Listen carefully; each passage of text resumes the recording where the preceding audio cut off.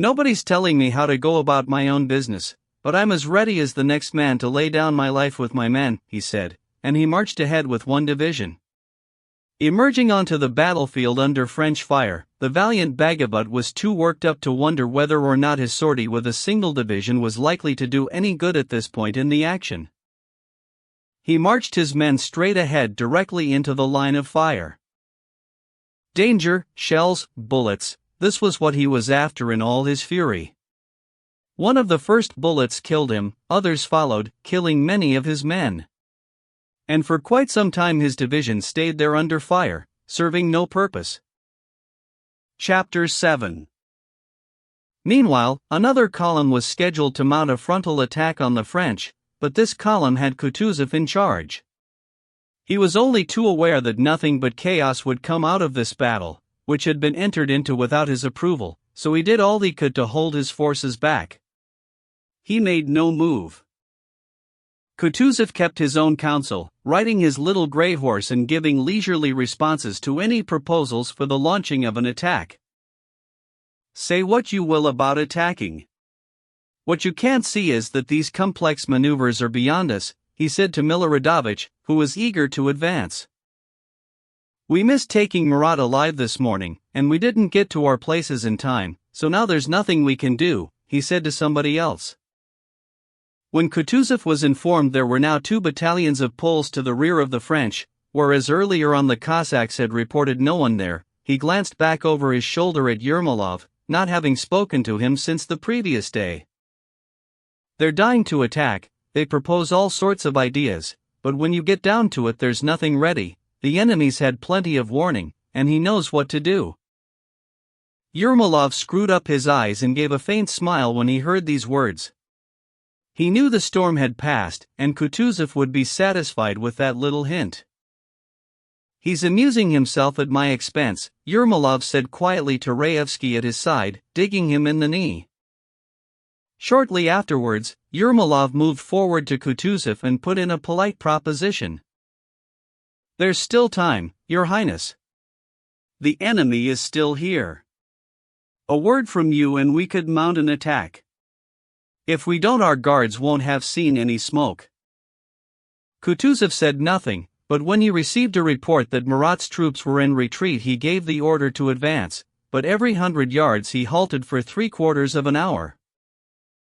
The entire battle was limited to what had been achieved by Orlov Denisov's Cossacks. The rest of the troops simply lost a few hundred men for no good reason. This battle resulted in Kutuzov receiving a diamond decoration, Benigsen being rewarded also with diamonds plus 100,000 rubles, and many other people getting many nice things, according to rank. It also resulted in lots more changes on the staff. That's our way of doing things, always the wrong way round, said the Russian officers and generals after the Battle of Tarantino. They still say it nowadays, on the assumption that some idiot has got everything the wrong way round, and that's something we would never have done. But people who say things like this either don't know what they are talking about, or they are deliberately fooling themselves. Every single battle, Tarantino, Borodino, Austerlitz, works out differently from the way it was scheduled by the planners. This is inevitable. The course of a battle is affected by an infinite number of freely operating forces, there being no greater freedom of operation than on a battlefield, where life and death are at stake, and this course can never be known in advance, nor does it ever correspond with the direction of any one particular force. If there are many forces acting simultaneously and from different directions on a given body, the direction of its motion can never correspond with any one of the forces, it will always turn out to be the middle way, the shortest route, the line defined in mechanics by the diagonal of a parallelogram of the forces involved. If in the accounts provided by historians, especially the French ones, we find a claim that wars and battles tend to follow a predetermined plan, we can only conclude that the accounts are untrue. The Battle of Tarantino obviously failed to achieve Toll's purpose, which was to lead the army into action in strict accordance with his troop dispositions, or perhaps that of Count Orlov Denisov, who wanted to capture Murat, or the destruction of the whole corps at a stroke, which was perhaps the purpose of Benigsen and others, or the purpose of an individual officer eager to get into battle and cover himself with glory, or the Cossack who was hoping for more loot than he actually got, and so on. But if we regard the purpose of the battle as what was actually achieved, and what was the universal desire of every Russian, the expulsion of the French from Russian soil, and the destruction of their army, it will be perfectly clear that the Battle of Tarantino, not in spite of, but because of, its inconsistencies, was exactly what was needed at that point in the campaign. It would be difficult, nay impossible, to imagine any outcome of that battle more expedient than the one that occurred. With only the slightest effort, despite maximum confusion, and at the cost of the most trifling losses, we got the best results of the whole campaign. We saw retreat turn into attack, we exposed the weakness of the French, and gave them a shock, the one thing needed to put Napoleon's army to flight. Chapter 8.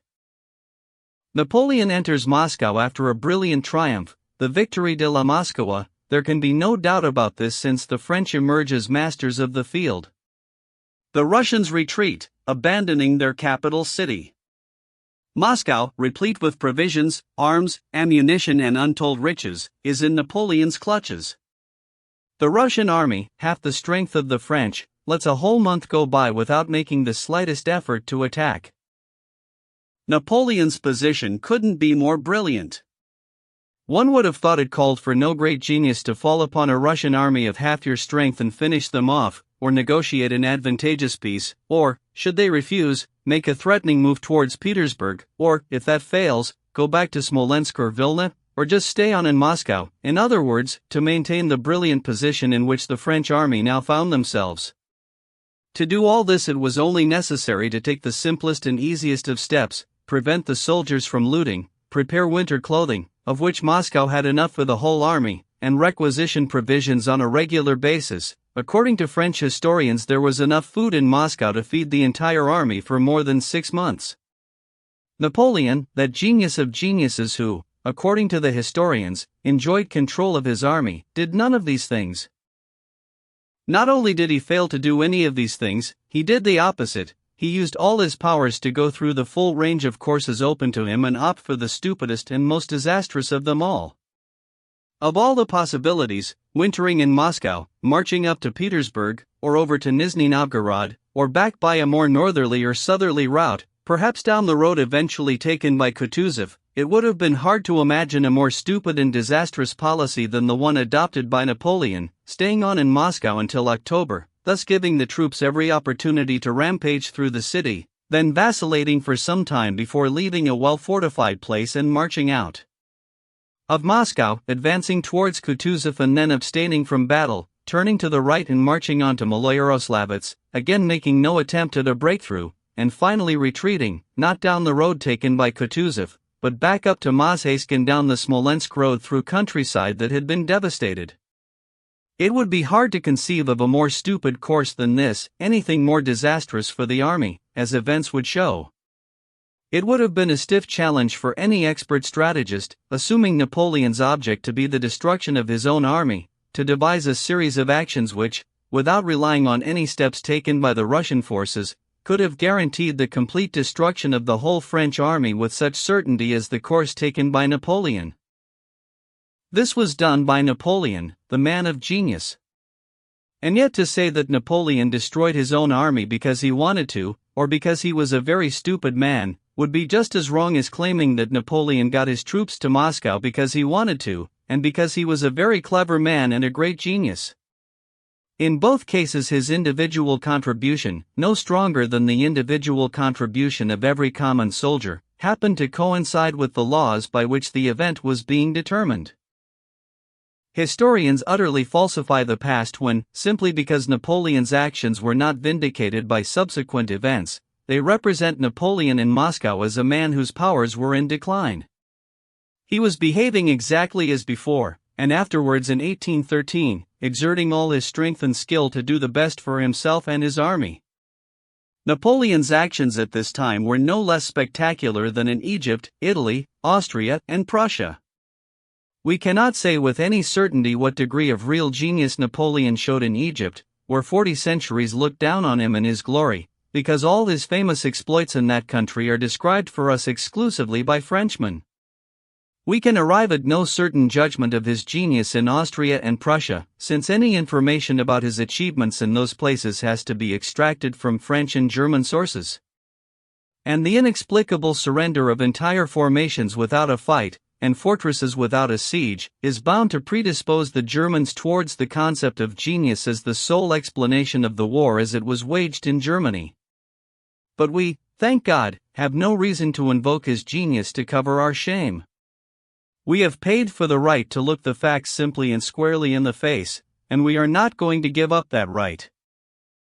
His actions in Moscow are as spectacular and redolent of genius as anywhere else. He never stops issuing order after order and plan after plan from the time he enters Moscow to the time he leaves. He is in no way inhibited by the absence of citizens and deputations, or even the burning of Moscow.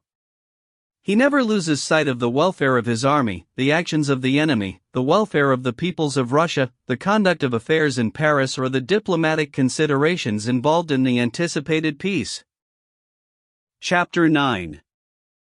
With regard to military matters, immediately after his arrival in Moscow, Napoleon issues General Sebastiani with strict orders to keep a watch on all movements of the Russian army, sends detachments down all the various roads, and gives Murat the job of finding Kutuzov. He then gives meticulous instructions for the fortification of the Kremlin. Then he draws up the kind of plan for a future campaign over the whole map of Russia that only a genius could have conceived. On the diplomatic side, Napoleon sends for Captain Yakovlev, who has been robbed and reduced to rags and doesn't know how to get out of Moscow, outlines his whole policy in close detail and shows great magnanimity before writing a letter to the Emperor Alexander, in which he considers it his duty to inform his friend and brother that Rostophin has managed affairs very badly in Moscow, and then sending Yakovlev with it to Petersburg. After parading his views and his magnanimity in the same kind of detail to Tudelman, he sends this little old fellow off to Petersburg as well, to open negotiations. With regard to legal matters, orders are issued, as soon as the fires break out, for the guilty persons to be found and executed. And the villainous Rostophin is punished by having his various houses burnt down. With regard to administrative matters, Moscow is presented with a constitution. A municipal council is set up, and the following proclamation is issued to the populace. Citizens of Moscow, your sufferings have been harsh, but His Majesty the Emperor and King wishes to stop them in their course. Terrible examples have shown you how he punishes disobedience and crime. Serious steps have been taken to put an end to civil disorder and to restore public security. A paternal administration, elected from your own numbers, will comprise your municipality or city council. It will look after you, and all your needs and interests. Its members will be distinguished by a red ribbon worn across the shoulder, and the city mayor will wear a white sash over it. But when they are not on duty, they will wear only a red ribbon around the left arm. A city police force has been re-established on its former footing, and its operations are already improving public order. The government has appointed 2 general commissioners, or police chiefs, and 20 commissioners, or police inspectors, responsible for all the different districts. You will recognize them by a white ribbon worn around the left arm. Several churches of various denominations remain open, and divine service goes on unhindered. Your fellow citizens are returning daily to their homes, and orders have been issued for their assistance and protection once they are there, which is their entitlement in misfortune. The aforesaid are the steps which the government has taken to restore order and alleviate your condition, but for this to be achieved it is necessary for you to combine your efforts with those of the government, to forget, if possible, any misfortunes you have suffered, to look forward to a less cruel future, to be assured that a shameful death inevitably awaits anyone guilty of violating your persons or your surviving property, and by virtue of this entertain no doubt that they will be safeguarded, since this is the will of the greatest and most righteous of monarchs. Soldiers and citizens of whatever nation, restore public confidence, the source of all prosperity within the state. Live like brothers. Render aid and protection one to another. combined to frustrate the intentions of the wicked in mind. Obey all authorities, military and civil, and soon your tears shall cease to flow. With regard to supplying the army, Napoleon issued orders for all troops to enter Moscow by rota and plunder all necessary supplies for the army to be properly provisioned for the immediate future. With regard to religion, Napoleon issued an order for the priests to be brought back, and services held again in the churches. With regard to commerce, and in order to guarantee supplies for the troops, the following notice was pasted up everywhere. Proclamation. You peace-loving citizens of Moscow, artisans and working men who have been driven from the city by the troubles, and you, scattered sons of the soil kept in the fields by unwarranted fears, hear this. Calm is returning to this capital, and order is being restored. Your fellow countrymen are emerging confidently from their hiding places and finding themselves treated with respect. Any violence perpetrated against them or their property meets with summary punishment. His Majesty the Emperor and King offers his protection, and considers none among you his enemies save those who go against his orders. He wishes to end your troubles, and restore you to your homes and families. Cooperate with his beneficent purposes, therefore, and come to us without any risk of danger. Citizens, return with confidence to your habitations. You will soon find ways to satisfy your needs. Craftsmen and hard-working artisans, return to your occupations. Your houses, shops, and guards to protect them await you, and you will receive due payment for your labor. And lastly, you too, peasants, come out of the forests where you have hidden in terror, and return without fear to your huts in all certainty of finding protection. Markets have been established in the city, where peasants can bring their surplus stores and country produce. The government has taken the following steps to guarantee freedom to trade. 1. From this day forth, peasants, farmers and those living on the outskirts of Moscow can without risk of danger bring goods of whatever kind to two appointed markets, to wit, those on Moss Street and Hunter's Row. 2. The said goods shall be bought from them at such prices as may be agreed between seller and buyer, but if the seller cannot get what he is asking as a fair price for them, he shall be at liberty to take his goods back to his village, without let or hindrance on any pretext whatever. 3. Every Sunday and Wednesday are fixed as the main market days for each week, in accordance with which a sufficient number of troops shall be stationed on Tuesdays and Saturdays along all the high roads at such a distance from the town as to protect carts coming in. 4. Similar steps will be taken to ensure that peasants with their horses and carts meet with no hindrance on their homeward journey. 5. Immediate steps will be taken to reintroduce normal trading. Citizens and country people, and you, workmen and craftsmen of whatever nationality, you are called upon to realize the fatherly intentions of His Majesty the Emperor and King, and to work with him for the public good. Lay your respect and trust at his feet, and lose no time in joining with us. With regard to maintaining morale among the troops and people, parade after parade was held, and decorations were bestowed. The Emperor rode about the streets reassuring the citizens, and despite being very busy with affairs of state he found time for personal appearances at theaters set up at his behest. With regard to philanthropy being a monarch's greatest gallantry, Napoleon did all that could have been expected of him. He had in my mother's house inscribed on all the charitable institutions, thus combining warm filial sentiment with the majesty of a virtuous monarch. He visited the foundling home, and as he gave the orphans saved by him his white hands to kiss, he indulged Tudelman with gracious conversation. Then he ordered his soldiers to be paid in forged Russian money. Thiers waxes eloquent on this subject. Reinforcing the effectiveness of these methods by an action worthy of both him and the French army, he had relief distributed to the fire victims. But since food was too precious to be given away to foreigners mostly treated like enemies, Napoleon preferred to issue them with money so that they could provide for themselves from outside, and he had them paid in rubles notes. With regard to army discipline, orders were continually being issued prescribing severe punishment for dereliction of military duty, and an end to all looting. Chapter 10. But, strange to relate, all these arrangements, efforts, and plans, not the least bit inferior to many others made before under similar circumstances, never got through to what mattered. Like the hands on a clock face detached from the workings, they went round aimlessly and arbitrarily without engaging with the cogs.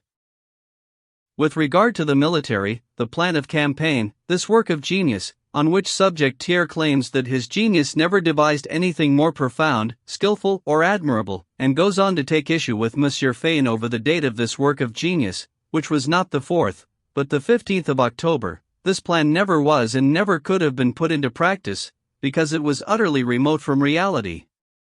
The idea of fortifying the Kremlin, which would have entailed pulling down the mosque, as Napoleon called the Cathedral of Vasily the Blessed, turned out to be quite useless. The mining of the Kremlin was merely to satisfy the emperor's desire on leaving Moscow to have the Kremlin blown up, which was like having the floor beaten because a child has hurt himself on it. The pursuit of the Russian army, one of Napoleon's major preoccupations, gave rise to an incredible phenomenon. The French generals managed to lose sight of the 60,000-strong Russian army, and it took what Thiers refers to as the skill, nay the genius, of Marat for them to rediscover this 60,000-strong needle in a haystack. With regard to diplomacy, all Napoleon's insistence on magnanimity and justice when speaking to Tudelman and Yakovlev, whose main concern was to find himself a greatcoat and a carriage to travel in, came to nothing. Alexander refused to receive these envoys, and did not respond to the messages they brought. With regard to law and order, the execution of the so-called incendiaries was followed by the other half of Moscow burning down. The establishment of a municipal council did not stop the looting, and benefited nobody beyond the few people who sat on it, and were able to use the maintenance of public order as a pretext for plundering Moscow for themselves, or protecting their own property against other plunderers. With regard to religion, Napoleon's simple trick in Egypt of making a personal appearance in a mosque cut no ice when it was attempted here. 2 or 3 priests picked up in Moscow made an attempt to carry out Napoleon's wishes, but one of them was hit in the face by a French soldier during the service, and another was referred to as follows by a French official: "The priest whom I had discovered and invited to resume saying Mass cleaned the church and then closed it." During the night the doors were forced open, padlocks were smashed, books were torn to pieces and other desecrations occurred.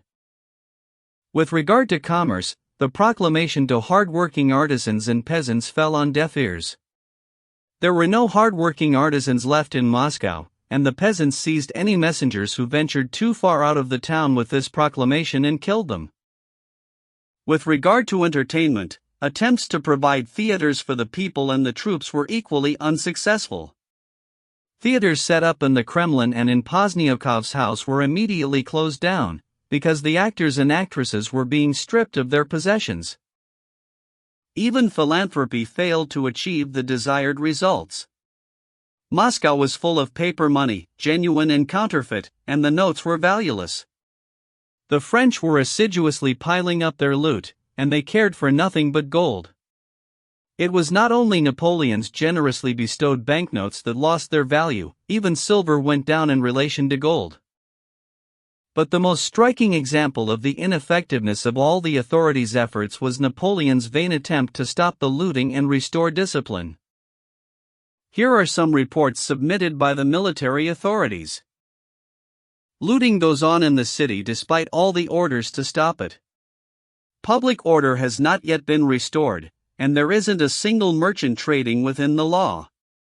Only the canteen keepers venture to sell things, and they are dealing in stolen goods. Part of my district continues to be a prey to looting by the soldiers of the Third Corps, who, not satisfied with going down into the cellars and stripping the poor wretches of what little they have left, are vicious enough to stab them in the process, as I have seen on more than one occasion. Nothing new to report, apart from further stealing and looting by the soldiers. October 8th. Stealing and looting continue. A gang of robbers is operating in our district, and they will have to be stopped, though it will take strong guards to do it.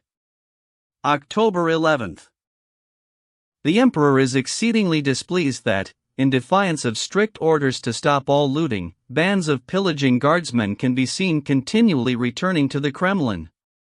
In the old guards, indiscipline and looting have been worse than ever last night and today. The emperor notes with regret that soldiers of the elite, appointed to guard his person, who ought to be setting an example to the other ranks, are so lax in their discipline that they have started breaking into cellars and storerooms prepared for the army. Others have sunk so low they have been ignoring sentries and officers on guard duty and even swearing at them and hitting them. The Grand Marshal of the palace complains bitterly, wrote the governor, that despite repeated prohibitions the soldiers continue to obey the call of nature in all the courtyards, and even under the emperor's own windows. The army, like a herd of cattle running wild and trampling underfoot the very fodder that might have saved them from dying of hunger, was falling apart and getting closer to disaster with every extra day that passed as they stayed on in Moscow. But it never stirred. It panicked and ran only when it was suddenly shocked and horrified by the capture of wagon trains on the Smolensk road and the Battle of Tarantino. News of the Battle of Tarantino reached Napoleon unexpectedly in mid-parade, and, according to Thiers, filled him with an urge to punish the Russians, and he gave the army the marching orders they had long been clamoring for. In their flight from Moscow, the soldiers took with them everything they had been able to lay their hands on. Even Napoleon took his own personal treasure trove. Thiers tells us he was shocked to see all those wagons groaning under army loot, but, for all his experience of war, he decided against ordering all the extra wagons to be burnt, as he had done with a marshal's baggage on the way to Moscow. He took one look at all these carts and carriages filled with soldiers, and said it was all right, these vehicles would come in handy for transporting food and also the sick and the wounded. The plight of the army was like the plight of a wounded beast that realizes the end is near, but doesn't know what it's doing. Studying the subtle maneuvers and general aims of Napoleon and his army from the time they entered Moscow to the moment of their destruction is rather like looking for meaning in the jumping and twitching of a mortally wounded animal. Very often the wounded creature will hear a slight movement and rush towards the shooting huntsman, lurching forward, then back again, hastening its own end. This is what Napoleon was now doing, under pressure from his entire army. Rumors of the Battle of Tarantino shocked the wild beast into action, and it rushed headlong towards the shooting, got as far as the huntsman, darted back, then forward again, and eventually, like any wild beast, ran away down a familiar track that happened to be the worst and most disastrous of all ways out. The Napoleon that comes down to us as the motive force behind this movement, just as primitive people saw the figurehead on the prow of a ship as the motive force driving the ship, the Napoleon who was active at this time was like a child in a carriage who pulls on the straps inside and thinks he is doing the driving. Chapter 11.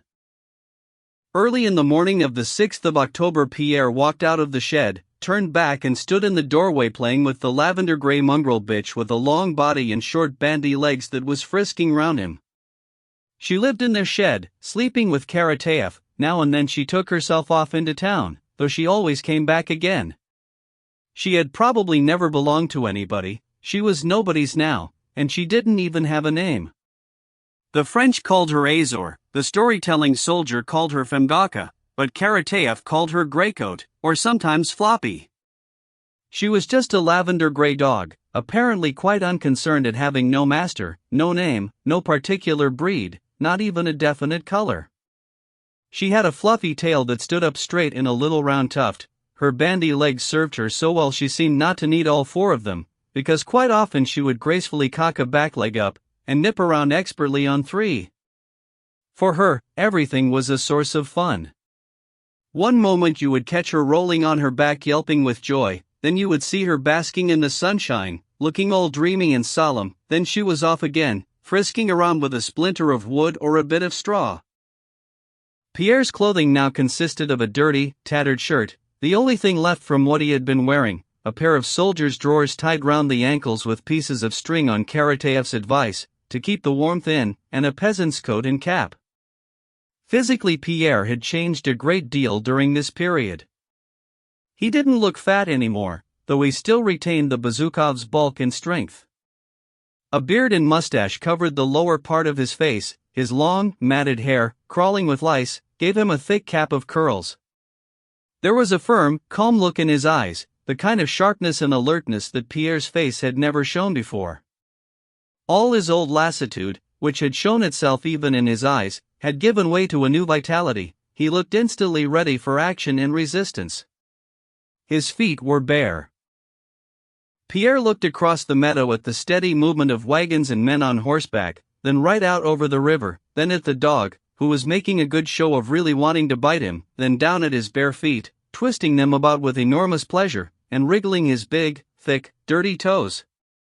And every time he looked at his bare feet his face lit up with a bright smile of contentment. The sight of those bare feet reminded him of all he had gone through and all he had learnt during this period, and the memory was sweet. For several days the weather had been calm and clear, with just a light frost in the mornings. It was a real Indian summer. It was warm outside in the sunshine, and the warmth was particularly pleasant, with a bracing freshness still in the air after the early morning frost. Over everything, all objects near and far, lay the magic crystal brightness you will only ever see at this time in the autumn. The Sparrow Hills were visible in the distance, along with a village, a church, and a big white house. And the leafless trees, the sand, the stones, and the rooftops of houses, the green church steeple and the sharp corners of the White House in the distance all stood out with remarkable clarity, delicately etched in the limpid air. Nearer in stood the familiar ruins of a half-burnt mansion, occupied by French soldiers, with lilac bushes still showing dark green by the fence. And even this charred and grimy house, such a hideous sight in bad weather, looked lovely, even comforting, in all the stillness and brightness.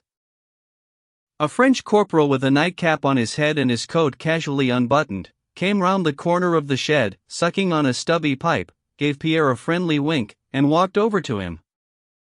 "Nice bit of sunshine, Monsieur Kirill?"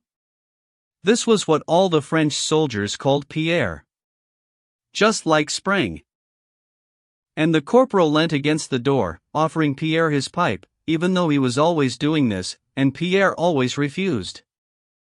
"If we were out on the road in weather like this," he began. Pierre asked him some questions, hoping to find out whether he had heard anything about the French moving out, and the corporal told him nearly all the troops were going, and they were expecting orders today about what to do with the prisoners. In the shed that Pierre lived in there was a Russian soldier by the name of Sokolov who was so ill he was near to death, and Pierre told the corporal something had to be done about him. The corporal told Pierre not to worry, they had field stations and proper hospitals for cases like that. They would be told what to do with the sick, and all possible contingencies had been anticipated by the powers that be. "Anyway, Monsieur Kirill, all you have to do is say the word to the captain, you know. He's a you-know-what, but he doesn't forget things. Talk to the captain when he comes round. He'll do the necessary." The captain in question had had many a long conversation with Pierre, and done him all sorts of favors. "Mark my words, St. Thomas," he was saying to me only the other day, "that Kirill's an educated man, speaks French he does, he's a Russian lord who's been through a bad patch, but he's a real man. And he knows what's what. If he wants anything, he only has to ask, nobody will refuse him nothing. When you've done your own bit of studying, see, you have a lot of time for education and posh people. I'm telling you this for your own good, Monsieur Kirill. That bit of business the other day, but for you it could have turned very nasty." The corporal chatted on for a few more minutes and then went away. The other day's bit of business had been a set-to between the prisoners and the French soldiers, which Pierre had managed to sort out by persuading his companions to calm down. Several of the prisoners had heard Pierre talking to the corporal, and now they wanted to know what he had said. Pierre was busy telling his companions what had been said about the French moving out of Moscow when a thin, sallow, ragged French soldier came up to the door of the shed. With one quick, uncertain gesture he put his fingers to his forehead in a kind of salute, looked at Pierre, and asked whether Private Platoche, who was making a shirt for him, lived in this shed. The French soldiers had been issued with linen and leather a week or so before this, and had got the Russian prisoners to make boots and shirts for them. "Oh yes, me old darlin', "'Tis ready all right," said Karateev, emerging with a neatly folded shirt. Because of the heat, and to make it easier for working, Karateev was wearing nothing but a pair of drawers and a tattered shirt, as black as the soil. He had tied his hair up with a strip of bark fiber like a factory worker, and his round face looked rounder than ever and even more genial. "A deal's a deal." "Friday," I said, "and I've done it," said Platon with a broad smile, unfolding the shirt he had made. The Frenchman looked round nervously. He seemed full of misgivings, but he overcame them, slipped off his jacket and put the shirt on. Under his uniform he hadn't been wearing a shirt. Next to his yellow, thin body he wore a long, greasy, flowery silk waistcoat. He was obviously worried that the prisoners might take one look at him and fall about laughing, and he shoved his head quickly through the neckhole. None of the prisoners said a word. "Nice fit, that," said Platon, easing the shirt down. The Frenchman got his head and arms through, and inspected the fit of the shirt, checking the needlework without once looking up. "Well, me dear, this ain't no tailor's shop, you know, and I didn't have no proper sewing kit, and they do say you can't kill a louse without the right kit," said Karateev, admiring his own handiwork. "No, it's very good. Thank you very much. But you must have some stuff left over," said the Frenchman. "It'll bed in as you wears it," said Karateev, still reveling in his achievement. "There you are. Nice and comfortable, that's what you'll be." Thank you very much, old fellow, but what about the offcuts?" repeated the Frenchman, handing Karateev a banknote. "Have you got the offcuts?" Pierre could tell Platon was determined not to understand what the Frenchman was saying in his own language, and he watched the pair of them without interfering. Karateev thanked him for the money, but he was still lost in admiration of his own work. The Frenchman insisted, and asked Pierre to translate. "What does he want with the offcuts?" said Karateev. "Nice set of leg bands they'd have been." "Oh well, it doesn't worry me." And so, with a sudden saddening of his features, Karateev took a bundle of remnants out of his shirt and handed them over without looking at the Frenchman. "Oh, dearie me," he cried, and walked away. The Frenchman looked down at the linen, nonplussed, glanced quizzically in Pierre's direction, and seemed to pick up a message from the way Pierre looked back. "Hey, Platoche," he called in a thin, shrill voice, suddenly blushing. "You can keep these," he said. He gave him the remnants, turned away and walked off. "Now, just look at that," said Karateev, shaking his head. "Not supposed to be Christians, but they've got souls too. Like what the old folks always said, a sweaty hand's an open hand, a dry fist is tight. Not a stitch to his back, and he gives me this lot." Karateev stood there for a while, saying nothing, just smiling thoughtfully to himself and staring at the offcuts. "Nice set of leg bands these'll be, me dear," he said, walking off back into the shed. Chapter 12. 4 weeks had passed since Pierre had been taken prisoner. Although the French had offered to transfer him so he could be with the officers, he had stayed on in the same shed they had first put him in. In the burned-out ruins of Moscow, Pierre had passed through degrees of hardship and deprivation that tested a man to the limit, but, because of his strong constitution and good health, which he had taken for granted until now, and especially because the privations had come upon him so gradually he couldn't have said when they had started, he was able to stand the strain not only with something to spare, but with real pleasure. And it was now that he attained the peace of mind, the feeling of being at ease with himself, that he had been struggling vainly to achieve for so long. He had spent so much of his life casting around in all directions for the kind of tranquility and self-certainty that had impressed him so much in the soldiers at Borodino. He had sought for it in philanthropy, Freemasonry, a dissipated life in high society, wine, heroic deeds of self-sacrifice, and romantic love for Natasha.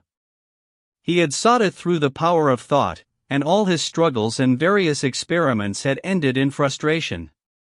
And now, without noticing it, he had gained that inner peace and harmony simply through the horror of death and hardship together with what he had observed in Karateev. Those ghastly moments he had lived through during the execution seemed to have blotted out of his imagination and his memory once and for all a whole series of worrying thoughts and anxious feelings that had once seemed so important. No thoughts now about Russia, the war, politics, or Napoleon. None of this seemed to matter anymore. It was not his responsibility, and his was not to sit in judgment. Russia, warm weather, they don't go together, he would say to himself, repeating Karatáev's words, which he found strangely reassuring. His plans for killing Napoleon, all his cabalistic calculations and his ideas about the beast of the apocalypse now seemed senseless and positively ludicrous. His bitterness towards his wife, and the fear of having his name dragged through the mud, now seemed not just petty, they were hilarious. What did it matter to him if that woman chose to go away somewhere and lead the kind of life that appealed to her? What did it matter to anybody, least of all him, whether or not they found out that this prisoner's name was Count Bezúkhov? Nowadays he often remembered his conversation with Prince Andrei, and he completely agreed with his friend, though with some slight distortion of his meaning. Prince Andrei had thought, and said, that happiness exists only in a negative sense, and he had said so with more than a touch of bitterness and irony, as if he was saying something else besides, that all our instinctive strivings towards positive happiness were implanted only for us to be let down and tormented by them. But Pierre recognized the truth of the basic idea without having to qualify it. Pierre now saw the absence of suffering and the satisfaction of our basic needs, followed up by freedom to choose an occupation, or lifestyle, as the highest and most dependable form of human happiness. It was only here and now that Pierre had fully appreciated for the first time in his life the enjoyment of eating when you were hungry, drinking when you were thirsty, sleeping when you were tired, keeping warm when it is cold, and talking to a fellow creature when you feel like talking and you want to hear men's voices. Through deprivation, Pierre now saw the satisfaction of his basic needs, good food, cleanliness and freedom, as the ultimate happiness, and the choice of an occupation or lifestyle, now that this choice was so restricted, seemed such a simple matter that he forgot that a surfeit of luxury takes all the pleasure out of satisfying our basic needs, and maximum freedom in the choice of occupation, which had been provided for him through education, wealth and his position in society, makes the actual choice of an occupation extraordinarily difficult, because it destroys the need and desire for any such thing. Pierre now dreamed of nothing but his coming freedom, though in years to come he would think and talk about that month of incarceration with much enthusiasm, recalling all the intensely pleasurable sensations that were now gone forever, and especially the complete peace of mind and inner freedom that he had known only at that time. On that first morning, when he had got up at first light, come out of the shed and seen the dark domes and crosses on the Novodevichy convent, then the grass with its dusting of hoarfrost, then the slopes of the Sparrow Hills and the wooded river banks meandering away into the purple distance, when he had felt the chill touch of the morning air and heard the cawing of jackdaws flying across the fields away from Moscow, and then seen a sudden glint of light in the east followed by the sun's rim rising majestically from behind a cloud, and the domes and crosses, the hoarfrost, the horizon and the river all merrily sparkling in the new light, Pierre had felt a new surge of strength and vitality, the like of which he had never known before. And that feeling had never left him during the whole period of his incarceration. On the contrary, it had expanded within him as the hardships of his plight had gone on increasing. This feeling that Pierre had of being ready for anything, of moral alertness, was reinforced by the high esteem in which he came to be held by his companions very soon after he entered the shed. His knowledge of foreign languages, the courtesy shown to him by the French, his readiness to give away anything he was asked for. As an officer he was given 3 rubles a week, the physical strength he showed by hammering nails into the hut wall, his gentle attitude towards them all, and his incredible ability to sit there for ages doing nothing but think, made him seem like a superior being enveloped in mystery. The very qualities that had proved inhibiting, if not actually destructive, in the society he had lived in before, his physical strength, disdain for luxury, absent-mindedness, open-heartedness, gave him virtually heroic status here among these men. And Pierre felt that this view of him imposed its own obligations. Chapter 13. In the early hours of the 7th of October the exodus of the French army began. Kitchens and sheds were taken down, wagons were loaded, and off went the troops and the baggage trains.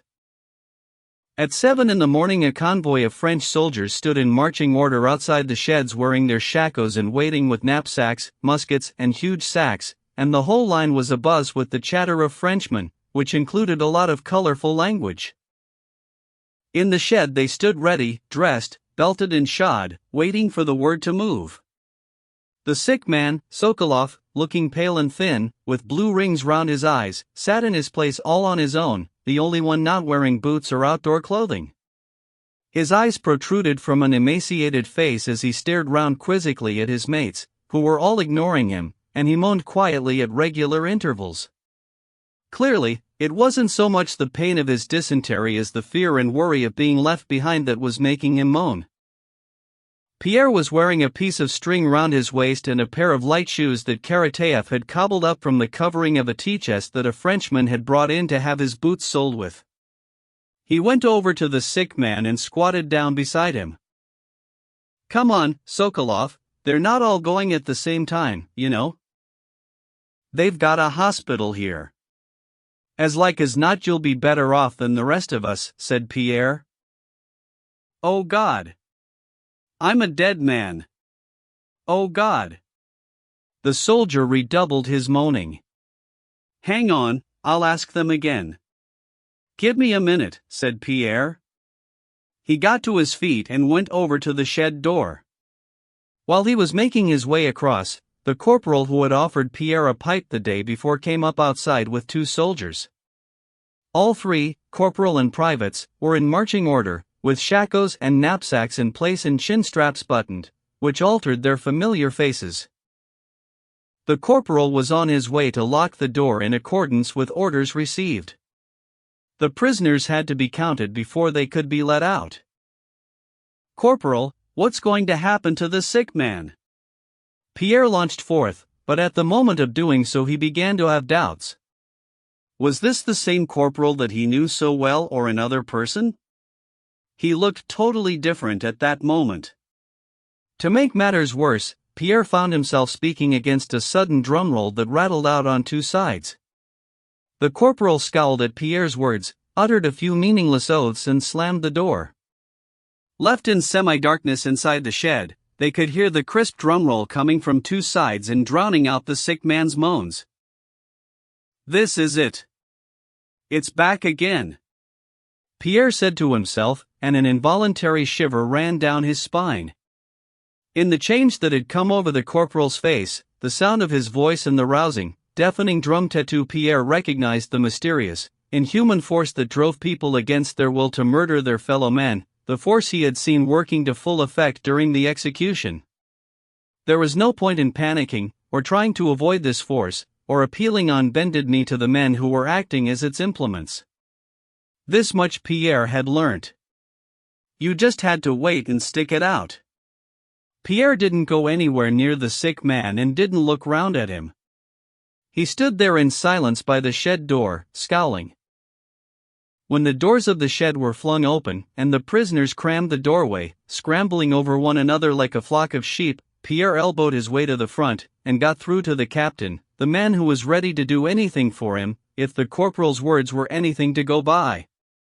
The captain was also in marching order, and his icy features betrayed the thing Pierre had recognized in the corporal's words and the drumroll. "Come on. Get a move on," the captain was saying, grim-faced and scowling, as he watched the prisoners scramble past. Pierre knew it wasn't worth trying, but he still went up to him. "Well, what is it?" said the officer, scanning him coldly, as if he didn't recognize him. Pierre mentioned the sick prisoner. "He can walk, damn him," said the captain. "Come on. Get a move on," he kept on calling out, ignoring Pierre. "Well, no, he's in terrible pain," Pierre was trying to say. "Get out of the way," shouted the captain with a vicious scowl. Trum-ti-ti tum-tum-tum went the rattling drums. Pierre could see that the mysterious force now had total control over these men, and there was no point in saying anything more. The officers among the prisoners were split off from the men and ordered to march in front. There were about 30 officers, including Pierre, and a good 300 men. The officers, who had emerged from the other sheds, were all strangers to Pierre, and much better dressed than he was. They looked at him in his funny footgear with cold eyes full of suspicion. Not far from Pierre walked a portly major with a bloated, sallow, irritable-looking face. He was wearing a Kazan dressing gown, with a towel for a belt, and he was obviously looked up to by his fellow prisoners. He had one hand thrust inside his dressing gown, clutching a tobacco pouch, while the other gripped his pipe by its stem. Puffing and panting, he growled at them all and rounded on them angrily for shoving against him, as he saw it, and for rushing on when there was nowhere to rush to, and gawping in amazement when there was nothing to gawp at. Another officer, a thin little man, spoke to all and sundry, holding forth about where he thought they were being taken, and how far they would get that day. A commissariat official wearing his uniform and a pair of high felt boots kept running from side to side to have a good look at what was left after the burning of Moscow, opining in a loud voice on what had been burnt and telling them what district of the town they were in as it hove into view. A third officer, of Polish extraction to judge by his accent, took issue with the commissariat official, pointing out that he was getting things wrong as he identified the various districts of Moscow. "Why bother?" said the major testily. "Makes no difference whether it's St. Nikolai or St. Vlas. Look, it's all burnt down, and that's it. And will you stop shoving? There's plenty of road," he said, turning furiously on a man walking behind him who certainly hadn't pushed him. "Oh, no, no, no. Look what they've done," came the prisoners' voices from every side, despite the major, as they stared at the charred ruins. "Look over there across the river. Zubovo. Inside the Kremlin. Look, half of it's gone. I told you it was like that across the river, and I was damn well right." "All right, so it's all burnt down.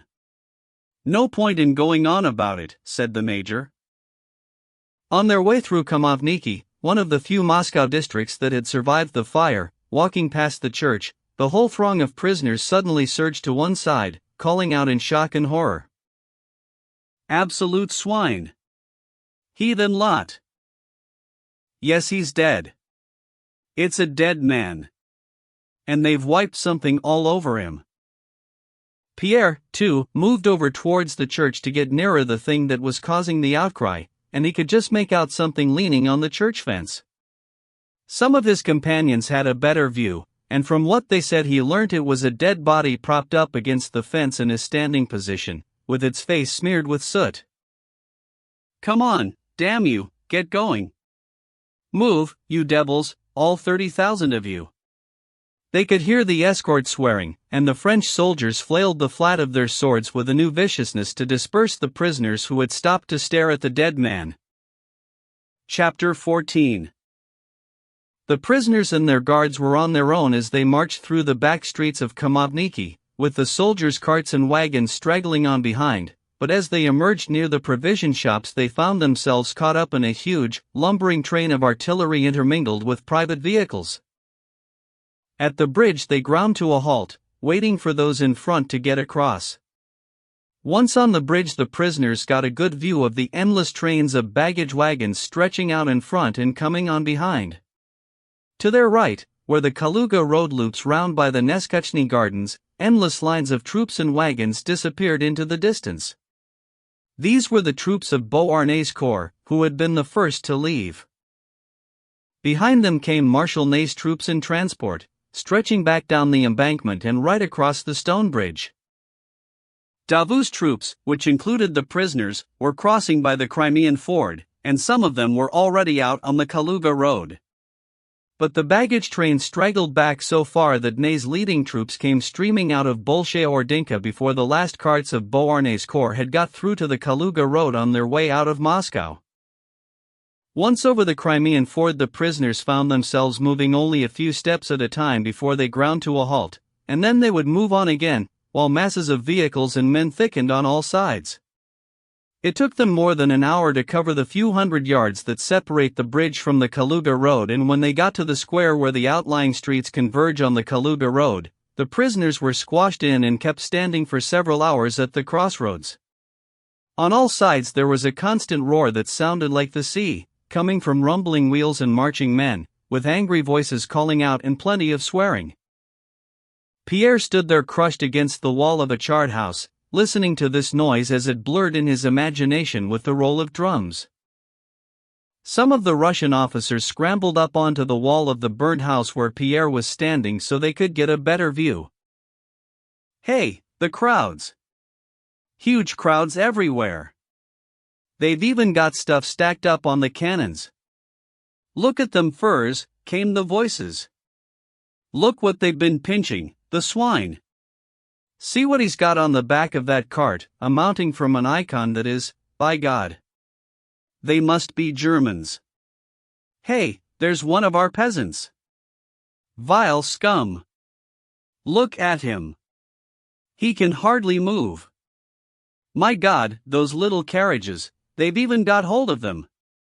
He's all right, perched up there on those trunks. Good God, they're at it hammer and tongs. It's a fight. Go on, give him one in his face. We'll be here all night at this rate. Look at that lot. Must be Napoleon's. Can you see those horses? Monograms and a crown. It's like a house on wheels. Hey look, he's dropped a bag, and he hasn't seen it. Another fight over there. Woman here with a baby. Not bad looking either. Go on, love, they'll let you through like that.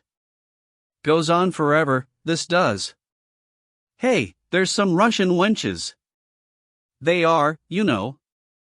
Nice and cozy in them carriages.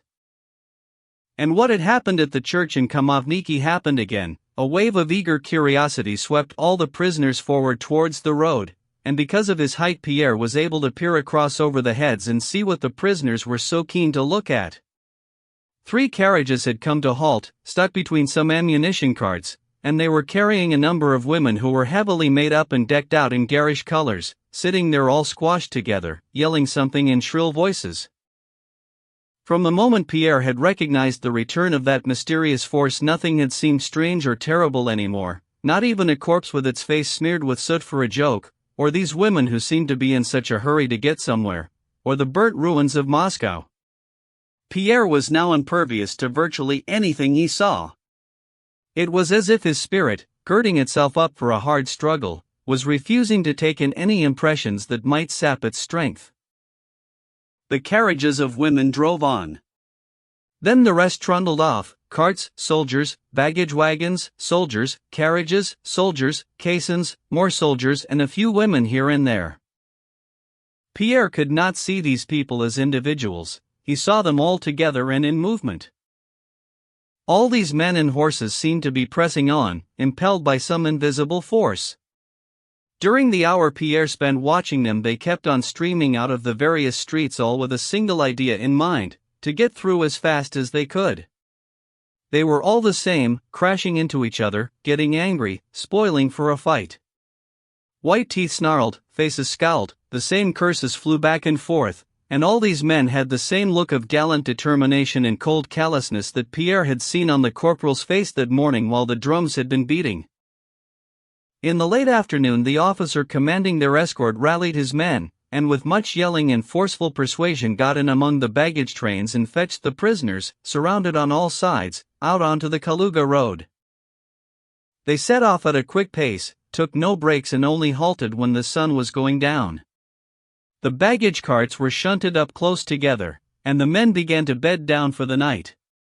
Every man jack of them seemed irritable and unhappy. The cursing, angry bellowing and fighting went on and on. A carriage had driven into one of their carts from behind and run a shaft through it.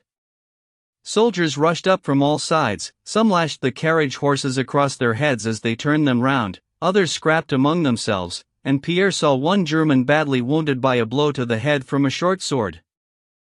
Now they had come to a standstill out in the country on a dismal and chilly autumn evening. All these men seemed to have been struck by the same sensation, a nasty awakening from the sense of urgency that had carried them along as they left the city. Now they were at a halt. It seemed to have dawned on them they had no idea where they were going, and that there was a lot of pain and hardship ahead of them along the way. During this halt the prisoners came in for rougher handling by the soldiers in charge than they had had when they set off. For the first time they were given horse meat to eat.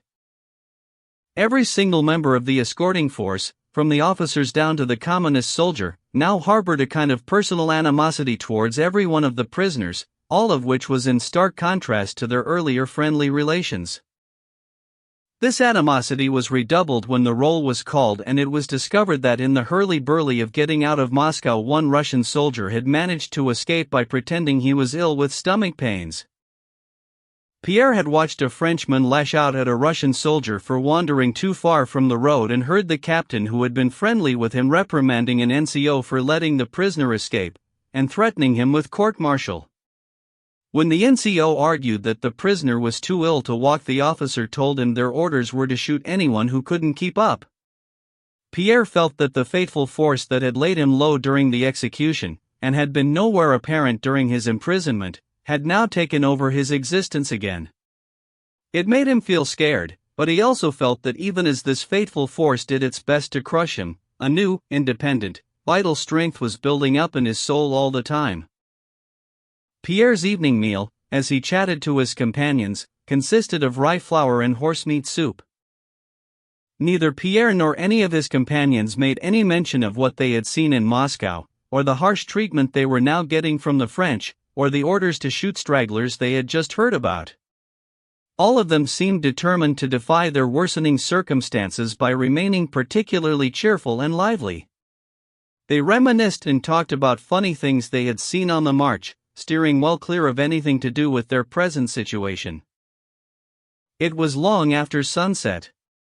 A few stars were lit up across the sky, the rising full moon had painted a red glow along the horizon as if it was on fire, and the huge red ball hung there in the gray darkness, shimmering strangely. There was more and more light. It was the end of the evening, but night had not yet begun. Pierre got up and walked away from his new companions, wandering off between the campfires to the other side of the road, where he had been told the common prisoners were camping. He wanted to talk to them. On the road a French sentry stopped him and told him to go back. Pierre did go back, but not to his companions by the campfire. He went over to an unharnessed wagon where there was nobody about. Tucking his legs up under him, and lowering his head, he sat down on the cold ground, leant back against a wagon wheel, and spent a long time sitting there quite still, just thinking.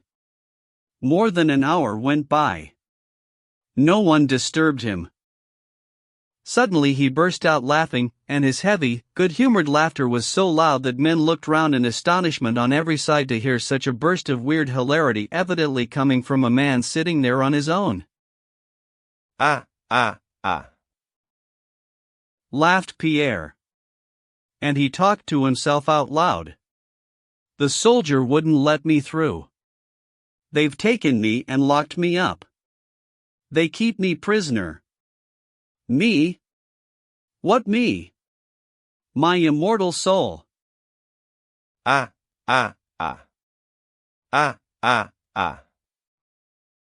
He laughed, and his eyes filled with tears. A man got up and came over to see what this strange, big fellow was laughing about all by himself. Pierre stopped laughing, got to his feet and walked away from the inquisitive intruder, taking a good look round. The vast makeshift camp that seemed to go on forever had been abuzz with the sounds of fires crackling and men talking, but now it was settling down. The red campfires were burning down and going out. The full moon stood high in the limpid sky. Faraway forests and fields that had been invisible beyond the confines of the camp were now coming into sight. And out there beyond the forests and fields lay all the shimmering, beckoning distance of infinity.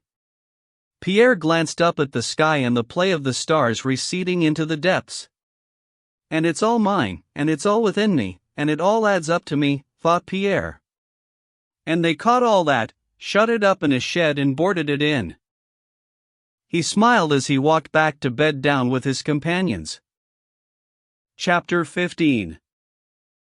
At the beginning of October, another messenger came to Kutuzov from Napoleon bearing overtures for peace and a letter purporting to have been written from Moscow, though in fact Napoleon was slightly ahead of Kutuzov down the old Kaluga road. Kutuzov's response was the same as before: when Laristin had been the messenger, peace was out of the question. Soon after this, a report came in from Dorokov's guerrilla army to the left of Tarantino claiming that French troops had been spotted at Fominsk, troops belonging to Broussier's division, which was cut off from the rest of the army and could be easily destroyed. The soldiers and officers were spoiling for a fight. The staff generals, buoyed up by the memory of an easy victory at Tarantino, urged Kutuzov to act on Dorokov's proposal. Kutuzov could see no reason to go on the attack. The inevitable compromise was decided on, and a small detachment was sent to Fominsk to attack Broussier. By a strange turn of events, this task, which would turn out to be both difficult and highly significant, was entrusted to Dokturov, a modest little general, nobody's idea of a master planner or a regimental commander, who dashed around showering military crosses on batteries, and such like, a man looked on and spoken of as indecisive and ineffective, even though in every Russian war against the French, from Austerlitz to the year 1813, we always find him taking command where the situation is at its toughest. At Austerlitz he was the last to abandon the Auges dam, and he rallied the regiments, saving what he could from flight and disaster when there were no other generals left in the rearguard. Stricken with fever, he marched 20,000 men over to Smolensk to defend the town and take on the whole of Napoleon's army.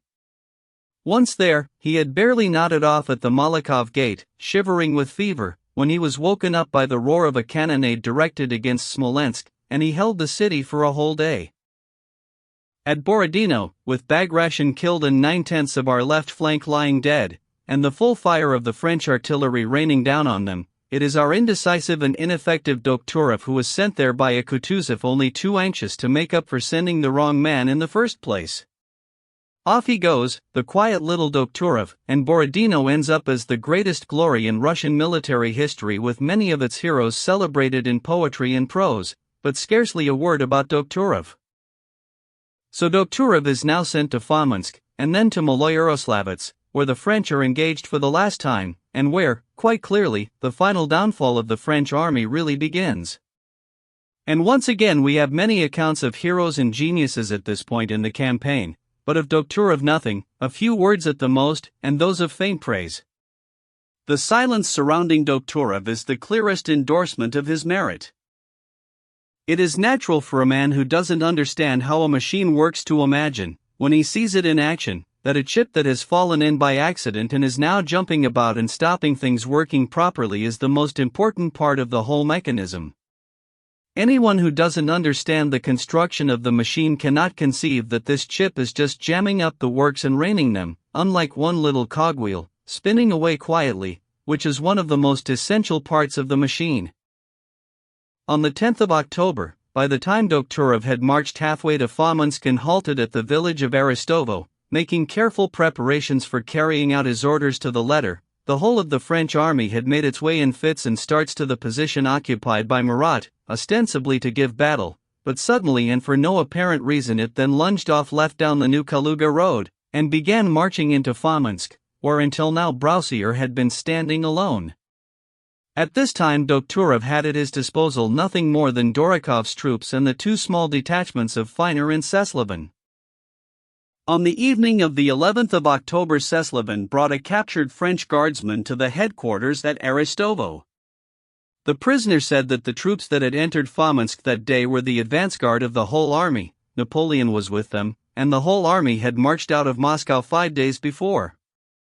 That same evening a house serf coming in from Borovsk brought word that he had seen a huge army entering the town.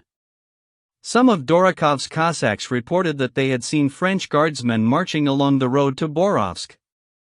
All of this intelligence made one thing clear: in the place where they had been expecting to encounter a single division, they were faced with the entire French army, marching away from Moscow in an unexpected direction, down the old Kaluga road. Dokturov insisted on holding back since it was not clear now where his duty lay. He had been ordered to attack Fominsk, but at that time only Broussier had been in Fominsk, and now the whole French army was there. Yermolov wanted to take the initiative, but Doktorov kept on insisting that he must have instructions from His Serene Highness, General Kutuzov. They decided to report back to staff headquarters. For this purpose they chose a capable officer, Bokovitinov, who was given the task of delivering a written report and explaining the whole thing in words. It was just before midnight when Bokovitinov received his dispatch and verbal instructions, and galloped off to headquarters, accompanied by a Cossack with spare horses. Chapter 16. The autumn night was dark and warm. It had been drizzling for the last 4 days. With 2 changes of horses, Bokovitinov covered 20 miles in an hour and a half on a muddy, sticky road and got to Letyshavko not much after 1 in the morning. Dismounting at a peasant's hut with a wattle fence bearing the inscription General Staff, he dropped the reins and walked into the dark entry. "Quick! The duty general! Very important," he cried as someone jumped to his feet, snorting in the darkness. "His Honor has been ill since yesterday evening. He hasn't slept for 3 nights," an orderly's voice pleaded in a whisper. "You'll have to wake the captain first. It's urgent." "I'm from General Doktorov," said Bokovitinov, groping his way in through an open door. The orderly was ahead of him, waking somebody up. Your Honor, there's a collier." "You what? What? Who from?" said a sleepy voice. "From Doktorov and Alexei Petrovich." "Napoleon is at Fominsk," said Bokovitinov. He couldn't see the speaker in the darkness, but he could tell from the voice that it wasn't Konovnitsyn. The man who had been woken up was yawning and stretching. "I'm not keen on waking him up," he said, fumbling with something. "He's not at all well. Could be a rumor, couldn't it?" "Here's the report," said Bokovitinov. "My instructions are to hand it straight to the duty general." "Hang on. Let me strike a light." "Why do you keep hiding things away, damn your eyes," said the man who had been doing all the stretching, to his orderly. It was Sherbinin, one of Konovnitsyn's adjutants. "Oh, here we are. I've got it," he added. The orderly struck a light, and Sherbinin felt for a candlestick. "Oh, the swine," he said with disgust. By the light of the sparks Bokovitinov caught a glimpse of Sherbinin's youthful face as he held the candle, and there was another man there asleep in a corner. It was Konovnitsyn. When the sulfur splinters kindled by the tinder had flared up into a blue flame, then a red one, Sherbinin lit a tallow candle, which sent the cockroaches that had been gnawing at it scurrying away, and looked at the messenger. Bokovitinov was spattered all over with mud, and his face was smeared where he had wiped it with his sleeve. "Who is it from?" asked Sherbinin, taking the packet. "It's true all right," said Bokovitinov. "Prisoners, Cossacks, spies, they all tell the same story." "That's it, then. We'll have to wake him," said Sherbinin. He got to his feet and went over to the sleeping man, who was wearing a nightcap and was covered with a greatcoat. "Sir," he said. Konovnitsyn did not stir. "You're wanted at headquarters," he said with a smile, knowing these words would be sure to wake him. And sure enough, the head in the nightcap came up in a flash.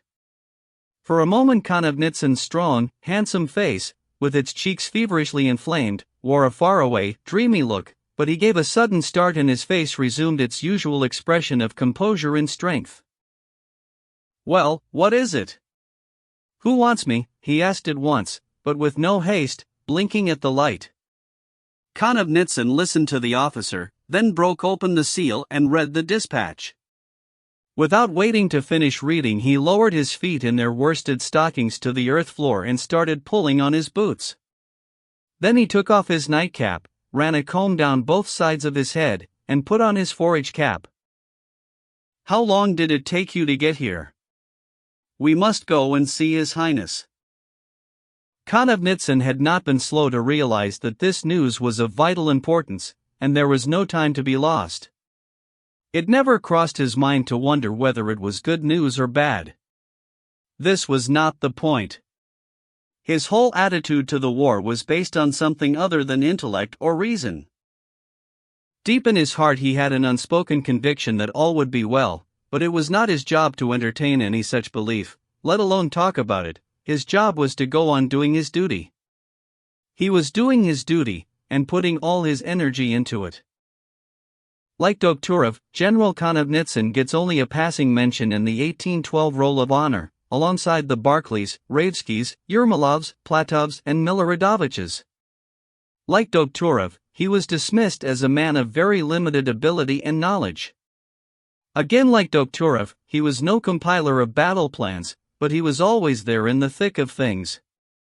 Ever since being appointed duty general, he had slept with his door open, and given orders to be woken up if a messenger arrived. In battle he was always under fire, so much so that Kutuzov told him off about it, and was reluctant to send him out. Like Dokhtúrov, he was one of those inconspicuous cogwheels that never judder or rattle, they just go on working as the most essential parts of the machine. As he walked out of the hut into the damp, dark night, Konovnitsyn gave a scowl, partly because his headache was getting worse, and partly from a nasty thought that had occurred to him. This news would create a stir in the nest of all these important staff people, and especially with Benigsen, who had been at daggers drawn with Kutuzov ever since the Battle of Tarantino. They were in for a stream of proposals, arguments, orders, and counter-orders. He could see it all coming, and although it gave him no pleasure, he knew it had to be. And sure enough, Toll, to whom he reported the new developments, launched forth immediately with his version of events for the benefit of the general who shared his quarters, until Konovnitsyn, after listening for some time in weary silence, reminded him they ought to go and see His Serene Highness. Chapter 17. Like all old people, Kutuzov was a poor sleeper. During the day he would often nod off unexpectedly, but at night he would lie there on his bed without getting undressed, and more often than not he just lay awake, thinking. He was lying on his bed like that now, with his huge, heavy, disfigured head resting on a fat hand. He was thinking, with his one eye wide open, staring into the darkness. Since he was being cold-shouldered by Benigsen, the one man who was in correspondence with the Tsar and carried more weight than anybody else on the staff, Kutuzov was more at ease with himself in one respect: he didn't have to lead his soldiers into attack when it was useless to do so. And he can only imagine that the lesson learnt at Tarantino and the day before the battle, a painful memory for Kutuzov, must surely have an effect on them too. They've got to understand we can only lose by going on the offensive. Patience and time, these are my heroes of the battlefield, thought Kutuzov. He knew better than to pick apples while they are still green. An apple will fall when it's good and ripe, but if you pick it while it's still green you spoil the apple and the tree and you set your teeth on edge. Like a good hunter, he knew the beast had been wounded as only the whole might of Russia could have wounded it, but the question of whether it was mortally wounded was still open. Now from the overtures made through Lauristin and Barthélemy, and from the reports coming in from guerrillas, Kutuzov was virtually certain the wound was a deadly one. But more proof was needed. They must wait. They want to run off and watch him die. Better to wait and see. Nothing but new maneuvers, new attacks, he thought. And what's it all for? Anything to cover themselves with glory. As if it's fun to go out fighting. They're like children who won't tell you what really happened because they all want to show themselves off as the best fighters. And that's not the point now. Oh, and what wonderful maneuvers these people keep coming out with. They think when they've thought about 2 or 3 contingencies, he had in mind the general plan sent down from Petersburg, there aren't any more to think about. But there's no end to them. The open question of whether the wound administered at Borodino was or was not a mortal wound had been hanging over Kutuzov's head for a whole month. On the one hand, the French had taken possession of Moscow. On the other hand, it was surely beyond doubt, and Kutuzov felt this with every fiber of his being, that the terrible blow that he had summoned all his strength to administer, along with all the Russians, must have been a deadly one. But in the last analysis proof was needed, and he had been waiting for it for a whole month, getting more and more impatient as time went by. As he lay there night after night unable to sleep, he did the very thing these whippersnapper generals were always doing, the very thing he criticized them for. He kept going over all the possible ways in which Napoleon's downfall might come about, given that his downfall was now a certainty, even a fait accompli. He ran through them, just as the younger generation did, but with two provisos: he refused to draw any conclusions from these suppositions, and he saw the possible contingencies not in twos or threes, but in thousands. The more he thought about them, the more he saw. He imagined Napoleon's army making all sorts of movements, acting as a whole or dividing into sections, marching on Petersburg, or against him, or right round him. He also imagined the possibility, and this scared him most of all, that Napoleon might fight against him with his own weapons, that he would stay on in Moscow and wait for him to make a move. Kutuzov even imagined Napoleon's army marching back via Medin and Yuknova. The one thing he could not have foreseen was what actually happened: the crazy, lurching stampede of Napoleon's army during the first 11 days of its march from Moscow, a stampede that raised a possibility Kutuzov had never dared to dream of: the complete annihilation of the French. Dorokov's report on Broussier's division, the news brought in by guerrillas about the miseries suffered by Napoleon's army, rumors of preparations being made for the evacuation of Moscow, everything confirmed the idea that the French army was beaten and getting ready to go. But it was no more than supposition, and however important it was to the youngsters, it cut no ice with Kutuzov. With 60 years' experience behind him, he knew how much weight to attach to rumors. He knew that men who want something are only too ready to arrange all the evidence to suit their wishful thinking and willingly exclude anything that contradicts it. And the more Kutuzov wanted it to be true, the less he allowed himself to believe it. This question had been absorbing all his spiritual energy. And everything else was everyday routine. Everyday routine took in conversations with his staff officers, letters written from Tarantino to Madame de Staël, reading novels, bestowing honors on people, correspondence with Petersburg, and so on. But the destruction of the French, foreseen by him alone, was the one desire of his heart. On the night of the 11th of October he was lying there leaning on one arm, thinking about that very thing. There was a stir in the next room, and he heard the approaching footsteps of Toll, Konovnitsyn, and Bokovitinov. "Who's that then? Come on in, come on in." "Anything new to report?" the commander-in-chief called out. While a footman was lighting a candle, Toll put him in the picture. "Who brought this news?" asked Kutuzov. As the candle flared up, Toll saw a face that impressed him by its cold severity. "There's no doubt about it, Your Highness." "Get him. Bring him in." Kutuzov sat there with one leg out of bed and his big belly flopping down all over the other leg that was still bent under him. He screwed up his one good eye to get a better view of the messenger, as if he was hoping to read in his features the one thing that was on his mind. "My dear fellow, tell me the whole story," he said to Bokovitinov in his weak old man's voice, pulling his shirt together where it had fallen open over his chest. "Come on. Come a bit nearer. So what's all this news about?" Napoleon's left Moscow, has he? Has he really? Bokovitinov went through every detail of what he had been told to say. "Come on, get on with it. Don't leave me in agony," Kutuzov interrupted him. Bokovitinov told him everything and then stopped, waiting for orders. Toll was on the point of saying something, but Kutuzov checked him. He tried to say something himself, but suddenly his face wrinkled and crumpled. Waving at Toll, he turned away to the far corner of the hut, which was blackened with candle smoke around the holy icons. "Lord, my Creator, Thou hast heard our prayer," he said in a trembling voice with his hands clasped together. Russia is saved. I thank thee, O Lord. And he burst into tears. Chapter 18.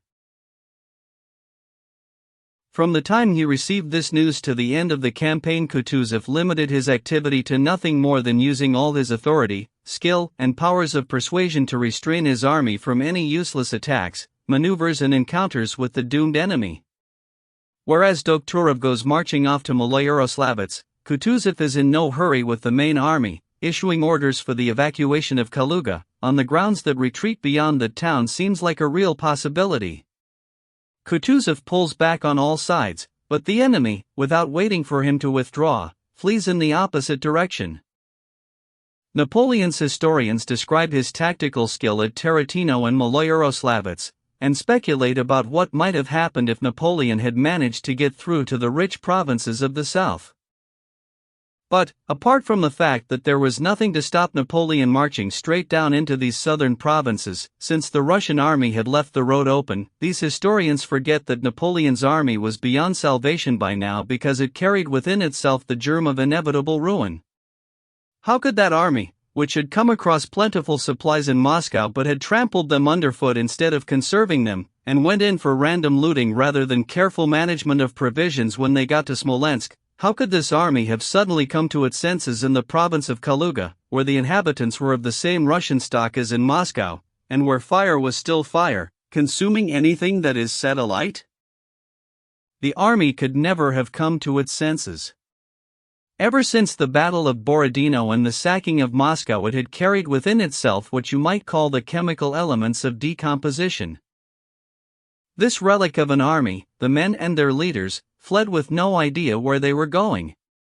All of them from Napoleon down to the last of his soldiers had but one thing in mind: to extricate themselves as fast as they could from a hopeless situation which they all acknowledged, however dimly.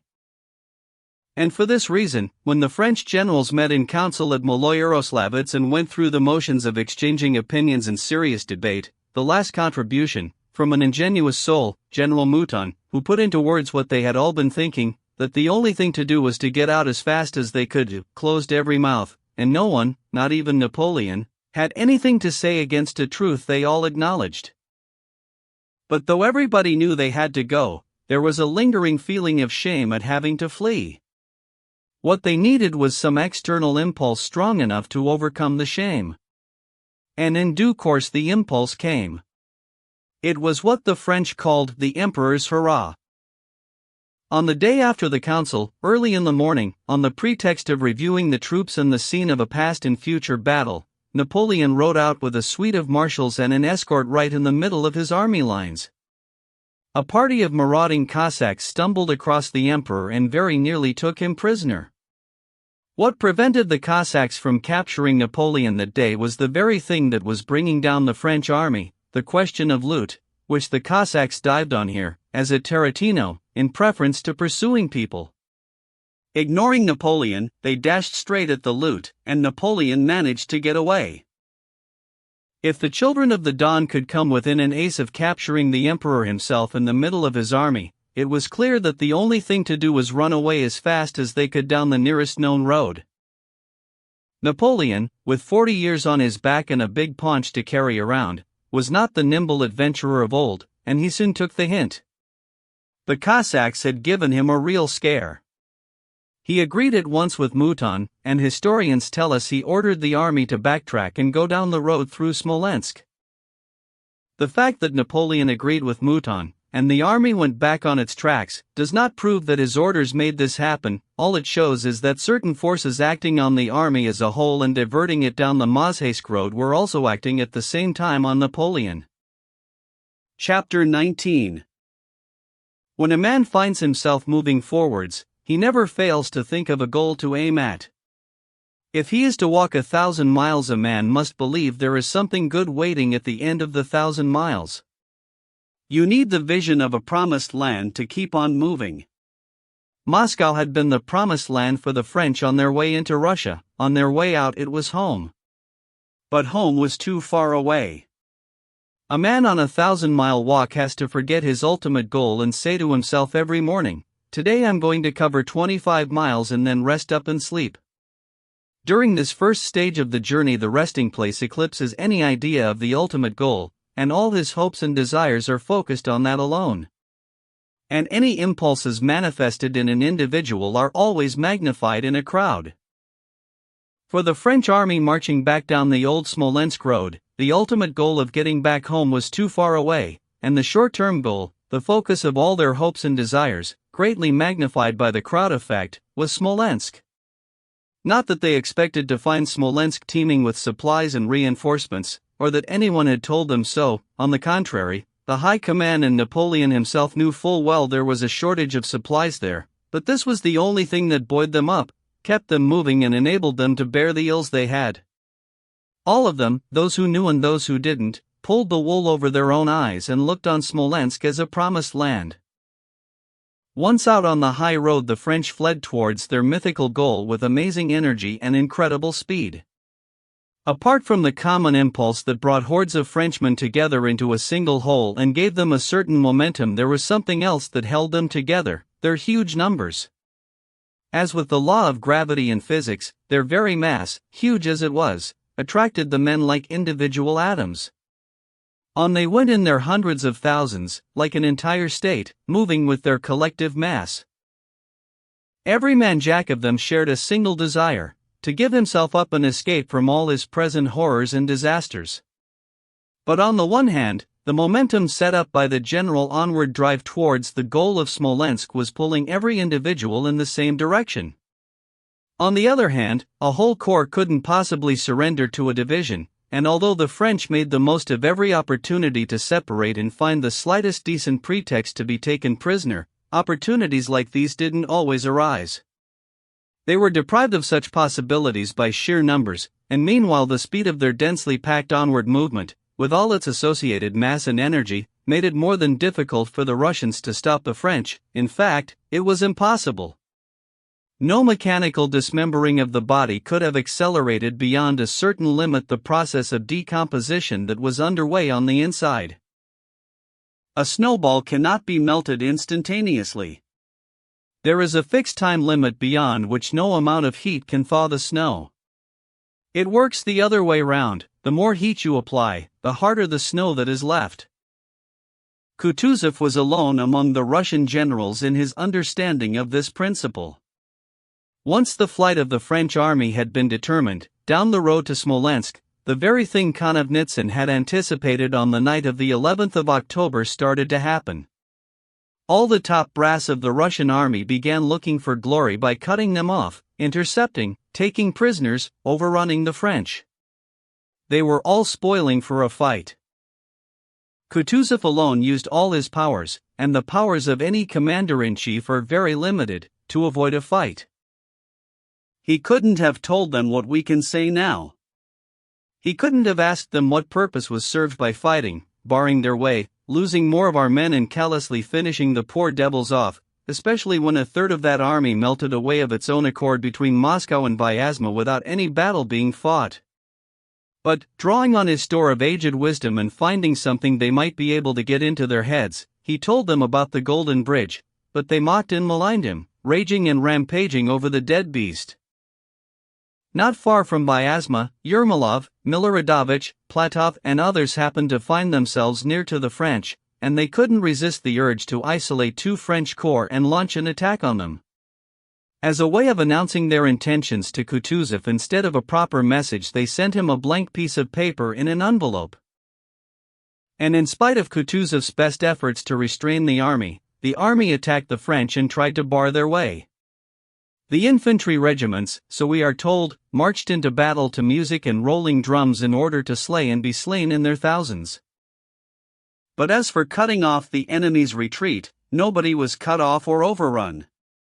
And the French army, more united than ever because of the danger, continued on its disastrous journey to Smolensk, melting away steadily as it went.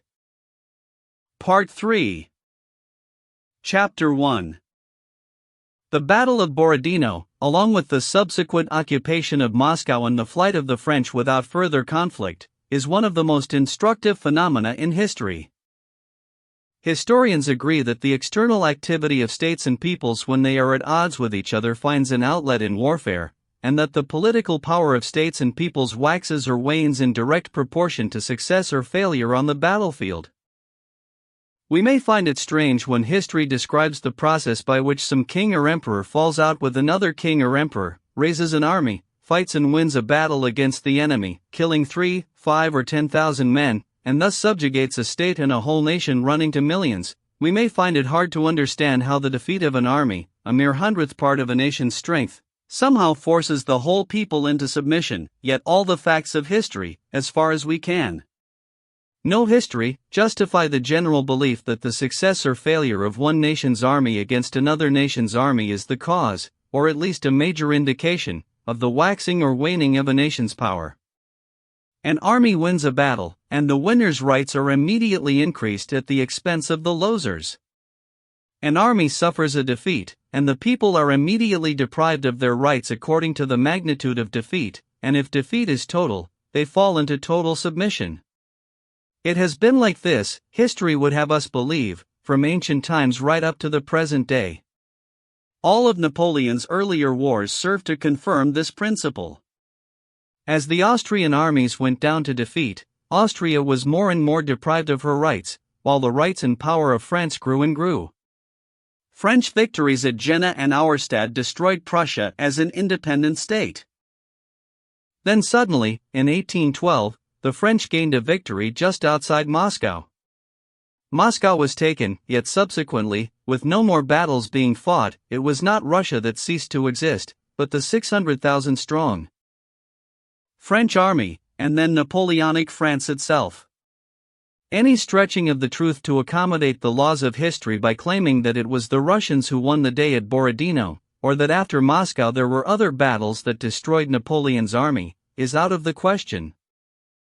After the French victory at Borodino there were no more general engagements, not even a skirmish of any significance, yet the French army ceased to exist. What is the meaning of this?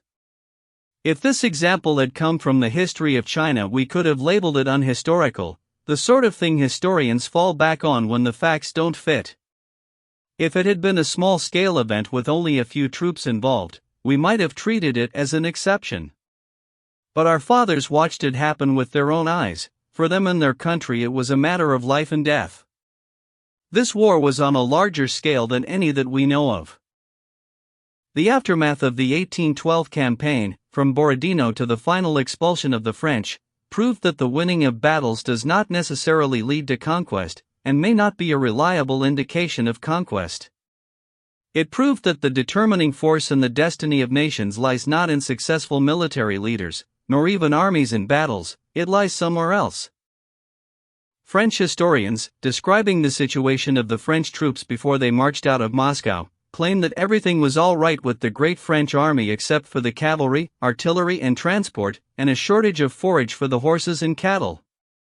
This was a calamity that couldn't be helped because the peasants in the surrounding countryside were burning their hay rather than hand it over to the French. Victory did not lead to the usual results, because your Russian peasants, Karp and Blas, hardly the personification of heroic behavior, came into Moscow on their carts to grab what they could once the French had gone, and countless numbers of others like them decided not to bring their hay to Moscow, but burn it instead. Let us imagine two men fighting a duel with swords and following all the rules laid down for the art of swordsmanship. The fencing goes on for quite some time. Suddenly one of the combatants realizes he has been wounded, and the wound is serious, life-threatening, so he throws his sword away, grabs the first club that comes to hand and weighs in with it. Then let us imagine that this duelist, having been bright enough to find the best and easiest method of getting his way but also being a champion of old-fashioned chivalry, decides to cover up what really happened and now insists he won by fighting fair. Imagine the confusion and obscurity that would arise in his description of the duel. The duelist who fought by the rules was the French army, his opponent, who threw his sword away and grabbed a club, was the Russian army, and those who attempt to explain everything by the rulebook are the historians who have written about this event. The burning of Smolensk was followed by a war that flouted all the old traditions of warfare. The burning of towns and villages, the retreat after every battle, the blow administered at Borodino followed by yet another retreat, the abandoning and burning of Moscow, the hunting down of looters, the interception of transport, all of this went against the rulebook. Napoleon could sense this, and from the moment he took up the proper stance for a fencer, in Moscow, only to see a club raised against him instead of his opponent's sword, he never stopped complaining to Kutuzov and Tsar Alexander that this war wasn't following the rulebook. As if rules existed for the killing of people. Despite French complaints that they weren't keeping to the rules, despite misgivings among some highly placed Russians over the rather shady practice of fighting with a club instead of following the rulebook and standing there in cart or tierce, or making a skillful thrust in prime, and so on, the People's War Club was raised with all its menace, majesty, and might, and indiscriminately, with no thought for the niceties of proper procedure, it rose and fell with brainless simplicity but remarkable effectiveness, hammering the French until the entire invading force was finished off. Happy the people who, unlike the French in 1813, refused to salute the magnanimous conqueror by following the rules laid down for this form of art and offering him the sword hilt first with elegance and courtesy.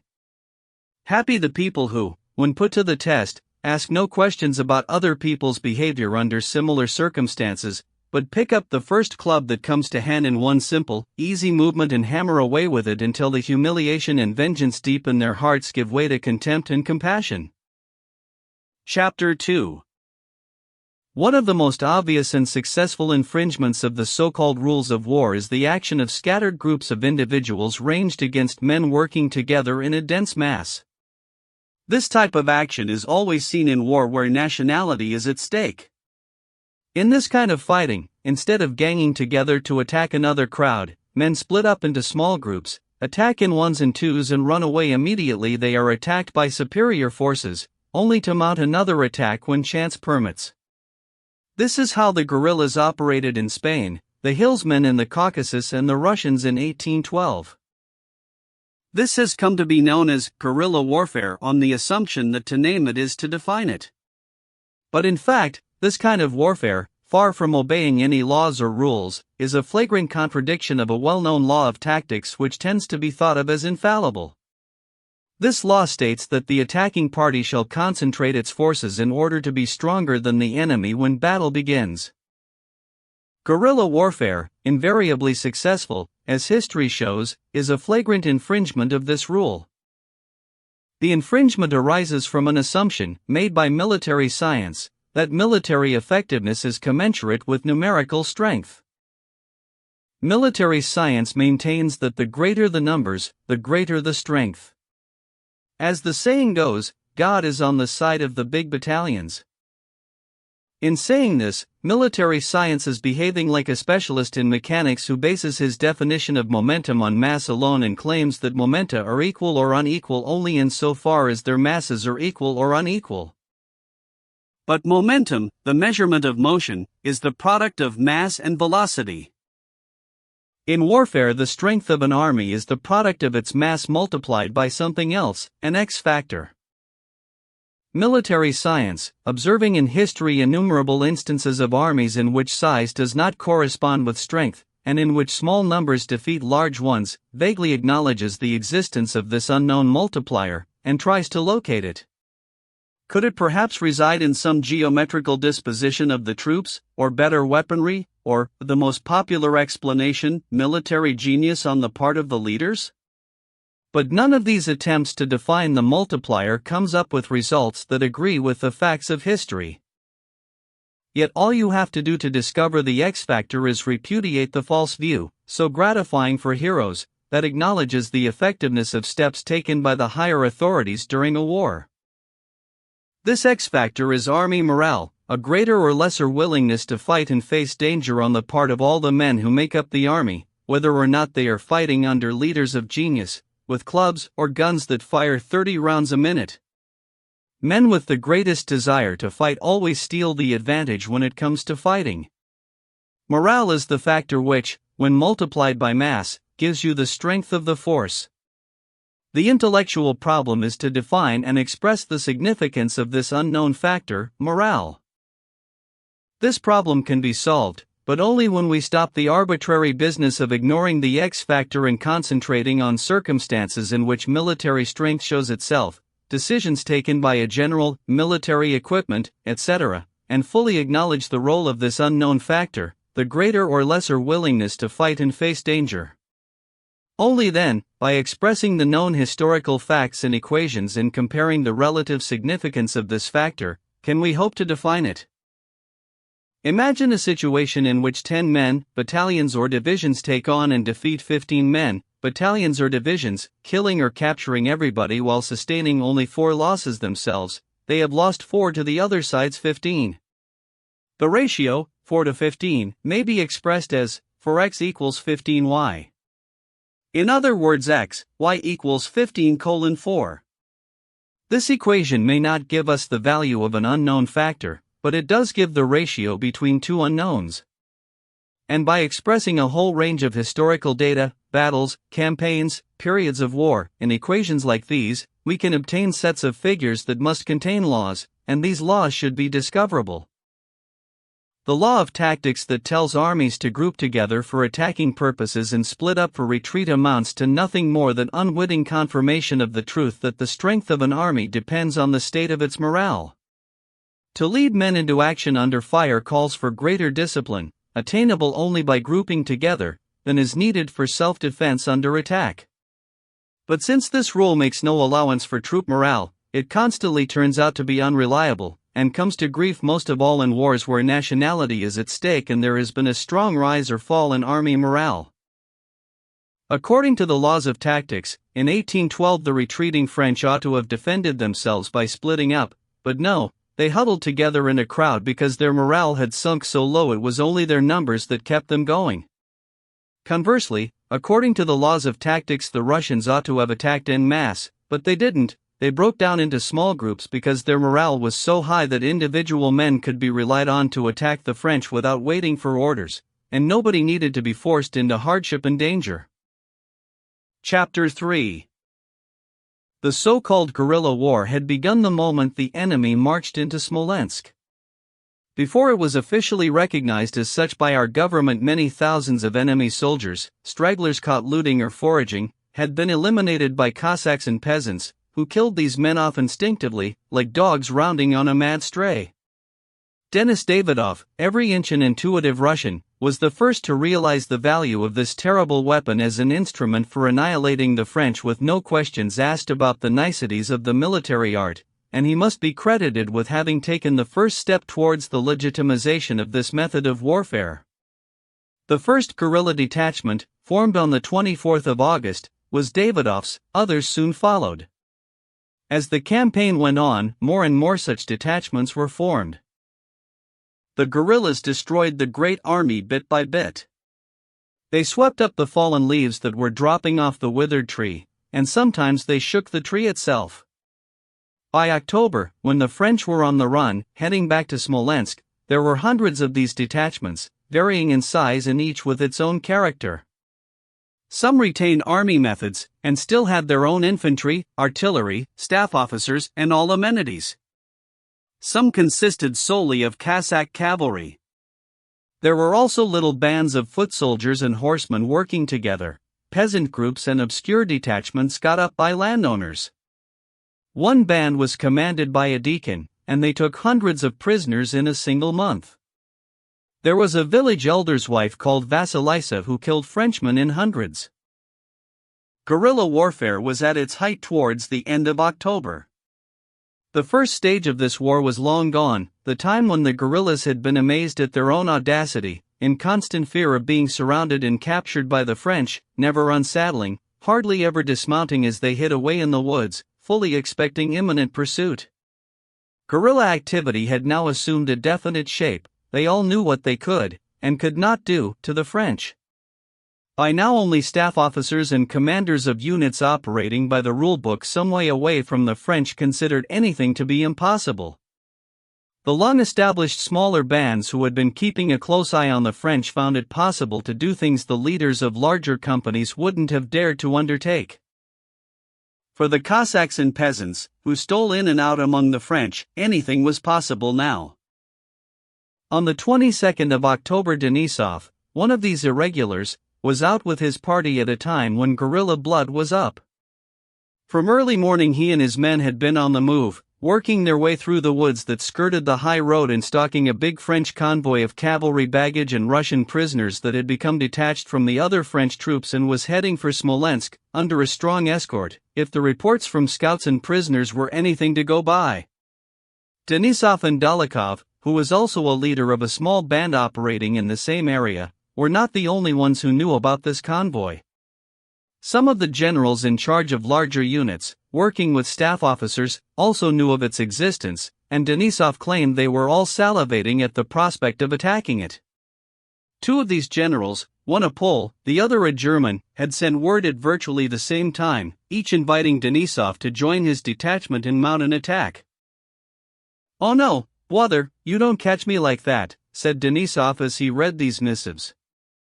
He wrote back to the German that in spite of a burning desire to serve under such a brilliant and famous general he had to forego the pleasure because he was already committed to serving under the Polish general. He wrote the same thing to the Pole, informing him that he was already serving under the German. With this settled, Denisov now intended to bypass the higher authorities and join forces with Dolokhov to attack this transport convoy and capture it with his own small band of men. On the 22nd of October the convoy was making its way from the village of Mikhailino to another one called Shemshivo. There were thick woods all down the left-hand side of the road, in some places skirting the road itself and in others receding half a mile or more away. Denisov had taken a small party and spent the whole day riding up and down through these woods, plunging deep into their center, then emerging again near the edge, and never losing sight of the moving Frenchmen. That morning, just outside Mikhailino, at a place where the wood ran close to the road, the Cossacks of Denisov's party had pounced on two French baggage wagons loaded with cavalry saddles that had got stuck in the mud, and taken the saddles off into the wood. From that time until late afternoon they had been watching the movements of the French without attacking. The plan was to avoid alerting them and let them go quietly on to Shemshivo, where Denisov could join up with Dolokhov, who was due to meet them that evening for a conference in a watchman's hut in the wood, less than a mile from Shemshivo, and wait till dawn before coming down on them like an avalanche from two sides at once, killing and capturing the lot of them in one fell swoop. 6 Cossacks had been posted in the rear just over a mile outside Mikhailino, where the wood skirted the road, and they were to bring word at once if any fresh French columns turned up. Ahead of Shemshivo, Dolokhov had the same task of watching the road to find out how far away any other French troops might be. At a rough estimate the convoy had 1,500 men in it. Denisov had 200 men, and Dolokhov perhaps the same. But Denisov was not interested in numerical superiority. The only thing he still needed to know was who these troops were, and in order to find out Denisov needed an informer, someone from the enemy column. The attack on the wagons in the morning had been carried out with such speed they had killed all the French soldiers in charge of the wagons, and the only person captured alive had been a little drummer boy who had lost touch with his own regiment, and couldn't tell them anything definite about the troops that made up the column. It was Denisov's view that another attack would be too risky, it might stir up the whole column, so he sent a peasant by the name of Tikhon Sherbety on to Shemshivo to see if he could manage to capture at least one French quartermaster who had been sent on ahead. Chapter 4. It was a warm, rainy, autumn day. The sky and horizon were the color of muddy water. The weather alternated between a kind of rolling mist and torrents of driving rain. Dressed in a felt cloak and fur cap, both streaming with rain, Denisov was riding a thin thoroughbred with sunken sides. Like his horse, which had its head turned to one side and its ears laid back, he shrank away from the driving rain and peered anxiously ahead. There was a look of annoyance on his face, which was rather thinner than before and covered with a thick black stubble. Alongside Denisov, also wearing a felt cloak and fur cap, and mounted on a strong, sleek Don horse, rode a Cossack hetman who was working with him. Hetman Levesky III was a gangly creature, as straight as a plank, with a pale face, fair hair, light-colored, close-set eyes and an expression of calm self-confidence in his face and his bearing. It would have been difficult to detect anything special between horse and rider, but you could tell at a glance that Denisov, looking wet through and uncomfortable, was a man sitting mounted on a horse, whereas the hetman, calm and comfortable as always, was not just a man sitting mounted on a horse, but a man who formed a unified whole with his horse and thus possessed a twofold strength. Shortly ahead of them walked a peasant guide, also wet through, in his grey kaftan and white woolen cap. Shortly behind, on a skinny, scraggy Kirghiz pony, with a huge tail and mane and a mouth flecked with blood, rode a young officer in a blue French greatcoat. Beside him rode a hussar, with a boy in a tattered French uniform and blue cap perched behind on the crupper of his horse. The boy's hands were red with cold as he hung onto the hussar, waggling his bare feet to try and warm them up, and his eyebrows stood up high as he gazed round in bewilderment. This was the French drummer boy who had been taken prisoner that morning. Further back there were some hussars riding along the narrow, muddy, churned-up forest path in 3s and 4s, and some Cossacks wearing an assortment of cloaks, French greatcoats and horsecloths pulled up over their heads. All the horses, chestnut and bay, looked black with the rain streaming down them. Their necks looked curiously thin because of their soaking manes, and steam rose from them in clouds. Clothes, saddles, bridles, everything was as wet, slippery, and dank as the earth and fallen leaves strewn across their path. They sat hunched up in the saddle, trying not to move, so as to keep some warmth in the water that had got through to their skin, and stop any more cold rain trickling in anywhere under their seats, behind their knees or down their necks. In the middle of a long line of Cossacks, 2 wagons drawn by French horses and Cossack saddle horses rumbled over tree stumps and branches, and splashed through ruts and puddles. Denisov's horse tried to avoid a puddle in the track, and in doing so banged his rider's knee against a tree. "Ow, blast you!" cried Denisov angrily. Baring his teeth, he lashed his horse 3 times with his whip, spattering himself and his comrades with mud. Denisov was feeling low, partly from the rain and hunger. No one had eaten since first thing that morning, but mostly because there had been no word from Dolokhov, and the man sent to catch an informer hadn't come back. "There'll never be a chance like this to attack that wagon, Twain. It's too risky to attack on our own, but if we put it off some of the big boys will gwab the spoils right under our noses," said Denisov to himself, constantly peering ahead in the hope of seeing the messenger he was expecting from Dolokhov. Emerging into a clearing with a good long open view to the right, Denisov came to a halt. "Someone coming," he said. The hetman looked in the direction where Denisov was pointing. "2 of them. An officer and a Cossack." "But we can't conjecture it's the colonel himself," said the hetman, a great user of unfamiliar words. The 2 figures rode downhill, disappeared from sight and came back up into view a few minutes later. The first one was an officer, looking all disheveled and dripping wet, with his trousers working their way up above his knees, and he was lashing his horse into a weary gallop. Behind him came a Cossack, standing up in the stirrups and riding at a trot. The officer, only a youngster, with a broad, rosy face and sharp, cheery eyes, galloped up to Denisov and handed him a sopping wet packet.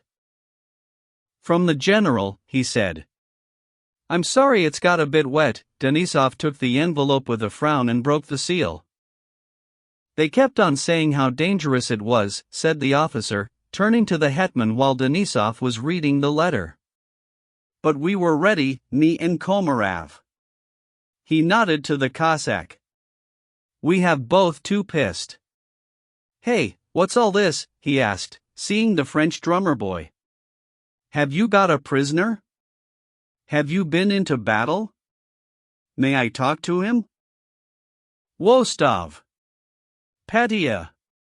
Denisov suddenly called out, after a quick skim through the letter. "Why didn't you say who you are?" And Denisov turned towards him with a smile, holding his hand out. The officer was Petya Rostov. All the way there Petya had been rehearsing how to behave with Denisov, as one adult officer to another, with no reference to their previous acquaintance. But the moment Denisov smiled at him, Petya beamed, blushed with delight, forgot all his carefully rehearsed formalities and launched into an account of how he had ridden past the French, how pleased he was to have been given this job to do, and how he had seen action at Vyazma, where a certain hussar had covered himself with glory. Well, it's a real pleasure to see you, said Denisov, cutting across him, his face once more a picture of anxiety. Mikhail, he said to the hetman, it's another note from the German. Wostov here is on his staff. And Denisov told the hetman that the latest letter renewed the German general's request for them to join him in attacking the convoy. If we don't get them by tomorrow they'll guave the lot from under our noses, he concluded. While Denisov was talking to the hetman, Petya felt embarrassed by Denisov's sudden coldness, and since the only explanation seemed to be the state of his trousers, he started working them down furtively underneath his greatcoat, trying to manage it without being seen and look as warlike as he could. Will your honor have any instructions for me? He asked Denisov, raising one hand to the peak of his cap, and reverting to the game of adjutants and generals that he had worked up in advance, or shall I stay here with your honor? Instructions, said Denisov distractedly. No. Can you stay till tomorrow? Oh, yes. Please let me stay, cried Petya. Well, what instructions did you get from your general? Go straight back, asked Denisov. Petya blushed. No, he didn't say. I think it would be all right for me to stay, he said, though it sounded like a question. All right, then, said Denisov. And turning to his followers he directed a party of them to proceed to the hut in the wood where they had agreed to rest up, and sent the officer on the Kirghiz pony, who was acting as his adjutant, to go and look for Dolokhov, find out where he was and whether he was coming that evening. Denisov himself intended to take the hetman and Petya out to the edge of the wood near Shamshivo to assess the position of the French and work out where to attack in the morning. White, you old greybeard, he said to their peasant guide, take us to Shamshivo. Denisov, Petya, and the hetman, accompanied by one or two Cossacks and the hussar with the prisoner, turned to the left, crossed a ravine and rode out towards the edge of the wood. Chapter 5. It had stopped raining, but there was still a rolling mist and drops of water dripped from the branches of the trees. Denisov, the hetman, and Petya made no noise as they followed the peasant in the woolen cap, who nipped along lightly and silently in his bark fiber shoes, with his toes turned out, stepping over roots and wet leaves as he led them to the edge of the wood. Coming out at the top of a slope, the peasant paused, took stock and turned towards a dining screen of trees. He stopped by a big oak tree that had not yet shed its leaves, and beckoned mysteriously. Denisov and Petya rode over to him. From the place where the peasant was standing the French were visible. Just outside the wood a field of spring corn ran sharply downhill. To the right, on the other side of a steep ravine, they could see the shattered roofs of a little village and a manor house. In the village itself, in the house and across the top end of the garden, by the wells and the pond, and all the way up the road from the bridge to the village, not more than 500 yards away, masses of men could be seen through the rolling mist. Foreign voices could be heard shouting at the horses as they struggled uphill with the baggage and calling across to each other. Get me the prisoner, said Denisov in a low voice, his eyes fixed on the French. A Cossack got off his horse, lifted the boy down, and brought him over to Denisov. Denisov pointed to the French, and asked the boy who the various troops were. The boy stood there with his red raw hands in his pockets, and raised his eyebrows in dismay as he looked at Denisov. Despite his obvious desire to tell them everything he knew, he got his answers mixed up, and all he did was agree with everything Denisov asked him. Denisov scowled, turned away and spoke to the hetman, outlining his own views on the situation. Petya's head whipped round in all directions as he looked from the drummer boy to Denisov, then from the hetman to the French over in the village and spread out along the road, trying not to miss anything of any significance. With or without Dolokhov we've got to have a go at them, haven't we? Said Denisov with a merry glint in his eyes. It's a good spot, said the hetman. We'll send the infantry down there fluff the swampy ground, Denisov went on. Let them creep up to the garden. You come in with your Cossacks from over there, Denisov pointed to the woods on the other side of the village, and I'll take my hussars in from here. Wait for a shot. No, not through the gully. It's too soft, said the hetman. The horses will get bogged down. You'll have to send them around, a bit further left.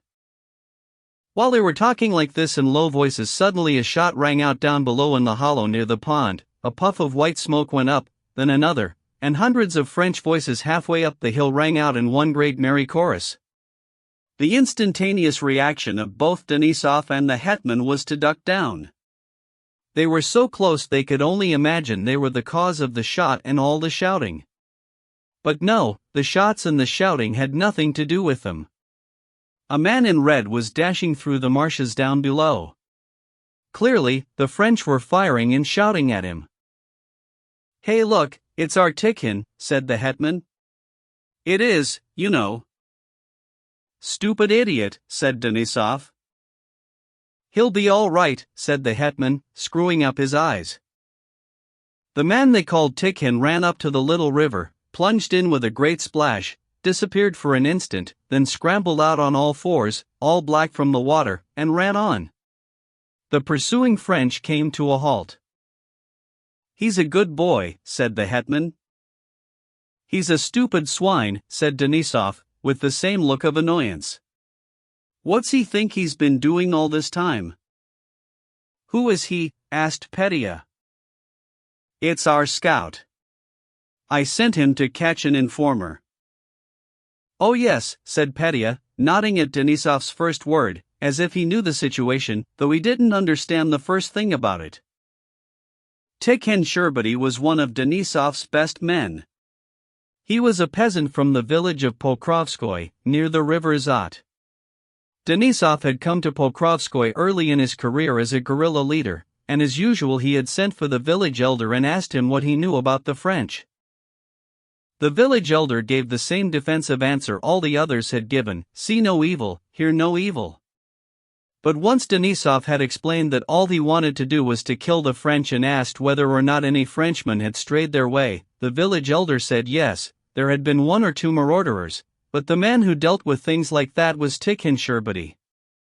Denisov sent for Tikhon and praised him for all he had done, adding a few words, in the presence of the elder, about the kind of loyalty to Tsar and country, and hatred of the French, that all sons of the fatherland ought to cherish in their hearts. "These Frenchies, we don't do 'em no harm," said Tikhon, wary now because of what Denisov had been saying. "It's only, just a bit o' fun for me and the lads. Them marauders now, we can't ave killed more'n a couple o' dozen o' them, and apart from that we aven't done no harm." Next day, when Denisov had left Pokrovskoy, having forgotten all about this peasant, he was told that Tikhon had joined the group and was asking to stay. Denisov agreed to let him stay. Tikhon began by doing the rough work, making fires, fetching water, skinning dead horses and so on, but he soon showed great ability and enthusiasm as a guerrilla.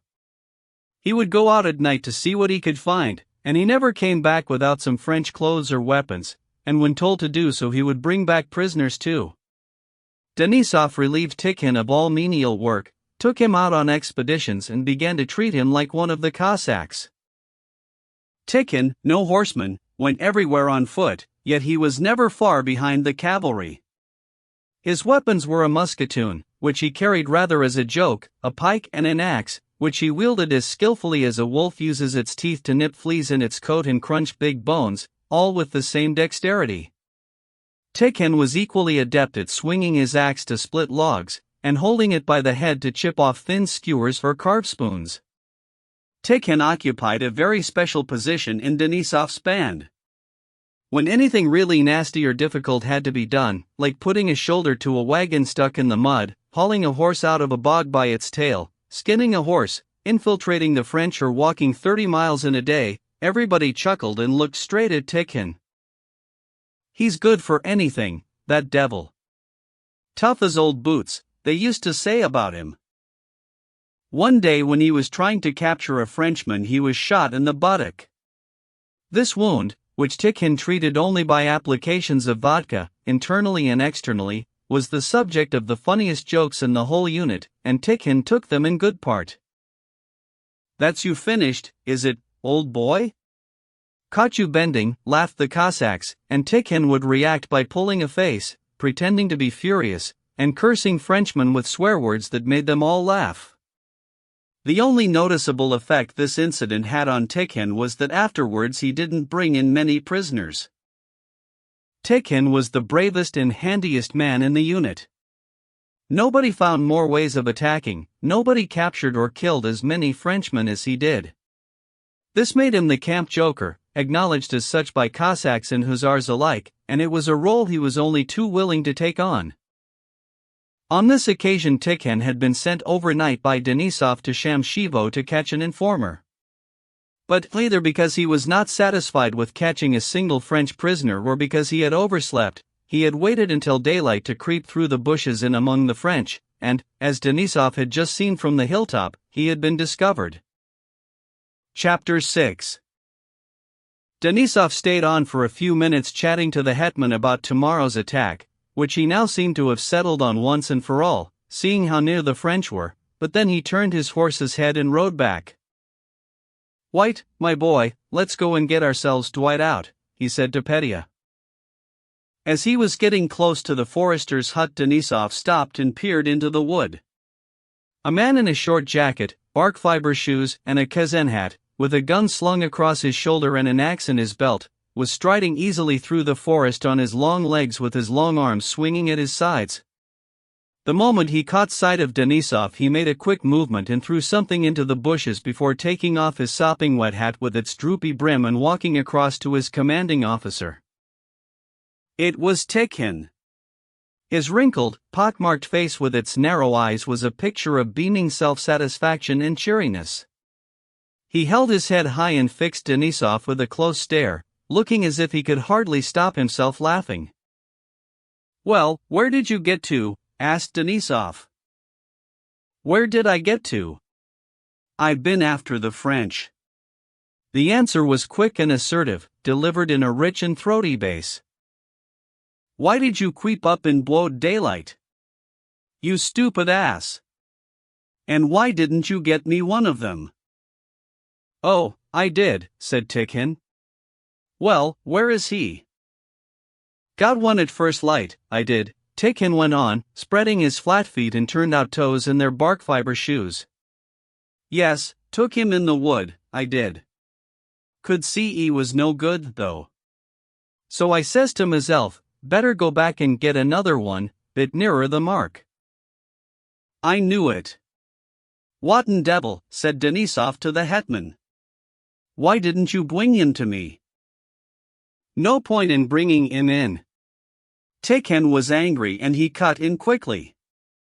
"Useless he was. I knows what you be after." "Stupid swine." "Well, what happened?"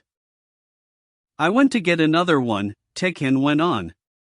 "I creeps up through the wood like this, and I lays myself down."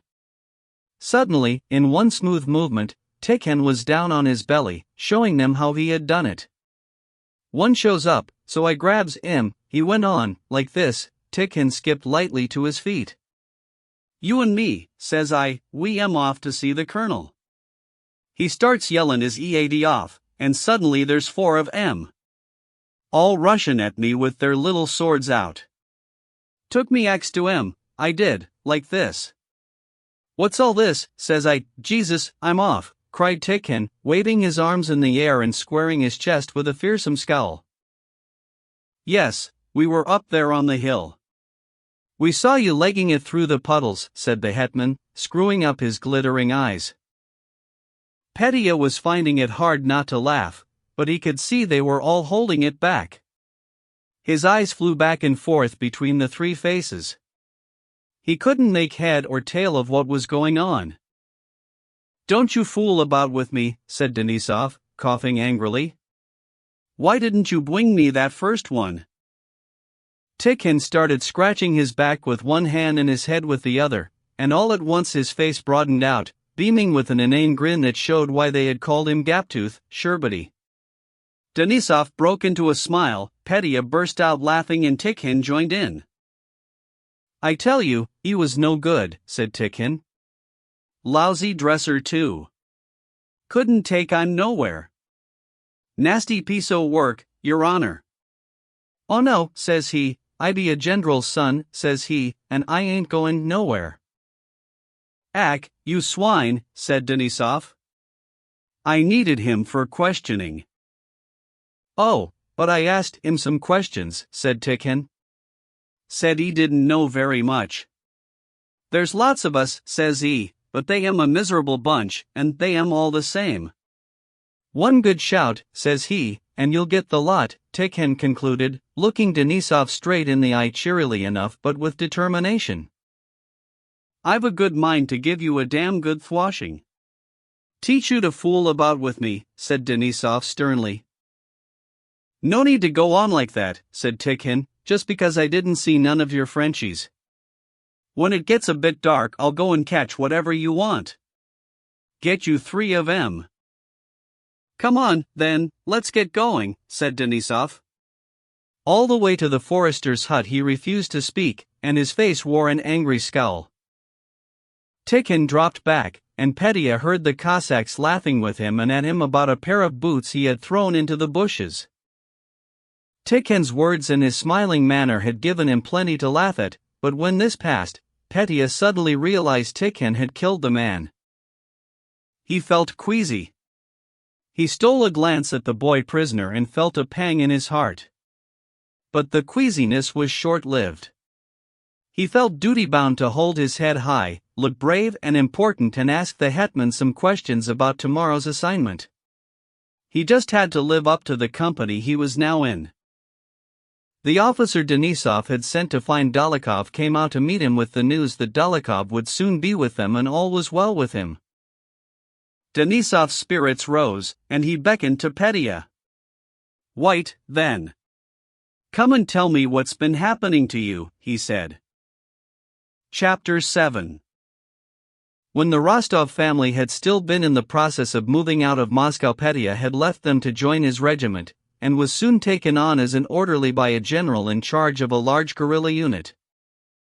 Ever since he had received his commission, and especially since joining a regiment on active service and taking part in the Battle of Vyazma, Petya had been in a constant state of elation at his grown-up status, and he was burning with all-consuming anxiety not to miss any opportunity for true heroism.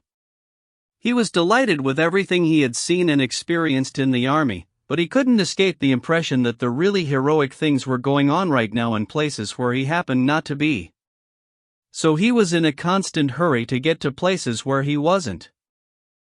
On the 21st of October, when his general had voiced a desire to send someone over to Denisov's company, Petya had begged so piteously to be sent that the general couldn't refuse. But even as he dispatched him, the general remembered Petya's foolhardy behavior at the Battle of Vyazma, when, instead of riding straight down the road to deliver a message, Petya had got within firing range of the French and loosed off a couple of pistol shots. So with this in mind he explicitly banned Petya from taking part in any action that Denisov might be contemplating. This was why Petya had blushed and looked embarrassed when Denisov asked if it was all right for him to stay. Until the moment he got to the edge of the wood, Petya had fully intended to carry out his duty to the letter and go straight back. But once he had seen the French, and Tikhon, and learnt that tonight's attack was definitely on, he suddenly decided, with the swift change of mind that youngsters are so prone to, that the general he had greatly admired until then was a miserable specimen, and only a German, whereas Denisov was a hero, and the hetman was a hero, and Tikhon was a hero, and it would be disgraceful to leave them at such a difficult time. It was getting dark when Denisov, Petya, and the hetman rode up to the forester's hut. In the semi-darkness they could see saddled horses, Cossacks and Hussars building little shelters in the clearing, and kindling a glowing fire in a gully so no smoke would be visible to the French. In the entrance of the little hut a Cossack with his sleeves rolled up was butchering a sheep. Inside, 3 officers of Denisov's unit were busy converting the door into a table. Petya took off his wet clothes, handed them over for drying and got straight down to helping the officers fix up a dining table. In 10 minutes the table was ready, covered with a napkin and set out with vodka, a flask of rum, some white bread, roast mutton, and salt. Sitting at the table with the officers, with his fingers running with fat as he tore into the mutton that smelled so good, Petya was in a state of childish rapture and tender affection for the whole of mankind, matched by the certainty that everybody else felt the same affection for him. "So what do you think, Vasily Fyodorovich?" he said to Denisov. "It will be all right for me to stay on just for a day or so, won't it?" And without waiting for an answer, he provided his own response. I was told to find out about things, and I am finding out about things. Only you must let me get right into, the real. I'm not bothered about winning medals. But I would like to, Petya clenched his teeth and looked round at them, raising his head even higher and waving his hands in the air. "Get into the thick of things," said Denisov with a smile. "Oh, please, put me in charge of something." "I do want to be in charge," Petya went on. "It wouldn't be much trouble to you. Would you like to borrow my knife?" he said to an officer who was trying to cut himself a piece of mutton. And he gave him his folding pocket knife. The officer admired the knife. "Oh, please keep it. I've got several like that," said Petya, coloring up. "Gosh! I nearly forgot," he cried suddenly. "I've got some lovely raisins. The ones without stones. We have a new canteen man, and he does get hold of some smashing things. I bought 10 pounds of them. I've got a sweet tooth. Would you like some?" And Petya ran out to his Cossack in the entrance, and came back with baskets containing 5 pounds of raisins. "Help yourselves, gentlemen. Do help yourselves. Do you happen to need a coffee pot?" he said to the hetman. "I bought a beauty from our canteen man. He has such smashing things. And he's very honest. That's the main thing. I'll make sure I send it. Or perhaps your flints have nearly had it. These things do happen. I brought some with me. Look, I've got them here." He pointed to the baskets, 100 flints. "I got them cheap. Please, take as many as you like. Take them all." And suddenly, dismayed at the thought that he might have let his tongue run away with him, Petya stopped short and colored up. He began to think back, wondering whether he might have committed any other faux pas. And as he ran through his recollections of the day gone by, a memory of the French drummer boy popped up in his mind. "We're having a wonderful time, but how is he getting on? What have they done with him? Has he been fed? Have they been nasty to him?" he wondered. But, remembering how he had gabbled on about the flints, he was too scared to ask. "I suppose I could ask," he thought. "But they'd only say, it's one young boy worrying about another. I'll show them what kind of boy I am tomorrow." Would it be too embarrassing to ask? Petya wondered. "Oh, well. I don't care." And without further ado, blushing and watching the officers' faces warily for any signs of amusement, he said, "Do you think we might call that boy in, the one who was taken prisoner, and give him something to eat, perhaps?" "Yes, poor little devil," said Denisov, who clearly saw nothing embarrassing in the suggestion. "Bring him in. His name is Vincent Boss. Go and fetch him." "I'll get him," said Petya. "Yes, do." "Poor little devil," repeated Denisov. Petya was standing near the door as Denisov said this. He wriggled between the officers and went up to Denisov. "I must embrace you, my dear fellow," he said. "Oh, how splendid! How marvelous!" He embraced Denisov and ran outside. "Boss! Vincent!" Petya called out, standing by the door. "Yes, sir." "Who do you want?" said a voice through the darkness. Petya said they wanted the French boy who had been taken prisoner that day. "Oh, you mean Vesiny," said the Cossack. His name, Vincent, had already undergone a transformation. The Cossacks called him Vesiny, and the peasants Visinya. In both new versions, the touch of spring Vesna in Russian went well with the figure of the young boy. He's having a warm by the fire. Hey, Visenya! Visenya! Voices and laughter echoed through the darkness. He's a bright boy, said a hussar standing next to Petya. We've just given him a meal. Was he hungry? Bare feet splashed through the mud in the darkness, and the drummer boy appeared by the door. Oh, there you are, said Petya. Do you want something to eat? Don't be afraid. Nobody's going to hurt you, he added shyly, touching his hand warmly. Come in, come in. Thank you, sir, answered the drummer, in a quavering voice, almost that of a child, and he began wiping his dirty feet. There was a lot that Petya wanted to say to the drummer boy, but he didn't dare. He stood next to him in the entry, shifting from one foot to the other. Then he took hold of his hand in the darkness and gave it a squeeze. Come in, he repeated, this time in a gentle whisper. Oh, I wish I could do something for him, Petya said to himself as he opened the door and ushered the boy in ahead of him.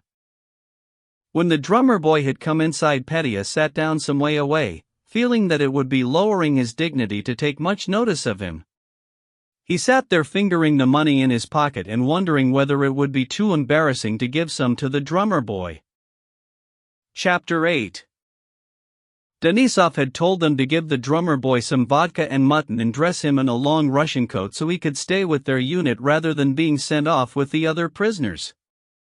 Petya's attention was distracted from him by the arrival of Dolokhov. He had heard lots of army stories about Dolokhov's outstanding bravery and his callous attitude to the French, so from the moment Dolokhov set foot inside the hut, Petya couldn't take his eyes off him. He looked more and more sure of himself and tossed his head back to show himself not unworthy of the company of someone like Dolokhov. Petya was taken aback by the ordinariness of Dolokhov's appearance. Denisov was dressed in a Cossack coat, he had grown a beard and he wore an icon of Saint Nikolai the miracle worker on his chest. There was something about his way of speaking and his overall bearing that bore witness to his special position. By contrast, Dolokhov, who had sported a Persian costume in Moscow, now looked like a well-turned-out guards officer.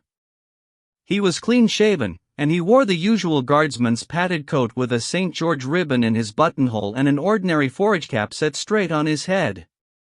Now he took his wet cloak off in the corner, walked over to Denisov without greeting anybody and got straight down to business by asking how things were going. Denisov told him all about the designs the larger units had on the French convoy, the message Petya had brought and his response to both generals. Then he went through everything he knew about the present disposition of the French. That's fine. But we've got to find out what kind of troops they are, and how many they've got, said Dolokhov. We must go and have a look. We can't just rush in without knowing for certain how many there are. I like to do things by the book. Come on, I'm sure one of you gentlemen wouldn't mind coming with me to pay them a little call. I've got a spare uniform with me.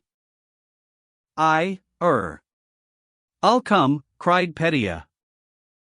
There's absolutely no need for you to go, said Denisov to Dolokhov, and I wouldn't let him go for all the tea in China. I like that, cried Petya. Why shouldn't I go? Because there's no need for it. Excuse me. I'm sorry. I am going, and that's it. You will take me, won't you? He cried, turning to Dolokhov. Don't see why not, Dolokhov answered rather vaguely as he took a good look at the French drummer boy. How long have you had this youngster? He asked Denisov. We caught him today, but he doesn't know anything. I've kept him with us. Oh yes? What do you do with the rest of them? Said Dolokhov. What do I do with them? I send them in and get a whipping recipe, cried Denisov, suddenly flushing. I tell you straight, I haven't got a single man's life on my conscience. Couldn't you manage to send 30, or even 300, men into town under guard rather than, to put it bluntly, stain your honor as a soldier? Niceties like that are all very well for this little 16-year-old count, Dólokhov said with a cold sneer, but it's time you said goodbye to that sort of stuff. Well, I'm not saying anything. All I'm saying is, I'm definitely going with you, said Petya diffidently. Yes, as far as we're concerned, my friend, we need to get rid of niceties like that, Dólokhov persisted, apparently deriving much pleasure from going on about a subject that Denisov found so irritating. Now, why have you kept this lad? He said. I suppose you're sorry for him. Anyway, we all know what your receipts are worth. You send off 100 men and 30 get to town. They drop dead on the way from starvation, or they get killed. Take no prisoners, doesn't it come down to the same thing? The hetman screwed up his light-colored eyes, and gave a nod of approval. Nothing to do with me. Enough said. I just don't want their lives on my conscience. You tell me they die. That's all right by me, as long as it's not my fault. Dólokhov laughed. They want to get me. The order's gone out 20 times over. And if they do, if they catch me, and you too with all your chivalry, they'll string us up on the nearest tree. He paused. Anyway, we'd better get down to some work. Send my Cossack in with that pack. I've got 2 French uniforms. Well, are you coming with me? He asked Petya. Me? Oh yes, of course I am, cried Petya, blushing almost to tears, with a sidelong glance at Denisov. While Dólokhov had been arguing with Denisov about the treatment of prisoners, Petya had begun to feel all awkward and anxious again, but as before he couldn't quite grasp what they were on about. If that's the way these famous grown-up men think, it must be good, it must be all right, he thought. Anyway, the main thing is to stop Denisov even thinking I've got to obey him, and he can order me about.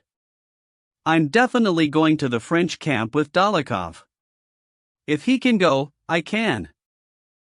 Petya's response to all Denisov's attempts at persuading him not to go was to say that he too liked doing things by the book and not just any old how, and he never thought about danger to himself. It's like this. If we don't know exactly how many men there are, you must admit it could cost hundreds of lives, and only 2 of us are involved, and I really want to go, and I am going, I am, and you can't stop me, he said. It'll only make things worse. Chapter 9. Petya and Dólokhov changed into French uniforms and shakos, rode out to the clearing where Denisov had looked across at the French camp, emerged from the wood and plunged down into the hollow through the pitch darkness. When they got to the bottom, Dólokhov told the Cossacks accompanying him to wait there, and set off at a smart trot down the road that led to the bridge. Petya rode at his side, sick with excitement. If we get caught, they won't take me alive. I've got my pistol, whispered Petya. Don't speak Russian, said Dólokhov in a hurried whisper, and at that moment a challenging "Who goes there?" rang out through the darkness, accompanied by the clatter of a musket. The blood rushed to Petya's face, and he clutched at his pistol. Lancers of the 6th Regiment, said Dólokhov, neither hastening nor slackening his horse's pace. The black figure of a sentry stood on the bridge. Password? Dólokhov reined in his horse and slowed to a walking pace. I want to know if Colonel Gerard is here, he said. Password, repeated the sentry, making no reply and barring their way. When an officer makes his round, sentries don't ask for passwords, shouted Dólokhov, suddenly losing his temper as he bore down on the sentry. I'll ask you again. Is the colonel here? And without waiting for an answer from the sentry, who stepped aside, Dólokhov rode up the slope at walking pace. Noticing the black shadow of a man crossing the road, Dólokhov stopped him and asked where the colonel and officers were to be found. The man, a soldier carrying a sack over his shoulder, stopped, came up close to Dólokhov's horse, patted it with one hand and told them in a simple, friendly way that the colonel and the officers were just up the hill on the right-hand side, in the courtyard of the farm, as he called the little manor house.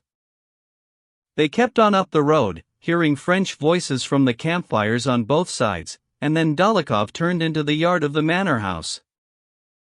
When he got to the gate, he dismounted and walked over to a big, blazing fire with several men sitting round it, engaged in loud conversation. There was something boiling in a pot over to one side, and a soldier in a peaked cap and a blue coat was down on his knees in the bright glow, stirring away with his ramrod. "He's as tough as old boots, you know," said one of the officers, sitting in the shadows on the other side of the fire. "He'll get them off their backsides," said another with a laugh. They stopped talking and peered into the darkness when they heard Petya and Dólokhov approaching with their horses. "Good evening, gentlemen," Dólokhov called out clearly in a loud voice. There was a stir among the officers in the shadows beyond the fire, and one of them, a tall man with a long neck, walked round the fire and came over to Dólokhov. "Is that you, Clement?" said he. "Where the devil," but he broke off when he saw his mistake, and frowned slightly, greeting Dólokhov as a stranger, and asking whether he could be of any assistance. Dólokhov told him he and his comrade were trying to catch up with their regiment, and asked the whole company whether they knew anything about the 6th Regiment. Nobody did, and Petya thought the officers were beginning to look at him and Dólokhov with hostility and suspicion. For several seconds nobody spoke. "If you were hoping for some supper, you've come too late," said a voice from across the fire, with a scarcely concealed laugh. Dólokhov said they weren't hungry, and they had to push on during the night. He gave their horses to the soldier who was stirring the pot and squatted down on his heels next to the officer with the long neck. This man couldn't take his eyes off Dólokhov, and he asked again what regiment he belonged to. Dólokhov appeared not to hear the question. Instead of answering, he took out a short French pipe, lit it and asked the officers whether the road ahead was safe from Cossacks. "The brigands are everywhere," answered an officer from across the fire. Dólokhov said that the Cossacks were only a danger to stragglers like him and his comrade. They wouldn't dare to attack the big units. "Would they?" he added inquiringly. There was no answer. "He's bound to come away now, surely," Petya kept thinking as he stood by the fire listening to the conversation. But Dólokhov struck up again, and proceeded to ask direct questions. How many men did they have in their battalion? How many battalions were there? How many prisoners? Inquiring about the Russian prisoners, Dólokhov went on to say, "Nasty business this, dragging these corpses after you. Better to shoot vermin like that," and he broke into such a strange, loud laugh that Petya thought the French were bound to see through their disguise, and his instinctive reaction was to take a step back from the fire. Dólokhov's comment and laughter elicited no response, and a French officer, someone they hadn't seen because he was lying there wrapped up in a greatcoat, sat up and whispered something to his neighbor. Dólokhov got to his feet and shouted to the man holding their horses. "Are they going to let us have our horses?" Petya wondered, instinctively edging closer to Dólokhov. They did. "Good evening, gentlemen," said Dólokhov. Petya tried to say good evening, but the word stuck in his throat. The officers were whispering.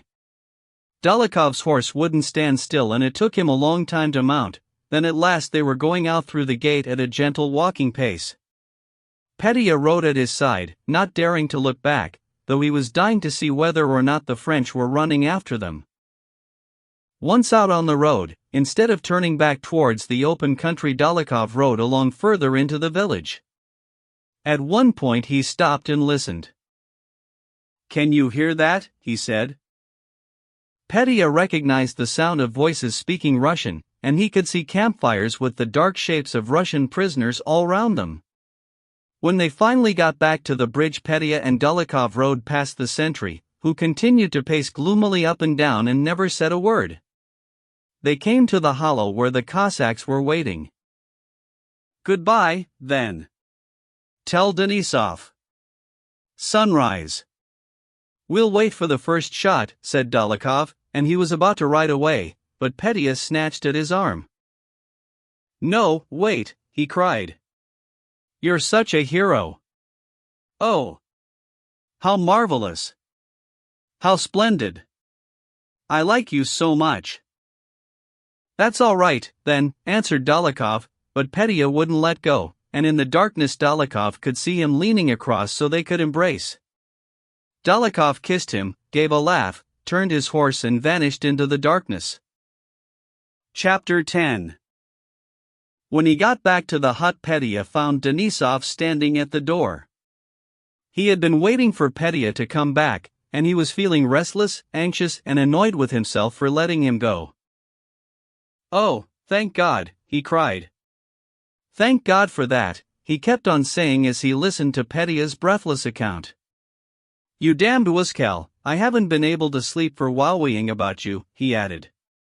Anyway, thank God you're back. Now go and have a rest. There's just time for some shut-eye before morning. Yes, all right.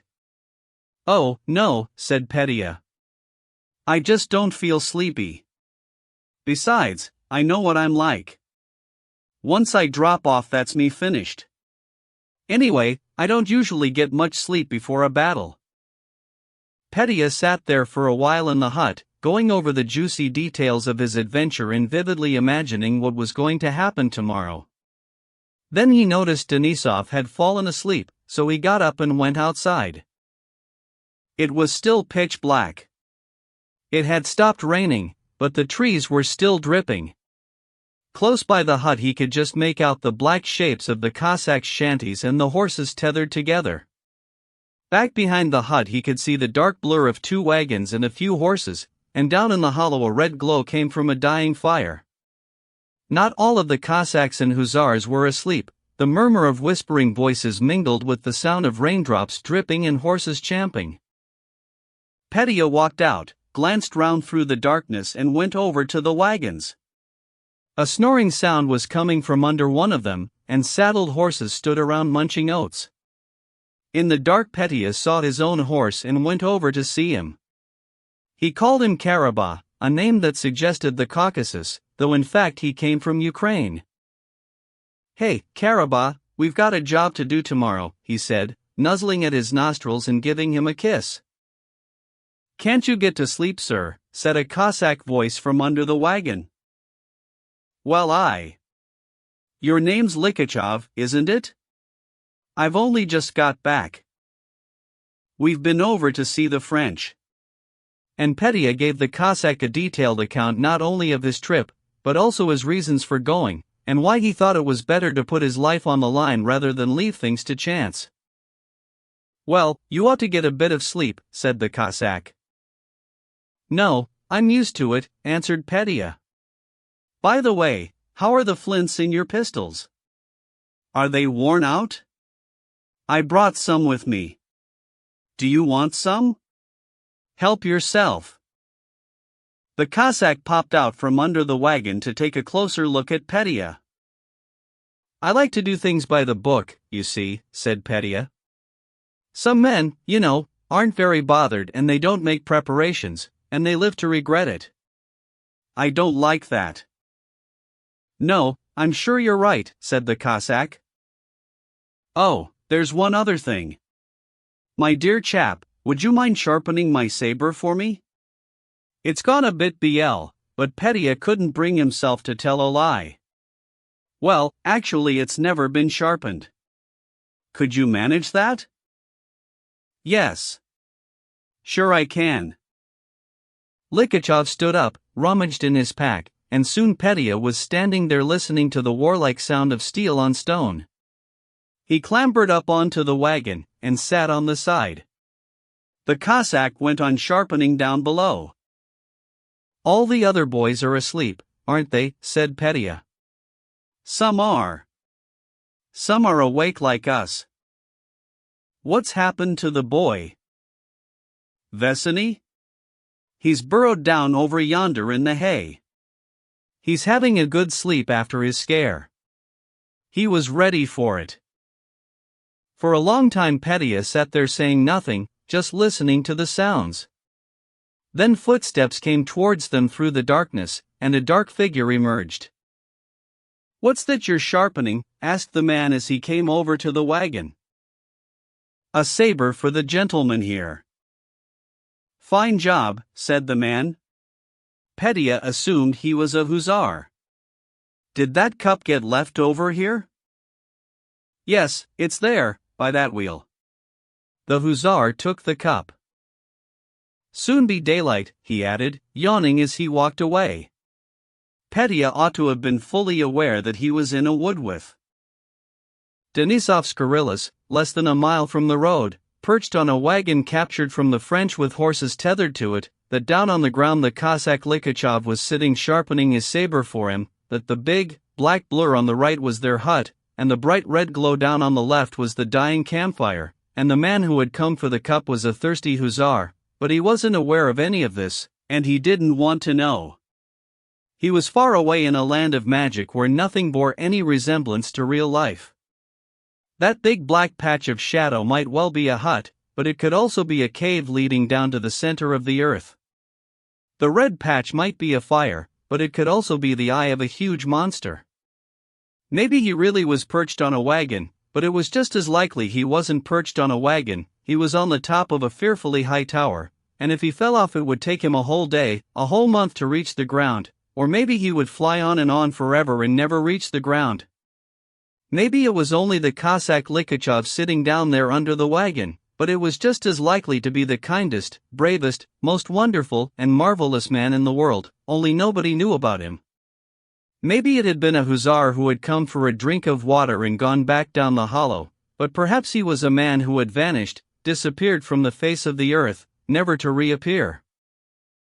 Whatever Petya might have seen now, it wouldn't have come as a surprise. He was in a land of pure magic, where anything was possible. He glanced up at the sky. That too was as magical as the earth.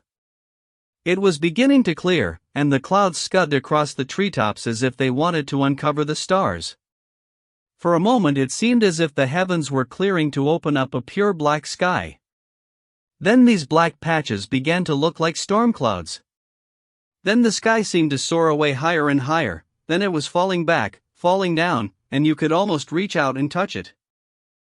Petya's eyes were closing and he was beginning to nod. Raindrops dripped. Low voices murmured. The horses neighed and shook themselves. Somebody snored. Swish, swish, went the saber on the stone, and all at once Petya seemed to hear the melodious strains of a lovely orchestra playing a sweet and solemn hymn he had never heard before. Petya's musical ear was as good as Natasha's, and much more acute than Nikolai's, but he had never studied music and never even thought about music, so the melodies that suddenly flooded into his mind had a special freshness and charm.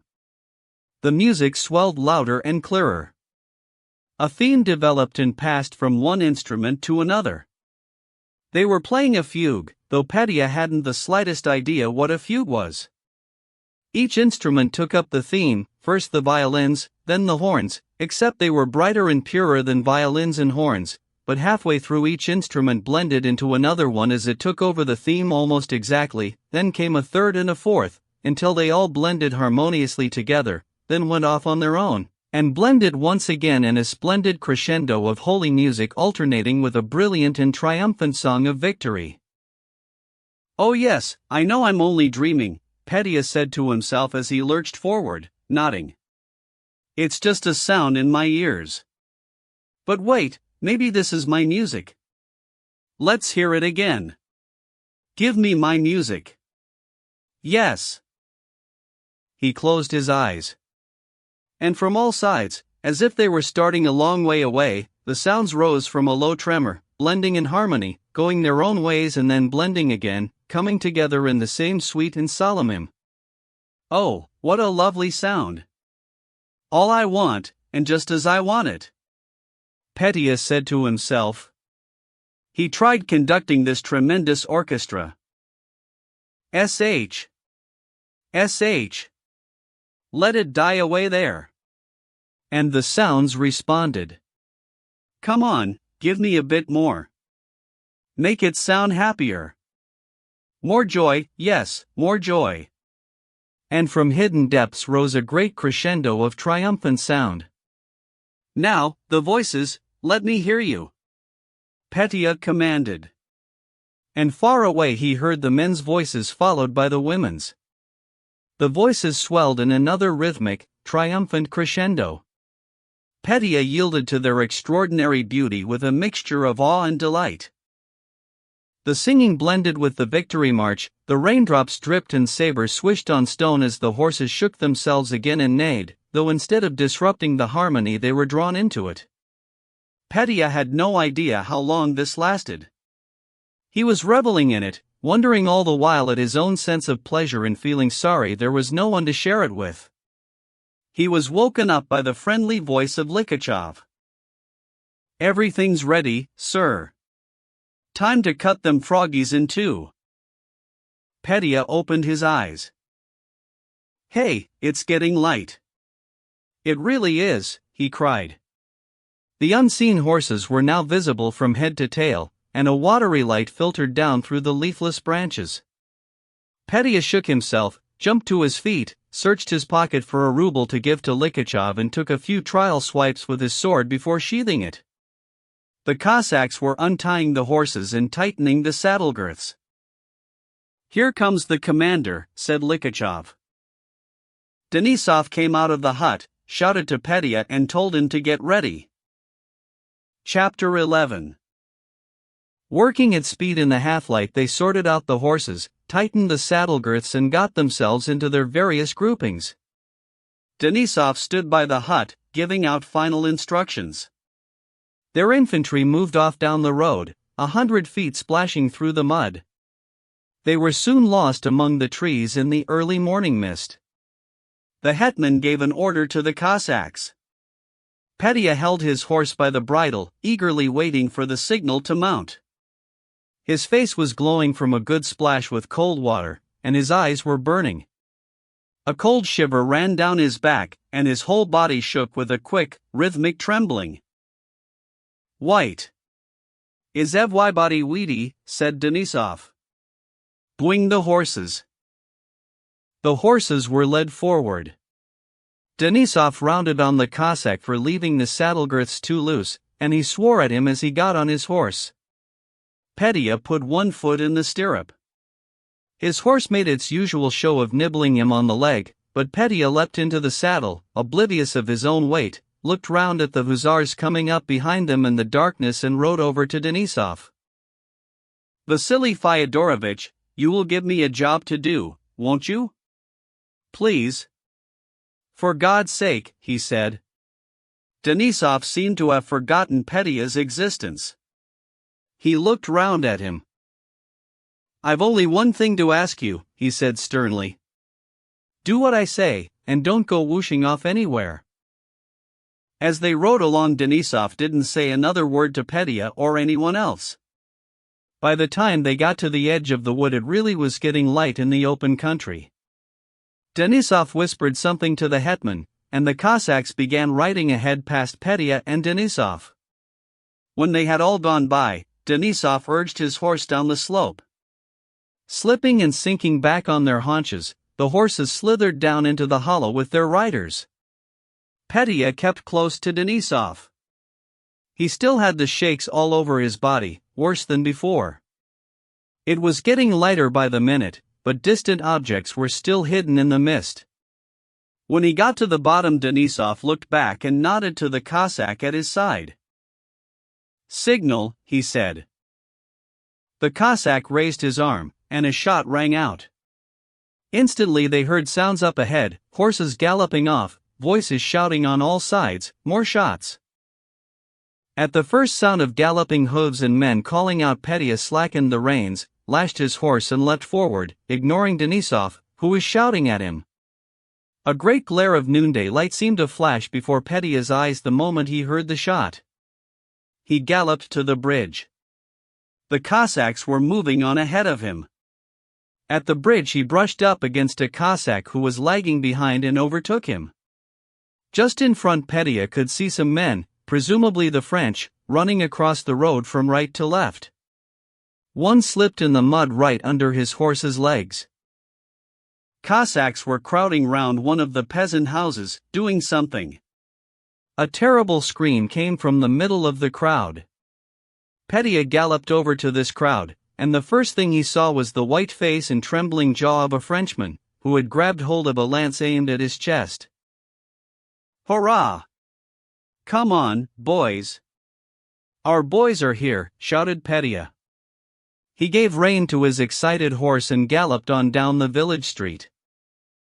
He could hear shots being fired up ahead. Cossacks, hussars and scruffy Russian prisoners were running up from both sides of the road, yelling and shouting without making any sense. A plucky Frenchman in a blue coat, with a scowling red face and no cap, was defending himself with a bayonet against the hussars. By the time Petya got there, the Frenchman was down. Too late. Again, flashed through Petya's mind, and he galloped off towards the place where he could hear the most shooting. There was a lot of gunfire coming from the manor house yard where he had been the night before with Dólokhov. The French had gone to ground behind a wattle fence and among the bushes of the overgrown garden, and they were firing at the Cossacks as they poured in through the gate. As he rode up to the gate, through the gunsmoke, Petya caught a glimpse of Dólokhov's pale, greenish face as he shouted to the men. "Go on round. Wait for the infantry," he was yelling just as Petya got there. "I'm not waiting." "Hurrah!" shouted Petya, and without pausing for a second he galloped towards the spot where the shots had been coming from and where the gunsmoke was thickest. A volley of shots rang out. Some bullets whistled past, others thudded home. The Cossacks and Dólokhov were galloping in through the gate after Petya. In the thick, swirling smoke the French were throwing their weapons down and rushing out of the bushes towards the oncoming Cossacks, or running away downhill towards the pond. Petya was galloping through the courtyard. Instead of holding on to the reins, he was cleaving the air with weird and wonderful movements of his arms and slithering sideways out of his saddle. His horse stepped on the ashes of a campfire still smoldering in the early morning light and reared back. Petya fell heavily to the wet ground. The Cossacks could see his arms and legs twitching, but his head didn't move. A bullet had gone right through his head. After some negotiations with the senior French officer, who came out of the house with a handkerchief tied to his sword and said they were ready to surrender, Dólokhov got down from his horse and went over to Petya, who was lying there motionless with his arms outstretched. "He's had it," he said with a scowl, and walked back to the gate to meet Denisov, who was riding in. "Is he dead?" yelled Denisov, who could see unmistakably even at a distance that Petya's all too familiar body, in its awkward sprawl, had no life in it. "He's had it." Dólokhov repeated the words, apparently with relish, and then walked over to the prisoners, who were being rapidly surrounded by the scurrying Cossacks. "We're not taking any prisoners," he shouted to Denisov. Denisov didn't reply. He went over to Petya, got down from his horse, and with shaking hands he turned up the blood-stained face, spattered with mud and already drained of its color. "I've got a sweet tooth. Smashing raisins. Take the lot." The words came back to him. And the Cossacks looked round in surprise at the sudden sound, like a dog howling, that came from Denisov as he turned away, walked over to the fence and clutched at it. Pierre Bezukhov was one of the Russian prisoners rescued by Denisov and Dólokhov. Chapter 12.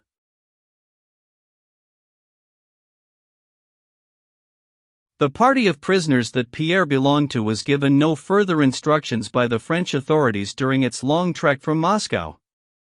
But by the 22nd of October this party was no longer being escorted by the same troops in transport that had been with them when they left the city. Half the wagons carrying the dry biscuit rations that had accompanied them during the first stages of the journey had been seized by the Cossacks, and the other half had driven on ahead. Of the dismounted cavalrymen who had been marching in front of the prisoners, not a man was left, every last one had disappeared.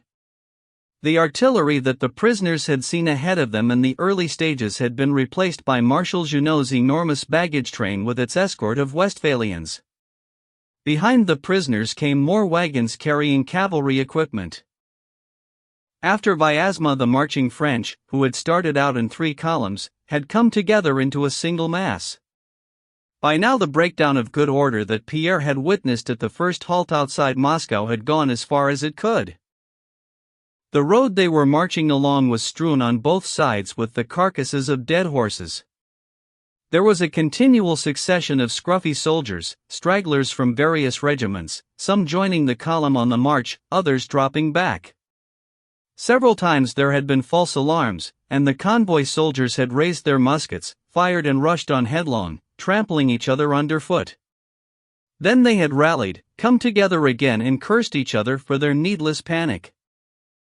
These 3 bodies traveling the road together, the cavalry wagons, the convoy of prisoners and Junot's baggage train, still made up a complete and separate entity, though each of its parts was rapidly melting away. 120 cavalry wagons had set out, but only 60 were left, the others having been stolen or abandoned. A number of wagons from Junot's train had also been stolen or abandoned.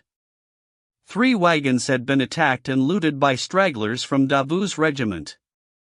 Listening to the Germans, Pierre had found out that this baggage train had been more closely guarded than the prisoners, and one of their comrades, a German, had been shot by order of the marshal himself because a silver spoon belonging to him had been found among the soldiers' possessions.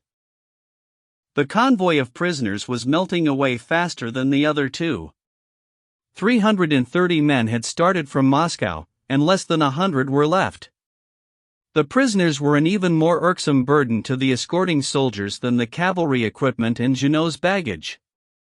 They could see that saddles for the cavalry and Junot's spoons might conceivably be of some use, but why cold and starving soldiers should have to serve as sentries, guarding cold and starving Russians who were continually freezing to death or falling by the wayside, in which case they were supposed to be shot, all this was beyond them and quite disgusting.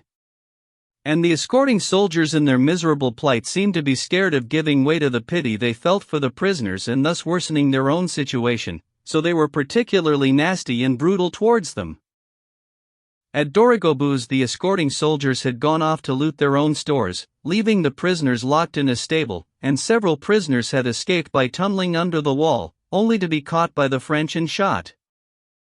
The arrangement made when they were leaving Moscow, whereby any officers among the prisoners were to march apart from the men, had long since been abandoned.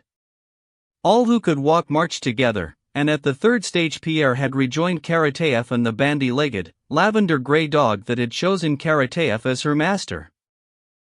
On the 3rd day after leaving Moscow, Karateev had had another bout of the fever that had kept him in the Moscow hospital, and as Karateev became weaker and weaker, Pierre had kept further and further away from him. From the time Karateev fell ill, Pierre, without knowing why, had had to force himself to go anywhere near him. And when he did go near and listened to the subdued moans coming from Karateev as he lay down to sleep at the halting places, and noticed the smell given off by the sick man getting worse, Pierre distanced himself and stopped thinking about him. In his prison shed Pierre had learnt, through his whole being rather than his intellect, through the process of living itself, that man was created for happiness, and happiness lies within, in the satisfaction of natural human needs, and any unhappiness arises from excess rather than deficiency. But now, during the last 3 weeks of the march, he had learnt another new truth that brought great consolation. He had learnt that there is nothing in the world to be frightened of. He had learnt that just as there is no situation in the world in which a man can be happy and perfectly free, neither is there any situation in which he should be unhappy and not free. He had learnt that there is a limit to suffering and a limit to freedom, and those limits are never far away, that a man who has felt discomfort from a crumpled petal in his bed of roses has suffered just as much as he was suffering now, sleeping on the bare, damp earth, with one side freezing while the other side warmed up, that when in former days he had squeezed into a pair of tight dancing shoes he had suffered just as much as he was suffering now, walking barefoot, his footwear having disintegrated long ago, with his feet covered with sores.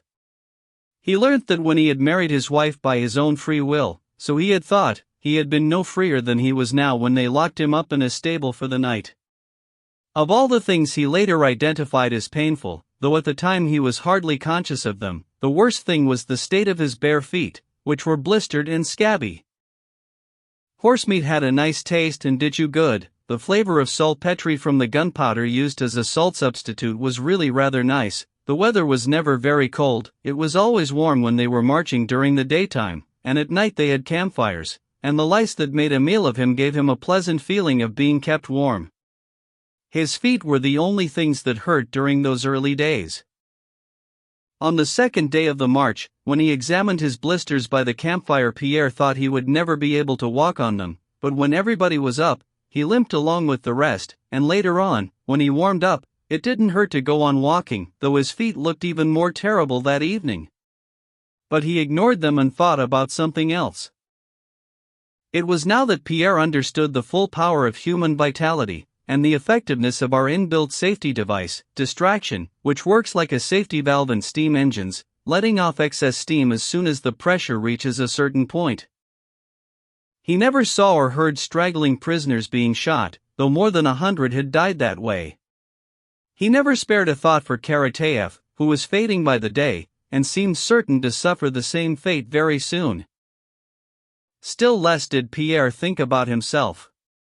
The harder his lot became and the more ghastly his immediate future seemed, the more independent of his present plight were the gladness and consolation that came to him through the pictures provided by his mind, memory and imagination. Chapter 13.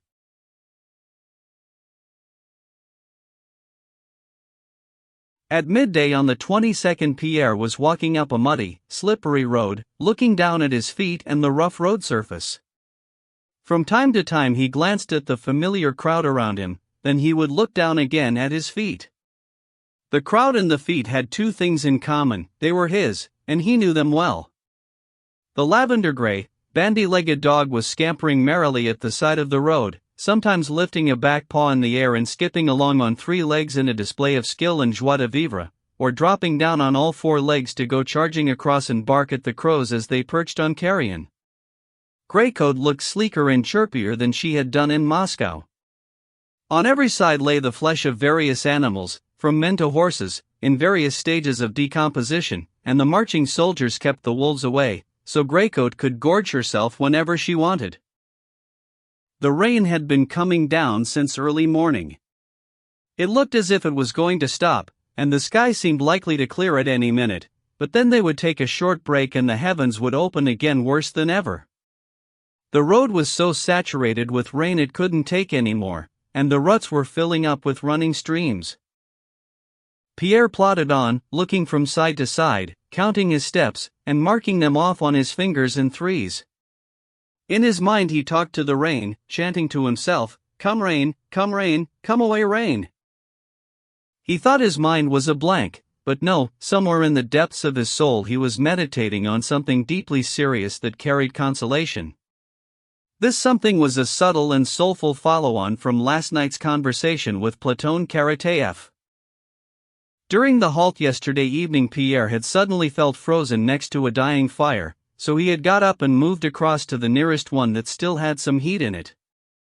Platon was sitting there with a greatcoat over his head like a priest's robe. His easy, mellifluous voice, softened by his illness, murmured on as he told the soldiers a story Pierre had heard before. It was past midnight, a time when Karateev's fever usually abated, and he really came to life. As Pierre got near to the fire and heard Platon's feeble, sickly voice and saw his pathetic face lit up by the firelight, he felt a nasty pang in his heart.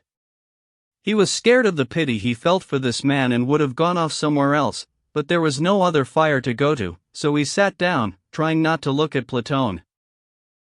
"Well, how have you been?" he asked. "How have I been? When you're poorly, don't cry, or God won't let you die," said Karateev, and he went straight back to the story he was halfway through. "So, listen, brother," he went on with a smile on his thin, pale face, and a strangely happy light in his eyes.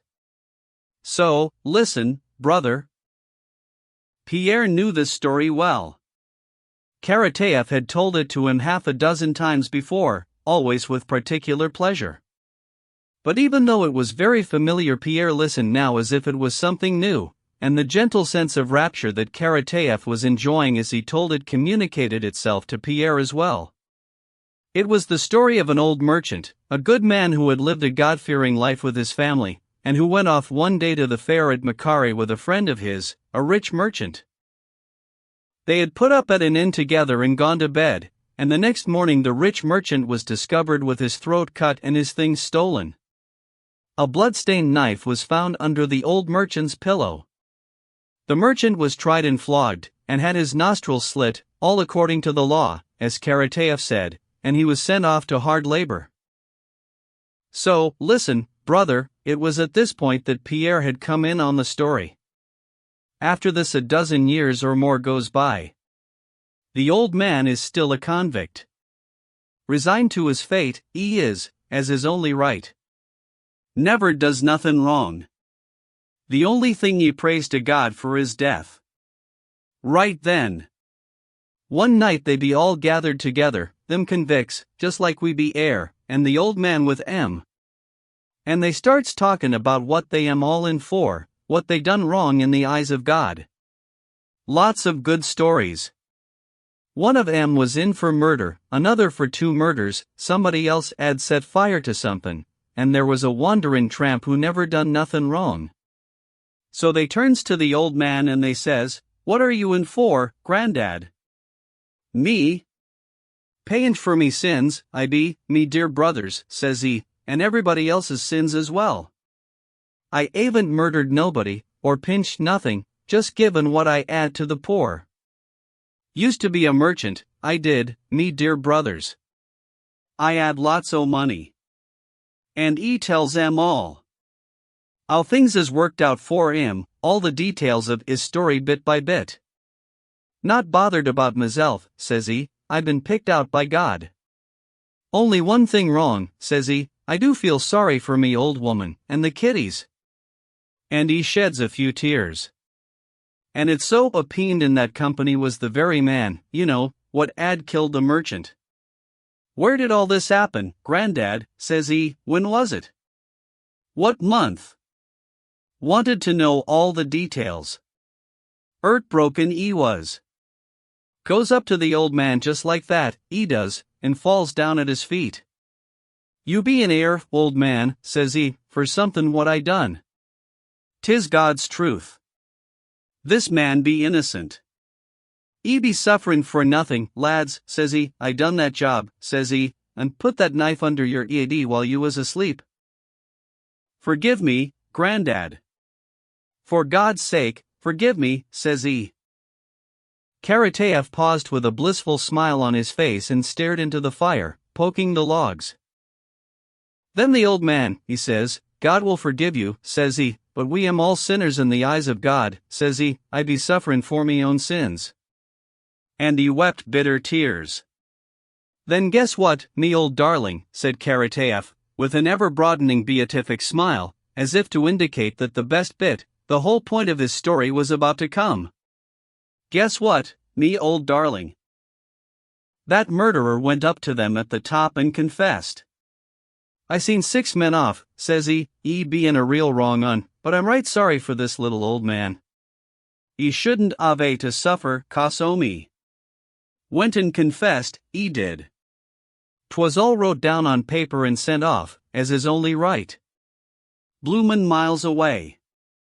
Looked at by all the judges. Then it all gets wrote down again right and proper by them at the top. Know what I mean? Gets to the Tsar. Then an order comes down from the Tsar. Let the merchant go. Give him his compensation, like what the judges has said. Piece o' paper arrives. Everybody sets to, lookin' for the old man. Where's that little old man gone what was innocent and shouldn't ave seen all this sufferin'? Be a paper from the Tsar. Looked everywhere they did. Karateev's jaw trembled. But God had forgiven him. He was dead. That's how it appeared, me old darling. Karateev came to the end of his story, and sat there for some time staring ahead with a smile on his face and nothing more to say. It was not the story itself but its mysterious inner meaning, the glow of rapture that had lit up Karateev's face as he told it, and the mysterious significance of his rapture, This was what filled Pierre's soul with a hazy feeling of joy.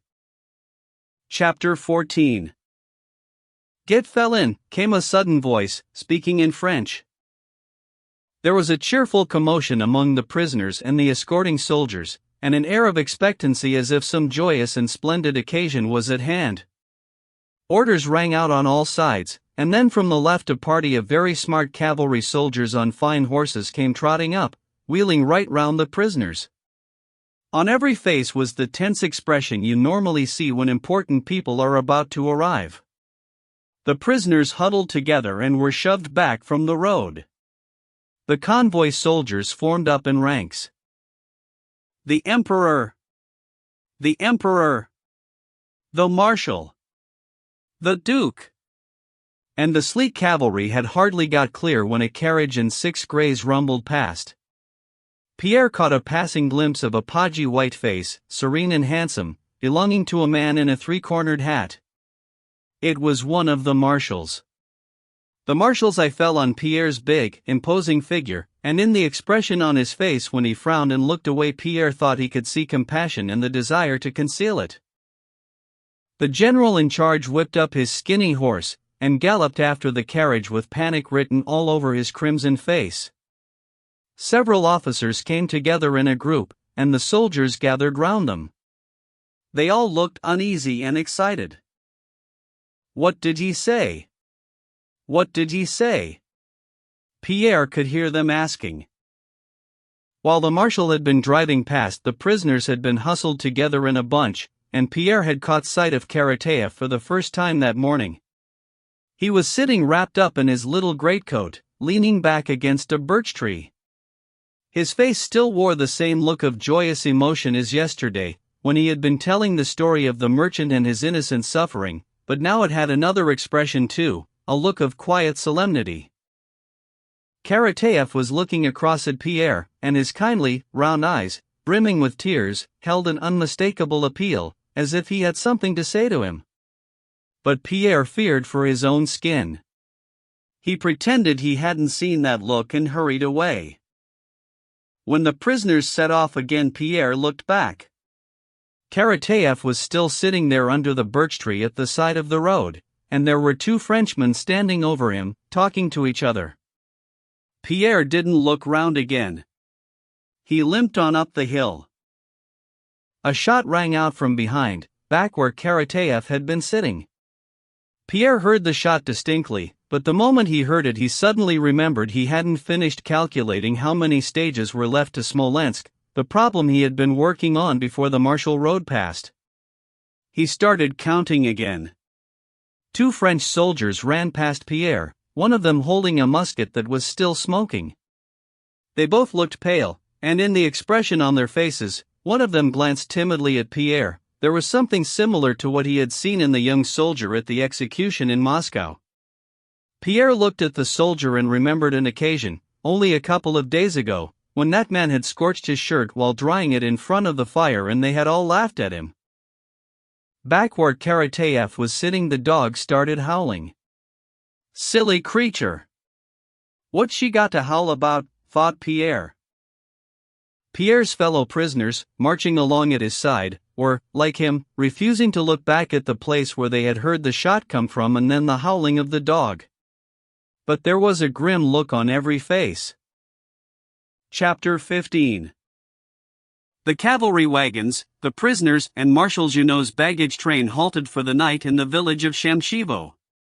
They all crowded round the campfires.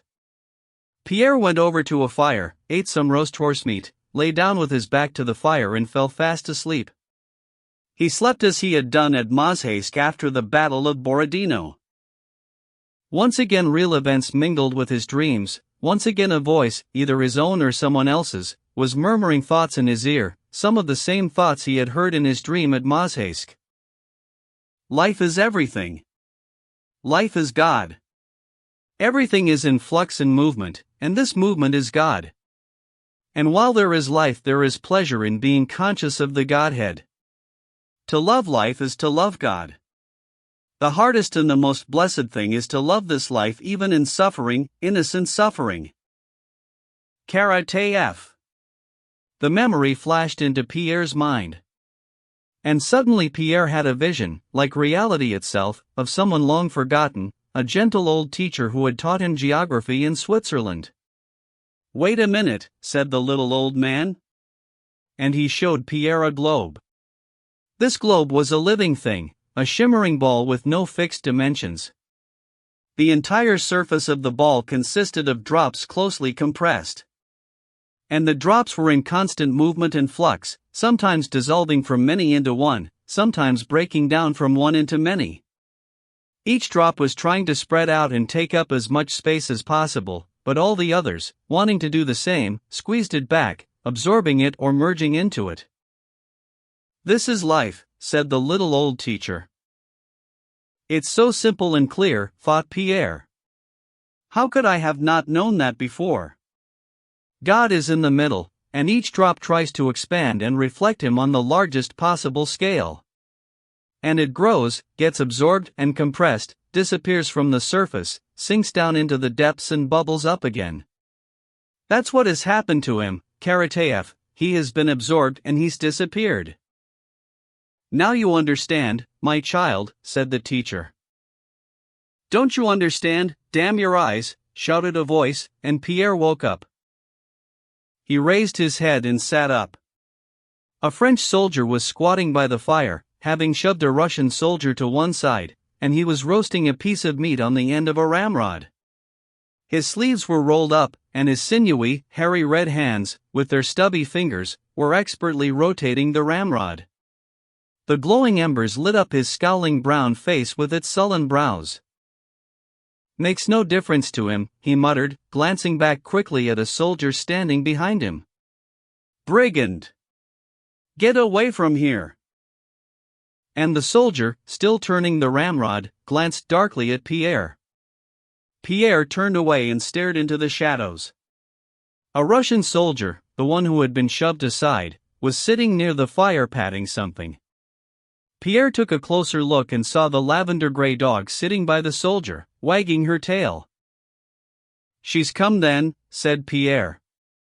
Old Platt, he couldn't finish what he was saying. All at once, a host of memories rose up in Pierre's mind, all of them instantly interlinked: the look that Platon had given him as he sat there under the tree, the shot they had heard from that very spot, the dog howling, the soldiers' guilty faces as they ran past, the smoking musket, Karateev's absence when they got to the halting place, and it was just beginning to sink in that Karateev had been killed when another memory rose up in his mind, coming out of nowhere, a summer evening spent with a beautiful Polish lady on the veranda of his house in Kiev. And without quite managing to connect today's memories together or make anything of them, Pierre closed his eyes, and the picture of a summer evening in the country blended with the memory of going for a swim in that shimmering ball of liquid, and there he was plunging down, with the waters closing over his head. Before sunrise he was woken up by loud and rapid firing and a lot of shouting. The French were rushing past. The Cossacks, one of them shouted, and a minute later Pierre was surrounded by a crowd of Russians. It took some time for him to grasp what had happened to him. He could hear his comrades crying and sobbing with joy on every side. "Brothers! Our boys! You lovely boys!" The old soldiers were shouting, weeping and hugging the Cossacks and hussars and Cossacks that crowded round the prisoners, offering them clothes, boots, bread. Pierre sat there sobbing in their midst. He couldn't get a word out. He hugged the first soldier who came near, and wept as he kissed him. Dólokhov was standing at the gate of the dilapidated manor house, watching as crowds of disarmed Frenchmen filed past. The French, excited by all that had happened, were talking in raised voices, but as they walked past Dólokhov, who stood there lashing his boots with his riding crop, and watching them with a cold, glassy stare that boded nothing but ill, their chatter died away. One of Dólokhov's Cossacks stood across from him, counting the prisoners, chalking them off in hundreds on the gate. "How many's that?" asked Dólokhov. "Getting on for 200, answered the Cossack. "Move along there," said Dólokhov, deliberately using an expression picked up from the French, and whenever his eyes met the eyes of the passing prisoners they had a cruel glint in them. It was with a somber look that Denisov, hat in hand, walked behind the Cossacks as they processed towards a hole that had been dug in the garden, carrying the body of Petya Rostov. Chapter 16. From the 28th of October, when the frost set in, the flight of the French took on a more tragic character, with men freezing to death or being roasted to death by the campfires, while the emperor, the kings and the dukes continued on their way in fur coats and carriages, taking their stolen treasure with them, though, in essence, the French army's process of flight and disintegration went on unchanged. Between Moscow and Vyazma the French army of 73,000 men, not including the guardsmen, who had spent the whole war doing nothing but pillage, had been reduced to a mere 36,000, even though only 5,000 had been killed in battle. This is the first term in a progressive sequence. It can be used to calculate the remaining terms with mathematical exactitude. The French army went on melting away and disappearing at the same rate from Moscow to Vyazma, Vyazma to Smolensk, Smolensk to the Berezina, from the Berezina to Vilna, regardless of variations in the degree of cold or pursuit, the extent to which they found the way blocked and any other conditions operating individually. After Vyazma the French troops went down from 3 columns to one great mass, and stayed like that to the end. Allowing for the fact that generals feel able to take liberties with the truth when describing the state of their army, we note that Berthier wrote as follows to the emperor. I feel obliged to report to your majesty the state of the various corps as observed by me personally on the march over the last 2 or 3 days. They are almost disbanded. Scarcely a quarter of the men still follow the flags of their regiments, the rest wander off on their own in different directions, pursuing their own interests, looking for food and hoping to evade discipline. All of them have only one thing in mind, Smolensk, where they hope to rest and recover. During the last few days many soldiers have been seen throwing away their cartridges and muskets. Given this state of affairs, whatever your long-term plans may be, the interests of your Majesty's service demand a regrouping of the army at Smolensk, which will involve getting rid of all non-combatants, such as cavalrymen without horses, as well as any superfluous baggage and some of the artillery material, which is now disproportionate to our overall troop numbers. As well as a few days' rest. The soldiers, worn out by hunger and fatigue, need supplies. In recent days many have died by the roadside or in the bivouacs. This state of affairs is getting steadily worse, and there are grounds for fearing that if immediate steps are not taken there will be no possibility of controlling the troops in any engagement. November 9th. 20 miles from Smolensk. After staggering into Smolensk, which they had seen as the promised land, the French murdered each other for food, raided their own stores and continued the flight when everything had gone. On they went, with no idea of where they were going or why. The one who had least idea of all was the great genius, Napoleon, since there was no one to give him any orders. Nevertheless, he and his entourage still went through the motions of writing out various commands, letters, reports and orders of the day, addressing each other as sire, my dear cousin, Prince of Ekmal, King of Naples, and so on. But the orders and reports were just pieces of paper, they were not followed up, because they couldn't have been followed up. And despite the use of terms like Majesty, Highness, and Cousin they all felt themselves to be pathetic, loathsome creatures who had done a huge amount of harm, and now they were having to pay the price. And despite a great show of caring for the army, each man was thinking only of himself, and how quickly he could get away and save his skin. Chapter 17. The behavior of the Russian and French armies during the retreat from Moscow to the Niemen was like the Russian version of blind man's buff, in which 2 players are blindfolded and one of them rings a bell now and then to let the other one know where he is. At first the one who was being chased rings his bell with no fear of his opponent, but when things begin to get tricky he runs away from his opponent as quietly as he can, though he often walks straight into his arms when he thinks he is running away. At first Napoleon's army announced where it was. This was in the early stages of retreat down the Kaluga road, but afterwards, when they were out on the Smolensk road, they ran away holding the bell by its little clapper, though they often ran straight into the Russians when they thought they were running away. Given the speed of the French retreat, and of the Russians coming on behind, and the consequent exhaustion of the horses, the best method of estimating the enemy's position, the gathering of intelligence on horseback, was out of the question. Besides that, frequent and rapid changes of position on the part of both armies meant that any available intelligence was never up to date. If information came in on the 2nd of the month that the enemy army had been in a certain place on the 1st of the month, by the time they got to the 3rd of the month, and something could be done about it, the army was 2 days' march further on, in a totally different position. One army fled, the other pursued. From Smolensk, the French had the choice of many different roads.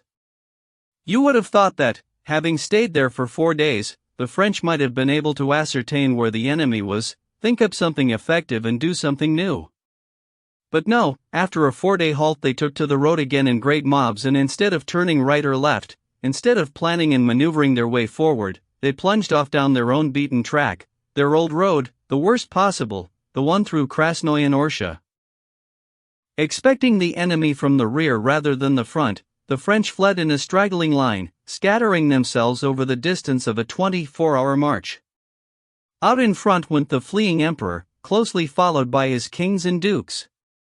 The Russian army, assuming Napoleon would turn right and cross the Dnieper, the only sensible course to take, turned right themselves and came out on the high road at Krasnoy. At which point, just as in blind man's buff, the French ran straight into our vanguard. Shocked at the sudden sight of the enemy, the French were thrown into confusion, stopped short in a sudden panic, and then resumed their flight, abandoning their colleagues in their rear. For the next 3 days the different sections of the French army, first Murat's, the viceroy's, then Davout's, then Ney's, ran the gauntlet of the Russian army. Everybody abandoned everybody else. They abandoned the heavy baggage, the artillery, and half their men, and took to their heels, circling round to the right at nighttime to skirt the Russians. The reason they came along last was that, in spite of their disastrous situation, or maybe because of it, he insisted on beating the floor they had hurt themselves on, and took time out to blow up the unoffending walls of Smolensk. So along came Ney, the last to come through with his corps of 10,000 men, but when he got to Orsha and caught up with Napoleon, he was left with no more than 1,000, having abandoned all the rest along with his cannons, and made his way like a thief in the night through the woods and across the Dnieper. From Orsha they ran on down the road to Vilna, still playing blind man's buff with the pursuing army. At the Berezina there was more confusion, many were drowned and many surrendered, and those who managed to cross the river ran on. Their commander-in-chief wrapped himself up in his fur coat, got into his sledge and galloped off alone, deserting his colleagues. Those who could ran away too, those who couldn't surrendered or died. Chapter 18. Considering the French did their utmost during this period of the campaign to bring about their own downfall, and not a step taken by that rabble, from their turning off down the Kaluga road to the flight of the commander from his army, made the slightest bit of sense, you might imagine that the historians who attribute the behavior of the masses to the will of one man would have found it impossible to make the French retreat fit their theory. But no. Mountains of books have been written by historians about this campaign, and everywhere we find accounts of Napoleon's judicious decision-making and careful planning, the tactical skill with which the soldiers were led, and the military genius showed by the marshals. The retreat from Maloyaroslavets at a time when there was nothing to stop Napoleon moving into a richly supplied region and he had access to the parallel road down which Kutuzov would later pursue him, the totally unnecessary retreat through devastated countryside, these eventualities are explained away by other contributing factors of great profundity. Likewise, other contributing factors of great profundity are brought forward to explain Napoleon's retreat from Smolensk to Orsha. Then we read of his heroic stance at Krasnoy, when ostensibly he was preparing to go into battle and take personal command. The story goes that he walked about holding a birch stick and said, "Enough of being the emperor, I must now be the general." Despite which he turns tail and runs away immediately afterwards, leaving his divided army behind him to the workings of fate. Then we read descriptions of the greatness displayed by some of the marshals, especially Ney, whose greatness consisted in sneaking away through the forest at night, crossing the Dnieper without his flags, his artillery and 9/10 of his men, and scuttling away to Orsha. And last of all, the final departure of the great emperor from his heroic army is depicted by these historians as a great event performed by a genius. Even this final act of desertion, which everyday language would describe as the lowest of the low, a lesson in shame for every youngster, even this action finds justification in the language of the historians. When the elastic of historical argument is stretched to breaking point, when an action flagrantly infringes anything humanity can agree to call by the name of goodness and justice, these historians take refuge in the concept of greatness. Greatness seems to exclude all quantification of right and wrong. A great man knows no wrong. There is no atrocity that could be laid at the door of a great man. This is great, say the historians, and at a stroke good and bad have ceased to exist. There is only greatness and non-greatness. Great means good, not great means bad. Greatness is, by their standards, a quality enjoyed by certain exceptional creatures that go by the name of hero. And Napoleon, as he wraps himself up in his warm fur coat and scurries home, leaving behind dying men who were not only his comrades, but, by his own admission, people he brought there himself, feels he's a great man and his soul is at peace. There is only one step from the sublime to the ridiculous, he says, and he sees something of the sublime in himself. And for 50 years the whole world has parroted the words, sublime. Great. Napoleon the Great. There is only one step from the sublime to the ridiculous. And it never enters anybody's head that to acknowledge greatness as something existing beyond the rule of right and wrong is to acknowledge one's own nothingness and infinite smallness.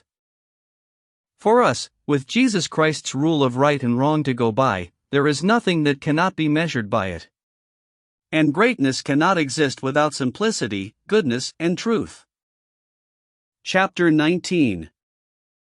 What Russian reader has not experienced a depressing feeling of annoyance, frustration, and bewilderment on reading accounts of the last phase of the 1812 campaign? Who has not asked himself questions about it? How could they have failed to capture the French or finish them off, when they had all three Russian armies surrounding them in superior numbers, when the French were a disorderly rabble starving and freezing to death, and the one aim of the Russians, according to history, was to stop them in their tracks, cut them off from each other and capture them all? How did it come about that the same Russian army that had fought the Battle of Borodino with a numerical disadvantage failed to achieve its avowed aim of capturing the French when the French were surrounded on three sides? Can it be that the French are so superior that we couldn't beat them even when we had them surrounded by numerically stronger forces? How could that have happened? History, or what passes for history, answers these questions by saying that it all came about because Kutuzov, Tormasov, Shishagov, this general and that general, failed to execute this or that maneuver. But why did they fail to execute these maneuvers? And if they really were responsible for the aim not being achieved, why were they not tried and punished? But even if we admit that Kutuzov and Shishagov and the others were responsible for the Russian failure, it is still not clear why, given the situation of the Russian troops at Krasnoy and the Berezina, numerical superiority in both cases, the French army and marshals were not taken prisoner, when that was the ostensible aim of the Russians. The explanation of this strange phenomenon provided by Russian military historians, that Kutuzov stopped them attacking, won't wash, because we know Kutuzov couldn't stop the troops going on the attack at Vyazma or Tarantino. Why was it that an understrength Russian army won the Battle of Borodino against a full-strength enemy, whereas they lost at Krasnoy and the Berezina when they had greater numbers and the French were an undisciplined rabble? If the aim of the Russians was to isolate Napoleon and his marshals and take them prisoner, and if that aim was not only frustrated, but all attempts to achieve it were defeated time after time in the most shameful way, then the French are quite right to claim the last phase of the campaign as a series of victories, and Russian historians are wrong to claim it as a success story. Russian military historians, whenever they are forced to think logically, are bound to admit the validity of this conclusion, for all their lyrical outpourings on the subject of Russian courage, loyalty, and so forth. They are bound to admit that the retreat of the French from Moscow was a series of victories for Napoleon and defeats for Kutuzov. But disregarding all questions of national self-esteem, one is left with the feeling that this conclusion contains an inherent contradiction, in that the series of French victories led to nothing less than total destruction, and the series of Russian defeats led to the complete destruction of the enemy and the deliverance of their country. This contradiction arises from the fact that historians, studying events in the light of letters penned by sovereigns and generals, memoirs, reports, projects, and so on, have jumped to the wrong conclusion based on a non-existent Russian aim during that last phase of the 1812 campaign, the aim of isolating and capturing Napoleon and his marshals and his army. There never was any such aim, because it didn't make sense and it would have been impossible to achieve.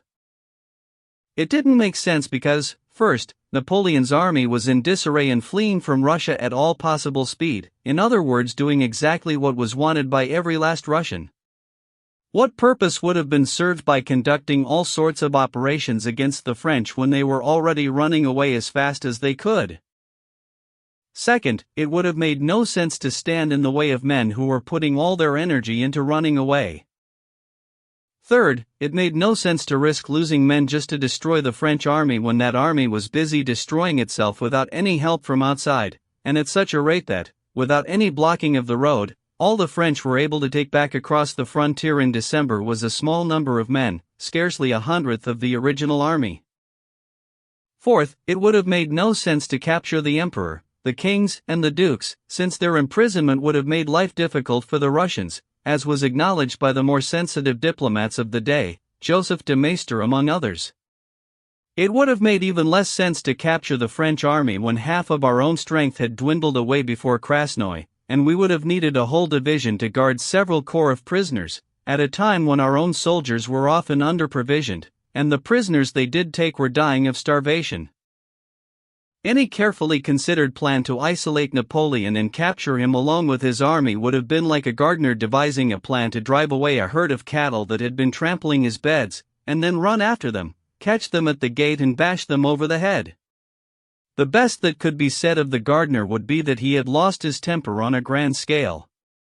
But that wouldn't apply to the authors of the plan, since it wasn't their garden that had been trampled.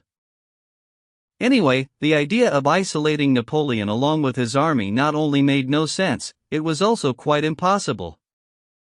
Impossible, first because we know from experience that the movement of columns over a 3-mile area on a given battlefield never coincides with any planning, so the possibility of Shishagov, Kutuzov, and Wittgenstein arriving together at an appointed spot was so remote as to be virtually impossible.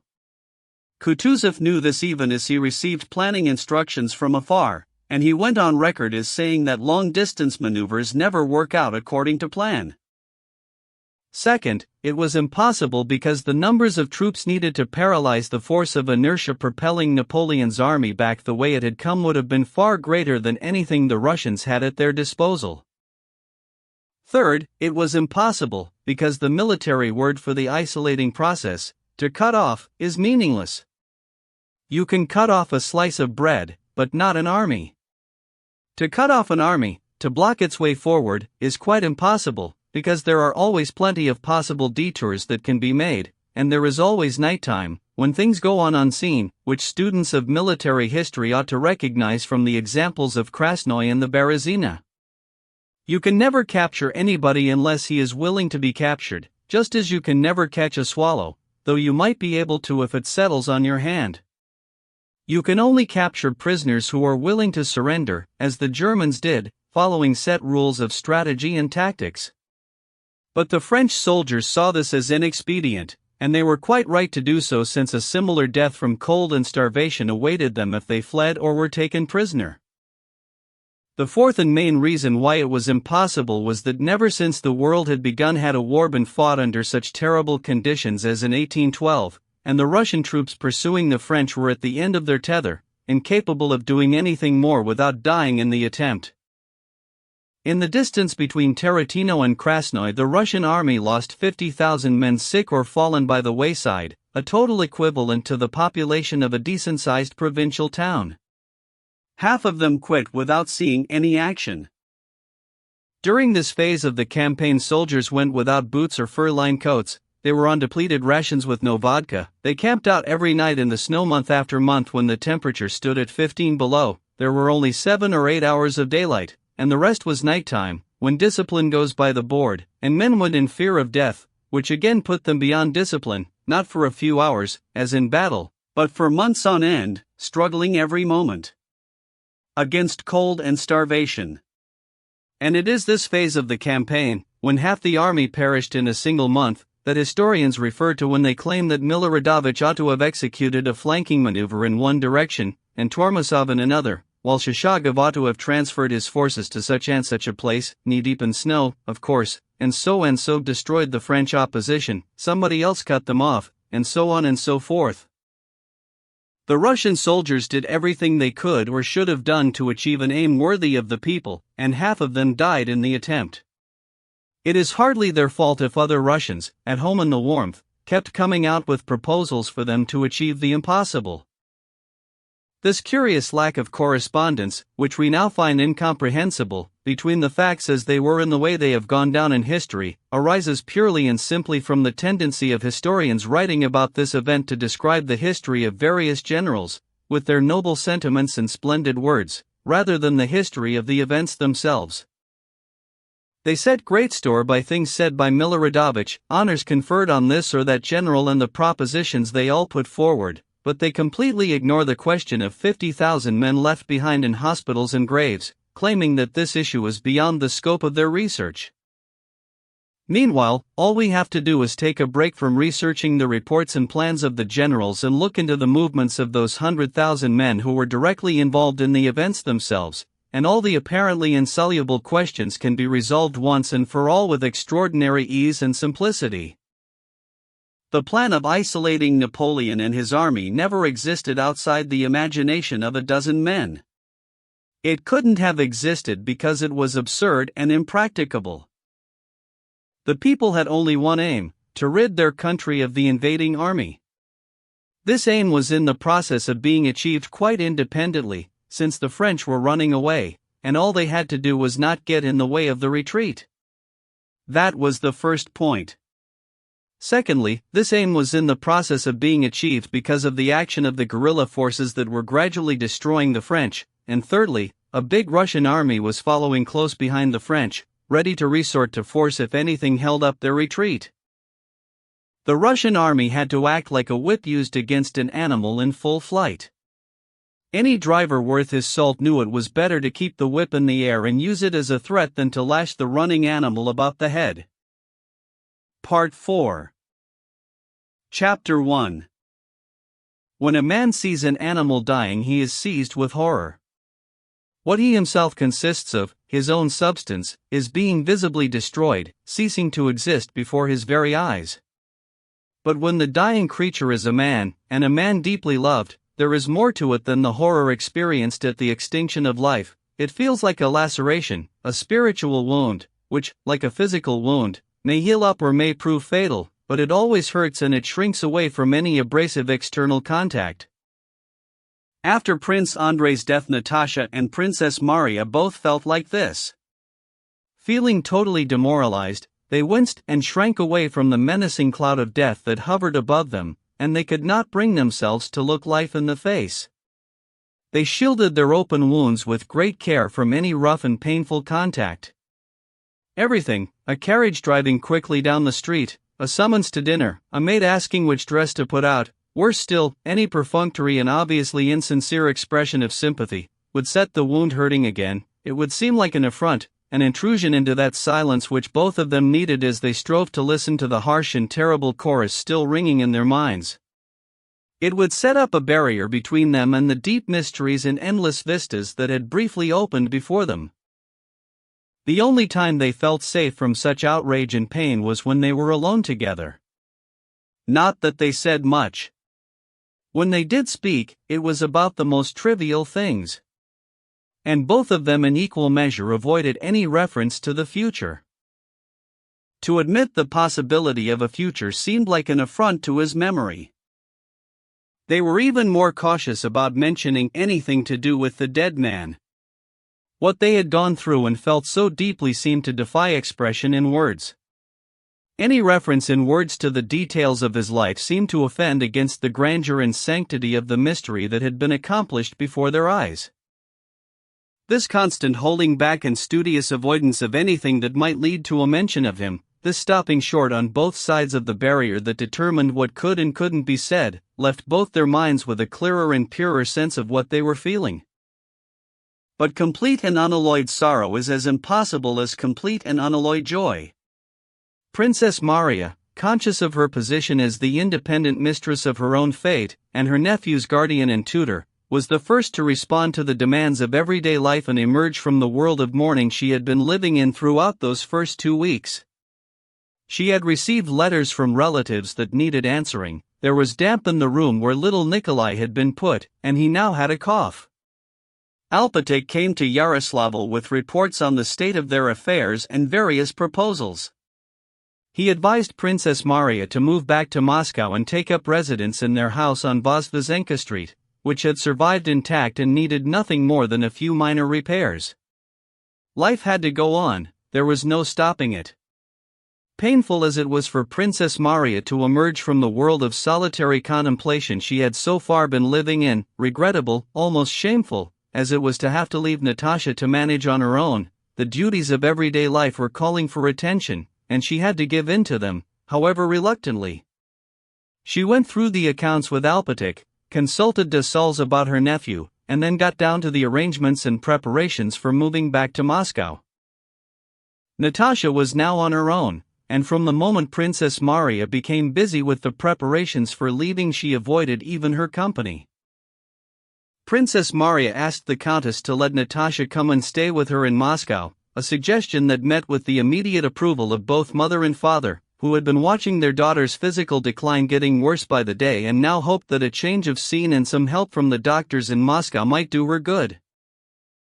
"I'm not going anywhere," answered Natasha, when the suggestion was put to her. "Please, just leave me alone." And she ran out of the room, hardly able to hold back tears that had more to do with exasperation and anger than sorrow. Feeling abandoned by Princess Maria and alone in her grief, Natasha now spent most of the time alone in her room sitting in a corner of the sofa with her feet tucked up under her. Her narrow, nervous fingers were continually twisting or tearing at something, and she would sit there staring fixedly at the first object that met her eyes. This solitude was wearisome, pure torture, but it was just what she needed. The moment someone came in to see her, she got quickly to her feet, changed her attitude and expression, and picked up a book or some needlework, but she was obviously anxious for the intruder to go away. She always felt herself to be on the very brink of understanding, of focusing her spiritual vision and answering questions too terrible to contemplate. One day towards the end of December, Natasha, looking thin and pale, dressed in a black woolen gown, with her hair plaited up in a hasty coil, was sitting in the corner of the sofa with her feet tucked up under her, nervously crumpling and smoothing out the ends of her sash with her fingers while she gazed at the corner of the door. She was looking out towards the place on the other side of life where she knew he had gone to. And that other side of life, which she had never given a thought to in days gone by because it had always seemed so remote and unbelievable, was now closer, more natural to her and more understandable than this side of life, where there was nothing but emptiness and desolation or pain and humiliation. She was looking out towards the place where she knew he had gone to, but she could only see him as he had been here on earth. She was seeing him again as he had been at Mitishi, Troitsa, and Yaroslavl. She could see his face, hear his voice, repeat his words to her and her words to him. Sometimes she dreamed up new phrases for herself and for him, things that might have been said at that earlier time. There he is now, lying on a low chair in his velvet, fur-lined cloak, with his head propped up on a thin, pale hand.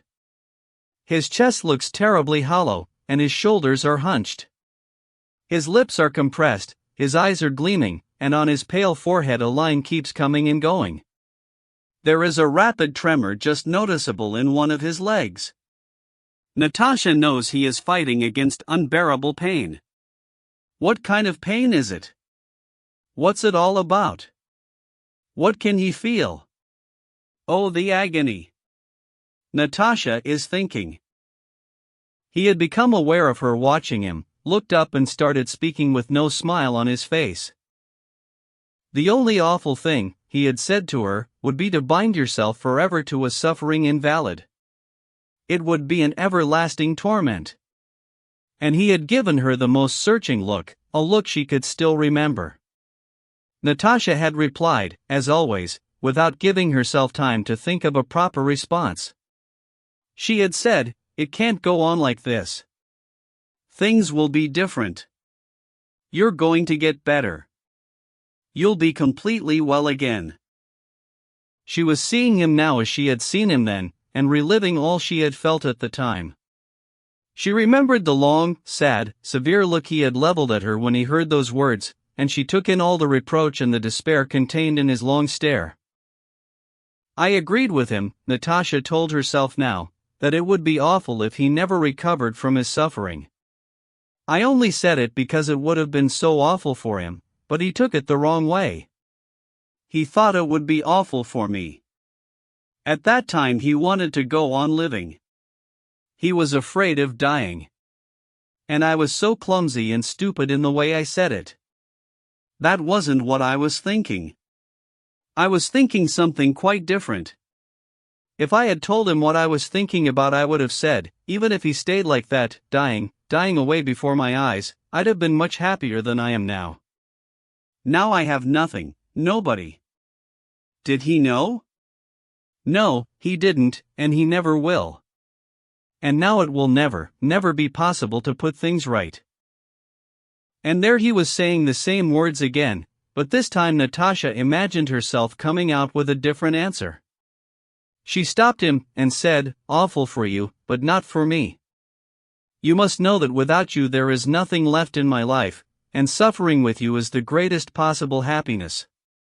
And now he was taking her hand and squeezing it, just as he had done on that terrible evening 4 days before his death. And in her imagination she was pouring out other words of tenderness and love, which might have been said at the time and were coming out now. "I love you. Darling. I do love you," she was saying, wringing her hands convulsively, and gritting her teeth with bitter ferocity. And then she was swept by a wave of bittersweet sorrow, and her eyes were filling with tears, but all at once she asked herself who she was talking to. Where was he, and what was he now?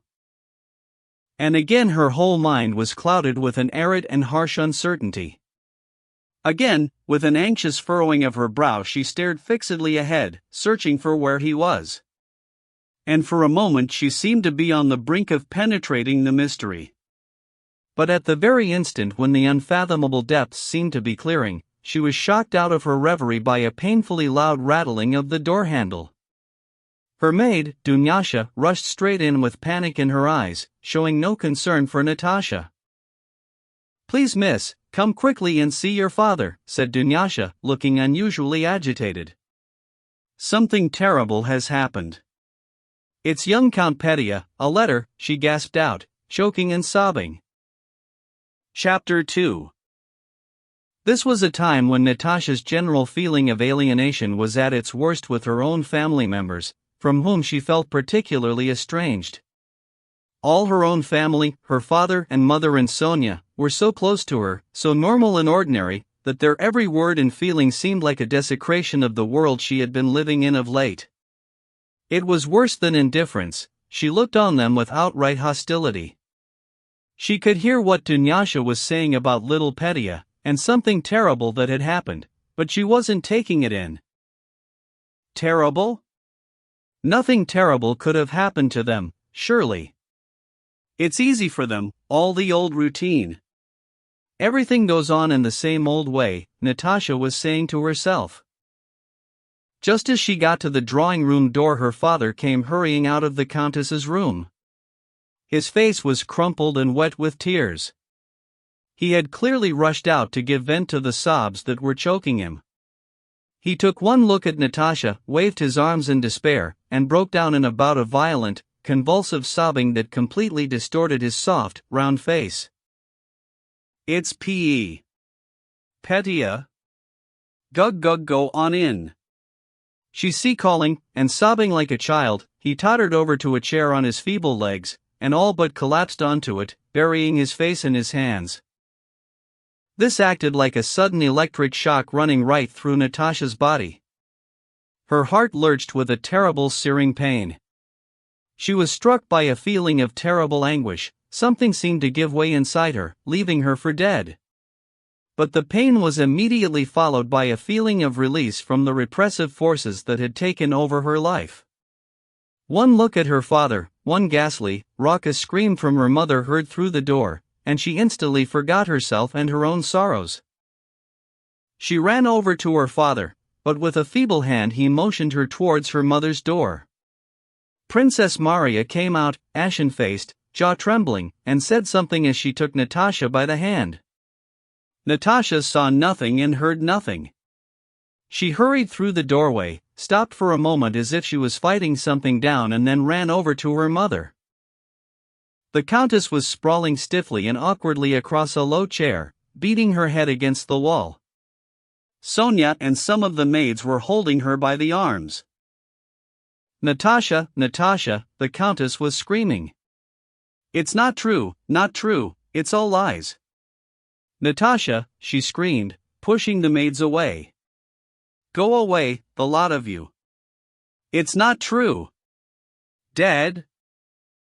Ah. "It's not true." Natasha knelt down in front of the chair, bent over her mother, gave her a hug, lifted her up with a remarkable display of strength, turned her face up, and held her close. "Mama. Sweetheart. I'm here, darling Mama," she whispered on and on, without stopping. She wouldn't let her mother go. Gently she struggled with her, asked for a cushion and a drink of water, unfastening her mother's dress and tearing it looser. "Listen, my sweet darling, my dear, lovely Mama," she whispered on and on, kissing her head, her hands, her face. She could feel floods of helpless tears streaming down her face, tickling her nose and cheeks. The Countess squeezed her daughter's hand, closed her eyes, and calmed down for a moment. Then suddenly she sat up in one rapid, unnatural movement, stared round blankly, caught sight of Natasha and hugged her head with all the strength she could muster. Natasha's face winced with pain as her mother turned it towards her, and gave her a long, searching look. "Natasha, you do love me, don't you?" she said confidingly in a gentle whisper. "Natasha, you won't let me down, will you? You'll tell me the truth?" Natasha was looking at her with tears in her eyes, and the expression on her face was a simple plea for forgiveness and love. "My dear lovely Mama," she repeated over and over again, concentrating all the strength of her love to find some way to relieve her mother of some of the grief that was crushing her. And once again her mother, caught up in a hopeless struggle with reality, refused to believe that she could still be alive while her beloved little boy had been killed just as he was blossoming into life, ran away from reality and took refuge in irrationality. Natasha would never remember how she spent that day and night, and the following day and the following night. She never went to sleep or left her mother's side. Natasha's love, patient and persistent as it was, brought no explanation or consolation, but as it enfolded the Countess on all sides, with every passing second it lured her back to the land of the living. On the third night the Countess calmed down a little, and Natasha closed her eyes, propping her head up on the arm of the chair. The bed creaked. Natasha opened her eyes. The Countess was sitting up in bed, talking softly. "I'm so glad you've come back. You must be tired. Would you like some tea?" Natasha went over to her. "You're a handsome boy now, quite the young man," the Countess went on, taking her daughter's hand. "Mama, what are you talking about?" "Natasha, he's gone. He's not coming back." And now, hugging her daughter, the Countess at last gave way to tears. Chapter 3. Princess Maria delayed her departure. Sonia and the Count tried to take over from Natasha, but it was beyond them. They could see that she was the only person who could keep her mother from maniacal despair. For 3 weeks Natasha never left her mother's side. She stayed in her room and slept in a chair, saw that she ate and drank, and talked to her continually. She kept on talking because her tender, loving voice was the only thing that could soothe the Countess. The wound in her mother's heart was beyond healing. Petia's death had torn her life in two. When the news came, she had been a hale and hearty woman of 50. Now, a month later, she came out of her room an old woman, more dead than alive, and with no zest for life. But the wound that had half killed the Countess was a new wound for Natasha, and it brought her back to life. A spiritual wound, one that comes from a laceration of the spirit, is much like a physical wound. After it has healed and knitted together on the outside, strange as it may seem, a spiritual wound behaves like a physical injury in continuing the healing process on the inside under pressure from the life force pushing up from within. And this was how Natasha's wound was healing. She had believed her life was over. But suddenly love for her mother had shown her that the essence of her life, love, was still alive within her. When love reawakened, life reawakened. Prince Andrei's last days had created a very close bond between Natasha and Princess Maria. This new disaster brought them even closer together. Princess Maria delayed her departure, and for the last 3 weeks she had been taking care of Natasha as if she was a sick child. These recent weeks spent by Natasha in her mother's room had taken their toll on her physical strength. One day Princess Maria noticed that Natasha was shivering feverishly, so she took her off to her own room, and tucked her up in her bed in the middle of the day. Natasha lay there, but when Princess Maria let the blinds down and started walking out of the room, Natasha called her back. "I don't feel sleepy, Marie. Stay with me, please. You must be tired. Try to get some sleep." "No, no. Why did you bring me away? She'll want to know where I am." "No, she's a lot better. She's been making sense today," said Princess Maria. Natasha lay there on the bed, looking closely at Princess Maria's face in the semi-darkness. Is she like him? Natasha wondered. Well, she is and she isn't. But she is somebody special, different, original, mysterious. And she does love me. What is she feeling deep in her heart? Nothing but goodness. But what does she actually feel? What does she think? How does she look on me? Oh yes, she's a wonderful woman. Masha, she said, timidly pulling her hand towards her. Masha, please don't think badly of me. You won't, will you? Masha, darling. I do love you. Can we be good friends, always good friends? Natasha gave her a hug, and started kissing her on the hands and face. Princess Maria felt embarrassed, though this demonstration of emotion gave her great pleasure. That day marked the beginning of a new friendship between Princess Maria and Natasha, one of those tender and passionate friendships that can exist only between women. They never stopped kissing each other and saying nice things to each other, and they spent most of their time together.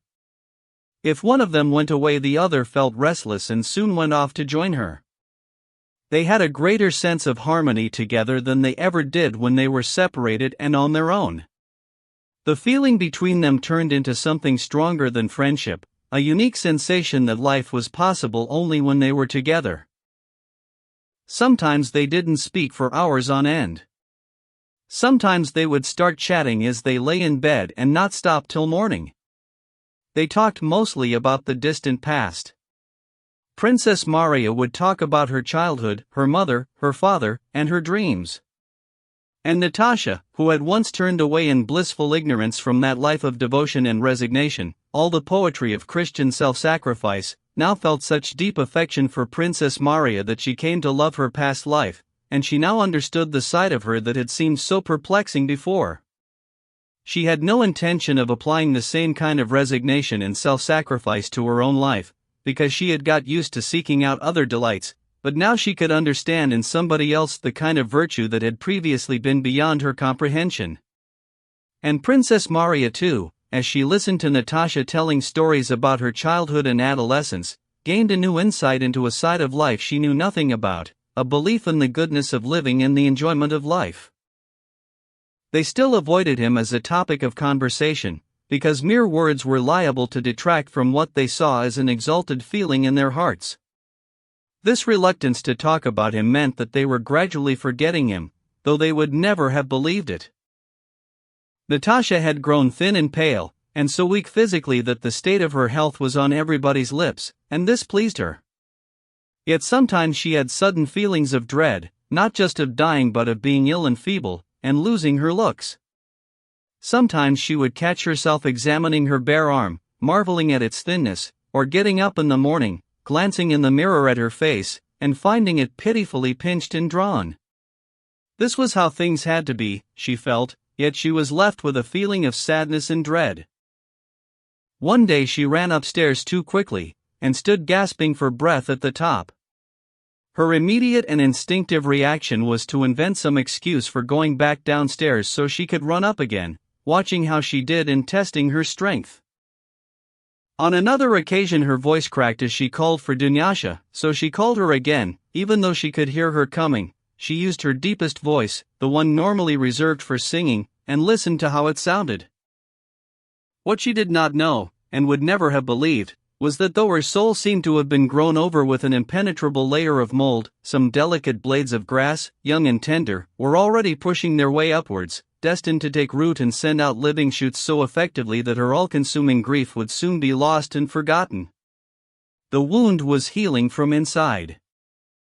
At the end of January Princess Maria left for Moscow, and at the Count's insistence Natasha went with her to consult the doctors. Chapter 4.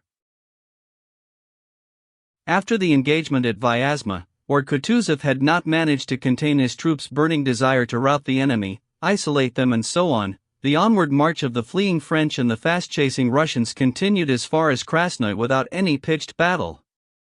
The pace was so fast that the pursuing Russian army couldn't catch up with the French, the horses of the cavalry and artillery kept falling by the wayside, and any intelligence concerning the movements of the French was always unreliable.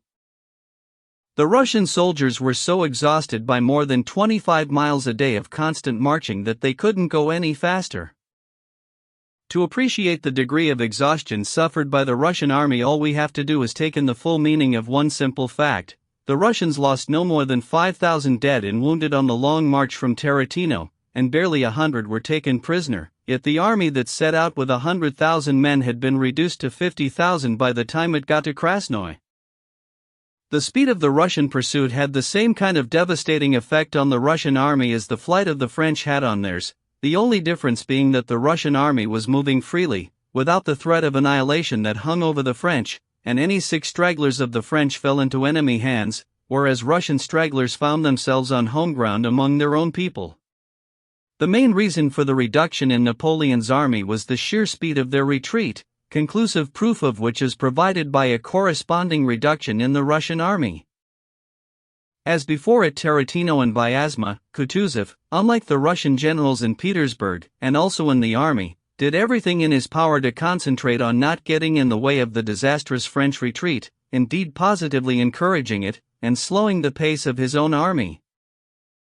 Apart from the increasingly apparent exhaustion of the men and the immense losses caused by the sheer speed of their movement, Kutuzov was presented with another reason for slowing down and waiting to see how things turned out.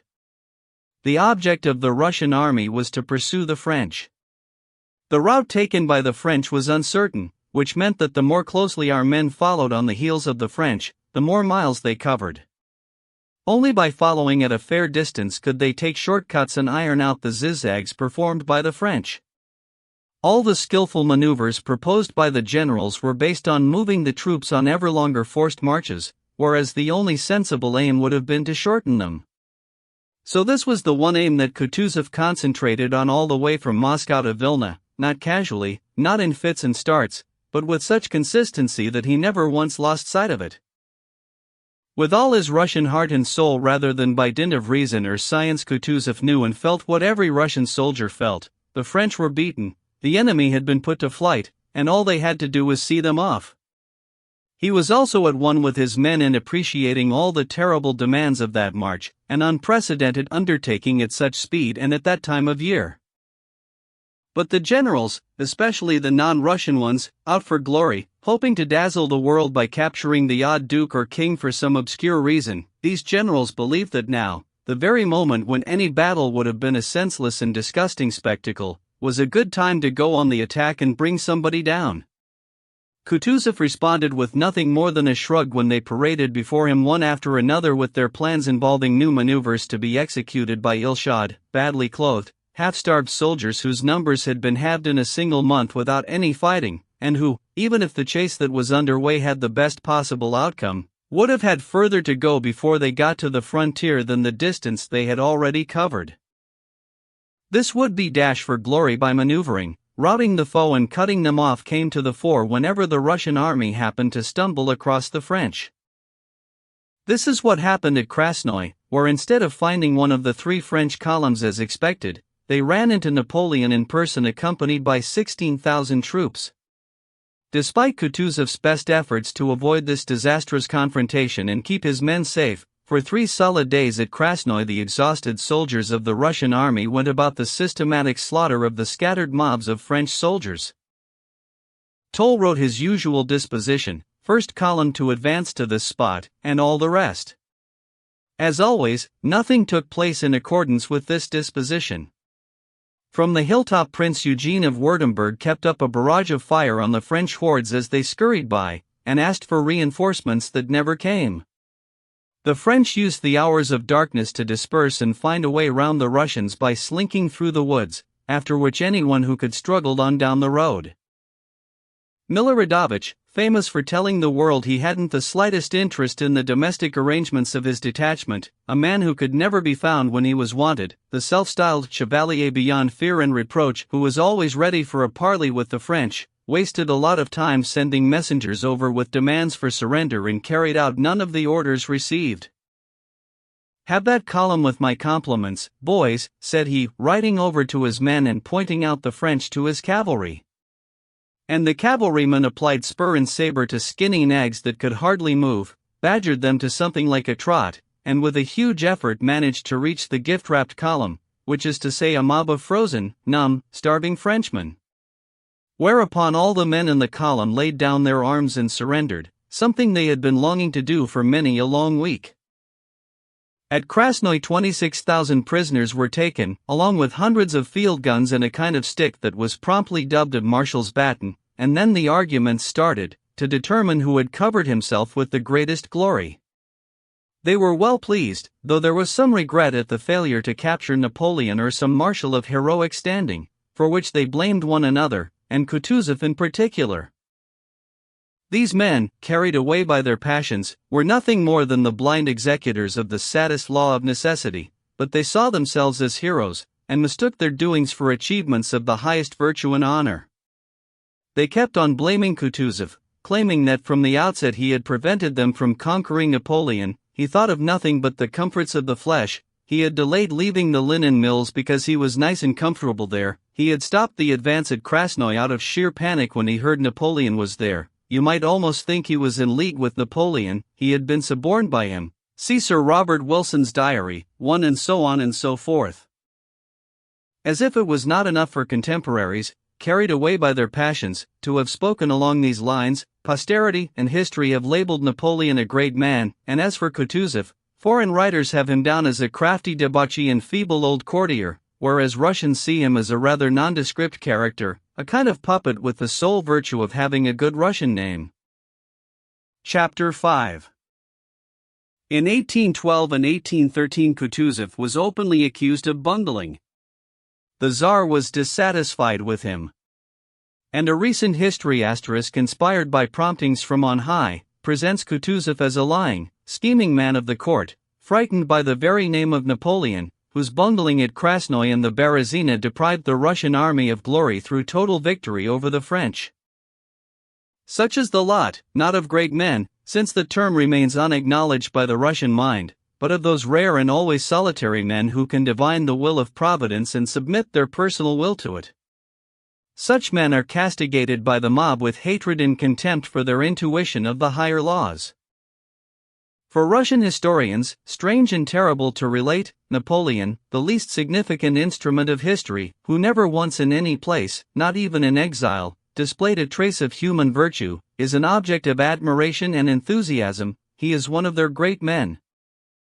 By contrast, Kutuzov, the man who from start to finish during his period of command in 1812, from Borodino to Vilna, never once let himself down by word or deed, an unparalleled example of self-sacrifice and the ability to see today's events with tomorrow's significance, this Kutuzov is conceived of by the same historians as a rather pathetic, nondescript character, and any mention of him in relation to the year 1812 always causes a stir of embarrassment.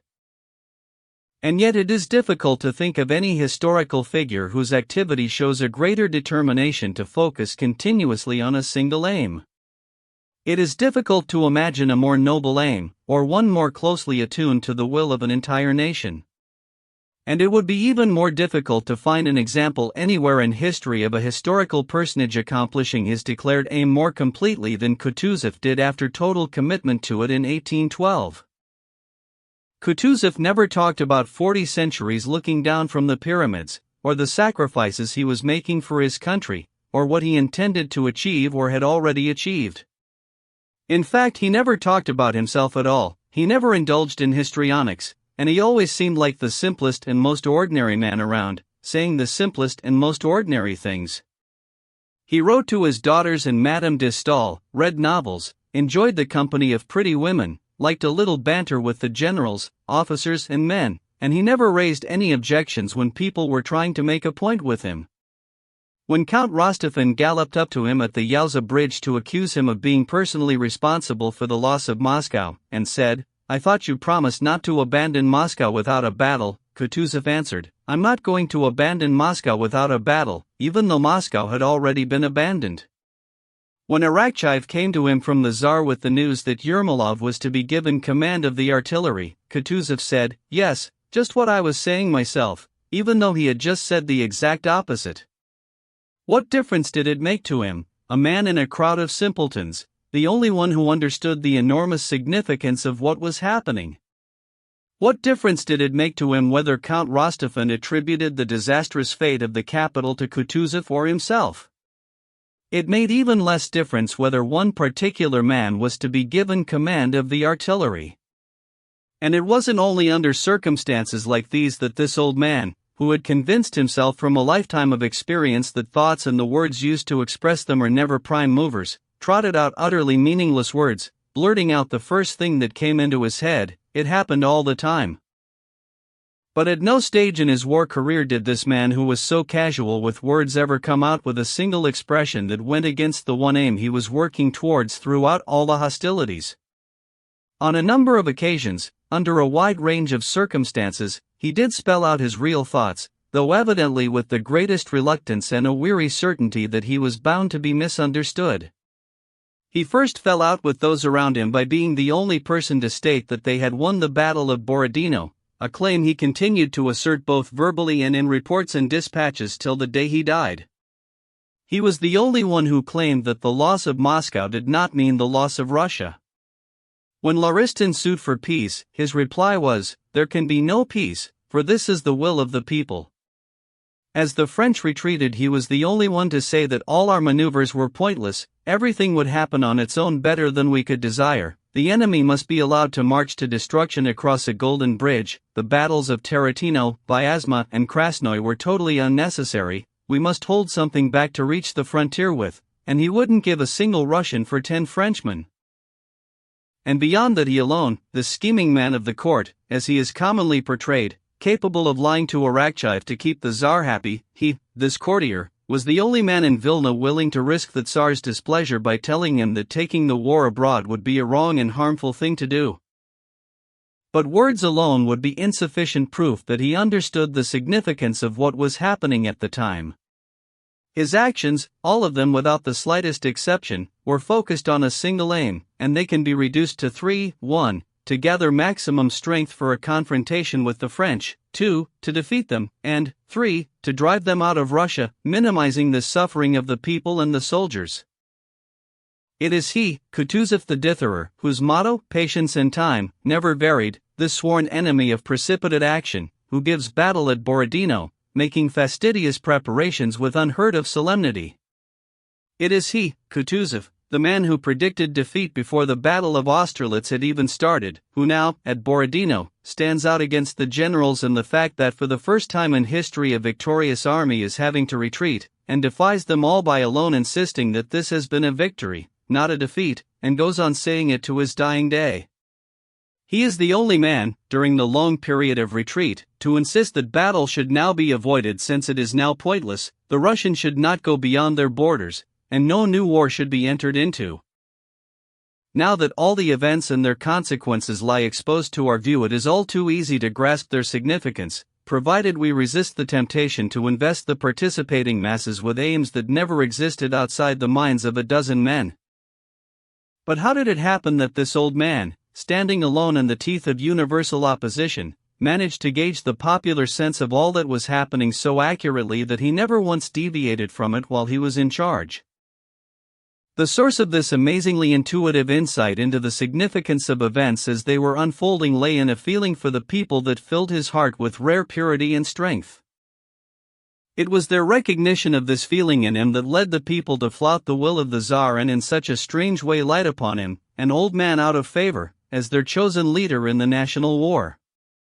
And it was this feeling alone that raised him to such an exalted position among men, to heights from which he could exert all his powers as commander-in-chief, not towards killing and maiming, but towards saving and sparing them. This simple, modest, and therefore truly great figure could never fit the false mold invented by history for the European hero, the putative leader of men. No man is great to his valet because the valet has his own special concept of greatness. Chapter 6. The 5th of November was the first day of the skirmishing that has become known as the Battle of Krasnoy. By late afternoon, after much arguing and blundering by generals who never arrived where they were sent, after a day when orders and counter-orders had been flying about everywhere, borne by the adjutants, it became clear that with the enemy in full flight there would not and could not be a battle, and only then did Kutuzov leave Krasnoy for Dobroy, where the new headquarters had been set up that very day. It had been a clear, frosty day. Kutuzov was riding towards Dobroy on his tubby little white horse, with an enormous entourage of disgruntled generals murmuring behind his back. As they went along they kept coming across groups of French prisoners, 7,000 had been taken in a single day, crowding round campfires to get warm. Not far from Dobroy they heard the dull roar of a huge crowd of men talking, prisoners dressed in rags, bandaged and wrapped up in whatever had come to hand, standing on the road beside a long line of unharnessed French cannons. At the approach of the commander-in-chief the roar died down, and all eyes turned to Kutuzov, who was wending his way down the road, wearing his white cap with its red band, and a padded overcoat that sat awkwardly on his hunched shoulders. One of the generals was explaining where the guns and prisoners had been captured. Kutuzov seemed too preoccupied to take in what the general was saying. He was wincing with displeasure as he stared very closely at the figures of the most wretched-looking prisoners. Most of them had cheeks and noses disfigured by frostbite, and almost all had red, swollen and festering eyes. A group of Frenchmen standing at the roadside contained 2 soldiers, one with sores all over his face, who were tearing at a piece of raw meat with their bare hands. There was something brutal and horrible in the cursory glance they bestowed on the passing party, and the savage glare that the soldier with the sore face launched at Kutuzov before turning away and going on with what he was doing. Kutuzov stared long and hard at these 2 soldiers. Frowning more than ever, he screwed up his eyes, and shook his head thoughtfully.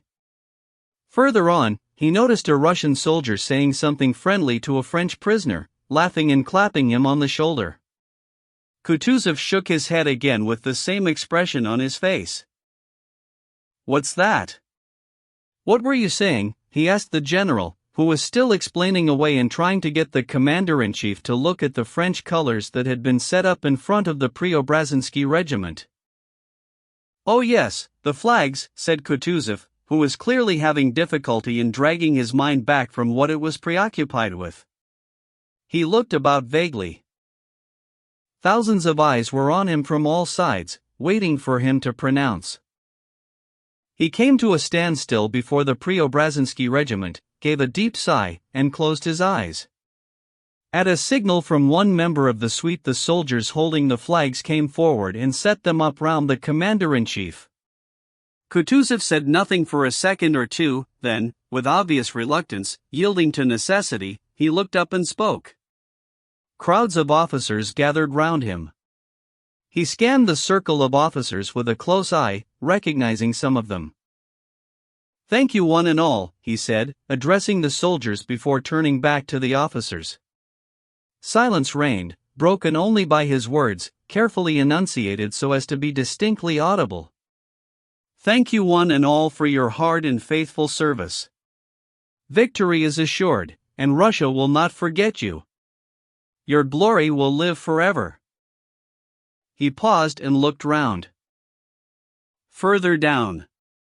"Drop it further down," he said to a soldier holding the French eagle, who had inadvertently lowered it in front of the Preobrazhensky colors.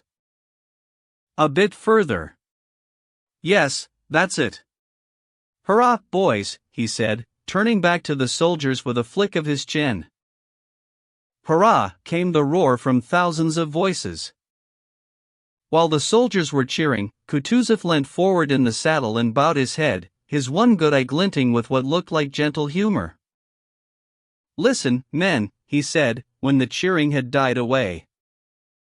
And then suddenly his face and expression looked different.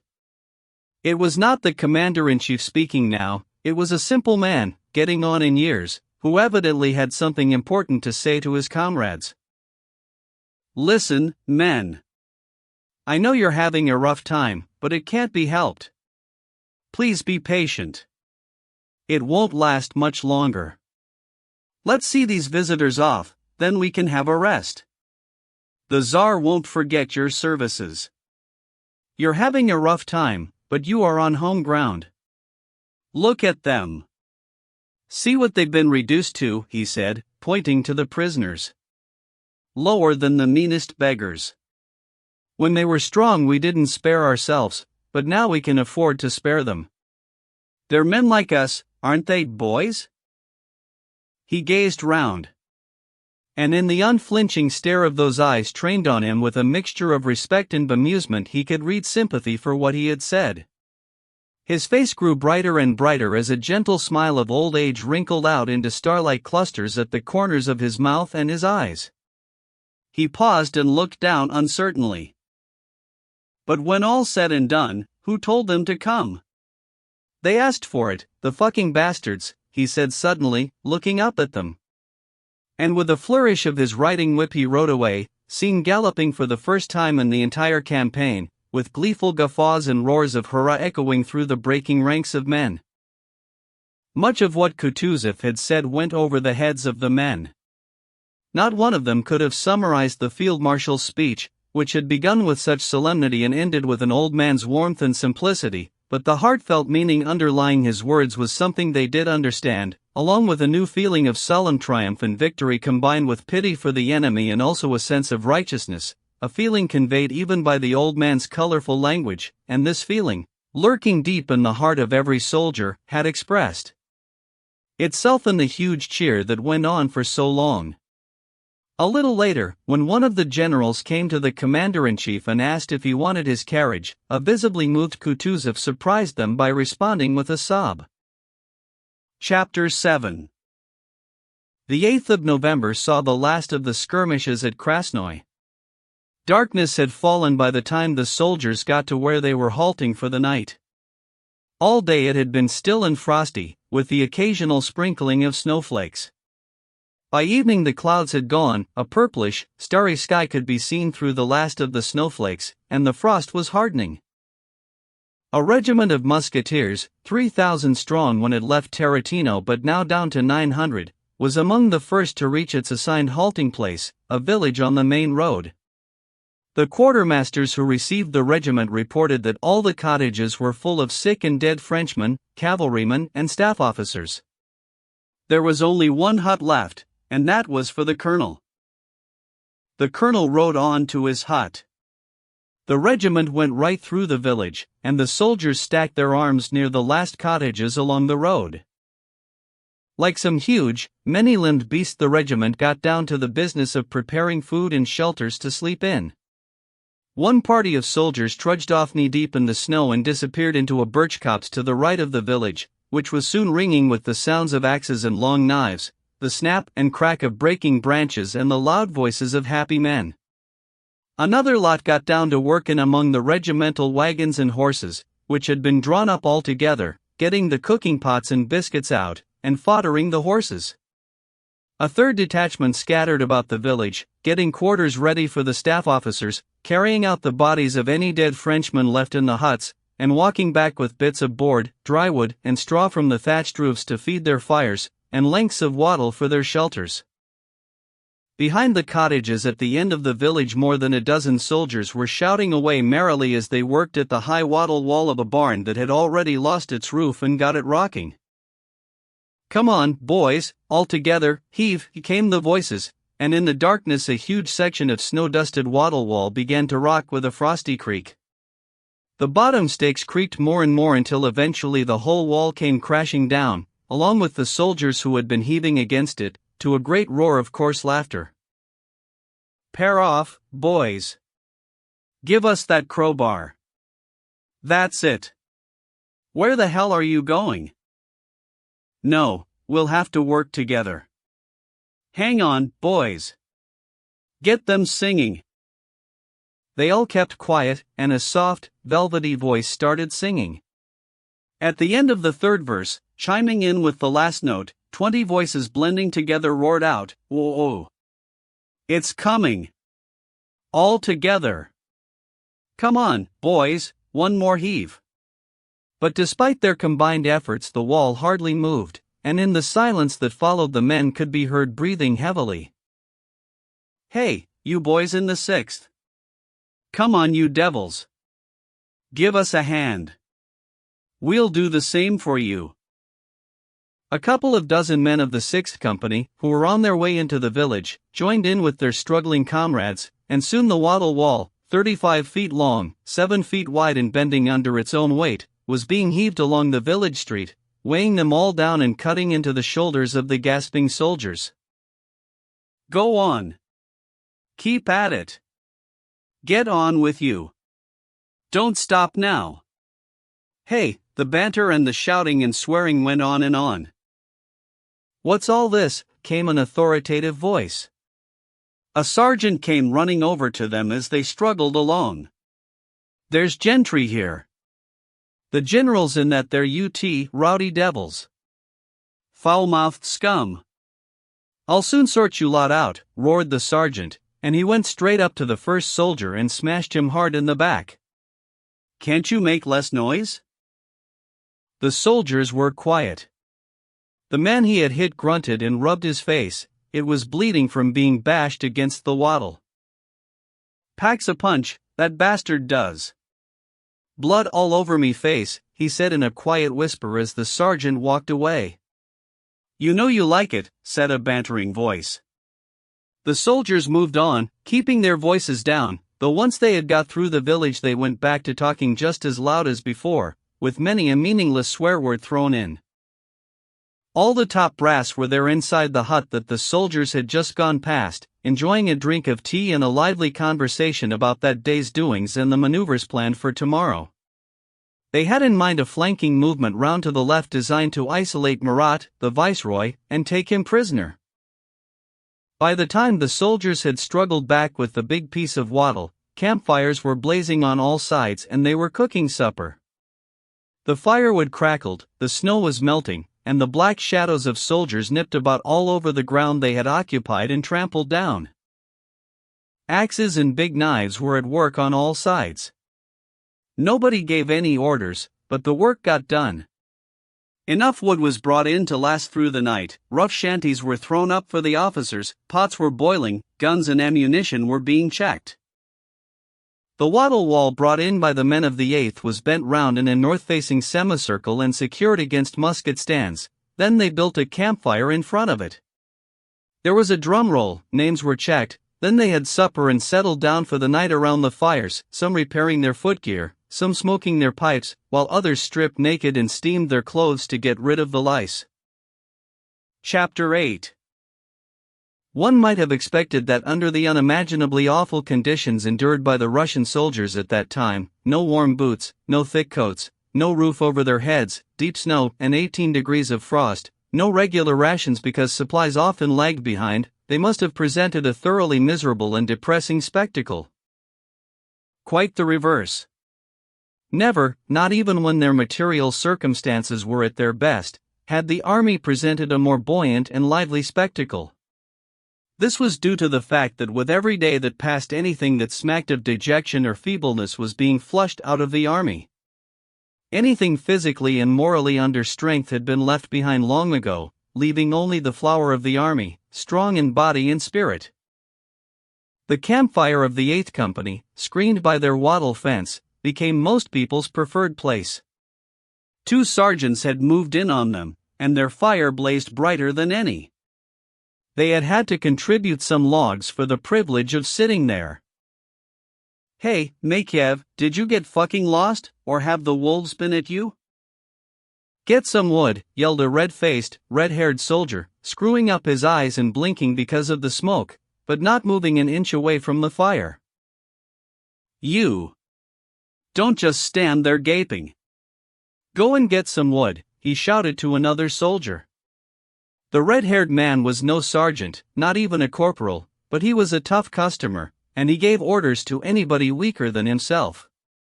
The thin little soldier with a sharp nose who had been accused of gaping got to his feet obediently, and was about to do what he'd been told, but at that moment into the firelight stepped the slender, handsome figure of a young soldier carrying a load of wood. Chuck it down here. Hey, that's not a bad lot. They broke the wood up and piled it on the fire, blew on it and fanned it with the flaps of their greatcoats while the flames hissed and crackled. The soldiers came up closer and lit their pipes. The handsome young soldier who had brought the wood put his hands on his hips and stamped up and down on his frozen feet. "Oh, mother dear, the deuce cold here, but I'm all right, I'm a musketeer," he warbled, chopping off each syllable with a kind of hiccup. "Them salls'll come off," cried the red-haired man, noticing that the dancing man's salls were dangling loose. "He likes his bloody dancing." The dancer stopped, ripped the loose piece of leather off and threw it into the fire. "You're right there, me old pal," said he. He sat down, took a strip of French blue cloth out of his knapsack, and started wrapping it round his foot. "It's the steam what does it," he added, stretching his feet out towards the fire. "We're due for some new ones. They say when we've gone through them, we're all gettin' a double issue of everything, I see that son of a bitch, Petrov, has dropped out, then," said one of the sergeants. "I've had me eye on him for some time," said the other. "Oh, well, not much of a soldier."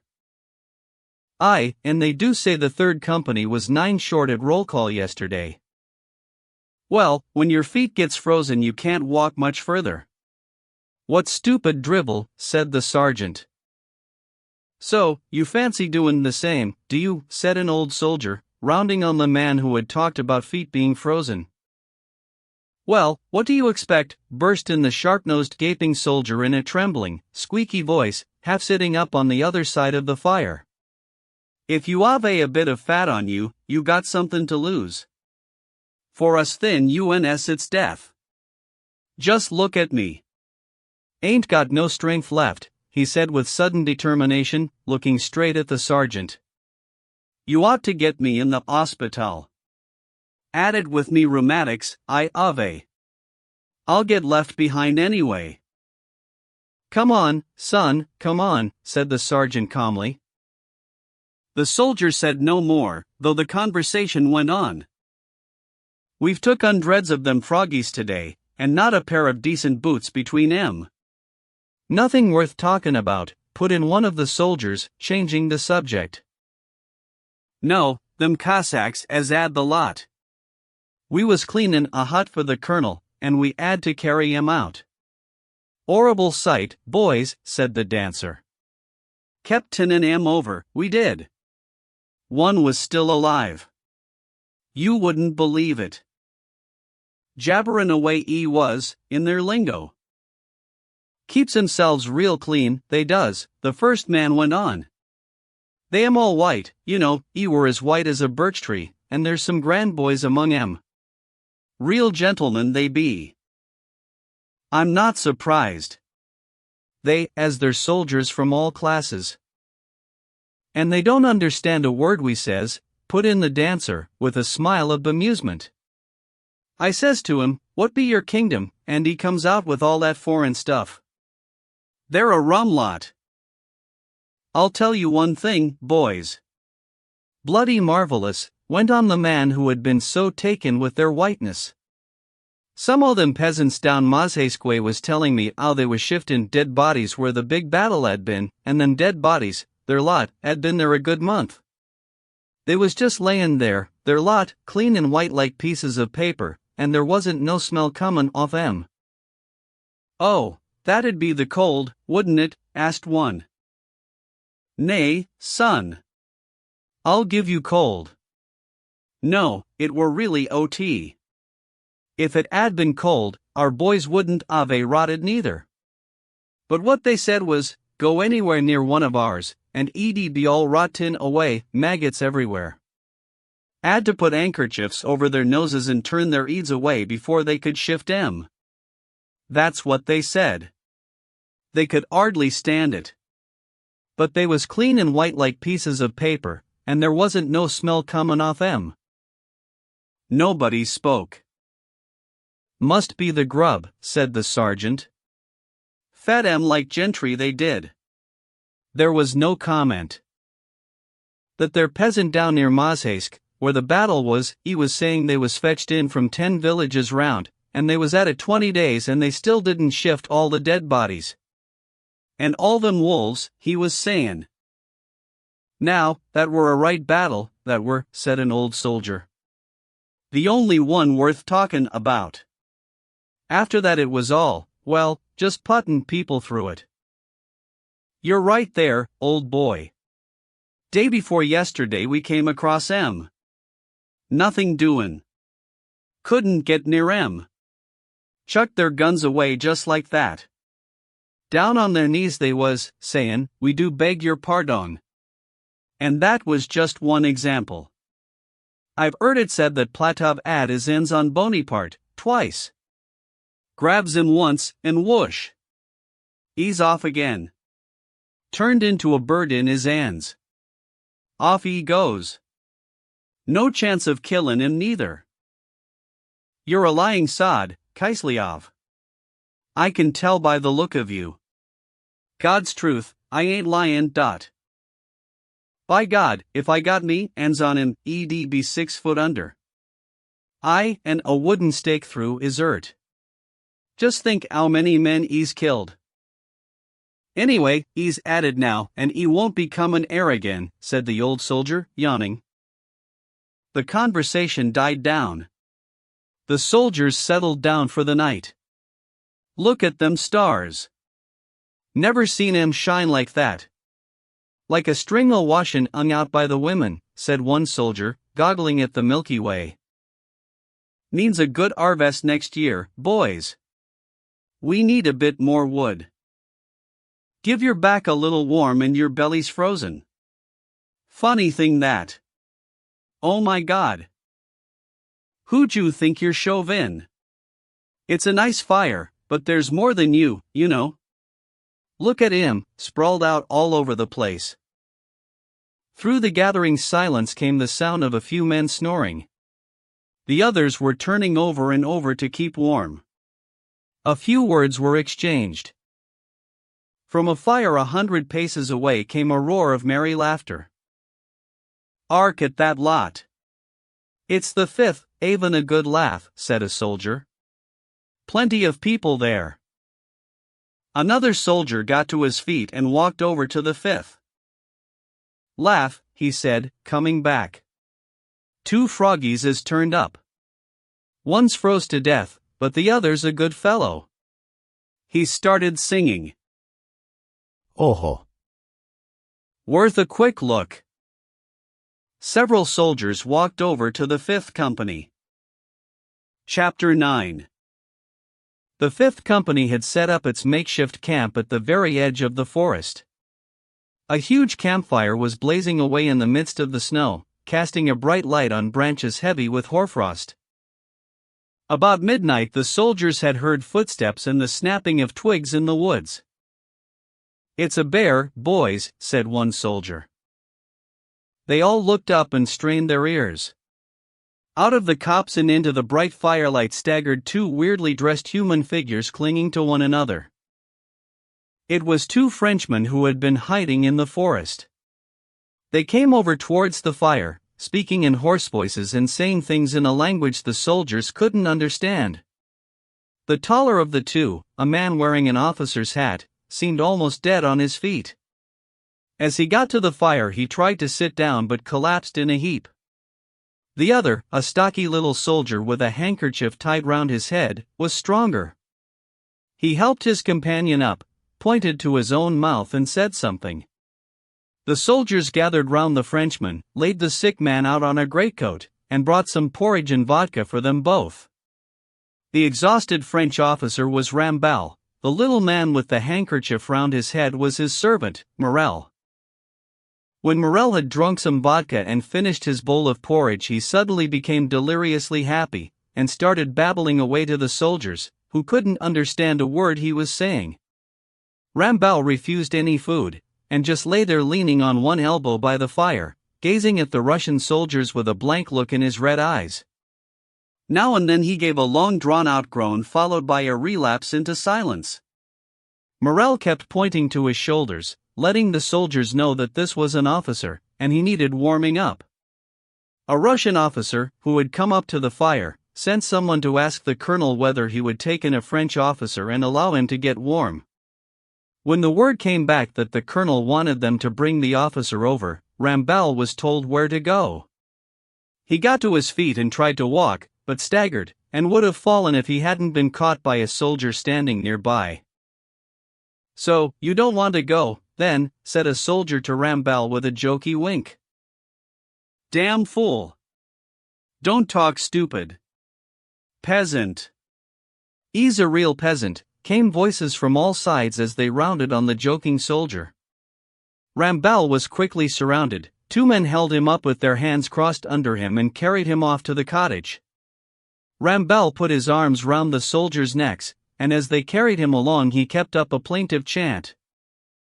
"Oh, good boys. Oh, you are my good, kind friends. Real men. Oh, my brave, kind friends." And he leant his head against the soldier's shoulder like a child. Meanwhile Morel was sitting in the prime position, surrounded by the soldiers. Morel, a stocky little Frenchman with swollen, streaming eyes, was wearing a woman's little coat and a handkerchief tied round his forage cap like a peasant woman's. He was obviously under the influence, and with one arm flung round the soldier sitting next to him, he was singing a French song in a husky, broken voice. The soldiers held their sides as they looked at him. "Come on then, teach me. Tell me how it goes. I'll soon pick it up." "How does it go?" said the soldier embraced by Morel, himself a singer who liked a good joke. Vive Henri IV. Vive ce roi vaillant. Sang Morel with a broad wink. Ce diable à 4, 2. Vive Erika. Vive ce rouvailleur. City Oblaka, parroted the soldier, waving his hand and catching the tune well. Bravo! Ah. A roar of happy laughter came from all sides. Morel screwed up his face and joined in with it. "Come on. More, more." Qui eut le triple talent de boire, de battre et d'être un ver galant, 3. Sounds good. Your turn, Zaltaf. Q, began Zaltaev, struggling with the sounds. Quu, he warbled, straining manfully to purse his lips properly. La Triptala. Debu Deba. Ee Detravagula. That's great. Just like the froggy. Ah. Hey, do you want something else to eat? Give him some more porridge. He's famished. Take some time to fill him up. They handed him more porridge, and Morel gave a laugh as he launched into his third bowlful. There were happy smiles on the faces of all the young soldiers as they watched him. The old soldiers, who considered themselves above this kind of nonsense, lay there on the other side of the fire, but now and again one of them would raise himself up on one elbow and look across at Morel with a smile on his face too. "They're men like us," said one, snuggling down inside his coat. "Even wormwood grows from a root. God in heaven! Look at all them stars. Means a hard frost." And then everybody was silent. The stars, as if they knew they could do it without being seen, danced across the black sky. Flaring up and dying down, and trembling as they did so, they seemed to be sharing some happy whispered mystery. Chapter 10. The French army was melting away with the regularity of a mathematical progression. And the crossing of the Berezina, about which so much has been written, far from being the decisive episode in the campaign, was only one of the intermediate stages on the army's road to destruction.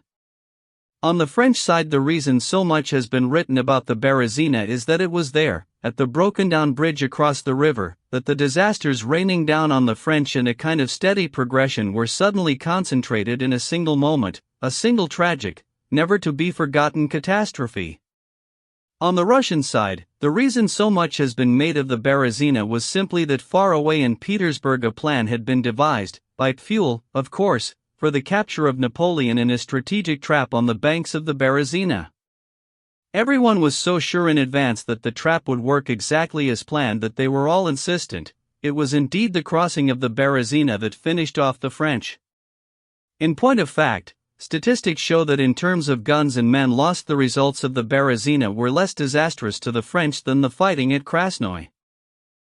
The sole significance of the Berezina crossing lies in the fact that it proved conclusively and beyond a shadow of doubt the wrongness of all those plans for cutting off the enemy's retreat, and the rightness of the only possible policy, the one demanded by Kutuzov and the mass of the Russian army, which was to follow on behind the enemy.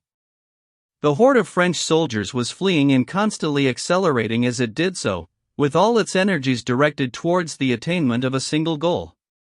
It was fleeing unstoppably, like a wounded beast. This was demonstrated not so much by the arrangements that existed for crossing as by what happened at the bridges themselves. When the bridges were broken down, unarmed soldiers, people from Moscow, even women with children who were traveling with the French transport, were all propelled forward by the force of inertia. Instead of surrendering, they made a rush for the boats, or plunged into the ice-covered water. This impulse was a reasonable one.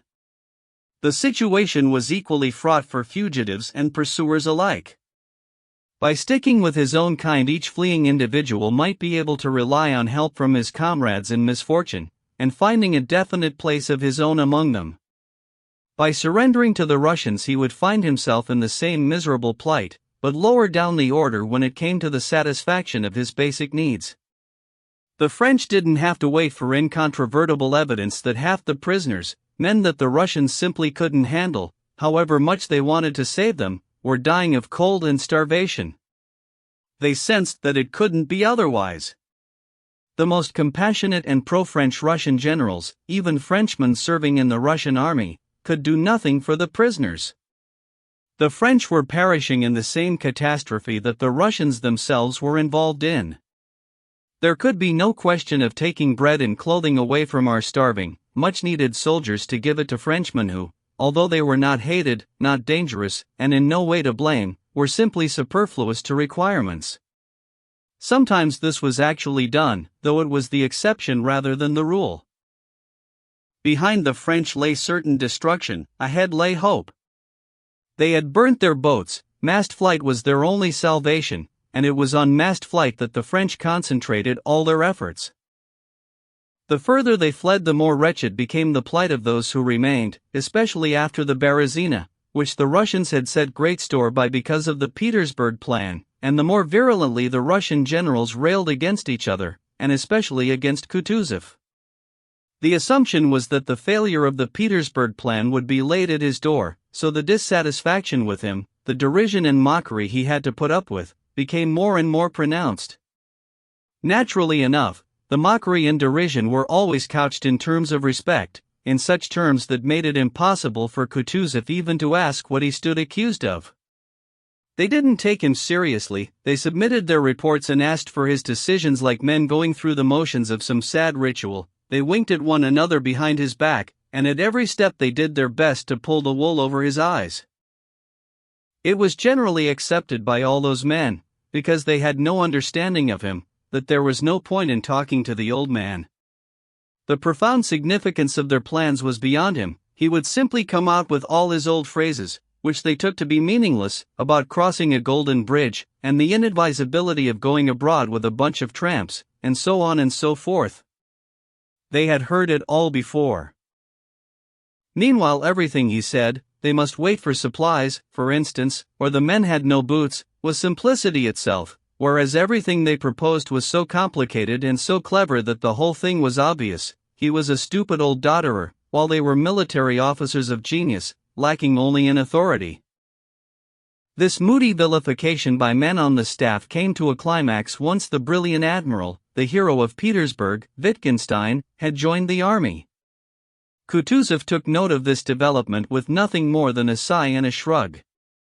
Just once in the aftermath of the Berezina affair he lost his temper and wrote the following note to Bennigsen, who was still reporting back to the Tsar. On account of your bouts of ill health, your Excellency will be so good as to retire to Kaluga on receipt of this letter, there to await further instructions from His Majesty the Emperor. But Bennigsen's dismissal was followed by the arrival on the scene of the Grand Duke Konstantin Pavlovich, who had been a participant in the early stages of the campaign, only to be removed from the army by Kutuzov. Now the Grand Duke, on rejoining the army, informed Kutuzov of the Tsar's displeasure at the poor achievements of our troops, and the slow progress that was being made. The Tsar himself intended to be with the army in a few days' time.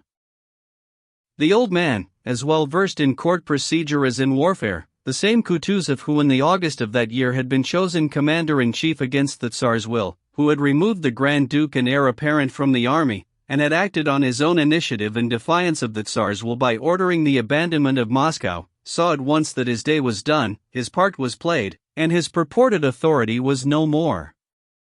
And he could see this not only from the attitude shown to him by the court. On the one hand, he could appreciate that the war itself, the theater he had been acting in, was over, and he sensed quite naturally that his work was completed. On the other hand, he was becoming conscious at this very time of a physical weariness besetting his old man's body, and the need for physical rest. On the 29th of November Kutuzov reached Vilna, his dear Vilna, as he used to call it. Twice during his military career he had been governor of Vilna. In the wealthy town of Vilna, which had emerged unscathed, in addition to the comforts he had gone without for so long, Kutuzov rediscovered old friends and old associations. At a stroke he turned his back on all military and political matters, and immersed himself in the quiet routine of everyday life, so far as the passions raging all round him would permit, as if to say that everything that was now happening, or about to happen, in the world of history was no longer any concern of his. It was Shishagov, a cutter-off and overthrower if ever there was one, Shishagov, the man who at an early stage had favored making a diversion in Greece and then in Warsaw but was never willing to go where he was ordered, Shishagov, notorious for speaking out in the presence of the Tsar, who considered Kutuzov to be under an obligation to him, because in 1811, when he had been sent to conclude peace with Turkey over Kutuzov's head, and found when he got there that peace had already been concluded, he had admitted to the Tsar that the credit for concluding that peace belonged to Kutuzov. Shishagov it was who came out first to meet Kutuzov at the castle in Vilna where the latter was to stay. In undress naval uniform with a dirk, and his cap under his arm, he handed the commander-in-chief a garrison report and the keys to the city. The peculiar mixture of respect and derision shown by youth to old age in its dotage was quite unmistakable in Shishagav's whole bearing, he being well aware of the accusations now leveled at Kutuzov. In conversation with Shishagav, Kutuzov happened to mention that his carts packed with china that had been seized by the enemy at Borisovo had been recovered intact and would soon be restored to him. "Are you implying I have nothing to eat from?" "On the contrary, I can provide you with anything, even if you want to give dinner parties," Shishagav protested, hot under the collar, intending with every word he uttered, in French, to put himself in the right, and assuming that Kutuzov was thinking along exactly the same lines. Kutuzov gave a slight shrug, smiled his usual shrewd and subtle smile, and answered, also in French, "I mean no more than what I say." In defiance of the Tsar's wishes, Kutuzov kept the greater part of the troops back in Vilna. Those who were close to him kept saying how much he had declined, how much weaker he had become during his stay in Vilna. He was reluctant to deal with the army, and left everything to his generals. Meanwhile he gave himself up to the pleasures of the flesh as he waited for the Tsar to arrive. The Tsar left Petersburg on the 7th of December with his suite, Count Tolstoy, Prince Volkonsky, Arakcheyev, and the rest, and reached Vilna on the 11th, driving straight up to the castle in his traveling sledge. There by the castle, in spite of the intense cold, stood nigh on 100 generals and staff officers in full dress uniform, with a guard of honor provided by the Semyonovsky regiment. A courier galloped up to the castle ahead of the Tsar in a troika with steaming horses, and shouted, "He's on his way," which prompted Konovnitsyn to hurry over to the vestibule and inform Kutuzov, who was waiting in the porter's little room. A minute later the big, bulky figure of the old man, in dress uniform and full regalia, with a scarf drawn tight beneath his belly, tottered out onto the steps. He donned his cocked hat with the peak sideways on, picked up his gloves and sidled ponderously down the steps, clutching the report prepared for presentation to His Majesty. After much fuss and bother and a good deal of whispering, another troika galloped past, and then suddenly all eyes were on the approaching sledge, with the figures of the Tsar and Bolkonsky clearly visible in it. 50 years of sheer habit now took their toll. All of this had a disturbing effect on the old man. He felt rapidly about his person in great anxiety, straightened his hat and just managed to pull himself together and come to attention at the very moment when the Tsar stepped down from the sledge and turned to look at him. He handed over the report, and spoke out in his measured, ingratiating voice. Scanning Kutuzov from head to foot in one rapid glance, the Tsar frowned for a moment, but instantly regained self-control, walked over to him, opened his arms and enfolded the old general in a close embrace. Once again Kutuzov felt the effect of long years of habit combined with some deep inner feeling of his own. This embrace made its usual impact on Kutuzov, and he gave a spluttering sob. The Tsar greeted the officers and the Semyonovsky Guard of Honor, shook hands again with the old man, and walked off with him back into the castle. Alone with his commander-in-chief, the Tsar expressed his disappointment at the slow progress in pursuing the enemy, and the blunders made at Krasnoy and the Berezina, and announced his future plans for taking the campaign abroad. Kutuzov said nothing by way of comment or objection.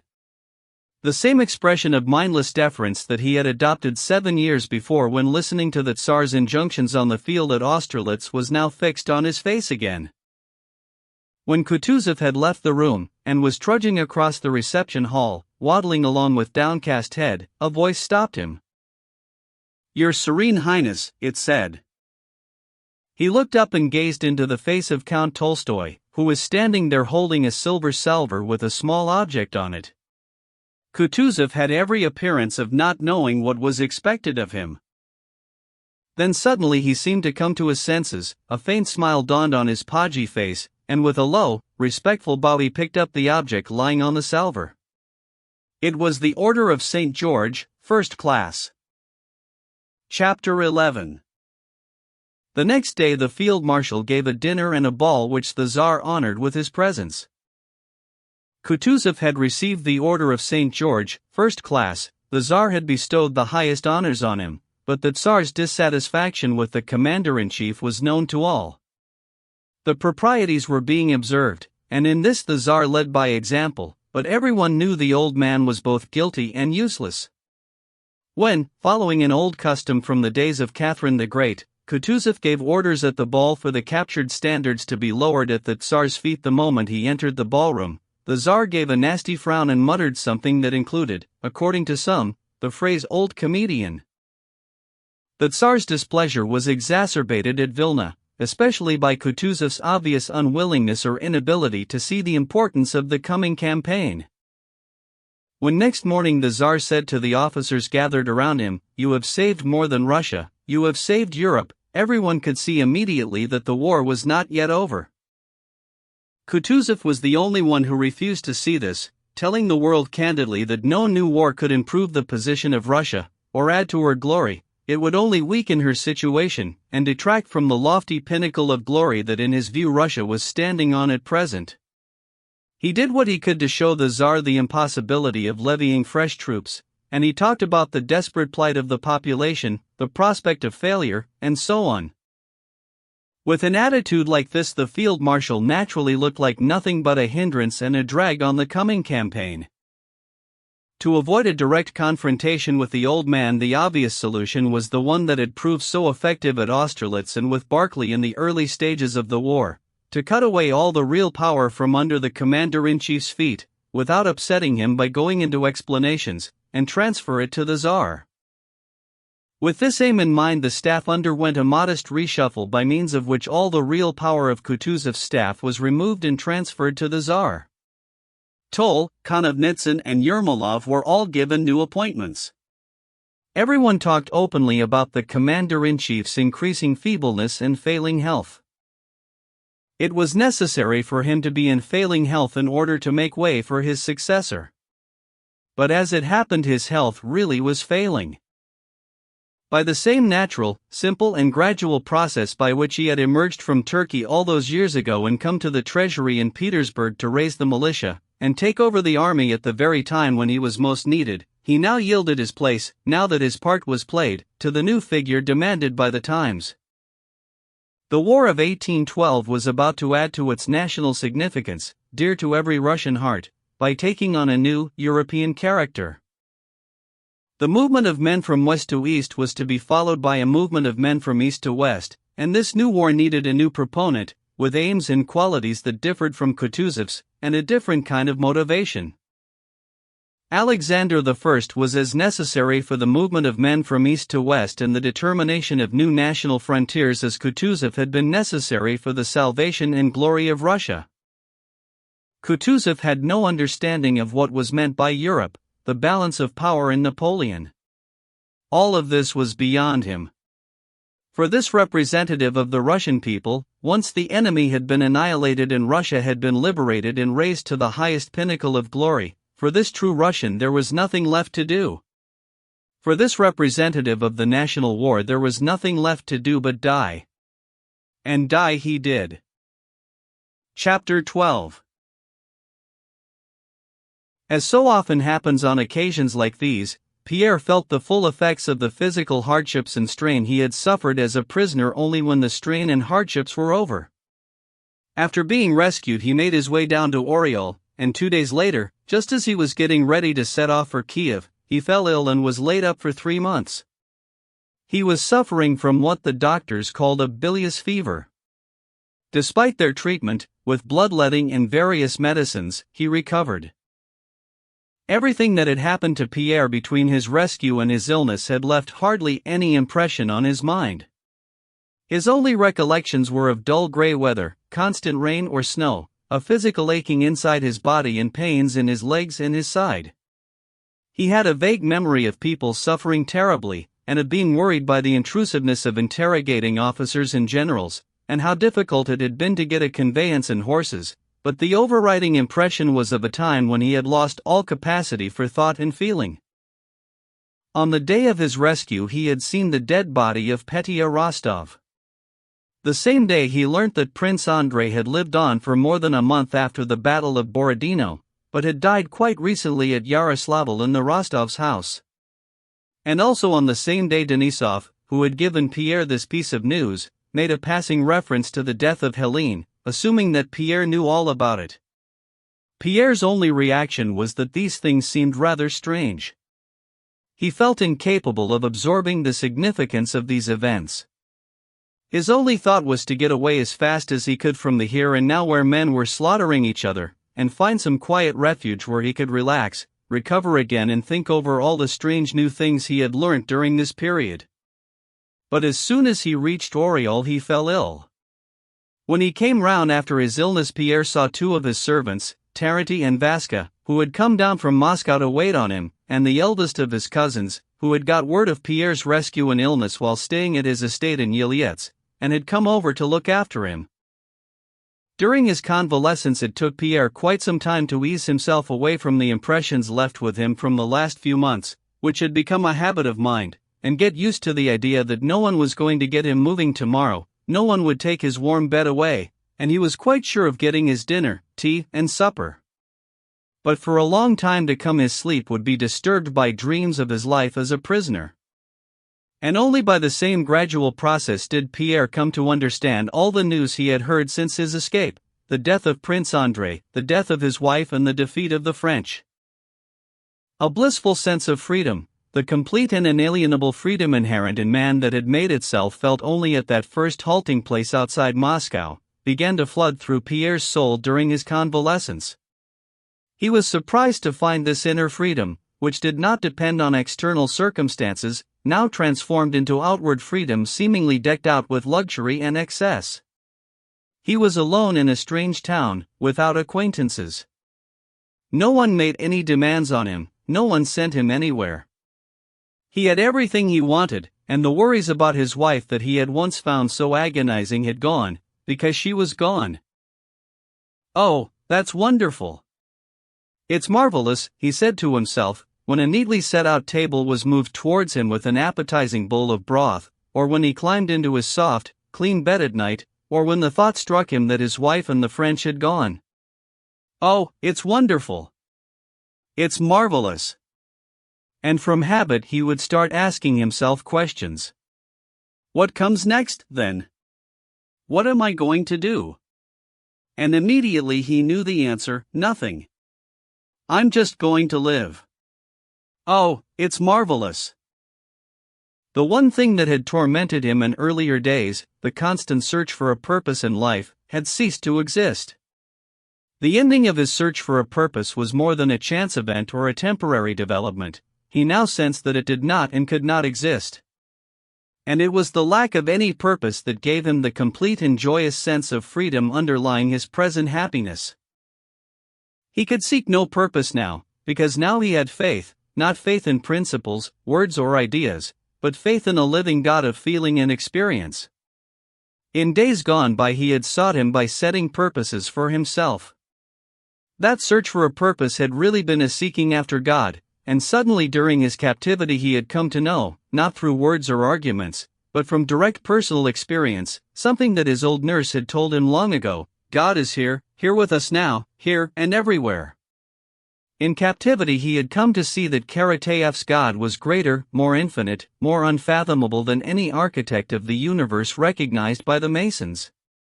He felt like a man who finds what he is looking for right under his feet after straining his eyes to seek it in the distance. All his life he had been peering into the distance over the heads of those around him when all he had to do was stop straining his eyes and look down right in front of him. In those earlier days he had been unable to see the great, the unfathomable and the infinite in anything. All he had was a sense that it must exist somewhere, and he had gone on looking for it. In anything close to and well understood he had seen nothing but limitation, workaday triviality, and pointlessness. He had armed himself with a mental telescope and peered into the far distance, where that same workaday triviality, shrouded in the mists of remoteness, had seemed great and infinite, but only because it couldn't be clearly seen. This was how he had looked on European life, politics, Freemasonry, philosophy, and philanthropy.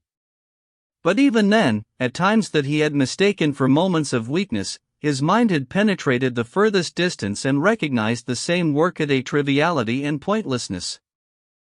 Now he had learned to see the great, the eternal and the infinite in everything, and naturally enough, in order to see it and revel in its contemplation, he had thrown away the telescope that he had been using to peer over men's heads and now took pleasure in observing the ever-changing, infinitely great and unfathomable life that surrounded him.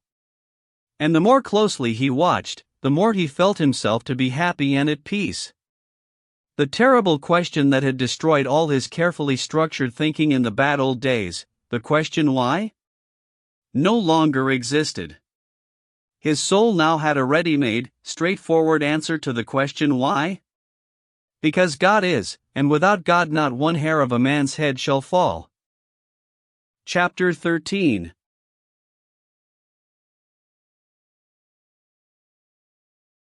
Outwardly Pierre had hardly changed at all. To look at he was the same as before. He was just as absent-minded as he had always been, and he seemed to be permanently preoccupied with something that wasn't there, something that was all his own. The difference between his former state and the one he was now in was that in the old days, when he was oblivious to everything that was going on around him and what was being said to him, he would wince and furrow his brow in an apparently vain effort to see something that was a long way away. Nowadays he could still be oblivious to everything that was going on around him and what was being said, but at least he looked at what was going on around him with the ghost of a smile, however ironical, and he also listened to what was being said, though he was obviously seeing and hearing something very different. In the old days he had seemed like a nice man who was unhappy, which inevitably kept people at arm's length. Nowadays a smile of joie de vivre played constantly about his mouth, his eyes shone with sympathy for others, wondering whether they were as happy as he was, and people enjoyed his company. In the old days he had had a lot to say, he got excited when he said it, and he was a poor listener. Nowadays he was no conversationalist, but he did know how to listen, and this made people only too ready to pour out their innermost secrets to him. His cousin, the princess, who had never liked Pierre, and had been particularly ill-disposed towards him ever since the old count's death had left her feeling under an obligation to him, had come over to Oriol with every intention of making it clear that she had felt duty-bound to ignore his ingratitude and look after him, but it wasn't long before she found herself, much to her own surprise and irritation, getting rather fond of him. Pierre made no effort to try and win her round, he just watched her with close curiosity. In the old days she had felt that there was mockery and indifference in the way he looked at her, and she had shriveled up in his presence, as she did with other people, and shown only her aggressive side. Now she felt the reverse, it was as if he was delving into the innermost recesses of her life, and, at first with some suspicion but then with gratitude, she let him see her hidden kindly side. The craftiest manipulator could not have wormed his way more skillfully into the princess's confidence, coaxing from her recollections of her youthful heyday and warming to them. And yet Pierre's only craftiness consisted in finding pleasure in drawing out human qualities in an embittered, hardened, and, in her own way, proud princess. Yes, he's a very, very nice man when he's away from the influence of bad people and is influenced by people like me, thought the princess. The change that had taken place in Pierre was also noticed by his servants, Taranty and Vasca, each in his own way. They found him altogether more straightforward. After undressing his master and saying good night, Taranty would often linger with the boots and clothes in his hands, on the off chance that his master might exchange a few words with him. And more often than not Pierre would stop Taranty on the way out because he could see he was dying for a chat. "Come on then, tell me, how did you manage to get any food?" he would ask. And Taranty would launch forth into stories about the destruction of Moscow, or the late Count, and he would stand there for ages, clothes in hand, chatting away or listening to Pierre, and when he did at last withdraw into the ante-room it was with a warm feeling of closeness to his master and affection for him.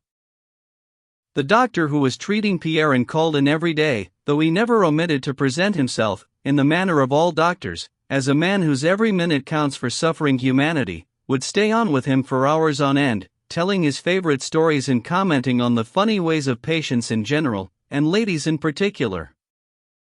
Yes, it's very nice to talk to a man like that. Not what we're used to in the provinces, he would say. There happened to be several prisoners from the French army in Oriol, and the doctor brought one of them, a young Italian officer, to see Pierre. This officer became a regular visitor, and the princess used to laugh at the warmth that showed in his attitude to Pierre. It was obvious that the Italian was only happy when he could come and see Pierre, and have a chat with him, talk about his own past years, his home life and his love, and pour out his bile against the French, especially Napoleon. "If all Russians are the slightest bit like you," he used to say to Pierre, "it is sacrilege to wage war on a people like yours. You've suffered so much at the hands of the French, and you don't even hold it against them." And yet Pierre had won the Italian's undying devotion simply by drawing out the best aspects of his soul and admiring them. Towards the end of Pierre's stay in Oriol, he was visited by an old acquaintance, Count Wilarski, the Freemason who had introduced him to the lodge in 1807. Wilarski had married a Russian heiress with huge estates in the Oriol province, and he was temporarily employed in the town's department of supplies. As soon as Wilarski heard that Bezukhov was in Oriol, even though they had never been particularly close, he called on him and displayed the kind of friendliness and intimacy normally reserved for people coming across one another in the desert. Wilarski was bored with life in Oriol, and he was delighted to meet a man of his own circle who must surely share the same interests. But Wilarski was in for a surprise. He soon spotted that Pierre had opted out of real life and, as he saw it, descended into apathy and egoism. "You're going to seed, old fellow," he said to him. But for all that, Wilarski felt much more at ease with Pierre now than he had done in the past, and he came to see him every day. Pierre, for his part, watched Wilarski and listened to him, finding it strange and incredible to think that not long ago he too had been like that. Wilarski was a married man with a family, busily occupied with the management of his wife's property, the performance of his official duties, and looking after his family. He regarded all these duties as an obstacle in his life. They were beneath contempt because their purpose was the welfare of himself and his family. His mind was permanently obsessed with military, administrative, political, and Masonic affairs. And without attempting to change this view or even criticizing it, Pierre watched the whole phenomenon, so strange and yet so familiar, with the smile of gentle, amused irony that had now become second nature to him. There was a new aspect to Pierre's relations with Wilarski, the princess, the doctor, and everyone he met nowadays that won them all over. This was an acknowledgement of everybody's capacity to think and feel for himself, to see things his way, an acknowledgement of the impossibility of ever changing anybody's mind by words. This individuality, rightfully enjoyed by all people, something that had bothered Pierre and irritated him in earlier days, now formed the basis of the sympathetic interest he felt in other people. The disparities, sometimes the outright contradictions that existed between people's views and the way they lived, and between one man and another, were a source of delight for Pierre, constantly bringing to his lips a gentle smile of amusement. In practical affairs, Pierre suddenly sensed that he now had a center of gravity that had been missing before. Before, every monetary question, especially requests for money, which came his way all the time because he was a wealthy man, had always left him worried and perplexed, not knowing which way to turn. To give, or not to give, he used to ask himself. I have money and he needs it. But somebody else needs it more. Who needs it most? Maybe they're both crooks? And in the old days he could never see any way out of all these speculations, so he ended up giving to all as long as he had money to give. In those days he had also had the same feeling of bafflement over every question that concerned his property, with one person telling him to do one thing and another recommending something different. Nowadays, much to his own surprise, he found he had no more doubts or misgivings over any such questions. Now there was a judge within him determining what he must do and not do according to a set of laws of which he had no understanding. He was no more concerned about money matters than he had been before, but he was no longer troubled by doubts about what to do, or not do. The first assignment of this new judge sitting within him concerned a request from a prisoner, a French colonel, who called in one day, talked endlessly about his own splendid achievements, and ended up by issuing what amounted to a demand for 4,000 francs to send to his wife and children. Pierre refused him effortlessly, without a qualm, and then wondered why something as easy and simple as this could once have seemed so impossibly difficult. And even as he refused the French colonel, he made up his mind that when he left Oriol he would have to invent some subterfuge in order to induce the Italian officer to accept some money, which he obviously needed. A further demonstration to Pierre of his stronger grip on practical matters came with his resolution of two other issues: the problem of his wife's debts and the question of rebuilding, or not rebuilding, his Moscow house and his out-of-town properties. His head steward came down to Oriol to see him, and the two of them conducted a general review of his much-changed financial situation. According to the steward's estimate, the fire of Moscow had cost Pierre about 2 million rubles. By way of consolation for these losses, the steward presented a calculation to the effect that Pierre's income, instead of being allowed to fall, could actually be increased as long as he refused to pay off the countess's debts, which he couldn't be forced to honor, and didn't restore his Moscow house or the country villa, which cost him 80,000 a year and brought nothing in.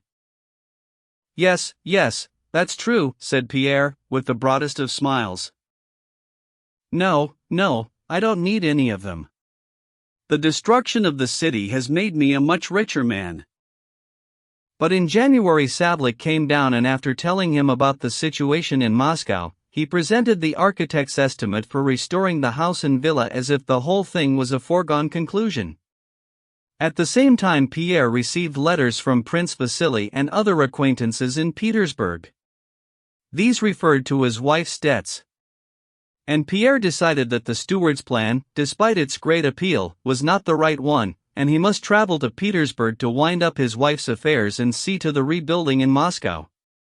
Why this was so, he couldn't have said, but he knew beyond a shadow of doubt that this was what he had to do. His income would be down by 3/4 as a result of this decision. But it had to be. He could feel it in his bones. Wilarski was going to Moscow, and they arranged to travel together. Throughout his entire convalescence in Oriol, Pierre had been enjoying a new sense of freedom and joie de vivre, but once he found himself traveling the open road and seeing hundreds of new faces, this feeling was intensified. During the journey he felt as happy as a schoolboy in the holidays. All the people he came across, his driver, the master of a posting station, peasants out on the road or in the villages, all of them had a new significance for him. The presence of Wilarski in all his comments, as he constantly deplored the poverty, ignorance, and backwardness of Russia compared with Europe, only heightened Pierre's pleasure. Where Wilarski saw deadness, Pierre saw vitality, an amazingly powerful force sustaining the life of this indivisible, special, unique people over that immense expanse of snow. Rather than objecting to anything Wilarski said, he just smiled with delight as he took it all in and pretended to agree, this being the easiest way of avoiding arguments that were bound to lead nowhere. Chapter 14. Just as it is difficult to explain why ants scurry about over a scattered ant hill, and where they are off to when some of them drag bits of rubbish, eggs and corpses away from the anthill while others hurry back inside, or what object they could possibly have as they bump into each other, overtake and get into fights, so it would be hard to explain the reasons that induced the Russians, after the departure of the French, to swarm back to the place that had once been known as Moscow. But just as when you look at the ants scattered all over a ruined antheap, you can see from the persistence and the energy of this heaving multitude of busy insects that even in the face of absolute destruction there remains something indestructible and intangible that has given the whole colony its strength, so too the city of Moscow in the month of October, without any government, without its churches and holy objects, without its wealth and its houses, was still the Moscow it had been in August. Everything had been destroyed except something intangible that was also hugely powerful and indestructible.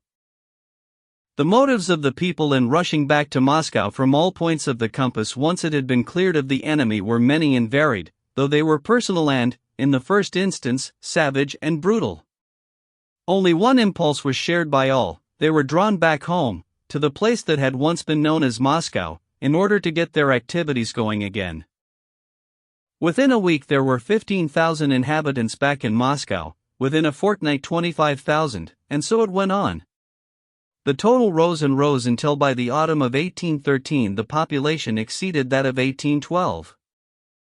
The first Russians to enter central Moscow were the Cossacks of Winzengerod's detachment, along with a few peasants from the nearest villages and some residents who had fled from Moscow and hidden away in the outskirts.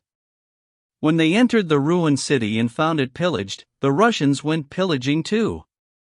They carried on the work started by the French. Trains of peasants' carts drove into Moscow to take back to the villages everything that had been abandoned in the ruined Moscow houses and streets. The Cossacks took what they could back to their camps. Householders picked up anything available in other people's houses and took it home pretending it was their own property. But the earliest pillaging parties were soon succeeded by a second lot, then a third, and with each passing day, as the numbers involved increased, the business of looting became more and more difficult and took on more specific forms. The French had found Moscow deserted, but with every outward form of organically functioning town life still in place, including all the various branches of commerce and craftsmanship, high life, political government, and religion.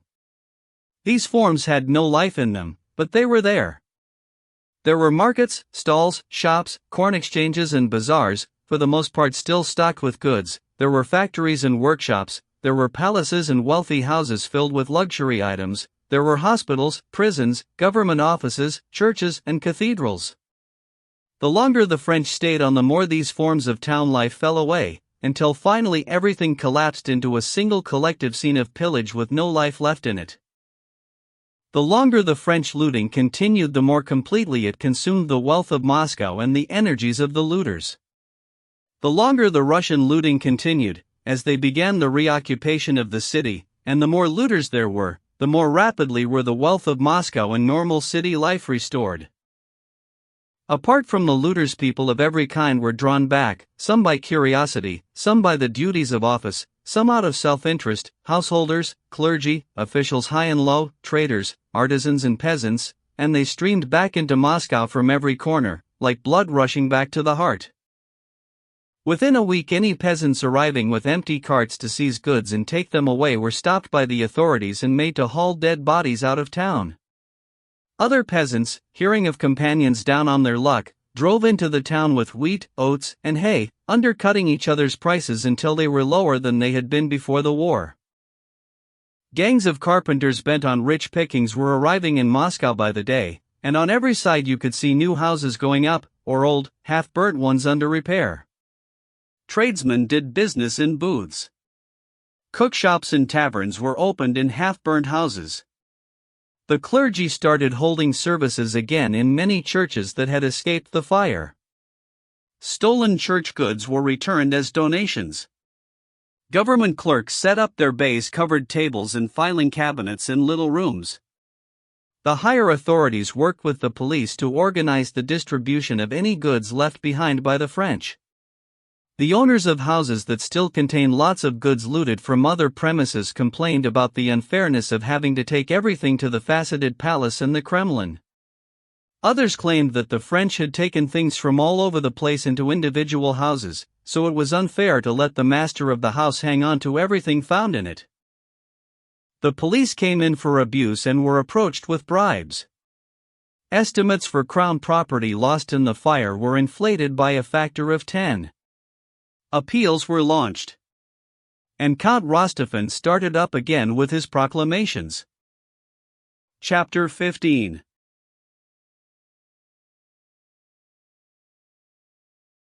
At the end of January, Pierre arrived in Moscow and settled in the one wing of his house that had emerged unscathed. He called on Count Rostophin and several acquaintances who were back in town, and got things ready to leave for Petersburg in a couple of days' time. Everyone was full of a sense of victory. The thrill of new life ran through the shattered but rapidly reviving city. Everybody greeted Pierre warmly. They all wanted to see him, and ask about what he had seen. Pierre felt very well disposed towards everyone he met, but he was instinctively a little cautious in his dealings to avoid getting cornered in some way. To all the questions that came his way, important or trivial, he replied in the vaguest terms. Where was he going to live? Was he going in for rebuilding? When was he off to Petersburg? Would he mind taking a parcel for somebody? All he would say was, "Yes, I might well. I have it in mind," and so on. He heard that the Rostovs were in Kostroma, and thoughts of Natasha rarely entered his head. When they did, they were limited to pleasant memories of times gone by. He felt a sense of freedom, not only from the demands of everyday life but also from that particular feeling which he seemed once to have brought upon himself. On the third day after his arrival in Moscow, he found out from the Drubetskoys that Princess Maria was back in town. Prince Andrei's death, his suffering, and his final days had been at the forefront of Pierre's mind in recent times, and now they arose again with a new insistence. When he heard over dinner that Princess Maria was in Moscow, living in her own house on Vozdvizhenka, which had escaped the fire, he went round to see her the same evening. On the way there, Pierre's mind was full of Prince Andrei, their friendship, the various occasions when they had met, and especially their last encounter at Borodino. Can he really have died in the foul mood he was in then? Didn't he get an inkling of the meaning of life before he died? Pierre wondered. He thought of Karateev and his death, and he found himself comparing these two men, so different and yet so similar in the love he had had for them both, and in the fact that both of them had been alive and were now dead. Pierre was in a very serious frame of mind as he drove up to the old prince's home. The house had survived. There were some signs of damage to the place, but the character of the house was just the same. The old footman who met Pierre had a stern look on his face, as if he wanted to convey to the new arrival an impression that the absence of the old prince made no difference to the strict running of the household, and he informed him that the princess, having retired to her rooms, received only on Sundays. "Tell her I'm here." "She might just see me," said Pierre. "Certainly, sir," answered the footman. "Would you please come through into the portrait gallery?" A few minutes later he returned with Dessalles.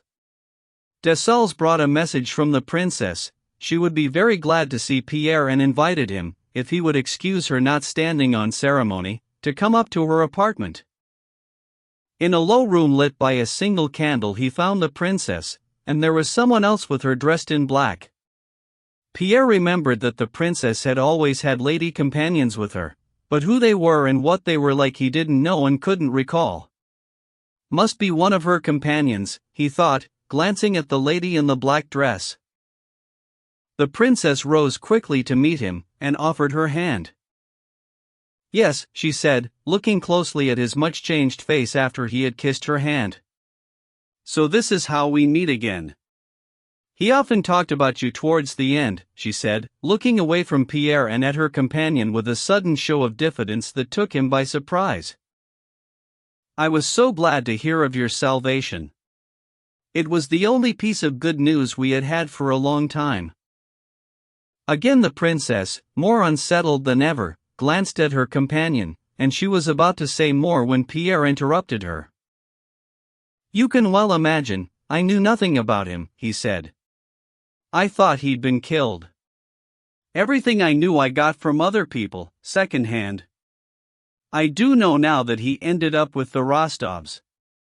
Strange how things work out." Pierre was talking rapidly, eagerly. He glanced round once at her companion's face, catching a glimpse of friendly, questioning eyes watching him closely, and, as often happens in mid-conversation, he felt a vague intimation that this lady companion in the black dress was a splendid person, full of goodness and kindness, who would be no embarrassment to him as he poured out his innermost feelings to Princess Maria. But as he uttered the last words about the Rostovs, the uneasiness in Princess Maria's face became even more noticeable. Again her eyes shifted from Pierre's face to the face of the lady in the black dress, and she said, "Surely you know who this is?" Pierre glanced again at the pale, thin face of her companion, with its black eyes and strange mouth. Something very dear to him, long forgotten and more than just pleasant, gazed at him out of those carefully watching eyes. "No. It's not possible," he thought. That grim-looking face, all thin and pale and so much older than it was. It can't be her. It's somebody who reminds me of her, but at that moment Princess Maria said, "Natasha."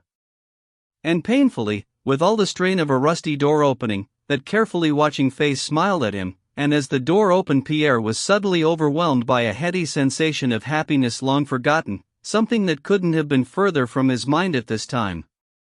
His head swam as the feeling swept over him and enveloped his whole being. That smile of hers had left him in no doubt. It was Natasha, and he loved her. In that first minute Pierre unwittingly revealed to them all, to her and Princess Maria and most of all to himself, a secret that even he had been unaware of. He blushed with delight and squirmed with anguish. He tried to hide his excitement. But the more he tried to hide it, the more clearly than the sharpest words could have done, he was telling himself, her and Princess Maria, that he loved her. No, it's nothing. It's the sudden shock, Pierre thought. But the moment he tried to go back to the conversation with Princess Maria, he glanced again at Natasha and an even deeper blush spread over his face, and his heart was flooded with an even more violent surge of rapture and terror. He stammered and stuttered, and stopped in mid-sentence. Pierre had not noticed Natasha because she was the last person he had expected to see here, but he had failed to recognize her because of the immense change that had taken place in her since their last meeting. She was much thinner and paler. But it wasn't this that made her unrecognizable. No one would have recognized her when he entered the room, because when he had first glanced at her, the face and eyes that in days gone by had always glowed with a half-suppressed smile of sheer joie de vivre had held no trace of a smile. They were anybody's eyes, kindly, brooding, quizzical and sad. Pierre's discomfort aroused no similar discomfort in Natasha. All it prompted was a look of pleasure, barely perceptible as it lit up her whole face. Chapter 16. She's come to stay with me, said Princess Maria. The Count and Countess will be here in a day or two. The Countess is in a terrible state. But Natasha had to see a doctor. They made her come with me. Oh yes. Is any family free from sorrow? Said Pierre, turning to Natasha. You know it happened the day we were rescued. I saw him. He was a lovely boy. Natasha was looking at him, and in response to his words her eyes opened even wider and grew brighter. What could anybody say or think that would bring any consolation? Said Pierre. Nothing. Why did he have to die, a fine young boy like him, so full of life? Yes. It would be hard to live without faith nowadays, said Princess Maria. You're quite right. Only too true, Pierre put in hurriedly. Why is that true? Natasha asked, looking closely into Pierre's eyes. Why is it true? Said Princess Maria. Well, you only have to think about what is in store for us. Natasha wasn't listening to Princess Maria. She gave Pierre another quizzical look. And also because, Pierre went on, only someone who believes there is a God guiding our lives could stand a loss like hers, and yours, said Pierre. Natasha opened her mouth as if to speak, but she stopped short. Pierre turned away hurriedly and asked Princess Maria about the last days of his friend's life. By now Pierre's embarrassment had almost disappeared, but he felt that all his former freedom had disappeared with it. He felt that now there was a judge listening to his every word and every action, someone whose judgment mattered more than the judgment of everybody else in the world. Here he was talking, and with every word he spoke he was conscious of the impression he was making on Natasha. He didn't go out of his way to say things that might please her, but whatever he said, he was judging himself from her point of view. With the reluctance that is normal in a situation like this, Princess Maria started telling Pierre about the state she had found her brother in. But Pierre's questions, his excitement, his eager eyes and his face trembling with emotion gradually induced her to go into details that, for her own sake, she had so far been scared to bring back to mind. Yes, yes. I can see that, said Pierre, leaning well forward over Princess Maria, and drinking in her every word. Yes, yes. So he did find peace? He did soften? He always strove with all his soul for one thing, to be a good man so he wouldn't have to be afraid of dying. His faults, if he had any, came from outside himself. Anyway, he did soften, didn't he? He said. It was a great joy that he met up with you again, he said to Natasha, turning suddenly towards her, and looking into her brimming eyes. Natasha's face quivered. She frowned, and looked down for a moment. There was a second's hesitation, should she speak or not? Yes, it was, she said in a low, deep voice. It really was a great joy for me. She paused. And he told me he was longing for me to come to him the moment I went in. Natasha's voice broke. She flushed, clasped her hands tightly on her knees, and then suddenly, controlling herself with an obvious effort, she looked up and started speaking very quickly. We knew nothing about it when we were leaving Moscow. I didn't dare ask about him. And suddenly Sonia told me he was with us. I couldn't think. I had no idea what state he was in. I just had to see him and be with him, she said, all breathless and trembling.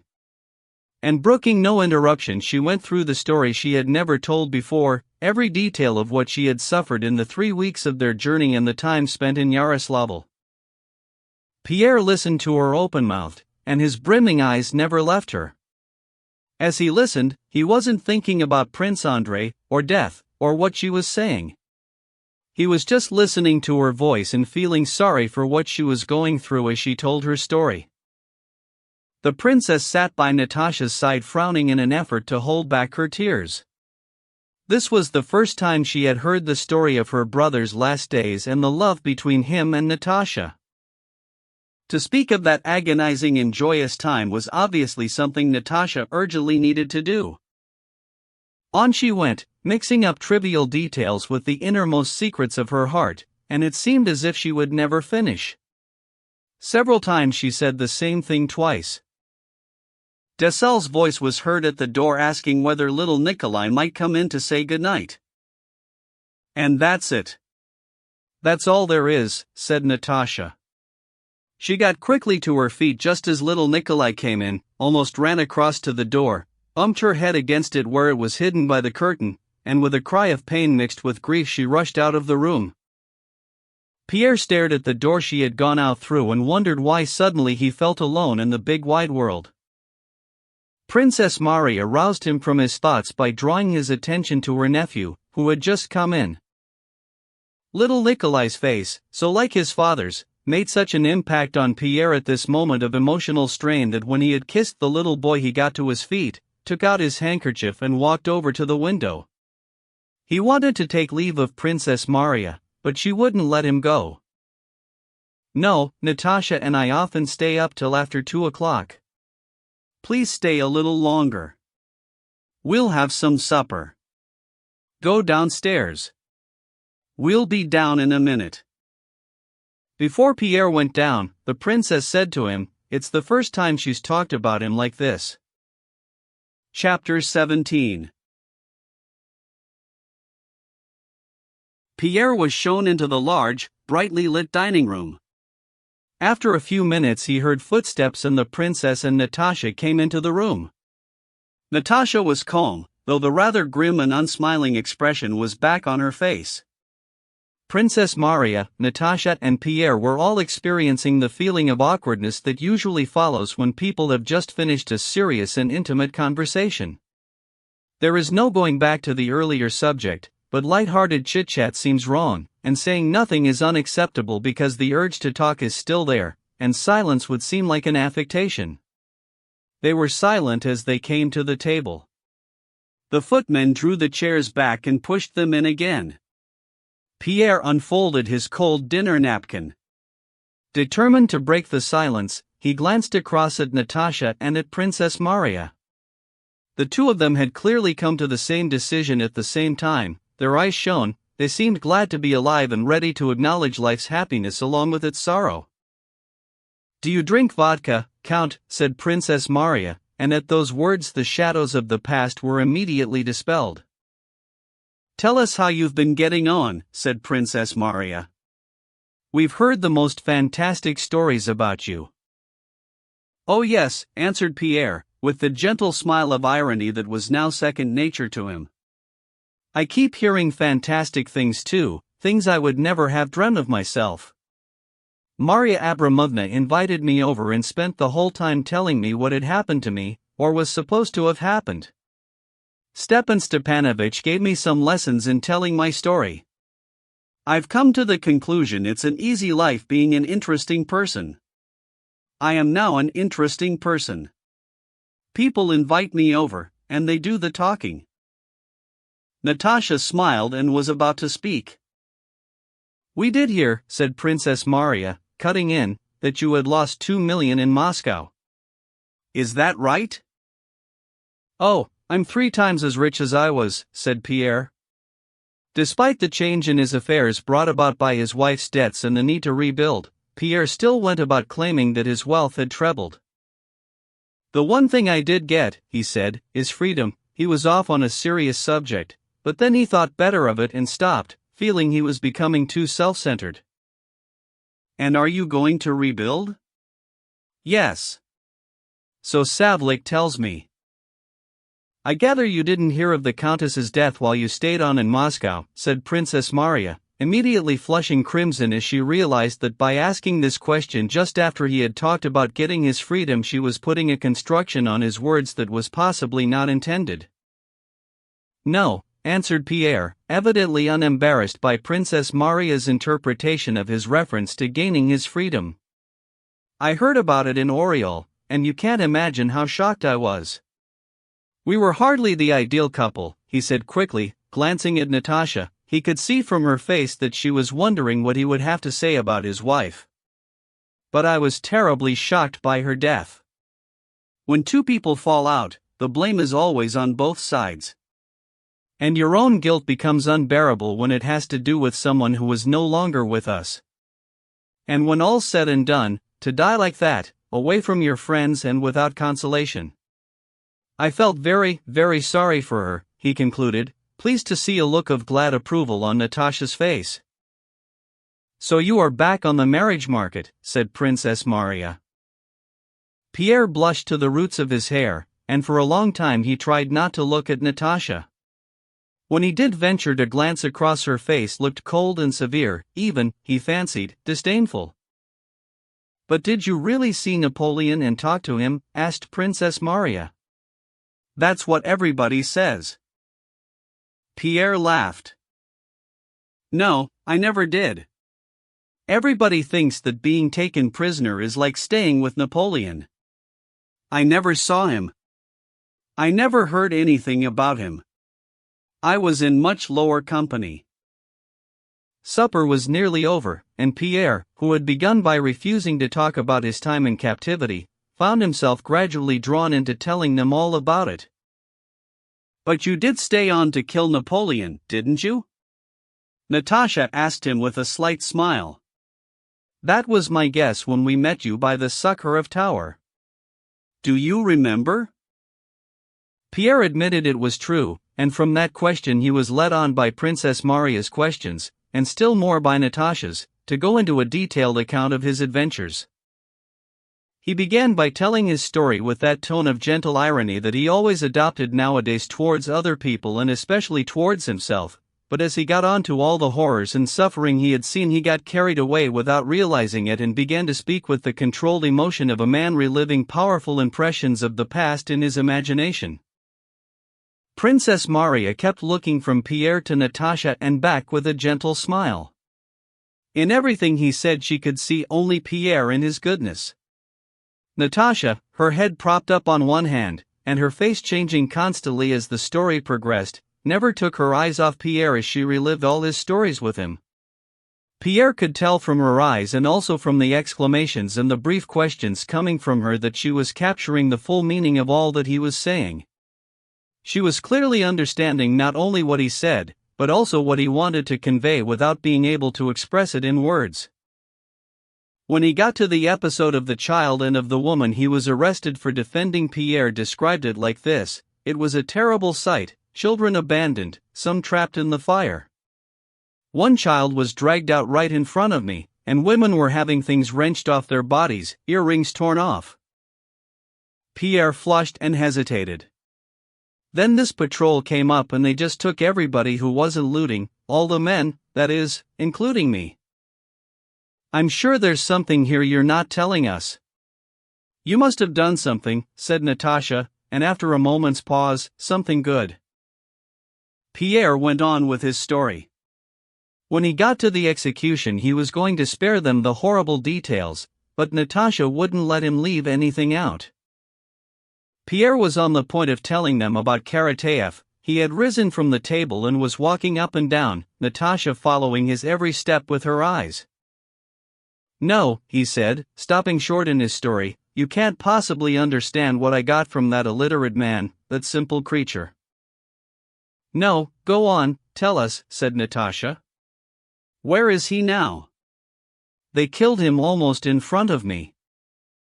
And Pierre began to describe the last days of their retreat, Karateev's illness, his voice shook continually, and his death. Pierre was describing his adventures as he had never done before, as he had never actually recalled them before. It was as if he could now see a new significance in everything he had been through. Now as he unburdened himself to Natasha he was experiencing that rare happiness provided for men by listening women, not clever women, who when they listen are either trying to memorize what they are hearing so as to broaden their minds and acquire things worth repeating, or to adapt the story to their own experience and come out with quick, clever comments nicely polished in their own little mental workshop. No, this happiness was of the kind that is provided only by real women, those with a talent for selecting and absorbing all the best things a man can show of himself. Without knowing it, Natasha was transfixed. She didn't miss a single word, a catch in the voice, a glance, a single twitch of the facial muscles, any of Pierre's gestures. She seized upon the word before it was out and took it straight to her open heart, divining the secret meanings of all Pierre's spiritual travail. Princess Maria listened with understanding and sympathy, but she was now seeing something new that captured all her attention. She saw the possibility of love and happiness between Natasha and Pierre. And as this idea struck her now for the first time her heart was filled with gladness. It was 3 o'clock in the morning. Doleful footmen wandered in and out stiffly, replacing the candles, but nobody noticed them. Pierre got to the end of his story.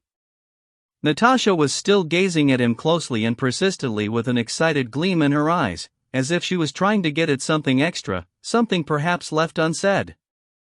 In sheepish but happy embarrassment, Pierre glanced at her now and then, wondering what he could say to change the subject. Princess Maria said nothing. It didn't occur to any of them that it was 3 in the morning, and time to go to bed. Everybody says that adversity means suffering, said Pierre. But if you asked me now, at this moment, whether I wanted to stay as I was before I was taken prisoner, or go through it all again, my God, I'd sooner be a prisoner and eat horse meat again.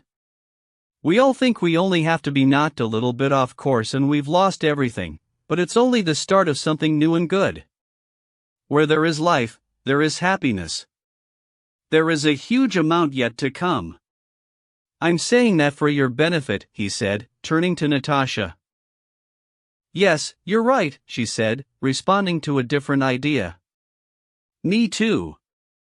I wouldn't want to do anything but go through it all again from start to finish. Pierre watched her closely. That, and nothing more, Natasha declared. No, that's not right, cried Pierre. It's not my fault I'm still alive and I want to live, and the same applies to you. All at once Natasha let her head drop into her hands and burst into tears. What's wrong, Natasha, said Princess Maria. Nothing, nothing. She smiled at Pierre through her tears. Good night. It's bedtime. Pierre got up and took his leave. As always, Natasha went with Princess Maria into her bedroom. They talked about what Pierre had told them. Princess Maria didn't say what she thought about Pierre, and Natasha didn't talk about him either. Well, good night, Marie, said Natasha. Do you know what? I'm afraid we often avoid talking about him, Prince Andrei, as if we were scared of causing offense, so we forget him.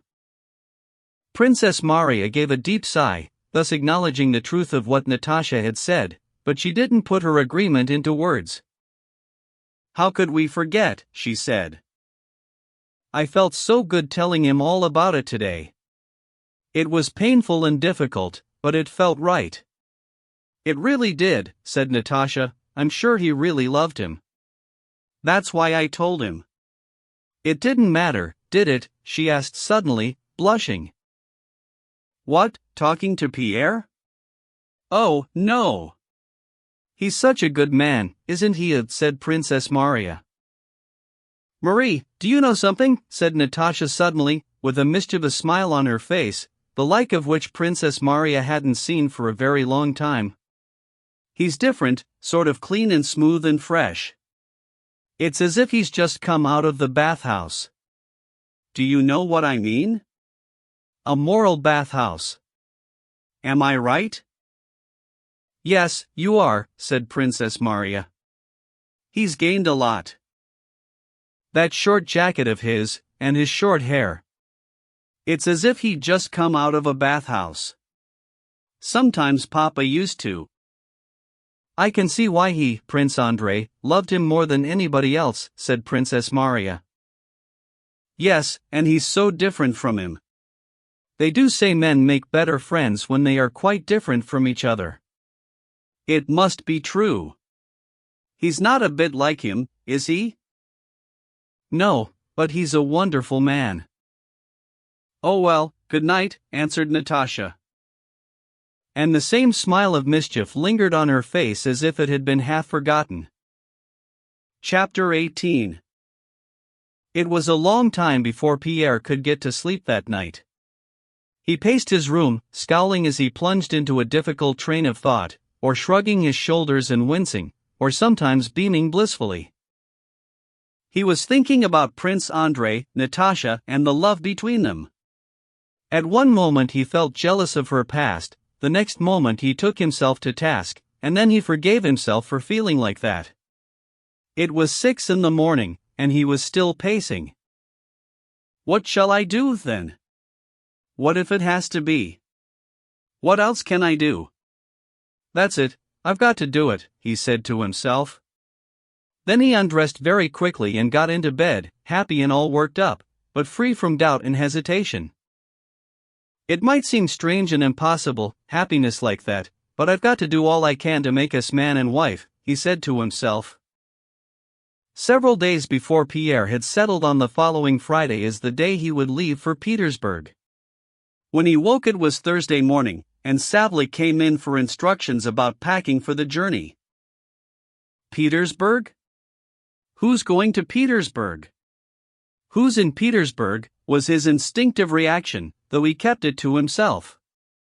Oh, yes, ages ago, before all this happened, I did plan to go to Petersburg for some reason or other, he recalled. What could it have been? Maybe I'll still go. Isn't he a good man, looking after me like this? He never forgets a thing, he thought, looking at Savlik's old face. What a lovely smile, he thought. So, you still don't want your freedom, Savlik? Asked Pierre. What would I want with freedom, Your Excellency? I got on well with the old count, God rest his soul, and with you, sir, there hasn't been nothing unpleasant. Yes, but what about your children? They'll be all right, sir. We can get along with masters like you. Yes, but what about my heirs, said Pierre. I might go and get married. It could happen, you know, he added, with an involuntary smile. And a good thing too, Your Excellency, if I may say so. He thinks it's as easy as that, thought Pierre. He's no idea how awful it is, and how dangerous. Is it too late? Or is it too soon? It's such an awful business. What are your orders? Will you be going tomorrow, sir? Asked Savlik.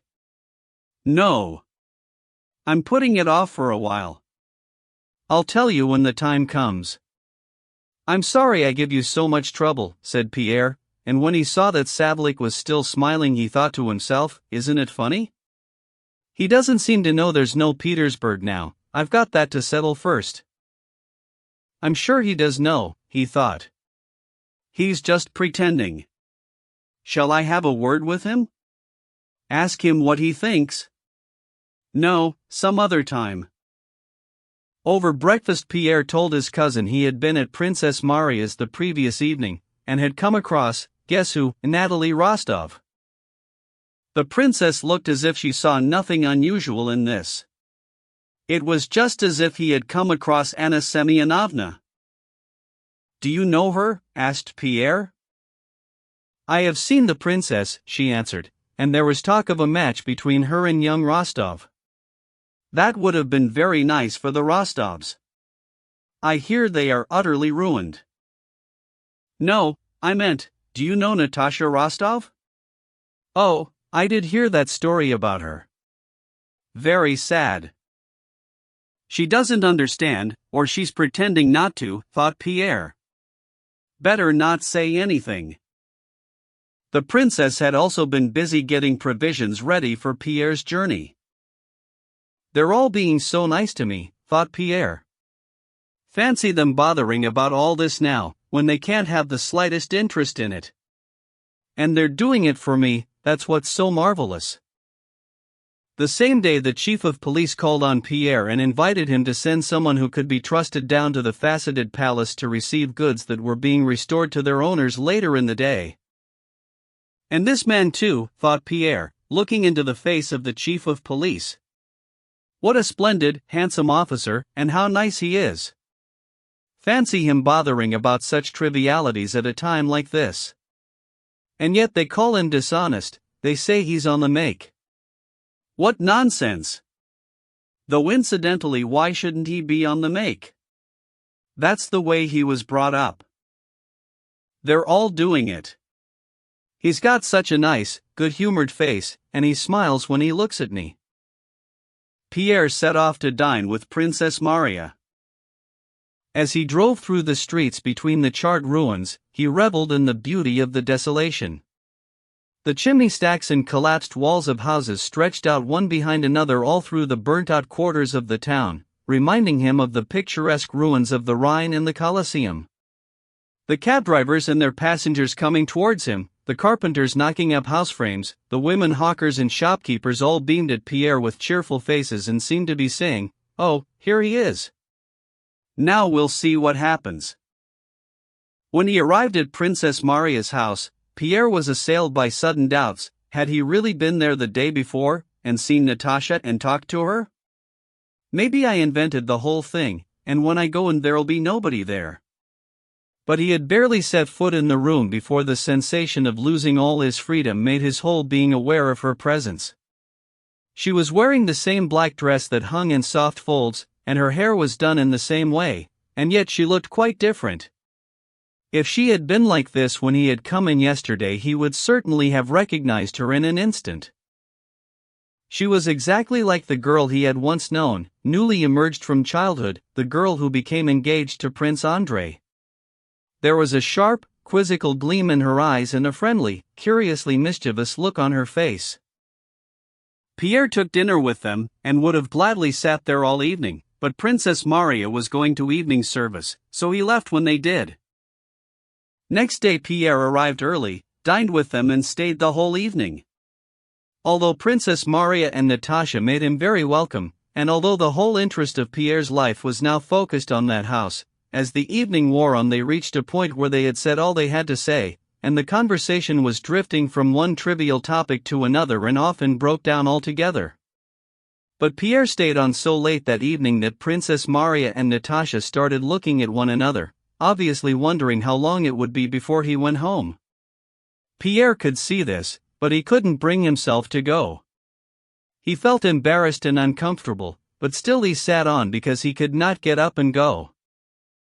Princess Maria could see no end to it all, so she was the first to get to her feet, and complaining of a sick headache she started to say goodnight. "So you're off to Petersburg tomorrow," she said. No, I'm not going," said Pierre hastily, with some surprise and something bordering on resentment in his tone. No, Oh, Petersburg? Yes, tomorrow, but I'm not saying goodbye. I'll call in. You may have some little commissions for me," he added, standing in front of Princess Maria, turning very red and not leaving. Natasha gave him her hand and retired. By contrast, Princess Maria, instead of going away, flopped down into an armchair, and turned her luminous, profoundly intensive eyes on Pierre in a close stare. The weariness that had been unmistakable only moments before had now gone. She gave a long, deep sigh, as if to prepare herself for a lengthy conversation. The moment Natasha had gone, all Pierre's awkwardness and embarrassment instantly vanished, to be replaced by eager excitement.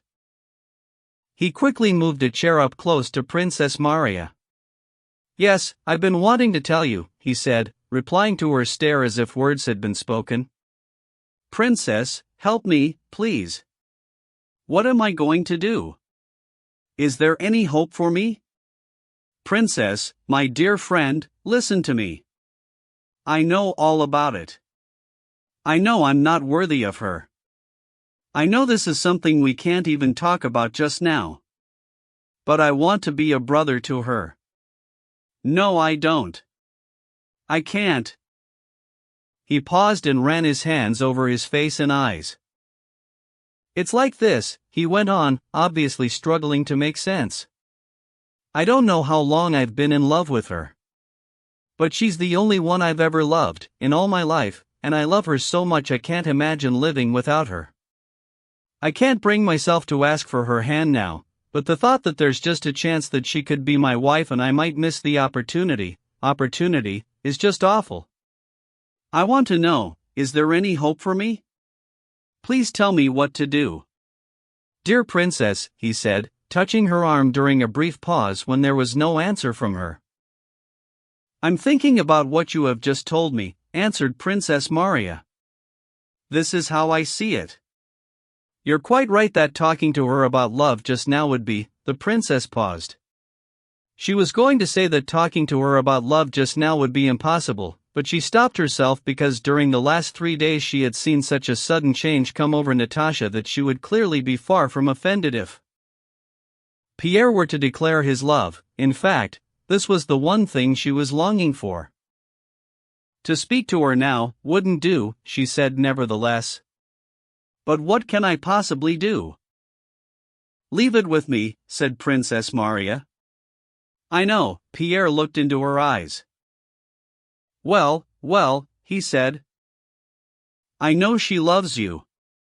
I mean, she will love you, said Princess Maria, correcting herself. The words were hardly out of her mouth when Pierre leapt to his feet with a terrified look on his face and seized Princess Maria by the hand. What makes you think that? Do you really think there's some hope for me? Is that what you think? Yes, it is, said Princess Maria with a smile. Write to her parents.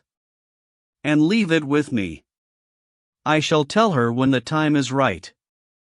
I want this to happen. And I've a feeling in my heart that it will happen. No, it's not possible. Oh, I'm so happy. Oh, I'm so happy. But no, it's not possible. Pierre kept repeating, kissing Princess Maria's hands. Now off you go to Petersburg. That's the best thing. And I shall write to you, she said. Petersburg? Do I have to? All right, I'll go. But I can call in tomorrow, can't I? Next day Pierre came to say goodbye. Natasha was less animated than in recent days, but there were times during that day when Pierre looked into her eyes and felt as if he was melting away, that both of them had disappeared and there was nothing left but happiness. Is it possible?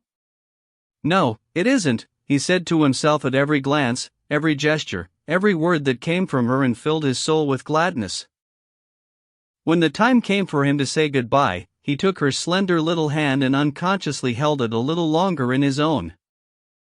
Is it possible that this hand, this face, these eyes, all these treasures of womanly charm, so far from me now, is it possible they might one day be mine forever, and I could know them as closely as I know myself? No, it can't be possible. Goodbye, Count, she said to him in a loud voice, though she added in a whisper, I shall look forward so much to seeing you again. And those simple words, along with the look in her eyes and the expression on her face that went with them, would last Pierre for 2 whole months, as the source of inexhaustible memories, meanings, and happy dreams. I shall look forward so much to seeing you again. Yes, yes, what was it she said? Yes. I shall look forward so much to seeing you again. Oh, I'm so happy. How can I be as happy as this? Pierre kept asking himself. Chapter 19. On this occasion Pierre knew none of the spiritual torment that had troubled him under similar circumstances during his courtship of Helene. This time he never found himself doing what he had done before, squirming with a sickening sense of shame as he went over the things he had said. He didn't keep saying to himself, "Oh, why didn't I say that?" or why did I say, "I love you?" Quite the reverse, he found himself going over in his imagination every word Natasha had spoken and everything he had said, along with all the details of every look and smile, without wanting to add anything, or take anything away, but just wanting to hear it over and over again. This time there wasn't a shadow of doubt about the rightness or wrongness of what he had started. Only one terrible anxiety sometimes assailed his mind. Am I dreaming? Could Princess Maria be wrong? Am I being overconfident and egotistical?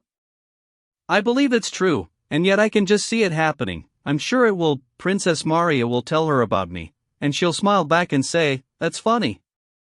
He's certainly got things wrong. Doesn't he realize he's just a man, nothing more than a man, and I'm different, I live on a higher plane? This was his only doubt, but it never left Pierre alone for long. Similarly, he had stopped making plans. The happiness before him seemed so incredible that all he could do was wait for it to happen. There could be nothing beyond that. Bringing things to a conclusion was all that mattered. Pierre was seized by a sudden frenzy of sheer joy, the sort of thing he didn't think he was capable of. The whole meaning of life, for him and the whole world, seemed to be contained in his love and the possibility of being loved in return. Sometimes it seemed as if everybody was preoccupied by nothing but his future happiness. It was as if they were all rejoicing as much as he was, but trying to hide it by pretending to be interested in other things. In every word and gesture he saw intimations of his own happiness. He often surprised people by looking or smiling at them in a blissful, meaningful way that seemed to express some secret empathy. But when he realized that people might be unaware of his happiness, he pitied them from the bottom of his heart, and felt an urge to get them somehow to realize that the things they were interested in were all rubbish and nonsense not worth thinking about. When people advised him to go into government service, or when there was open discussion of political developments or the war, with implications that such and such an outcome of such and such an event would determine the happiness of all men, he would listen with a gentle smile of commiseration and then shock the company by a series of strange observations. But both types of people, those seen by Pierre as understanding the real meaning of life, his feelings, and the miserable wretches who obviously didn't, all of them presented themselves to Pierre in the brilliant light of his own radiant feelings, and in everybody he came across he hadn't the slightest difficulty in seeing nothing but goodness and deserving of love. As he went through his dead wife's papers and things, the memory of her evoked in him nothing but a feeling of regret that she had never known the happiness he knew now. Prince Vasily, who was now at the peak of his pride, having received a new post and the star that went with it, struck him as a pathetic figure, a nice old man greatly to be pitied. In days to come Pierre would often recall this period of mindless bliss. Any judgments of people and circumstances made by him at this time remained forever true. Far from going back on his assessment of men and things, if ever he was assailed later on by doubts or contradictory feelings, he would simply go back to the view he had held during his period of madness, and inevitably that view never let him down. All right, He would think, maybe I did seem weird and ridiculous at that time, but I wasn't as crazy as I looked. Oh no, I was sharper and cleverer than I've ever been, and I understood everything worth understanding in life, because I was happy. Pierre's madness simply meant that he didn't wait, as in days gone by, for people to show personal qualities, what he might call virtues, before loving them. With his heart overflowing with love, he loved people for no reason at all, and then had no trouble discovering many a sound reason that made them worth loving. Chapter 20. After Pierre's departure that first evening, when Natasha had told Princess Maria with a happy smile of mischief that he looked exactly, yes, exactly, as if he was fresh from the bathhouse, with his short jacket and close-cropped hair, from that moment something secret, unrecognized though irresistible, had awakened in Natasha's soul. Everything about her, her face, her walk, her eyes, her voice, was suddenly changed. Much to her own surprise, a new vitality and hopes of happiness had burst forth and demanded satisfaction. After that first evening, Natasha seemed to have forgotten everything that had happened to her. There was no more complaining about her present situation, not a word about the past, and she was no longer too scared to make happy plans for the future. She said very little about Pierre, but when Princess Maria mentioned him, a long dead gleam returned to her eyes, and her lips curved into a strange smile. At first the change that had come over Natasha took Princess Maria by surprise, and when she understood what it meant, she was saddened by it. Can she have loved my brother so little that she can forget him so quickly? Princess Maria wondered, alone with her thoughts. But when she was with Natasha, she wasn't angry with her, and she didn't blame her. The new vitality that had taken hold of Natasha was clearly so irresistible and so unexpected by Natasha herself that in her presence Princess Maria felt she had no right to blame her, even in her heart of hearts. Natasha gave herself up to this new sensation with such wholeheartedness and sincerity that she made no attempt to hide the fact that grief was behind her, and now she was happy and joyful.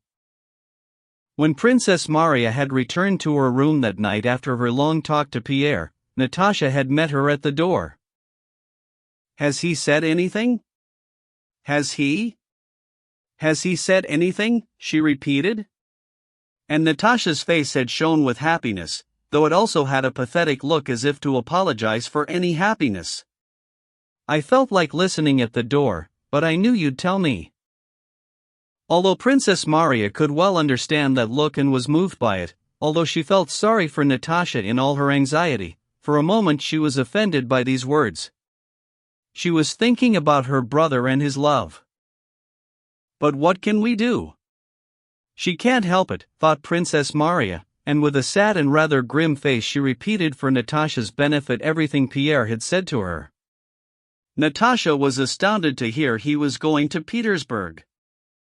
Going to Petersburg, she repeated, as if she couldn't take it in. But when she saw the gloomy expression on Princess Maria's face, she guessed what was wrong and suddenly burst into tears. Marie, she said, tell me what to do. I'm scared of doing the wrong thing. I'll do anything you say. Just tell me. You do love him, don't you? Yes, whispered Natasha. Well, why are you crying? I'm so pleased for you, said Princess Maria, so moved by her tears that she completely forgave Natasha's happiness. It won't happen straight away. One day soon. But think how happy we'll be when I'm his wife and you get married to Nikolai. Natasha, I asked you not to talk about that. Let's talk about you. Neither of them said anything. Oh, but why does he have to go to Petersburg? Cried Natasha suddenly, only to come back with a ready answer. No, he has to go. Doesn't he, Marie? He does have to go. Epilogue. Part 1. Chapter 1. 7 years had passed since the events of 1812. The turbulent sea of European history had settled within its shores. It seemed to have calmed down, But the mysterious forces that move humanity, mysterious because the laws that determine their activity are unknown to us, were still at work. Although the surface of the ocean of history seemed to be without a ripple, the movement of humanity went on as smoothly as the flow of time. Men kept coming together in various groups and splitting up again, and causes were gradually building up that would determine the formation and dissolution of empires and the displacement of peoples. The ocean of history was no longer sent surging from one shore to another, it seethed in its depths.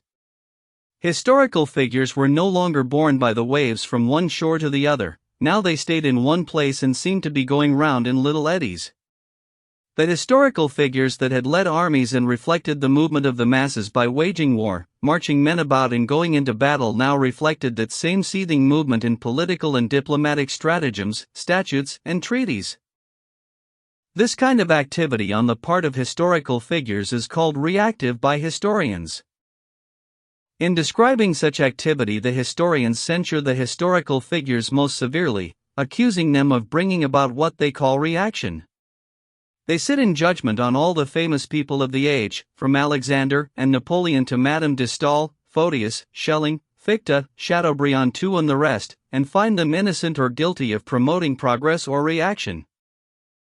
By their account, Russia was a center of reaction at that time, and Alexander I bears most of the blame for this, the same Alexander who, by their account too, had been mainly responsible for liberal initiatives taken early in his reign, and for the saving of Russia.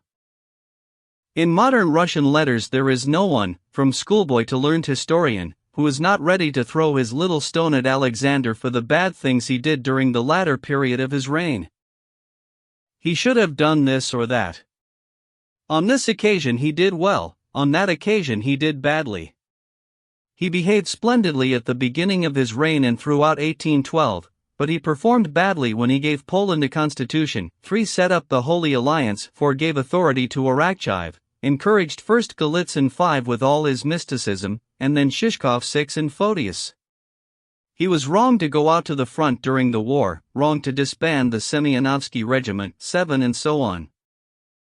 It would take a dozen pages or more to list all the charges leveled against him by the historians, all of them working on the safe assumption that they have a unique knowledge of what is good for humanity. What do these charges amount to? Is it not true that the actions of Alexander I that are applauded by historians, the liberal initiatives taken early in his reign, his struggle against Napoleon, his intransigence in 1812, and the campaign of 1813, flow from the same sources, the bloodline, upbringing, and life experience that made Alexander's personality what it was, that produced the actions for which he is censured by historians, such as the Holy Alliance, the restoration of Poland, the reaction that set in during the 1820s? What is the essence of these charges?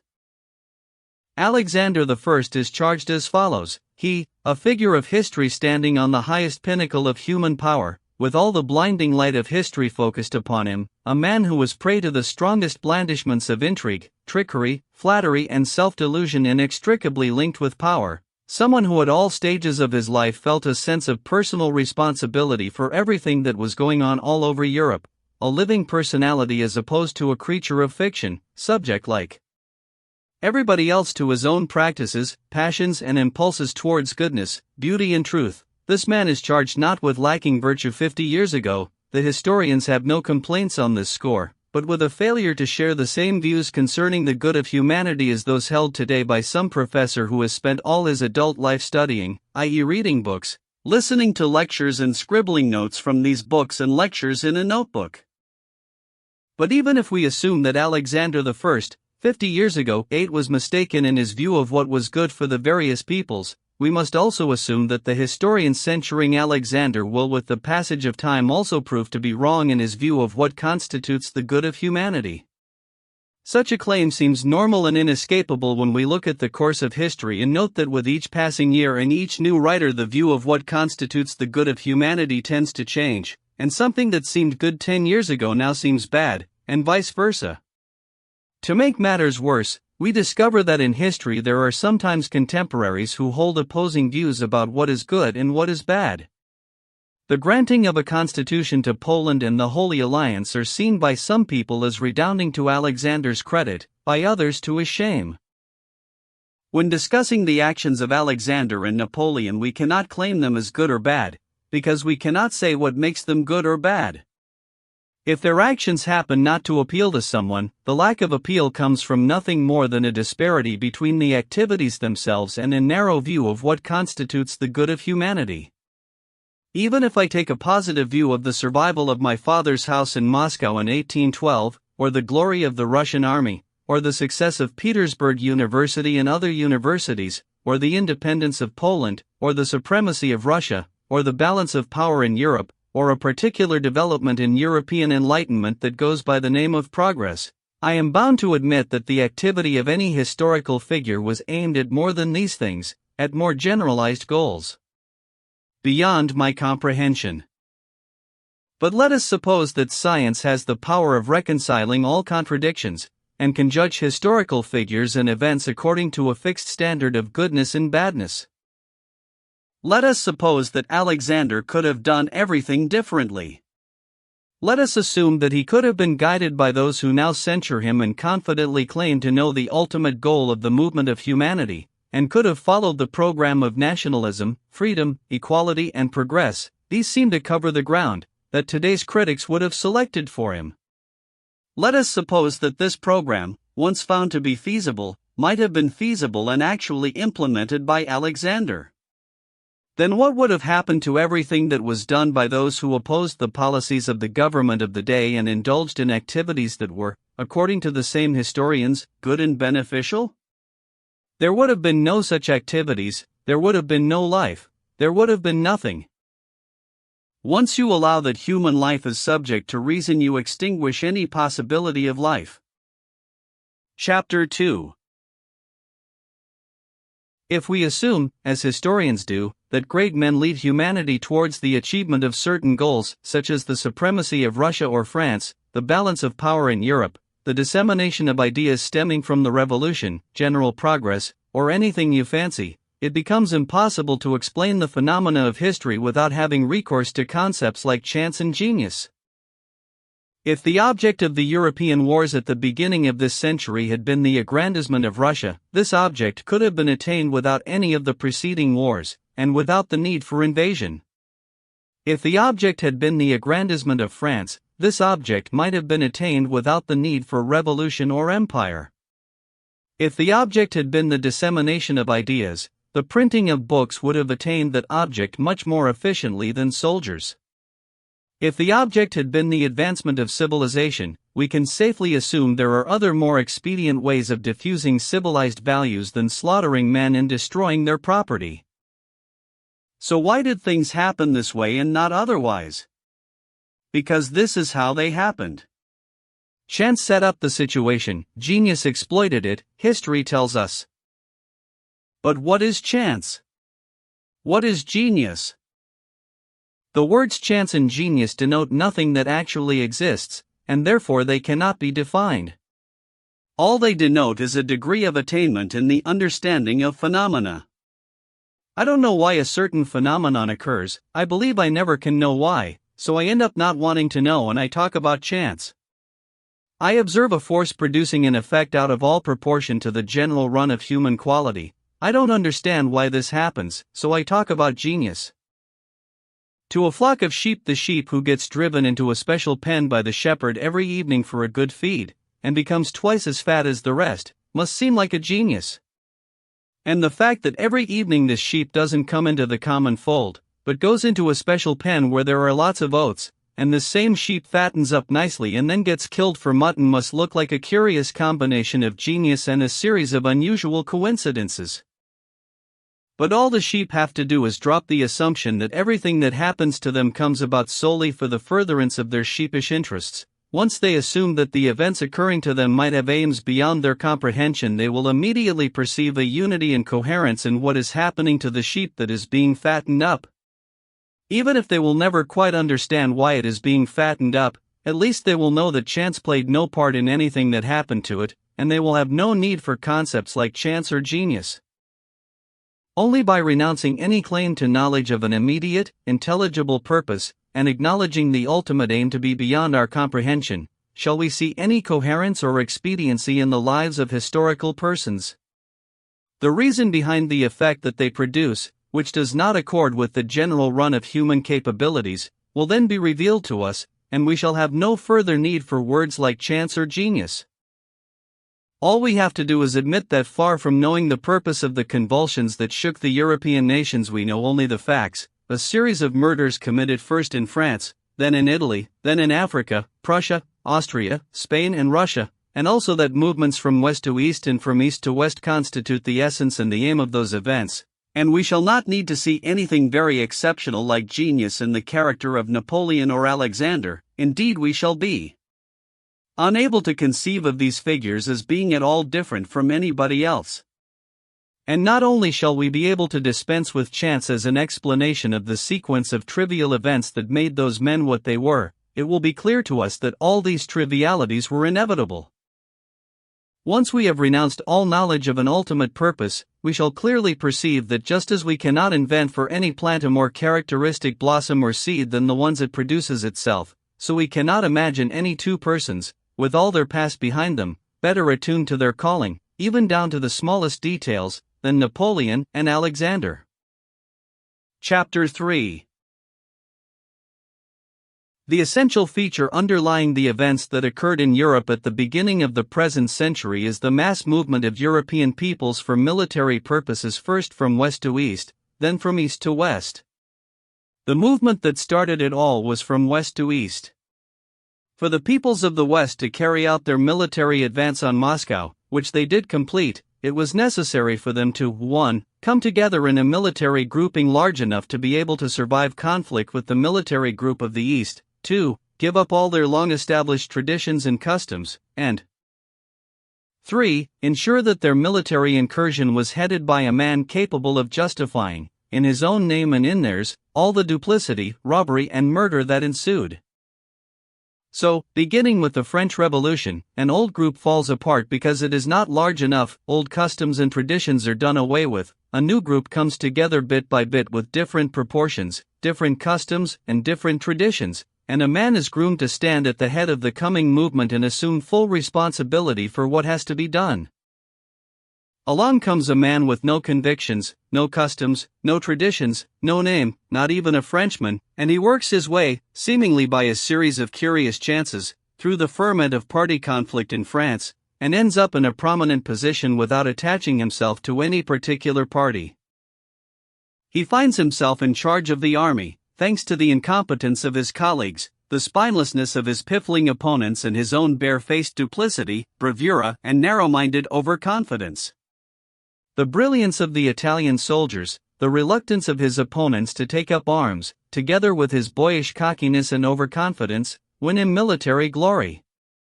Everywhere he is assisted by a string of what you might call chance contingencies. When he falls into disfavor with the French government, this soon becomes an advantage. Every effort of his to change the course of his destiny comes to nothing. He is rejected for service in Russia, and he cannot get himself posted to Turkey. 9. During the wars in Italy, he finds himself several times staring death in the face, only to be saved on every occasion by some bolt from the blue. The Russian armies, the troops really capable of shattering his prestige, keep getting delayed by diplomacy and stay out of Europe while he is still there. 10. On his return from Italy, he finds the government in Paris in such a process of disintegration that all men entering it are being steadily wiped out and destroyed. But an escape route from this dangerous situation offers itself in the form of a pointless, totally unjustified expedition to Africa. Once again he is favored by chance events. Impregnable Malta surrenders without a shot being fired. His most reckless schemes are now being crowned with success. The enemy navy, which later on will never miss a single rowing boat, now lets a whole army through. In Africa, a series of atrocities is perpetrated against the virtually defenseless inhabitants. Meanwhile, the men perpetrating these atrocities, and especially their leader, persuade themselves that this is wonderful, this is glory, something worthy of Julius Caesar and Alexander the Great, a good thing all round. This ideal of glory and greatness, stemming from a belief that one's every action is beyond reproach, and every crime a proud achievement invested with a supernatural significance beyond all understanding, this ideal, which would prove to be the guiding principle of this man and those around him, is deployed on a massive scale in Africa. Whatever he does comes off. The plague doesn't touch him. The callous slaughtering of his prisoners is not held against him. His childishly impetuous, unwarranted, and ignoble departure from Africa, leaving behind comrades in distress, redounds to his credit, and again the enemy navy lets him slip through their fingers, twice. Dizzy with the success of his crimes and ready for his new role, he arrives in Paris without any plan in mind, just as the disintegration of the Republican government, which might have brought him down a year earlier, completes its course. His arrival there as a man untainted by party loyalty serves only to raise his standing. He has no sort of plan, he is scared of his own shadow, but all parties grab at him and solicit his support. He alone, with his ideal of glory and greatness developed in Italy and Egypt, with his maniacal self-adulation, outrageous criminality and barefaced duplicity, he alone can justify what has to be done. He is needed to fill the place that awaits him, and so it is that, almost independently of his own will, and in spite of his dithering, his failure to plan ahead and his proneness to error, he finds himself drawn into a conspiracy aimed at the seizure of power, and the conspiracy comes off. He is dragged before the legislature. Thinking all is lost, he panics and tries to run away, pretends to faint and says the most outrageous things that ought to have spelt ruin for him. But the once proud and discerning rulers of France, now under the impression that their day is done, turn out to be more confused than he is, and they say anything but what needs to be said in order to maintain their own power and see him off. Chance contingencies, millions of them, bring him to power, and all men now seem to collude in asserting his authority. It is chance that determines the personalities of those who rule France at this time, and now cringe before him. Chance that determines the personality of Paul I in Russia, who recognizes his authority. Chance that sets up a plot against him that enhances his power instead of bringing him down. Chance delivers the Duc d'Enghien into his hands and somehow impels him to kill him, and thereby persuades the mob by the strongest of all arguments that because he has the power he also has the right. Chance determines that although he strains every fiber to launch an expedition against England, which quite clearly would have led to his downfall, he never carries out this intention. Instead he falls upon Mack with the Austrians, who give in without a fight. Chance and genius bring him victory at Austerlitz, and chance determines that all men, not only the French but every country in Europe except England, which will have no involvement in the events about to unfold, set aside their former horror and repugnance at his criminality and now legitimize the power he has acquired, the title he has bestowed on himself and his ideal concept of greatness and glory, which appeals to everybody as something splendidly reasonable. As if to flex their muscles and prepare for the great movement ahead of them, the forces of the West lunge eastward on several occasions, in 1805, 1806, 1807, and 1809, building up strength and adding to their numbers. In 1811 a group of men formed in France joins forces with an enormous group from the peoples of Central Europe. The growth in numbers is matched by an increase in the force of justification on the part of the man at the head of the movement. Throughout the 10-year preparatory period preceding the great movement, this man has been hobnobbing with all the crowned heads of Europe. The discredited rulers of the world have no sensible concept or rational ideal with which to challenge the mindless Napoleonic ideal of glory and greatness. They fall over each other to demonstrate their lack of substance. The King of Prussia sends his wife to suck up to the great man. The Emperor of Austria considers it a mark of esteem that this man should take a daughter of the Kaiser's to his bed. The Pope, the guardian of all that the nations hold sacred, uses religion to enhance the great man's reputation. It is not a question of Napoleon preparing himself for his new part. Everything around him encourages him to assume personal responsibility for what is being done and is about to be done. There is no action, no atrocity, no little bit of trickery he could indulge in without it being immediately represented on the lips of those about him as a great deed. The best tribute the Germans can dream up for him is the celebration of Jena and Auerstadt.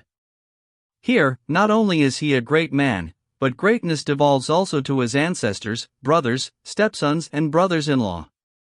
Everything conspires to deprive him of the last scintilla of reason, and prepare him for his terrible role. Once he is ready, so are his forces.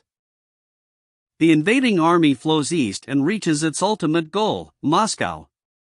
The capital is taken. The Russian army suffers heavier losses than any opposing army in previous wars from Austerlitz to Wagram. But all of a sudden, instead of the chance contingencies and genius that had ensured such a consistent, uninterrupted run of successes leading him towards his destined goal, he is faced with a vast number of chance contingencies working in reverse, from the cold he caught at Borodino to the spark that set Moscow on fire, and instead of genius we see in him unparalleled stupidity and wickedness. The invading army runs away, turns back, and runs away again. By now all the chance contingencies are going against him rather than for him. Then comes the reverse movement from east to west, astonishingly similar to the west to east movement that has preceded it. As in 1805, 1807, and 1809, the same tentative westward lunges precede the great eastward movement. There is the same combination into a single group of vast proportions, the same process by which the peoples of Central Europe join in with the general movement, the same halfway hesitation and the same acceleration as the goal gets nearer. Paris, the ultimate goal, is reached. Napoleon's government and armies are in tatters. Napoleon himself is of no further consequence. All his actions are obviously mean and pathetic, but once again inexplicable chance intervenes. The Allies detest Napoleon, seeing him as the cause of all their troubles. Stripped of all power and authority, exposed as a crook and a villain, he ought to have been recognized as he had been 10 years earlier, and would be a year later, as a bandit and an outlaw. But by some curious contingency no one sees this. His part has not been fully played out. The man who 10 years before, and 1 year later, was looked on as a bandit and an outlaw is now dispatched to an island 2 days' journey from France presented to him as his dominion, with guards and millions to spend, as if he had done something worth paying for. Chapter 4. The oceanic surge of the peoples begins to settle down within its shores. Its huge waves have flooded back, leaving little eddies on a calm surface, diplomats who fondly imagine that they have been the calming influence. Then suddenly the calm sea surges up again. The diplomats imagine that they and their bones of contention are the cause of this new upheaval, and they anticipate warfare between their sovereigns. The situation seems impossible. But although they can sense the gathering wave, it doesn't come from where they expect it. It is the same wave with the same starting point, in Paris, the last backwash of the movement from the west, a wave that will soon resolve the diplomatic difficulties that seem so intractable and put an end to the military unrest of the period. The man who has devastated France comes back to France alone, with no secret plan and no soldiers. Any policeman could arrest him, but by a strange contingency no one does. On the contrary, everybody gives a warm welcome to the man they were cursing only yesterday and will curse again within the month. This man is still needed to vindicate events occurring in the last act of a collective drama. The act is over. The last part has been played. The actor is told to take off his costume and wash off his powder and paint. He won't be needed again. And for several years to come this man, alone on his island, plays out his pathetic little comedy to himself as the only audience, scheming and lying over silly details in order to vindicate his actions when vindication is no longer required, and demonstrating for all the world to see the true nature of what had been mistaken for power when all the time he had been guided by an unseen hand. The theater manager has brought the drama to a close, and made the actor take off his costume. Now he shows him to us. Look, this is what you have believed in. Here he is. I hope you can all see now that he hasn't been moving you. I have. But, dazzled by the power of movement, the people take a long time to absorb this. There is even greater consistency and inevitability in the life of Alexander I, the figure who stood at the head of the East-West counter-movement. What qualities would be needed for a man to eclipse all others and stand at the head of an east-to-west counter-movement? He would need a sense of justice, deep involvement in the affairs of Europe tempered by sufficient detachment to leave his view unobscured by petty interests. He would need moral superiority over his fellows, the other sovereigns of the day. He would need to have a gentle and appealing personality and also a personal grudge against Napoleon. And Alexander I satisfies these requirements, all of them prepared long before by an infinite number of chance contingencies arising in his earlier life, in his upbringing and early liberalism, in the advisors circulating around him, in Austerlitz, Tilsit and Erfurt. While ever the war centers on his own country, this character stands idle, he is not needed. But once the need for a pan-European war becomes inevitable, this character, finding himself in the right place at the right time, brings the European peoples together and leads them towards their goal. The goal is reached. After the last of the wars in 1815, Alexander finds himself at the very summit of human power. How does he use it? Alexander, the peacemaker of Europe, the man who from early youth had striven for nothing but the good of his peoples, the first champion of liberal reforms in his own country, now the possessor of maximum power and therefore the opportunity of promoting the welfare of his people, behaved very differently from Napoleon in exile, who was busy concocting childish and duplicitous schemes for blessings to be showered on humanity if only he had the power. Alexander, sensing that his mission is now accomplished and God's hand is upon him, and recognizing the paltriness of this mirage of power, turns away from it, hands it on to despicable creatures, men he despises, and has only this to say: Not unto us, but unto thy name. 11 I am a man like you. Let me live like a man, and think about my soul and God. Just as the sun and every atom of ether is both a sphere complete in itself and also only a tiny part of an inconceivably vast whole, so every personality bears within himself his own aims whilst bearing them also in the service of generalized aims that lie beyond human comprehension. A bee has settled on a flower and stung a child. And the child is scared of bees and says that bees are there to sting people. A poet admires the bee as it imbibes inside the sepals of the flower and says that bees are there to imbibe nectar inside flowers. A beekeeper, observing that the bee collects pollen and brings it back to the hive, says that the bee is there to collect honey. Another beekeeper, one who has studied the life of the swarm more closely, says the bee collects pollen to feed the young ones and rear a queen, and the bee is there for the propagation of its species. A botanist observes the bee flying over with pollen to fertilize the pistil on a diclinous flower and sees this as the purpose of the bee. Another one, observing the tendency for plants to migrate and the bee's contribution to this process, feels able to claim this as the purpose of the bee. But the ultimate purpose of the bee is not exhausted by the first, second, or third purpose discernible by the human intellect. The higher the human intellect goes in discovering more and more purposes, the more obvious it becomes that the ultimate purpose is beyond comprehension. Human comprehension does not extend beyond observation of the interaction between the living bee and other manifestations of life. The same applies to the purposes of historical characters and nations. Chapter 5. Natasha's marriage to Bezukhov in 1813 was the last happy occasion enjoyed by the old Rostov family. Count Ilya died the same year, and, as always, with the father's death the family was broken up. The events of the previous year, the burning of Moscow and the flight from the city, the death of Prince Andrei and Natasha's despair, the death of Petya and the old countess's grief, had rained down on the old count's head in a series of blows.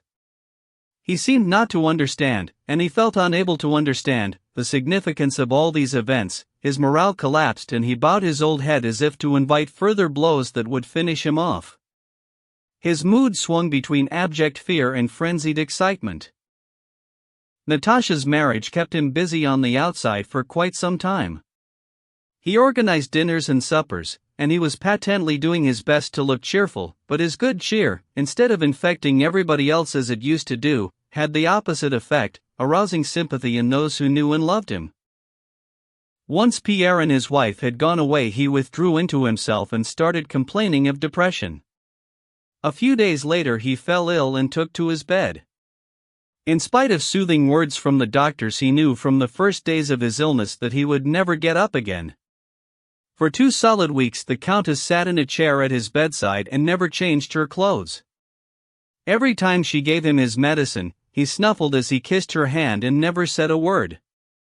On the last day, racked with sobs, he asked his wife and his absent son to forgive him for squandering their property, the worst of the sins that lay on his conscience. After receiving communion and extreme unction, he died peacefully, and the next day a crowd of people who had known him turned up to pay their last respects, filling the Rostovs' rented apartments. These acquaintances, who had dined and danced so often in his house, and so often enjoyed a good laugh at his expense, were all feeling the same kind of inner self-reproach mixed with deep emotion, and they kept saying the same things, as if to vindicate themselves. "Oh yes, say what you will about him, he was a splendid man. You don't meet people like him anymore. And we all have our faults, don't we?" At the very time when the old Count's affairs had become so involved, there was no imagining how it would all have ended if things had gone on for another year. He had suddenly died.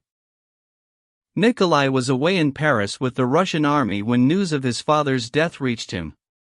He applied for immediate discharge, and instead of waiting for it to come through, he took leave and left for Moscow. Within a month of the old Count's death, his financial position became absolutely clear, astounding everyone by the vast sums owed in various petty debts, the existence of which no one had suspected. The debts came to more than double the value of the estate. Nikolai's friends and relations advised him to refuse his inheritance. But Nikolai thought this would be a slur on his father's honored memory, so he wouldn't hear of any such thing. He took on the inheritance, including the obligation to pay off all the debts. The creditors, who had kept quiet for so long, restraining themselves during the old Count's lifetime under the vague but powerful influence of his easygoing nature, descended on Nikolai all at once. As always happens, they began to compete with each other for early payment, and people like Matenka and others who held IOUs given to them as presents were among the most persistent of the creditors. They wouldn't give Nikolai a moment's peace, and the same people who had shown obvious pity for the old man who had been responsible for their losses, in the case of losses rather than presents, now hounded the young heir without mercy, even though he was clearly innocent as far as they were concerned and had volunteered to settle the debts. None of the schemes devised by Nikolai paid off. The estate went under the hammer and realized only half its true value, leaving half the debts still unpaid. Nikolai accepted 30,000 rubles offered by his brother-in-law, Bazukov, and paid off anything he recognized as a genuine monetary obligation. Then, to avoid being thrown into prison for the remaining debts, as threatened by the creditors, he re-entered government service. Any possibility of returning to the army, where he was next in line for promotion to colonel, was out of the question, because his mother now clung on to her son for dear life. And so, despite his reluctance to stay on in Moscow, mingling with people who had known him in days gone by, and despite his hatred of the civil service, he accepted a civilian post in Moscow, discarded his dearly loved uniform and set himself up with his mother and Sonia in modest lodgings in one of the poorer districts. Natasha and Pierre were living in Petersburg at this time, and they had no clear idea of Nikolai's situation.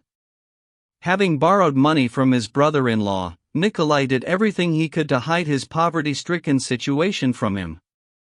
What made things worse was the need not only to keep himself, Sonia and his mother on a salary of 1,200 rubles, but to keep his mother in such a way that she wouldn't notice how poor they had become. The Countess couldn't conceive of life without the luxury she had been used to since childhood, and, blissfully unaware of causing any problems for her son, she would insist on sending a carriage round to fetch a friend, even though they had no carriage, ordering expensive delicacies for herself, or wine for her son, and asking for money to buy surprise presents for Natasha, Sonia, or Nikolai himself. Sonia ran the house, waited on her aunt, read to her, put up with her tantrums and half-concealed enmity, and conspired with Nikolai to conceal from the old Countess their poverty-stricken situation. Nikolai felt irredeemably indebted to Sonia, deeply grateful for everything she did for his mother, and he also greatly admired her patience and devotion. Nevertheless, he did what he could to distance himself from her. In his heart of hearts he seemed to resent the fact that she was too perfect, beyond all criticism. She possessed all the admirable qualities, but very little to make him love her. And he felt that the more admirable she became, the less he loved her. He had taken her at her word when she had written to give him his freedom, and now he behaved towards her as if what had happened between them was ancient history, long forgotten, something that could never under any circumstances be returned to. Nikolai's position was going from bad to worse. His idea of building up some savings out of his salary proved to be an idle dream. Far from saving anything, he was even running up small debts to satisfy his mother's demands. There seemed to be no way out of this situation. He had no time for the idea of marrying a rich woman, which his female relatives kept suggesting. The only other solution, his mother's death, never even crossed his mind. There was soon nothing he wanted, nothing to hope for, and in his heart of hearts he took a grim and gloomy satisfaction in the stoical way he put up with things. He went out of his way to avoid old acquaintances, with their expressions of sympathy and humiliating offers of assistance. He avoided every kind of frivolity and amusement, and even at home he did nothing but play patience with his mother, and pace the room silently, smoking one pipe after another. He seemed to cultivate this dark mood of his, it was the only thing that kept him going. Chapter 6. At the beginning of the winter, Princess Maria arrived in Moscow. From the city's rumor mill she heard about the Rostov's situation. The word was that the son was sacrificing himself for his mother. I would have expected nothing less of him, Princess Maria told herself, only too delighted to find confirmation of her love for him. Bearing in mind her friendly, almost intimate relationship with the Rostovs, she was almost a member of the family, she felt duty-bound to call on them. But when she thought of her relations with Nikolai in Voronezh, she was scared to do so. A few weeks after her arrival in Moscow, however, she plucked up the courage and went to see the Rostovs. Nikolai was the first to meet her because it was impossible to get to the Countess's room without walking through his. Princess Maria took one glance at him, and instead of the anticipated expression of delight, all she saw was a look of chilly aloofness and pride that she had never seen before. Nikolai asked after her health, led her through to his mother, and stayed no more than 5 minutes before walking out. When Princess Maria was leaving, Nikolai met her again, and saw her through into the hall with almost exaggerated formality and stiffness. He made no comment on what she said about the Countess's health. "It's got nothing to do with you. Just leave me alone," his eyes seemed to say. "What does she think she's doing prowling about in here? What's she after?" "I can't stand these fine ladies and their nice ways," he said out loud in Sonia's presence, obviously unable to contain his annoyance, once the princess's carriage had trundled away. "Oh, Nicholas, how can you talk like that?" said Sonia, beside herself with delight. "She's such a nice person, and Mama is so fond of her." Nikolai said nothing in reply, and would have liked to drop the subject of Princess Maria, but from then on the old countess brought her into the conversation several times a day. She praised her to the skies, told her son he must go and see her, wanted to see more of her herself, yet she was always in a funny mood when she spoke about her. Nikolai tried to hold back when his mother talked about Princess Maria, but his silence annoyed her. "She's a lovely girl. I think very highly of her," she would say, "and you must go round and see her. At least you'd be outside meeting people. You must be bored stiff spending all your time in here with us." "But I've no wish to do that, Mama." You used to like meeting people. Now all you can say is, "I've no wish to do that." I really don't understand you, my dear. One minute you're bored stiff, and the next you're refusing to go out and meet people. I didn't say I was bored. Oh no? I distinctly heard you say you don't even want to see her. I think very highly of her, and you used to like her yourself. Now all of a sudden you're behaving oddly and you have your own funny reasons. Nobody tells me anything. That's not true, Mama. It would be different if I was asking you to do something unpleasant, but as things stand, I'm just asking you to go round and see her. It's the polite thing to do. Anyway, I've said my say, and I shan't interfere anymore. You can go on keeping secrets from your mother. All right, I'll go round, if that's what you want. I don't mind one way or the other. I'm only thinking of you. Nikolai gave a sigh, bit his mustache and dealt the cards in an attempt to change the subject. The next day and the following day, and the day after that, they went through exactly the same conversation again and again. After her visit to the Rostovs and the unexpectedly frigid reception she had been given by Nikolai, Princess Maria told herself she had been right in not wanting to call on them before they called on her. I got what I expected, she said to herself, summoning pride to her aid. He's no concern of mine. I just wanted to see the old lady. She's always been so kind to me, and I owe her a great deal. But thoughts like these were not enough to put her mind at rest. She was plagued with a feeling of something not far from remorse whenever she thought of her visit. Despite her firm resolve to forget the whole thing and make sure she didn't call on the Rostovs again, she couldn't get it out of her mind that her situation was not quite so clear-cut. And when she wondered exactly what it was that was plaguing her, she was forced to admit that it was her relationship with Rostov. His frigid and formal attitude had nothing to do with any feelings he might have for her, this much she knew, it was all a cover for something else. This something else had to be brought out into the open, and she knew she wouldn't be able to rest until it was. One day in midwinter she was sitting in the classroom, keeping an eye on her nephew as he did his schoolwork, when the servant announced that Rostov had called to see her. Grimly determined not to let him guess her secret, and not to show any embarrassment, she summoned Mademoiselle Bourienne, and the two of them went into the drawing room.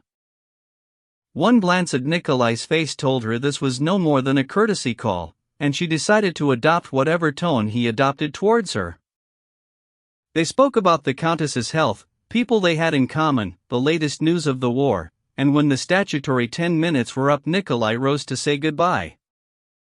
With Mademoiselle Bourienne's assistance, Princess Maria had kept the conversation going quite well, but at the very last moment, just as he got to his feet, she became so weary with talking about things that didn't matter to her, and so absorbed in wondering why she should be the only one to have so little joy in her life, that in a fit of absent-mindedness she sat there like a stone, staring ahead and ignoring the fact that he was getting up.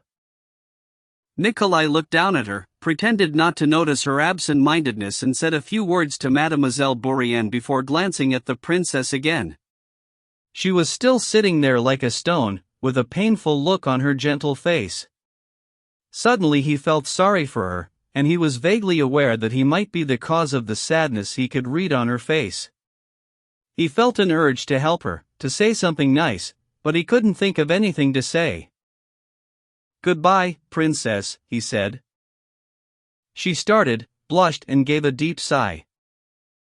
"Oh, I'm so sorry," she said, as if she had just woken up.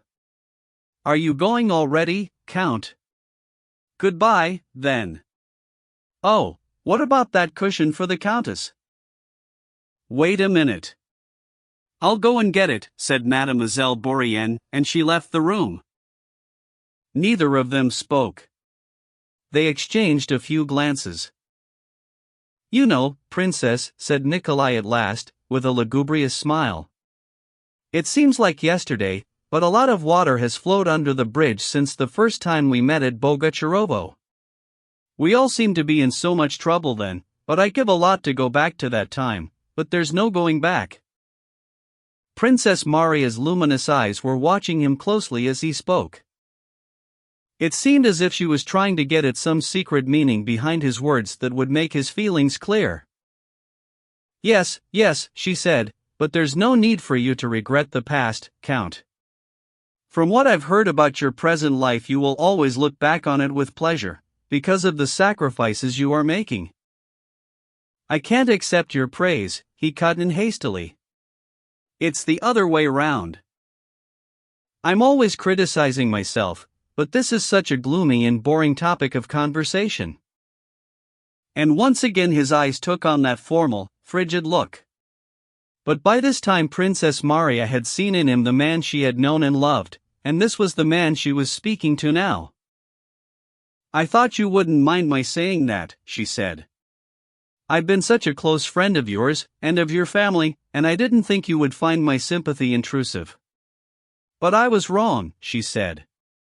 There was a sudden catch in her voice. I don't know why, she went on, recovering her composure. You weren't like this before, and... Why? There are thousands of reasons. He stressed the word why. Thank you so much, Princess, he added softly. Sometimes, it's hard. Now you know why. Now you know why, said an inner voice speaking to Princess Maria's heart. No, it wasn't just that happy, kind, open look of his, not just his handsome person that I loved. I had an intuition of his nobility and strength, his spirit of self-sacrifice, she said to herself. Yes, he's a poor man now, and I am rich. And that's all there is to it. Yes, if it wasn't for this, by recalling his earlier tenderness and looking into his kind, sad face, she had suddenly seen the reason for his frigid attitude. Why, Count, why, she suddenly cried, almost shouting and moving closer to him without being aware of it. Please tell me why. You really must. He said nothing. I don't know about your why, Count, she went on. But it's not easy for me. I don't mind admitting it. For some reason you want to deprive me of our old friendship. And that hurts me. There were tears in her eyes and her voice. I've had so little happiness in my life that any loss is hard to bear. Do forgive me. Goodbye. She burst into tears and set off out of the room. Princess! Wait a minute, for heaven's sake, he cried, trying to stop her. Princess! She looked round. For a few seconds they gazed into each other's eyes.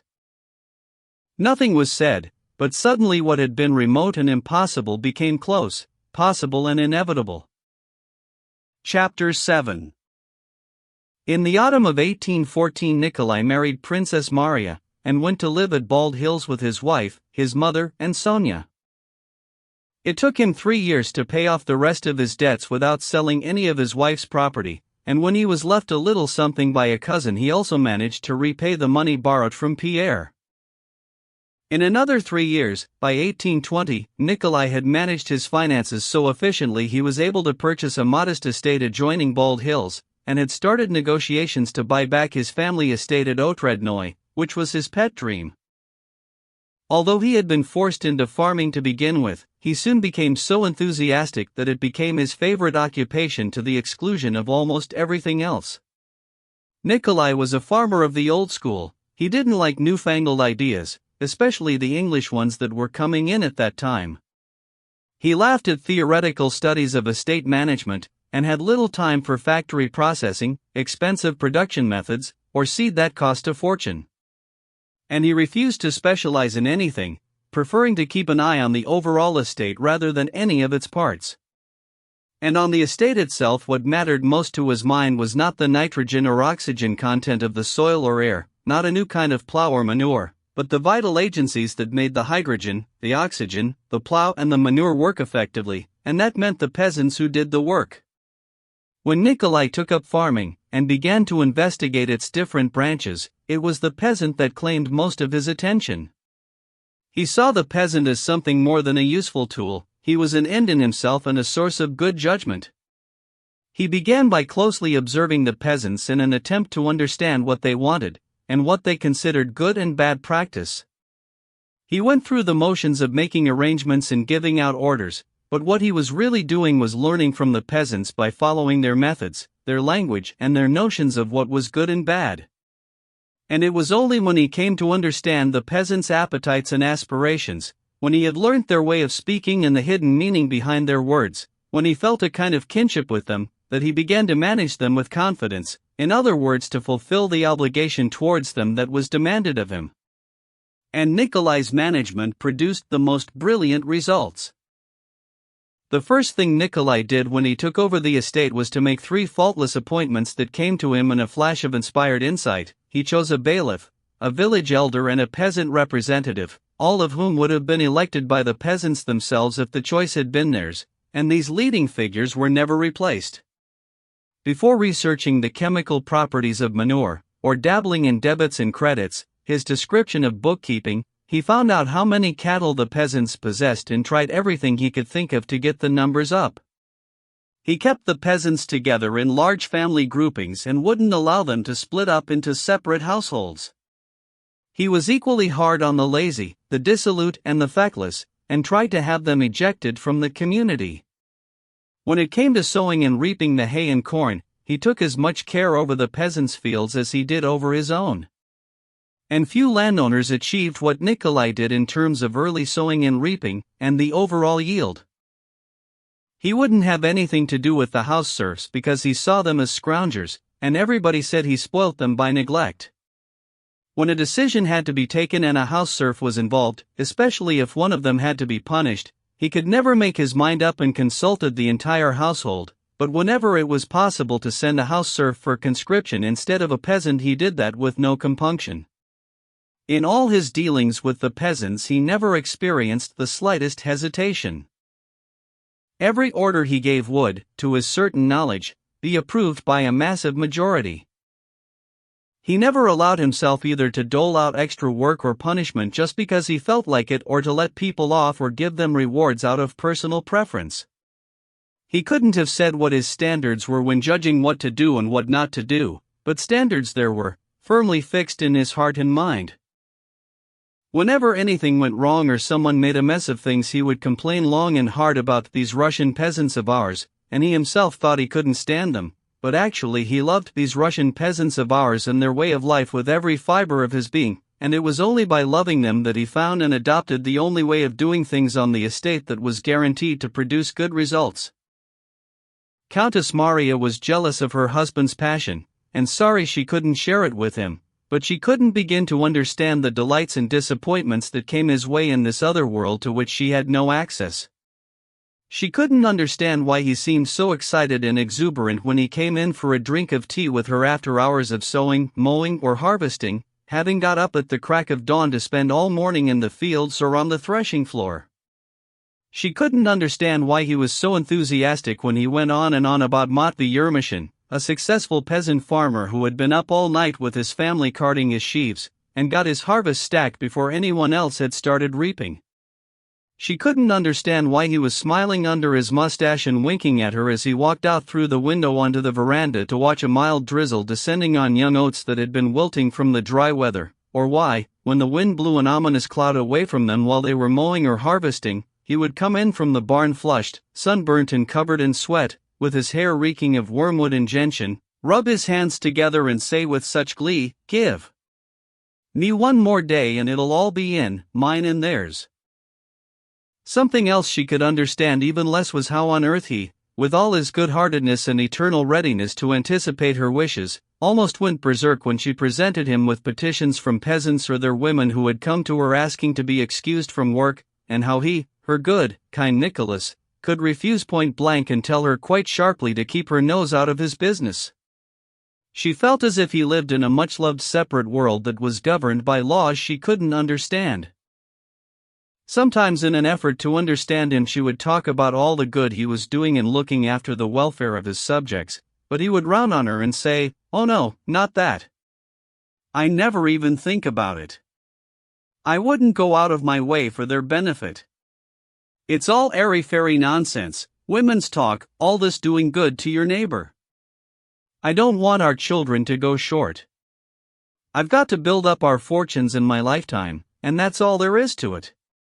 And to do that you have to have discipline. You have to be hard," he would declare, clenching his fist with great passion. "And of course you have to be fair as well," he would add, "because if the peasant is naked and starving and he's down to his last scraggy horse, he's no good to man or beast." And it was probably because Nikolai would not entertain any idea that he was doing things for other people, or being virtuous, that everything he attempted bore fruit. His wealth increased by leaps and bounds, serfs from nearby estates came and asked him to buy them in, and long after he was dead and gone his rule was reverently preserved in folk memory. What a master he was! Put the peasants first and himself second, he did. Didn't stand no nonsense neither. Right good master he was. Chapter 8. The one thing that worried Nikolai in the management of his serfs was his quick temper, along with an old habit, acquired in the hussars, of being too ready with his fists. At first he saw nothing wrong with this, but in the second year of his married life his views on this form of discipline underwent a sudden change. One day during the summer he had sent for the village elder from Bogocharovo, the man who had taken over when Dron died and now stood accused of various acts of fraud and negligence. Nikolai went out to the steps to meet him, and the first answers were barely out of the man's mouth when shouts and blows were heard in the hall. Later on, when he came back in for lunch, Nikolai went over to his wife, who was sitting with her head bent low over her embroidery frame, and started telling her in the usual way about everything he had been doing during the morning, including the business with the elder from Bogocharovo. Countess Maria sat there in the same position, tight-lipped, turning alternately red and pale and not responding. "Insolent swine," he said, flaring up at the mere recollection. "Should have told me he was drunk and couldn't see properly." "Hey, what's all this, Marie?" he asked suddenly. Countess Maria looked up, started to say something but looked straight down again and tightened her lips. "What is it? What's wrong, my love?" Tears always improved Countess Maria's rather plain looks. Pain and anger never made her cry, but sadness and pity always did. And when she cried her luminous eyes took on an irresistible loveliness. The moment Nikolai took her by the hand she lost control and burst into tears. "Nikolai, I saw you. He was in the wrong, but you, why did you do that?" "Nikolai," and she buried her face in her hands.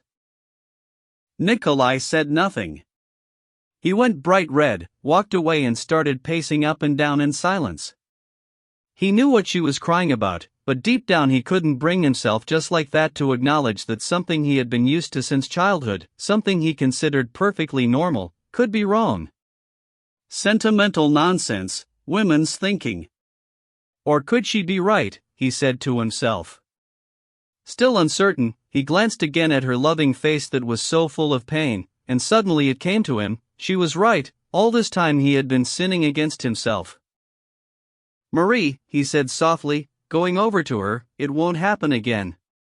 "I promise." "Ever," he repeated in a trembling voice, like a little boy wanting to be forgiven. The tears flowed faster from the Countess's eyes. She took her husband's hand and kissed it. "Nikolai, when did you break your cameo ring?" she said, changing the subject as she looked at the finger that wore a ring with a cameo head of Laocoon.12. "Today." "Same thing." "Oh, Marie, don't remind me," he burst out again. "I swear it won't happen again." "And let this always be a reminder to me," he said, pointing to the broken ring. And from then on, whenever he was having things out with his village elders and foremen, as soon as he felt a rush of blood to his face and began to clench his fists, Nikolai would twist the broken ring around his finger and look away from the man who had made him so angry.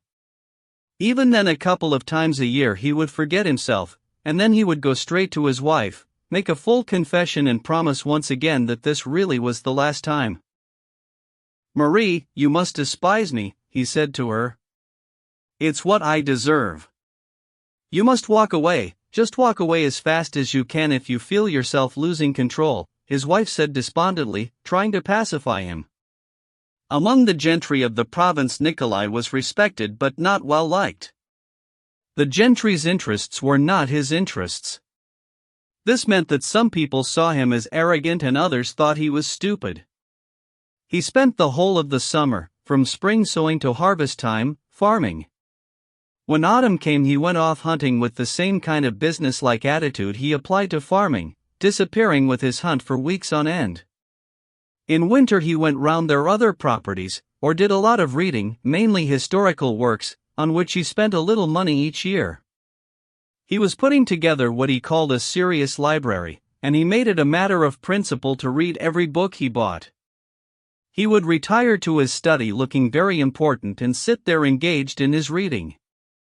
The occupation that he had originally taken on as a duty soon became a habit, and it now gave him a special thrill of pleasure as he reveled in the sense of doing something that mattered.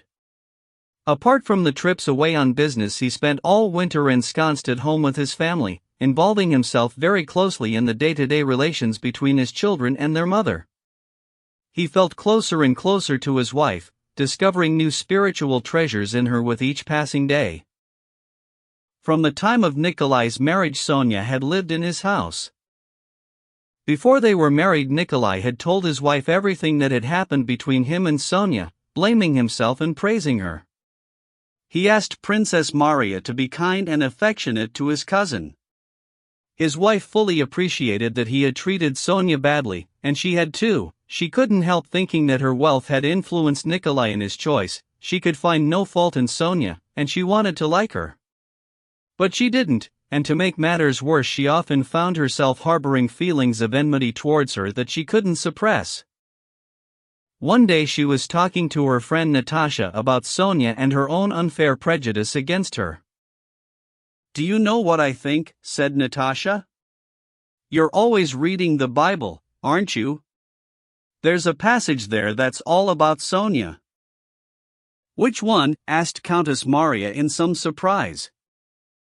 "To him that hath shall be given, and from him that hath not shall be taken away even that which he hath."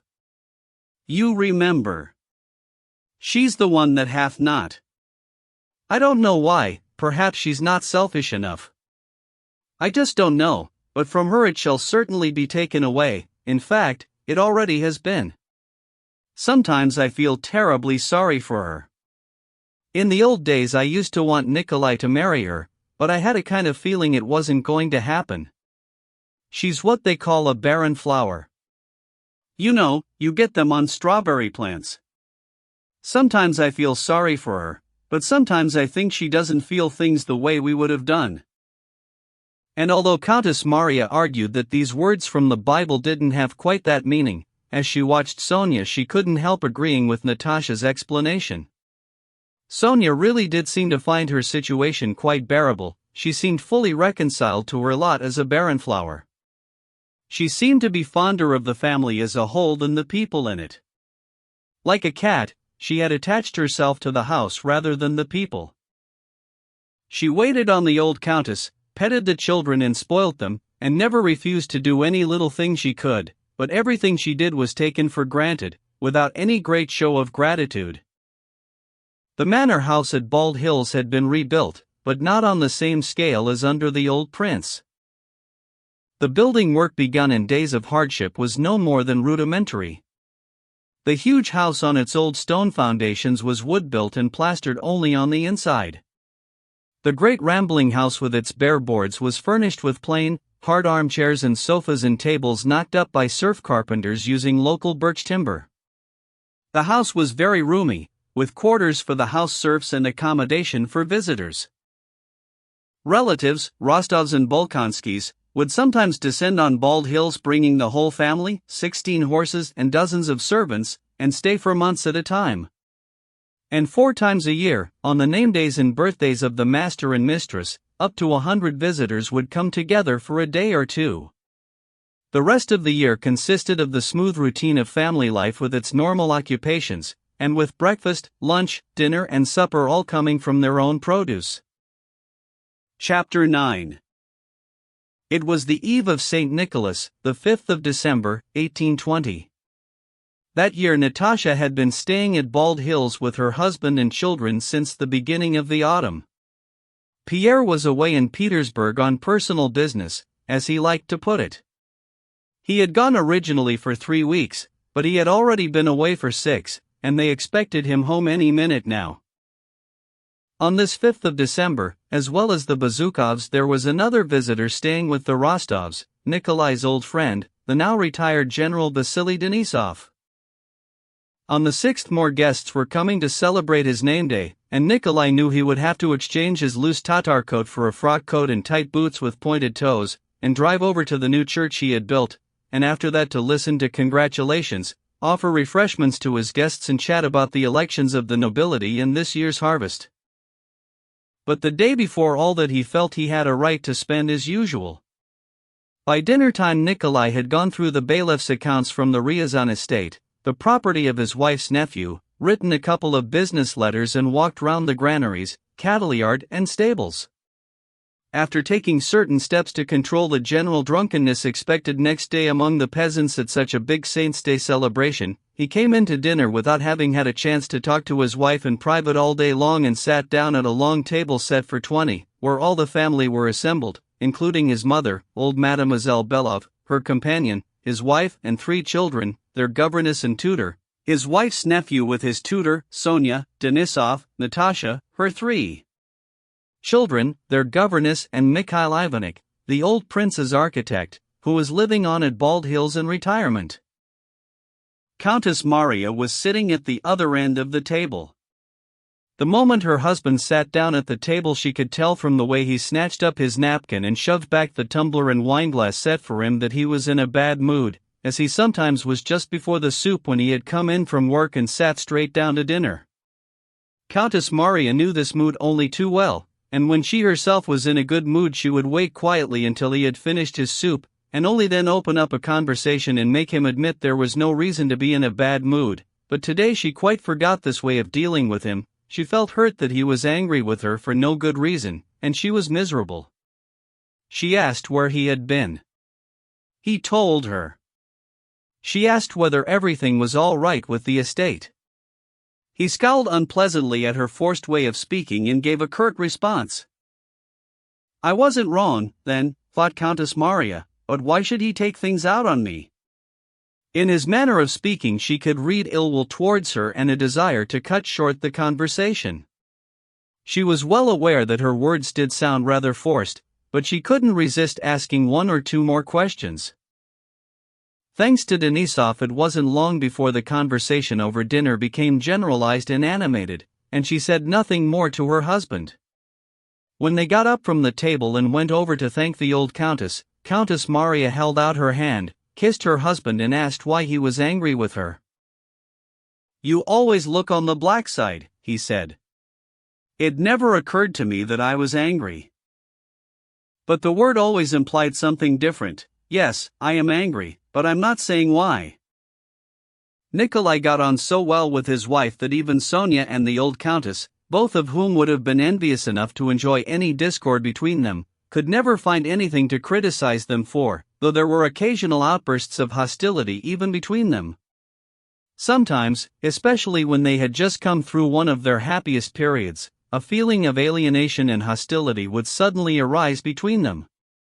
It was a feeling that came upon them most frequently when Countess Maria was pregnant. And she was in this condition now.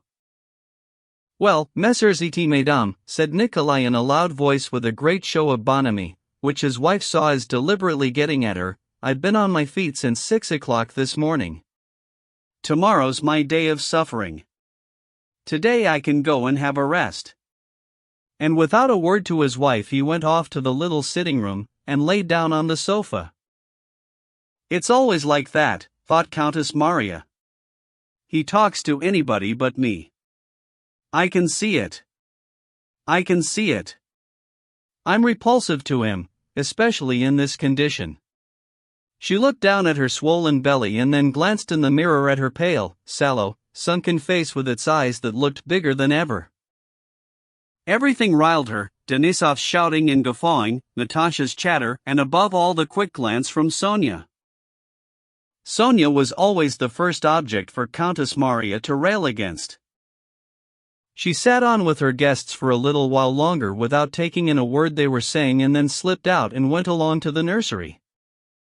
The children were perched on chairs playing at driving to Moscow, and they invited her to join in. She sat down and played with them for a while, but the thought of her husband in his uncalled-for bad mood wouldn't leave her in peace. She got to her feet and tiptoed rather awkwardly down to the little sitting room. Perhaps he's not asleep. I'll have it out with him, she said to herself. Little Andre, her elder boy, followed behind on tiptoe, mimicking her. His mother didn't notice. Marie dear, I think he's asleep. He's tired out, said Sonia, coming across her in the next room. Countess Maria seemed to come across her everywhere. Don't let Andre wake him up. Countess Maria looked round, saw Andre behind her and sensed that Sonia was right, which was enough in itself to make her go red in the face, and only just managed to bite back a cruel retort. She said nothing, and to avoid the impression of obeying her she let him come on behind as she went up to the door, though she signaled for him to keep quiet. Sonia went out through another door. From the room where Nikolai was asleep his wife could hear his steady breathing, so familiar to her in every tone. As she listened she could see his smooth, handsome forehead, his mustache, the whole of the face she had so often stared at in the dead of the night while he was asleep. Nikolai stirred and cleared his throat. And at the same instant Andre shouted from the doorway, "Papa, Mama's here." Countess Maria turned pale with dismay and signaled again to the little boy. He said no more, and a terrible silence ensued lasting almost a minute. She knew how Nikolai hated being woken up. Then suddenly through the door she heard him stir and clear his throat again, and in a tone of some irritation he said, "I never get a minute's peace." "Is that you, Marie? Why did you bring him here?" "I just came to have a look." "I didn't see." "I'm so sorry." Nikolai had a good cough and said nothing more. His wife went away, and took her son back to the nursery.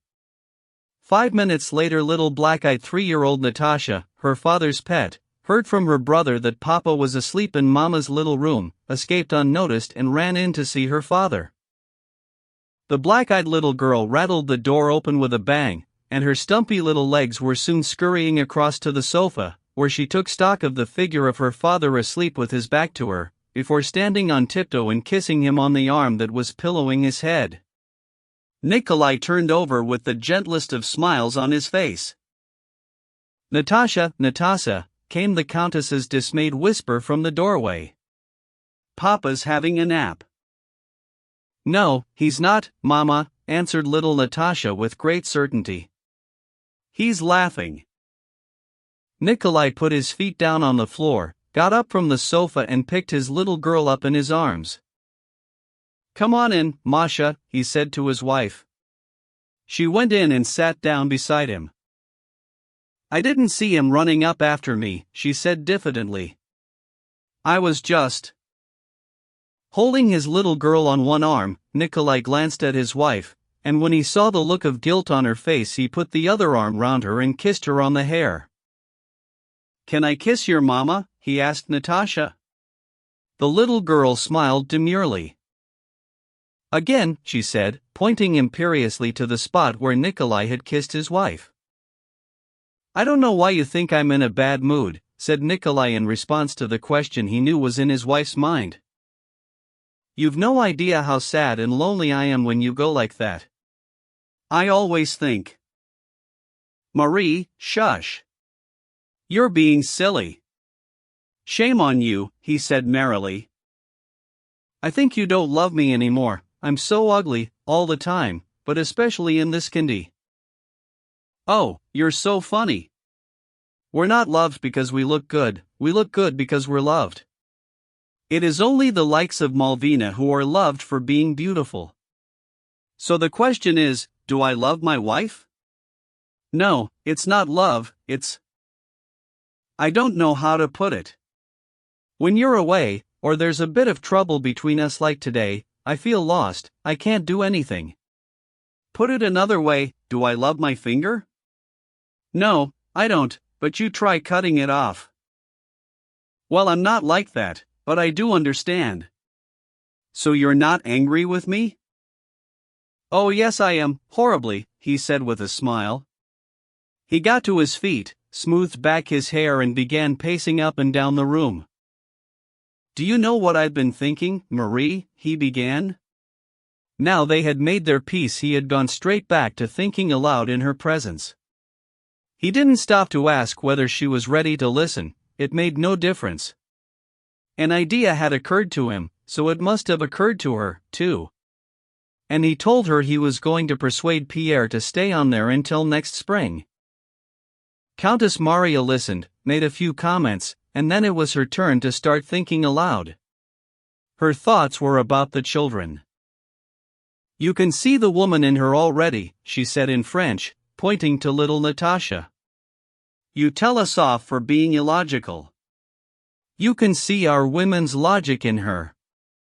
I tell her Papa's having a nap, and she says no, he's laughing."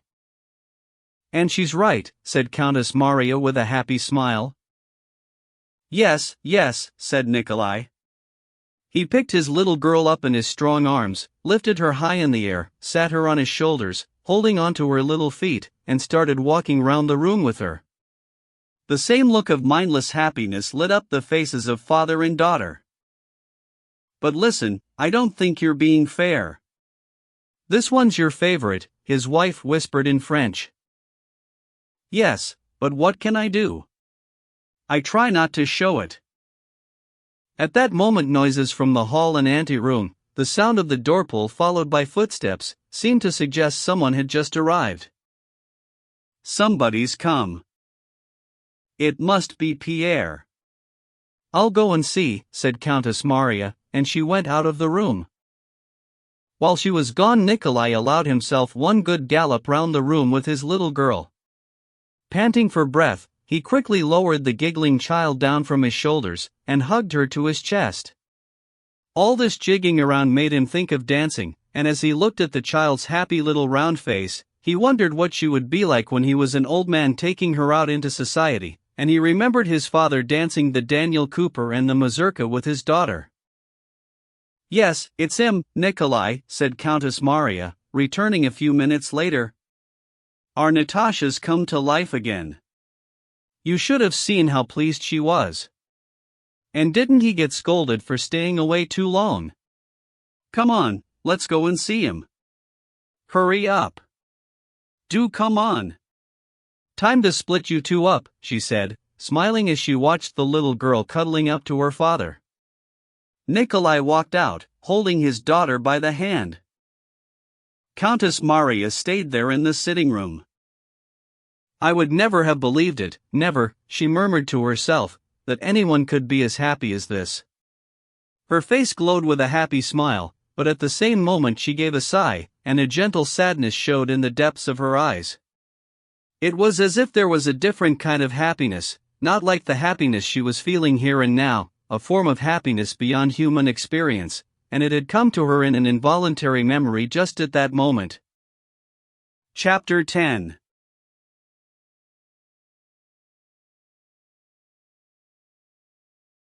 Natasha was married in the early spring of 1813, and by 1820 she had 3 daughters and the son she had been longing for and was now nursing herself.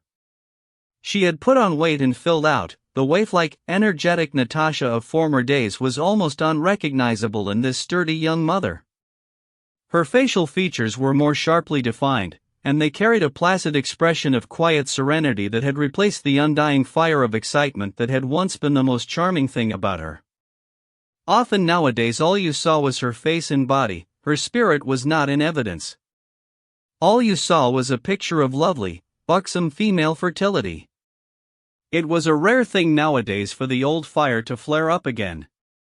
This would only happen when her husband came back from a long trip, as now, or when a sick child recovered, or when she talked about Prince Andrei to Countess Maria. She never talked to her husband about him because she thought he might be jealous of her memories, or very occasionally when something prompted her to sing. She had not done any serious singing since she got married. And on those rare occasions when the old fire did flare up again, her lovely full figure made her more attractive than ever before. Since her marriage, Natasha and her husband had lived in Moscow and Petersburg, on their estate near Moscow and at her mother's house, or rather Nikolai's. The young Countess Bezukov was not much seen in society, and those who saw her were not greatly impressed. She was neither charming nor friendly. It wasn't that Natasha was a lover of solitude, she wasn't sure whether she liked it or not, probably not, she thought, but busy as she was with pregnancy, confinements, and nursing children, as well as involving herself in every minute of her husband's life, the only way she could satisfy all these demands was by renouncing society. Everybody who had known Natasha before her marriage was astonished to see how much she had changed, as if this was something out of the ordinary. Only the old countess, whose maternal instinct had told her that Natasha's wild behavior had sprung from the need to have a husband and children of her own, as Natasha herself had declared more than once at Otradnoy, and more in earnest than in jest, had known, and the only thing that amazed her was the amazement of other people who simply didn't understand Natasha. She never stopped saying she had always known that her daughter would make an ideal wife and mother. But she does go to extremes with all this devotion to her husband and children, the countess would say. It's getting rather absurd. Natasha had failed to follow the golden rule laid down by so many clever people, especially the French, that tells a newly married young girl not to neglect herself, not to drop the things she is good at, to take even more care over her appearance than when she was a maid, and to make every effort to stay as attractive to her husband as she was before he came to be her husband. Natasha did the very opposite. She immediately dropped all the things that had charmed everybody else, including the one thing she was really good at, her singing. She gave it up precisely because of its charming effect on people. In the words of the popular phrase, she let herself go. Natasha didn't bother any more about nice manners or choosing her words carefully. She made no attempt to show herself off to advantage or look her best when her husband was around, and she didn't hesitate to make demands on him. She flagrantly broke every one of these rules. She felt that the seductive arts that had come to her by instinct in earlier days couldn't help but seem ridiculous now to her husband, to whom she had completely surrendered herself from the first moment, with her whole soul, that is, no corner of which was kept from him. She now felt bound to her husband not by the romantic emotions that had first attracted him to her, but by something different, something hard to define but as strong as the tie between her body and soul. Fussing with her hair, dressing up and singing songs just to appeal to her husband would have seemed as weird as adorning herself to please herself. Adorning herself to please other people might have been quite nice, she wasn't sure, but she simply didn't have the time. The real reason why she didn't bother about singing, or grooming herself or picking her words carefully was that she simply didn't have the time for anything like that. We all know that people are capable of absorbing themselves in one single subject, however trivial it may seem to be. We also know there is no subject so trivial that it won't go on infinitely expanding once people have become absorbed in it. The subject that now absorbed Natasha so completely was her family, her husband, who had to be held on to very firmly to ensure he belonged exclusively to her and the family, and also the children she had to carry, give birth to, nurse and bring up. And the more she absorbed herself in this subject, mind, body and soul, the more the subject expanded before her very eyes, and the skimpier and more inadequate her resources for coping with it seemed to be, so she ended up concentrating them totally on this one subject and still didn't manage to do all that seemed necessary. Then as now much time was spent arguing about the rights of women, husband and wife relationships, and freedom and rights within marriage, though these things were not called serious issues, as they now are, but Natasha had no interest in any such questions and no knowledge of them. Questions like these, then as now, existed exclusively for people who see marriage only in terms of satisfaction given and received by the married couple, though this is only one principle of married life rather than its overall meaning, which lies in the family. All the latest issues and debates, such as the problem of getting maximum pleasure out of eating your dinner, did not exist then and do not exist now for people who see dinner as a source of nourishment, and family life as the aim of marriage. If the purpose of dinner is nourishment for the body, anybody who eats 2 dinners one after the other may get some extra pleasure, but this won't achieve the aim because the stomach cannot digest 2 dinners. If the purpose of marriage is family life, anybody who fancies having several wives and several husbands may get a lot of pleasure out of it, but will have no chance of enjoying a family. If the purpose of dinner is nourishment and the purpose of marriage is family life, there is only one solution: don't eat more than the stomach can manage and don't have more husbands or wives than you need for a family, which means one wife and one husband. Natasha had needed a husband. A husband was given to her. And her husband gave her a family. And far from sensing any need for another, better husband, she put all her spiritual energy into serving the husband and family that she had, and couldn't imagine, she had no interest in trying to imagine, how things might have worked out if it had all been different. Natasha was no great lover of society in general, but this made her all the more appreciative when it came to the company of her relatives, Countess Maria, her brother, her mother, and Sonia. She valued the company of these people she could run to straight from the nursery, still in her dressing gown and with her hair all over the place, and delightedly show them a diaper stained yellow instead of green, and listen to their reassurances that the baby must be getting much better. Natasha let herself go to such an extent that her clothes, her untidy hair, her thoughtless jibes and her jealousy — she was jealous of Sonia, the governess, and all women, pretty or plain — were a constant source of humor amongst her friends. The general opinion was that Pierre was under her thumb, and this was true. From the earliest days of their marriage, Natasha had laid down what she wanted. Pierre had been taken aback by the novel attitude adopted by his wife, that every minute of his life belonged to her and their home. He was surprised to discover what she wanted, but so flattered by it all that he gave in immediately. Pierre was so much under the thumb that he didn't dare look at another woman, let alone smile at one in conversation, didn't dare drop in at his club for a spot of dinner just to enjoy himself, didn't dare spend money on anything frivolous, and didn't dare go away for long periods except on business, though his wife conceded that this included his reading and research. This was something she had no understanding of, but she did think it was very important. Pierre was compensated by having the complete run of the house and could do what he wanted with himself and all the family. In their home, Natasha was happy to be a slave to her husband, and everybody in the house had to tiptoe about when the master was busy reading or writing in his study. Pierre had only to say the word and his slightest wish was fulfilled. He had only to say he wanted something and Natasha would jump to her feet and run off and get it. The whole household was run on the basis of orders supposedly issued by the master, in other words, Pierre's wishes as interpreted by Natasha. Their lifestyle and place of residence, their friends and contacts, Natasha's occupations, and the children's upbringing, everything came about in accordance with Pierre's expressed wishes, and, what is more, Natasha did her best to draw further conclusions from ideas of his expressed in conversation. She was very good at using her intuition to grasp the essence of what Pierre was after, and once she had guessed it, she stuck to it, even to the extent of turning his own weapons against him if ever he felt like deviating. In the unforgettably difficult days following the birth of their first, underweight baby, they had gone through 3 wet nurses one after another, and Natasha was sick with worry, when Pierre suddenly mentioned Rousseau's ideas about the unnaturalness and great harm of giving babies over to wet nurses, and said he completely agreed with them. When the next baby came along, Natasha defied her own mother, the doctors, and even her husband himself, all of whom thought that nursing your own baby was an outrageously dangerous practice. She got her own way, and from that day forth had nursed all the children herself.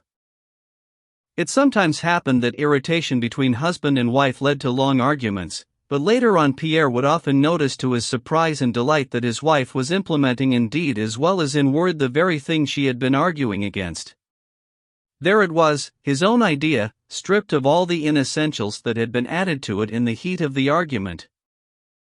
After 7 years of married life, Pierre felt happy and secure in the knowledge that he wasn't a bad man, and he felt this because he could see himself reflected in his wife. In himself he could sense the good and bad all mixed up together, the one obscuring the other. But in his wife he could see a reflection of nothing but good, anything that fell short of that was discarded. And this reflection was not achieved by logical thought processes, it came from a different source, a mysterious realm of direct personal experience. Chapter 11. 2 months before this, when Pierre had already come to stay with the Rostovs, he received a letter from a certain Prince Fyodor, urging him to come to Petersburg to discuss a number of important questions that were exercising the Petersburg membership of a society which Pierre had served as one of its founding fathers. Natasha was in the habit of reading all her husband's letters, and she read this one. Much as she hated the idea of him going away, she took the lead in persuading him to go. Anything to do with her husband's abstract, intellectual life she thought of as highly significant, though it was all beyond her, and she lived in constant fear of being an encumbrance to her husband in such matters. When Pierre gave her a timid and quizzical glance after reading the letter, she responded by insisting that he go, as long as he told her exactly when he would be back. He was given 4 weeks' leave of absence. He was now 2 weeks overdue, and ever since his leave ran out Natasha had been in a constant state of alarm, despondency and irritability. Retired General Denisov, already frustrated at the current state of public affairs, had arrived during that fortnight, and now he looked at Natasha in sad surprise. It was like looking at a badly painted portrait of someone near and dear. A sad look of bored indifference, 1 or 2 irrelevant remarks and a constant stream of nursery talk was all he saw and heard from the seductive creature of days gone by. Natasha had spent the whole time looking miserable and irritable, especially when her mother, her brother, Sonia or Countess Maria tried to soothe her by making excuses for Pierre, and thinking up reasons for his delay in returning. "It's nothing but childish nonsense," Natasha would say. "All these grand ideas that never come to anything." And she would go on about all these stupid societies of his, referring to matters of the greatest importance, which she really believed in. And off she would go to the nursery to feed her only little boy, baby Petya. No one could provide such soothing and sensible consolation as that little 3-month-old creature when it lay at her breast, and she could feel its little mouth moving and its nose snuffling. That little creature would say to her, "You're feeling angry and jealous, you'd like to get your own back, you're worried, but I'm here, and I am him. Look, I am him." There was no answer to that. It was more than true. Natasha had gone to her baby for comfort and fussed over him so often during those 2 restless weeks that she had overfed him and made him poorly.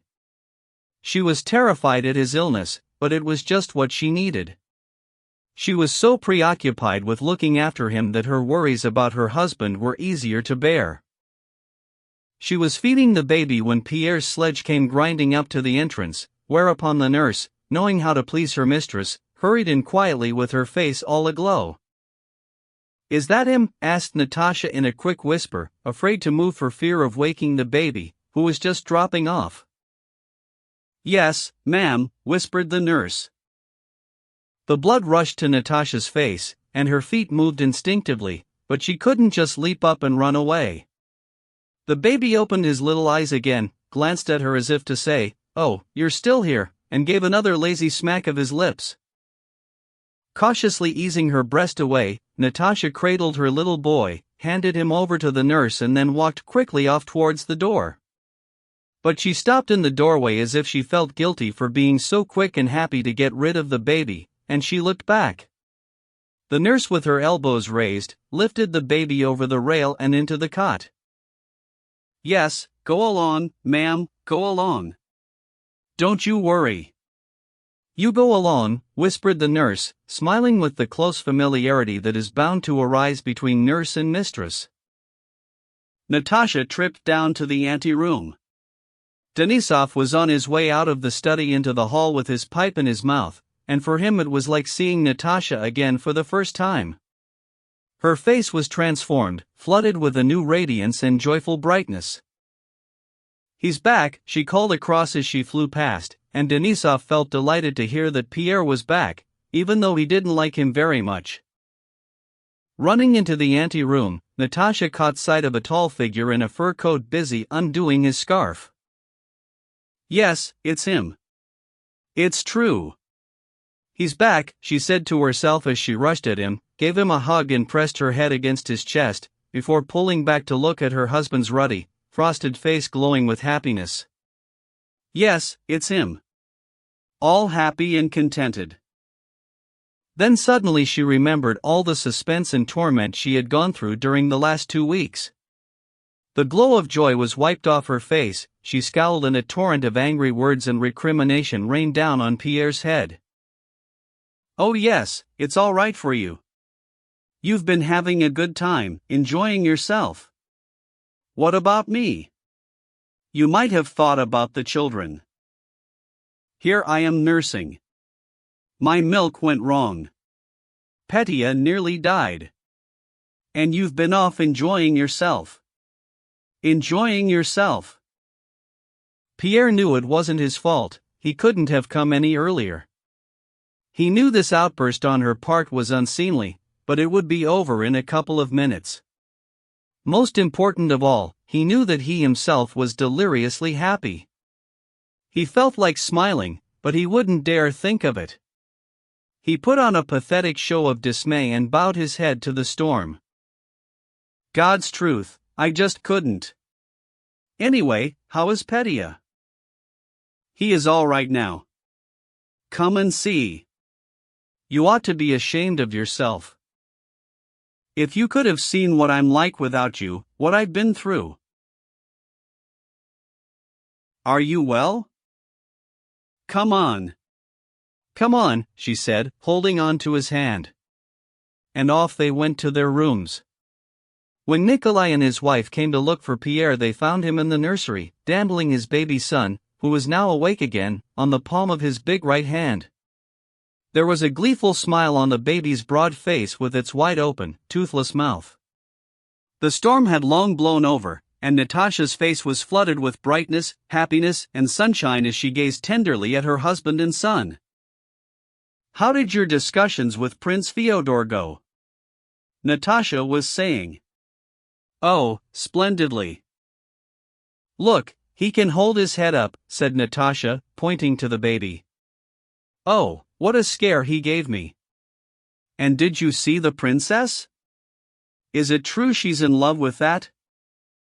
Yes, you can well imagine. At that moment Nikolai and his wife came in. Pierre kept hold of his son as he bent down, exchanged kisses and answered their various questions.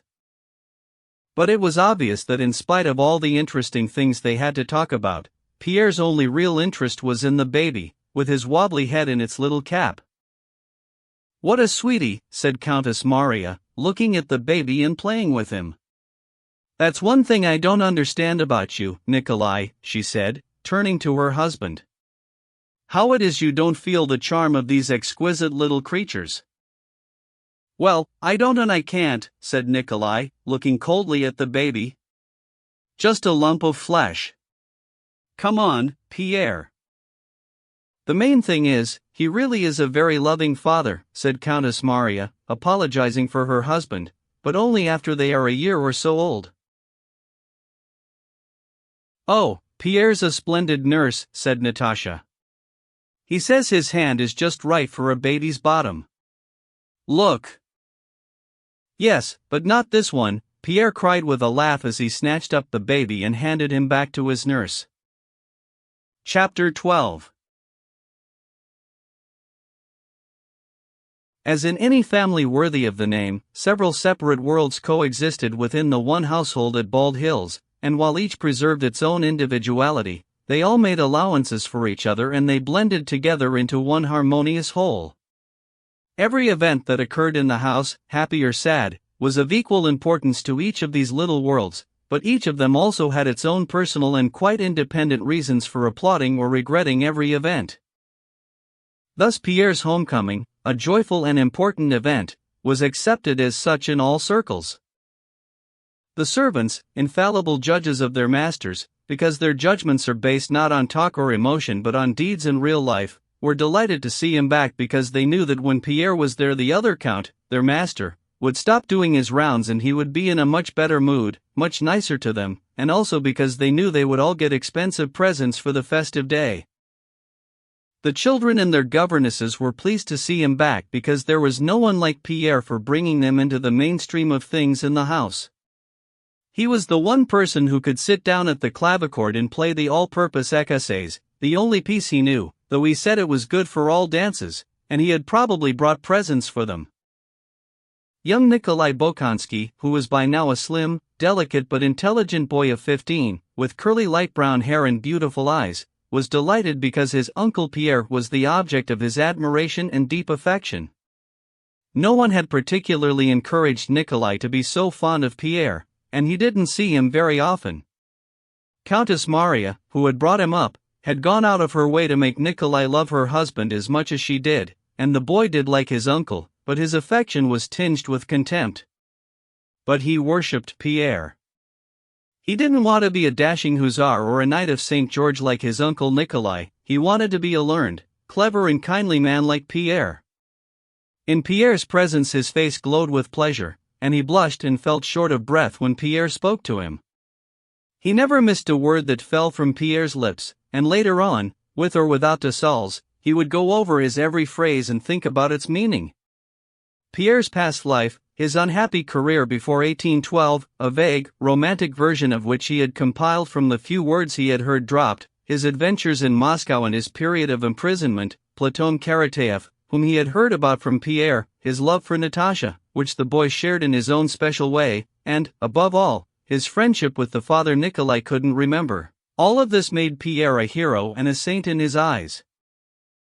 From occasional references to his father and Natasha, Pierre's inability to talk about his father without becoming emotional and Natasha's cautious, tender and reverential tone whenever she spoke about him, the boy, who was just beginning to work out the meaning of love, had formed an impression that his father had loved Natasha, and bequeathed her to his friend on his deathbed.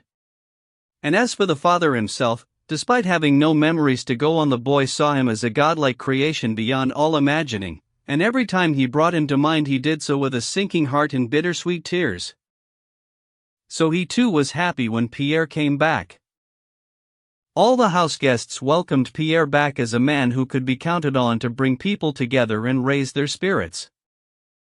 The adult members of the household, including his wife, were welcoming back a friendly figure who always made life run more smoothly and peacefully.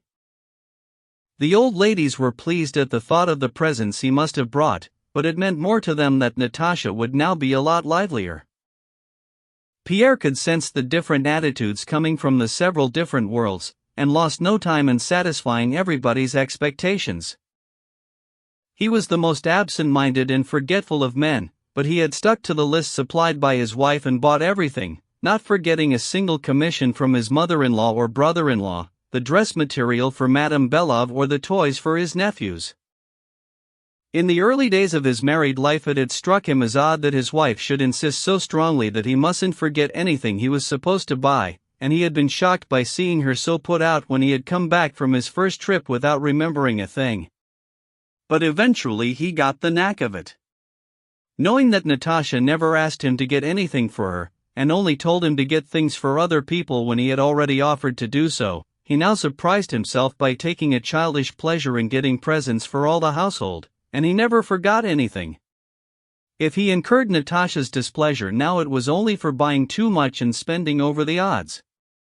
To her other defects, as seen by other people, though Pierre saw them as positive qualities, her slipshod manner and personal untidiness, Natasha had by now added penny pinching. Ever since Pierre had set up home and family on a large scale involving considerable expenditure, he had noticed to his astonishment that he was living on half what he had been spending in the past, and his finances, which until recently had been all over the place largely because of the debts incurred by his first wife, were now looking up. He was getting by on less money because his life was now coherent. The greatest luxury in his former lifestyle, the possibility of completely changing it at a moment's notice, was something Pierre no longer had and no longer wanted. He felt that his lifestyle was now settled once and for all till the day of his death, he had no power to change it, and that made it all cheaper. Pierre had a happy smile on his face as he unpacked his purchases. "How about that?" he said as he unfolded a length of material like a draper. Natasha was sitting opposite with her eldest daughter on her knee, and her sparkling eyes darted from her husband to the things he was putting on display. "Is that for Madame Belov?" "Splendid." She felt it for quality. "What was it, a ruble a yard?" Pierre told her how much. "That's a lot," said Natasha. Anyway, the children will be delighted, and so will Mama. But you shouldn't have bought me this, she added, unable to suppress a smile as she admired one of the gold combs set with pearls that were just coming in. It's Adele's fault. She kept on at me to buy it, said Pierre. When shall I wear it? Natasha stuck it in her coil of hair. It'll do nicely when we bring little Masha out. Maybe they'll be in fashion again. Come on then. Let's go in. They scooped up the presents, and set off, first for the nursery, then to see the Countess. As usual, the Countess was sitting playing patience with Madame Belov when Pierre and Natasha came into the drawing room with parcels under their arms. The Countess was now in her 60s. Her hair was completely gray, and she wore a cap with a frill that went right round her face. Her face was covered in wrinkles, her top lip had sunk in, and her eyes had no sparkle. After her son and her husband had died so suddenly one after another, she had felt like a creature left behind in this world by mistake, with nothing to live for and no meaning to her existence. She ate and drank, slept and lay awake, but she didn't live. Life made no impression on her. All she wanted from life was to be left in peace, and real peace would only be found in death. But death was a long time coming, and meanwhile she had to go on living, to put her time and her vital forces to some kind of use. She manifested in the highest degree something you see only in very small children and in very old people. She led an existence without any visible aim. All that could be seen in it was the need to exercise various faculties and capabilities. She had to do a little eating, sleeping, thinking, talking, weeping, working, getting angry and so on, but only because she had a stomach, brain, muscles, nerves and liver. She did all these things not from any external motivation, as people do when they are fully alive and the aim they are striving towards conceals the underlying aim of exercising their faculties. When she talked, it was only because she needed physical exercise for her lungs and tongue. When she cried like a child, it was because she needed to clear the airways, and so on. What would have been an aim for people who are fully alive for her was obviously nothing more than a pretext. So, for example, in the morning, especially if she had eaten something too fatty the day before, she might feel the need to be angry with someone and she would latch on to the nearest pretext, Madame Belov's deafness. From the far end of the room she would launch forth in a low voice. "I fancy it's a little warmer today, my dear," she would whisper. And when Madame Belov replied, "No, I think they're here now," she would mutter angrily, "Mercy on us, she's so deaf and stupid." Her snuff was another pretext. It was either too dry or too damp, or perhaps too coarse. After these outbursts of irritability you could see the bile on her face. And to her maids the signs were unmistakable. They could tell when Madame Belov was going to be deaf again, when the snuff was going to be damp again, and when her face was going to turn yellow. Just as she had to give her bile something to work on, sometimes she felt the need to exercise what was left of her powers of thought, and the pretext for this was patience. When she needed to shed a few tears, the late Count was the pretext. When she needed something to worry about, it would be Nikolai and the state of his health. When she wanted to come out with something spiteful, the pretext was Countess Maria. When she needed to exercise her organs of speech, usually about 7 in the evening after she had had her little rest in a darkened room to let dinner digest, she would find a pretext in the retelling of old stories, always the same stories and the same listeners. The old Countess's condition was understood by the whole household, though no one ever talked about it, and they all went out of their way to satisfy her various needs.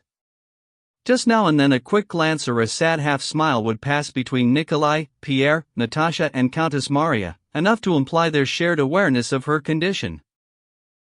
But these glances implied something else besides. They said that her life's work was done, that what they saw now was not her whole self, that one day we'll all be like that, and they were only too pleased to indulge her, to hold back for the sake of this pathetic creature, once so dear, once as full of life as they were. What their glances said was, memento mori.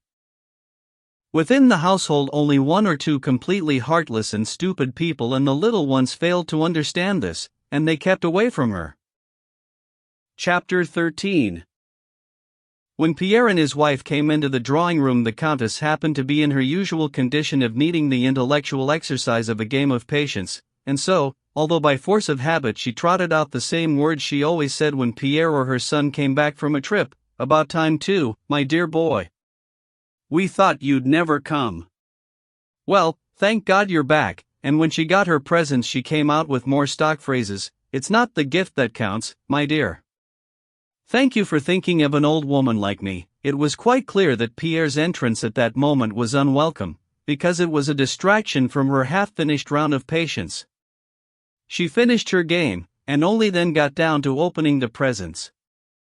These consisted of a beautifully carved card case, a bright blue Sèvres cup with a lid and shepherdesses painted on it, and a gold snuff box with the Count's portrait on it, which Pierre had ordered from a miniature painter in Petersburg. The Countess had been longing for a snuff-box like this, but just now she didn't feel like weeping, so she gave the portrait nothing more than a casual glance and concentrated on the card case. "Thank you so much, my dear. You're a real comfort," she said, "as always. But best of all, you have brought yourself back. It has been like nothing on earth here. You really must speak to your wife. You wouldn't believe it. She's like a mad woman when you're not here. She can't so much as see or think," she said, using all the old phrases. "Look here, Anna, my dear," she added. "Look what a nice card case my son has brought for us." Madame Belov admired the presents, and enthused about her dress material. Pierre, Natasha, Nikolai, Countess Maria and Denisov had a lot to talk about, but it couldn't be gone into in front of the old Countess, not because they hid things from her, but simply because she was so far out of touch that if you started a conversation while she was there you would have to answer all sorts of irrelevant questions and repeat things constantly, reminding her that so-and-so was dead and somebody else was married, and knowing she wouldn't remember it this time round. So they just sat there in the usual way taking tea round the samovar in the drawing room, and Pierre answered the Countess's questions, which were of no use to her and no interest to anybody, by letting her know that Prince Vasily was looking older, and Countess Maria Alexievna still remembered them and sent her kind regards, etc. This kind of conversation, quite unavoidable for all its lack of interest, was kept going all through tea time. All the adult members of the family had come to sit together at the round tea table, with Sonia presiding by the samovar. The children with their tutors and governesses had already had their tea, and their voices rang through from the next room. At tea they all sat in their usual places. Nikolai sat at his own little table by the stove, and his tea was handed across. An old borzoi bitch with a grizzled old muzzle and black eyes more prominent than ever, Milka, daughter of the original Milka, lay on a chair beside him.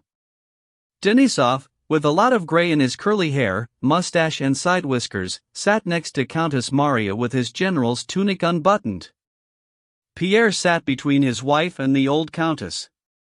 He was talking about things he knew the old lady might be interested in and could also understand. He talked about superficial social events and referred to people who had once made up the circle of the old Countess's contemporaries, and once formed a distinct and lively grouping, though they were now for the most part scattered about the world, living out their days like her and gathering up the last ears from crops sown in earlier life. But as far as the old Countess was concerned, these contemporaries of hers were the only real world of any significance. Pierre was looking excited and Natasha could tell that his visit had been full of interest. He obviously had a lot to say about it, but not while the Countess was still there. Not being family, Denisov couldn't understand Pierre's reluctance, and, dissatisfied as he was with the way things were going, he was very keen to hear the latest word from Petersburg.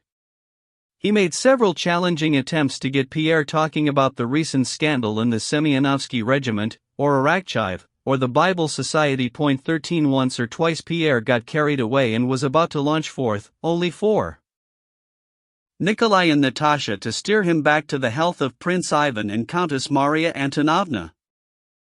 "So what's this ridiculous nonsense about Gosner and Madame Tatawanova?" 14 Denisov asked. "Is it still going on?" "Going on," said Pierre. "It's worse than ever. And the Bible Society has taken over the government. What was that, my dear friend? Inquired the old countess. Having drunk her tea, she was clearly on the lookout for a pretext to vent a little ill humor after indulging in refreshments. What were you saying about the government? I don't know what you mean. It's like this, Mama, put in Nikolai, skilled as he was in translating into his mother's language. Prince Alexander Golitsyn has started a society. They do say he's a big man nowadays. Arakchivin Golitsyn, said Pierre rather rashly. They are the government now. And what a government! They see a conspiracy round every corner, and they're scared of their own shadows. Now what can Prince Golitsyn possibly have done wrong? He is a pillar of society. I used to meet him in the old days at Maria Antonovna's, said the countess, greatly aggrieved. And still more aggrieved by the ensuing silence, she went on. People are always finding fault nowadays. A gospel society? There's no harm in that. She got to her feet, as did all the company, and grimly sailed forth to find her table in the next room. The lugubrious silence that ensued was interrupted by the sound of children's voices and laughter coming from the next room. There was evidently some boisterous excitement afoot among the children. It's finished! It's finished! Little Natasha's gleeful shriek could be heard above all the rest. Pierre's eyes were on his Natasha, but he exchanged quick glances with Countess Maria and Nikolai, and gave a happy smile. Music to my ears, he said. Anna Makarovna has finished her stocking, said Countess Maria. Oh, I'm going in to have a look, said Pierre, jumping to his feet. You know something, he said, stopping at the door. I really love that kind of music. I wonder why. It's the first thing that tells me everything's all right. On the way back today, the nearer I got to the house, the more worried I was. Then I heard Andryusha roaring with laughter in the hall, and I knew everything was all right. Yes, I know that feeling, Nikolai chimed in. I can't go in with you. The stockings are a present for me. Pierre went in to the children, and the shrieks and laughter were louder than ever. Now then, Anna Makarovna, cried Pierre's voice. We want you here in the middle of the room. Wait for the command, 1, 2, and then I'll say 3. You stand here. I'll have you in my arms. Ready? 1. 2, there was complete silence. 3, and a roar of excited children's voices filled the room. There are 2. There are 2, cried the children. And there were indeed 2 stockings, because, by a secret process known only to herself, Anna Makarovna could knit 2 on one pair of needles, and she always made a great show of bringing the children round and producing one stocking from inside the other when the pair was done. Chapter 14. Soon after this the children came in to say good night. They did the rounds, kissing everybody. The tutors and governesses made their bows and went out. Dessalles and his pupil were the only ones left. The tutor whispered to the boy, asking him to come downstairs. No, Monsieur Dessalles, I'm going to ask my aunt if I can stay, young Nikolai Bolkonsky answered, also in a whisper. Auntie, please may I stay, said Nikolai, going over to Countess Maria. His face was a picture of entreaty, excitement, and enthusiasm. She looked at him and turned to Pierre. While ever you are here he can't tear himself away, she said. I'll bring him down soon, Monsieur Dessalles. Good night, said Pierre, offering his hand to the Swiss tutor, and turning with a smile to Nikolai. We haven't seen much of each other. Marie, he's getting more and more like him, isn't he? He added, turning to Countess Maria. Like my father, said the boy, blushing to the roots of his hair and gazing up at Pierre with blissful, glittering eyes. Pierre nodded, and went on with the conversation that had been interrupted by the children. Countess Maria had some canvas embroidery to work on. Natasha sat there with her eyes on her husband, and Nikolai and Denisov put question after question to Pierre while getting to their feet, asking for a pipe, having a smoke and accepting cups of tea from a gloomy Sonia, doggedly manning the samovar. The delicate curly-headed boy sat unnoticed in a corner, his eyes gleaming and his curly head on its slender neck protruding from a turned-down collar never moved except to follow Pierre round the room. Now and then he shivered, and mumbled something under his breath, evidently thrilled by some powerful new sensation. The conversation turned on the latest scandals at the top of the government, most people's favorite topic in the politics of their country. Denisov, who was disappointed in the government because of his own setbacks in the service, was delighted to hear about what he saw as a series of ridiculous new developments in Petersburg, and his harsh comments on Pierre's words came out in a few trenchant phrases. In the old days you had to be a German to be anybody, nowadays you have to dance with that Tatawin of woman in Madame Quudner, 15 and Weed. Eckartshausen, and all the west of them. Ha! Might as well let good old Bonaparte loose again. He'd bang a few heads together. What on earth are they doing giving the Semyonovsky regiment to that man Schwartz? He shouted.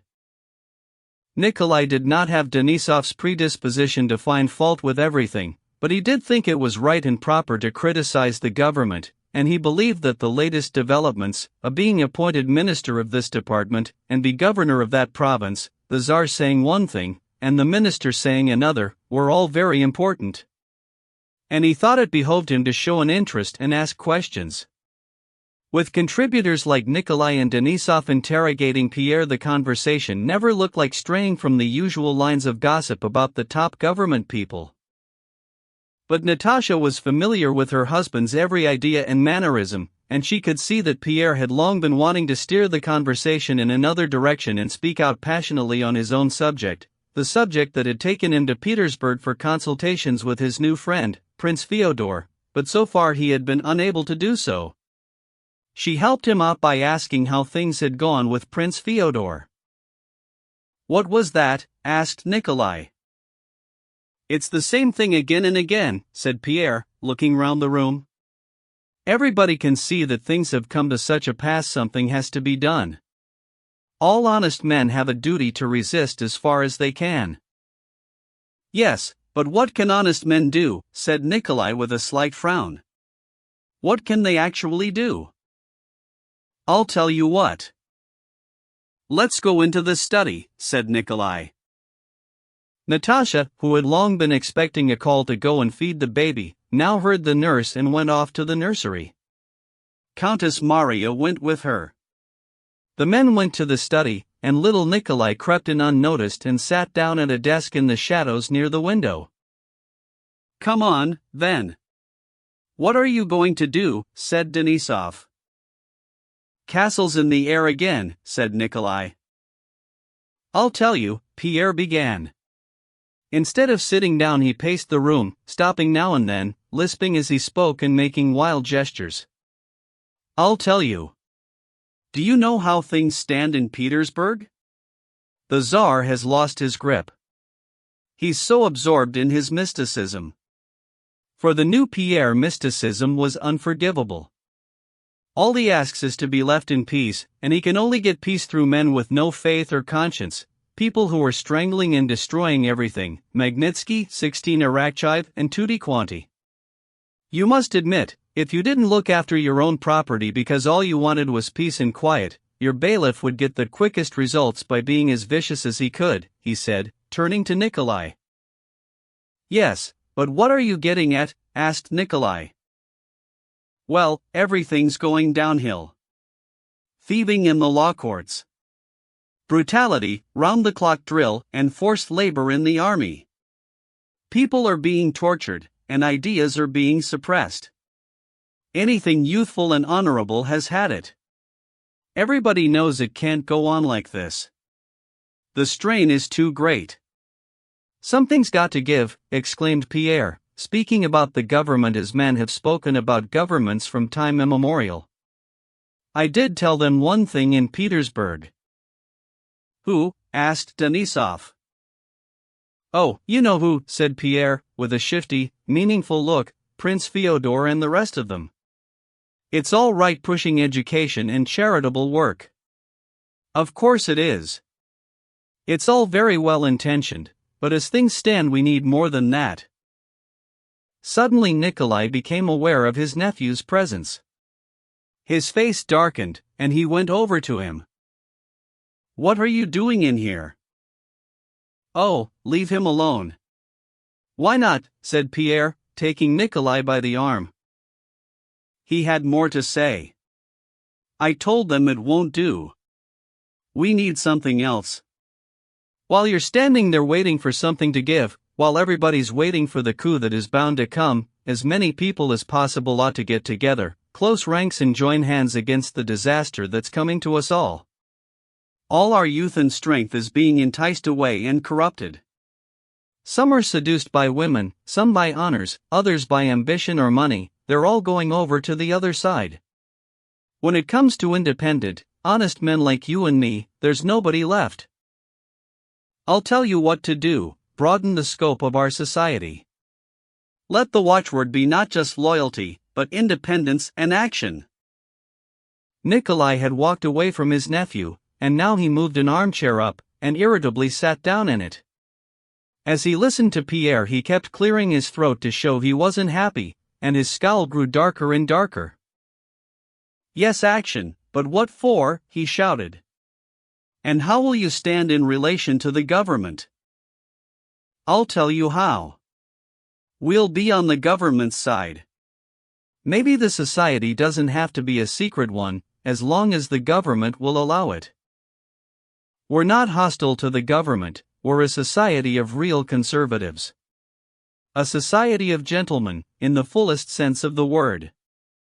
We're here to stop Pugachev 17 coming along tomorrow and massacring my children and yours, to stop Arakcheyev sending me to a labor camp. That's why we're joining hands, with the sole object of ensuring everybody's welfare and security. Yes, but it's a secret society, so it's hostile and dangerous. It can only spawn evil. Why's that, then? Did the Tugendbund 18 that saved Europe turn out to be dangerous? At that time no one was bold enough to think that Russia had saved Europe.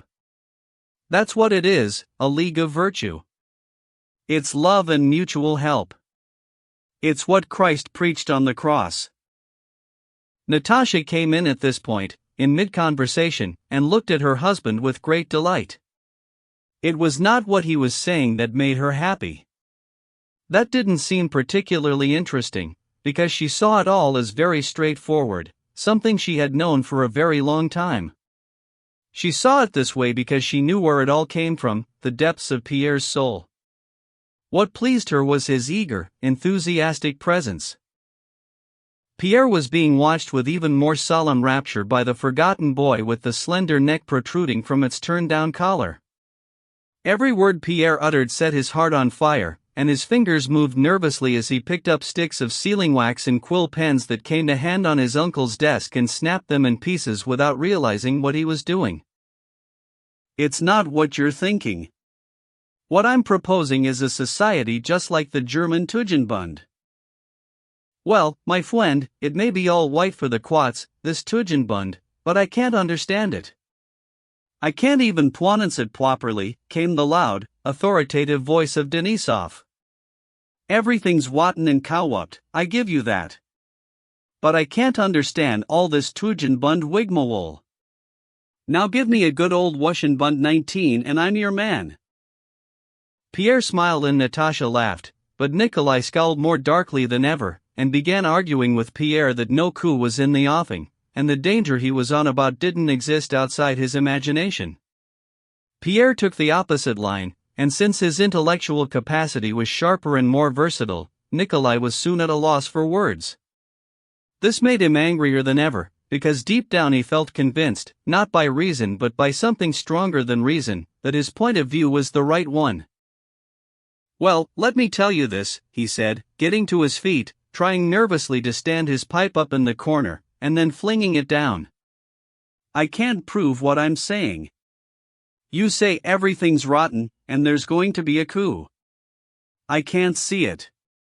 But you also say our oath of allegiance is only provisional, and what I say is this: you're my closest friend, as you well know. But if you formed a secret society and began working against the government, any government of ours, I know it would be my duty to obey the government. And if Arakchiv tells me today to march a squadron against you and finish you off, I shan't hesitate for a second, I shall go. So there you have it. An awkward silence ensued. Natasha was the first to break it by defending her husband and attacking her brother. Her defense was feeble and clumsy, but it did its job. The discussion began again, and without the unpleasant hostility engendered by Nikolai's last words. When they all got up to go into supper, little Nikolai went over to Pierre with a pale face and a gleam in his luminous eyes. Uncle Pierre, no. If Papa had been alive, would he have been on your side? He asked. Pierre saw in an instant what an unusual, complex, and powerfully moving series of thoughts and feelings must have been going through the boy's mind quite independently while they had been talking, and when he thought back to what he had been saying, he felt annoyed that the boy had heard it all. But he still had to give him an answer. I think he probably would, he said reluctantly, and walked out.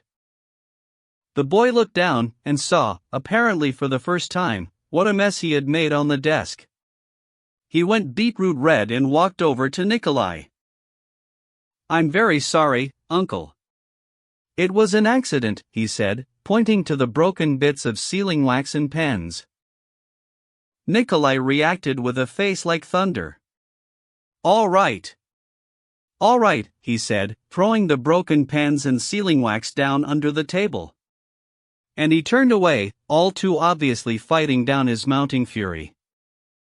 You shouldn't have been here at all, he said. Chapter 15.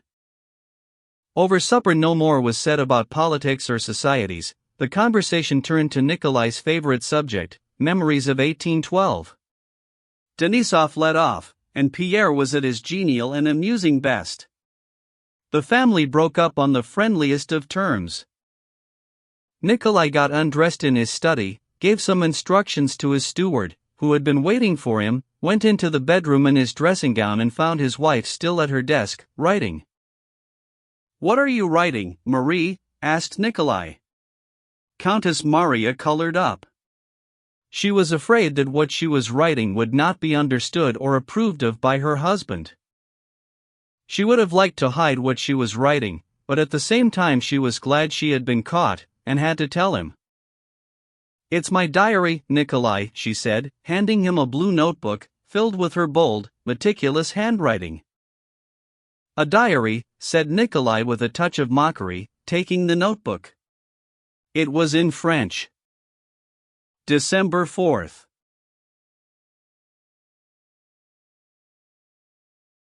Andryusha, their eldest son, refused to get dressed when he woke up this morning, so Mademoiselle Louise sent for me. He was naughty and stubborn. Tried threatening him, but he only got more bad-tempered. I said leave it to me, put him to one side, helped nurse to get the other children up, and told him I didn't love him. He was quiet for a long time, seemed surprised. Then he rushed at me still in his nightshirt, and sobbed so much it took me ages to calm him down. Clearly, what hurt him most was that he had upset me. Then when I gave him his report in the evening he cried pitifully again as he kissed me. You can do anything with him by showing affection. What's this about a report? Asked Nikolai. I've started giving the older ones little marks in the evening to let them know how well they've been behaving. Nikolai glanced at the luminous eyes watching him and carried on leafing through the diary and dipping in.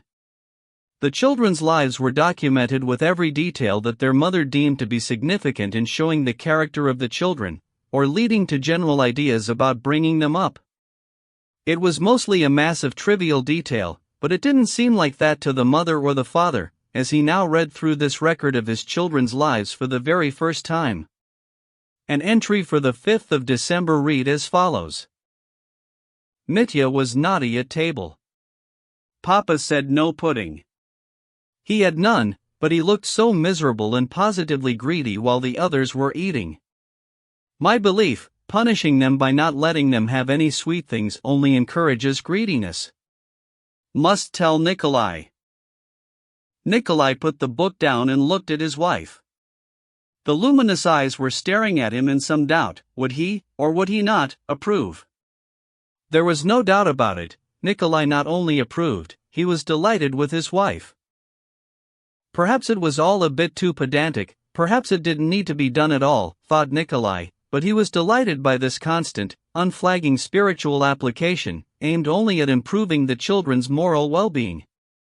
If Nikolai had been able to pin down his attitude, he would have found that his strong, proud, and tender love for his wife was actually founded on a certain reverence for her spirituality, and the lofty world of morality that she lived in and he had virtually no access to. He was so proud that she was clever and good, he acknowledged his own insignificance alongside her in the spiritual world, and he rejoiced all the more to realize that she, with her spirit, not only belonged to him, but was part of his very self. "I really do approve of this, darling," he said, with a meaningful air. And after a short pause he added, "I behaved very badly today. You weren't there in the study. Pierre and I were having things out, and I lost my temper. I just couldn't help it. He's such a baby. I don't know what would happen to him if Natasha didn't keep him under control." Can you imagine why he went to Petersburg? They've set up a... "Yes, I do know," said Countess Maria. Natasha told me. "Oh, well, then," Nikolai went on, hot under the collar at the mere recollection of their argument. "He wants me to believe that every honest man has a duty to go against the government, when according to your oath of allegiance and your sense of duty.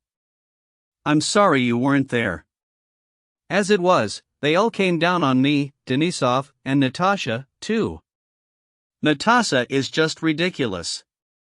We know she can twist him round her little finger, but when it comes to an argument she hasn't an idea to call her own, she just repeats what he said," added Nikolai, yielding to that irresistible temptation that leads us to criticize our nearest and dearest. Nikolai was forgetting that what he was saying about Natasha applied word for word to him and his wife. "Yes, I have noticed that," said Countess Maria. "When I told him duty and the oath of allegiance come first, he went on and on. God knows what he said. It's such a pity you weren't there. What would you have said?" "Well, I think you were absolutely right. I said as much to Natasha. Pierre says there's nothing but suffering, torment and corruption, and it's our duty to help our neighbor." "He's right, of course," said Countess Maria, "but he forgets that charity begins at home, and God himself has shown us where our duty lies. We can run risks for ourselves, but not for our children." "That's just what I said," cried Nikolai, who imagined he had. But he would insist. All this talk about loving your neighbor, and Christianity, and right in front of little Nikolai. He slipped in and sat there breaking things to pieces. "You know, Nikolai, I often worry about little Nikolai," said Countess Maria. "He's a very unusual boy. And I'm afraid I neglect him for my own. We all have our children, our own ties, and he's got nobody. He's always alone with his thoughts." "Well, I must say you've nothing to reproach yourself for on that score. Anything the fondest mother could do for her son you've done for him, and you're still doing it. And of course I'm very pleased you do. He's a splendid boy, he really is." This evening he sat there in a kind of dream as he listened to Pierre. "And just imagine, we got up to go into supper. I have a look, and lo and behold he's crumbled everything on my desk into little pieces, and he came up and told me. I've never known him tell a fib." "He's a splendid boy, he really is," repeated Nikolai, who deep down didn't much like Nikolai, though he always felt a need to keep calling him a splendid boy. "Still, it's not like having a mother," said Countess Maria. "I know it's not the same, and it worries me. He's a wonderful boy, but I'm terribly afraid for him. Some company would be good for him. Well, we've not long to wait. Next summer I'm taking him to Petersburg, said Nikolai. Yes, Pierre's always been a dreamer and he always will be, he went on, reverting to the argument in the study, which was obviously still on his mind.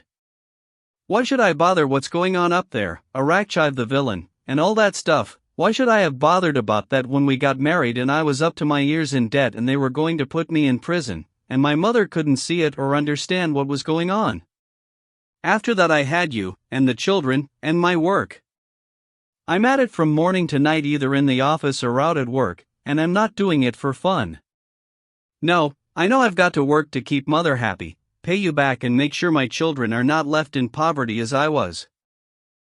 Countess Maria wanted to tell him that man does not live by bread alone, and he attached too much importance to all this work, but she knew it didn't need saying, and it would be useless. She simply took his hand and kissed it. Taking his wife's gesture as a sign of approval and an endorsement of his line of thinking, he thought for a few moments without saying anything, and then went on expounding his ideas. Do you know something, Marie? He said. Ilya Mitrofanic, his steward, was here today from the Tambov estate, and he tells me the forest would fetch 80,000. And Nikolai's face was a picture of excitement as he began talking about the possibility of buying Otrad Neubach before long. All I need is another 10 years of life, and I'll leave the children, well provided for. Countess Maria listened to her husband, taking it all in. She knew that when he was thinking aloud like this he would sometimes ask her what he had been saying, and he was annoyed when he found out her thoughts had been elsewhere. But she had to work hard at this because she hadn't the slightest interest in what he was saying. As she watched him, it wasn't really a question of her thoughts being elsewhere, her feelings were elsewhere. She felt a submissive and tender love for this man who was never going to understand everything that she understood, and this seemed to make her love him all the more, with a love verging on passion. But apart from these feelings that absorbed her entirely and stopped her going into the details of her husband's plans, she was conscious of other ideas flashing through her mind that had nothing to do with what he was saying.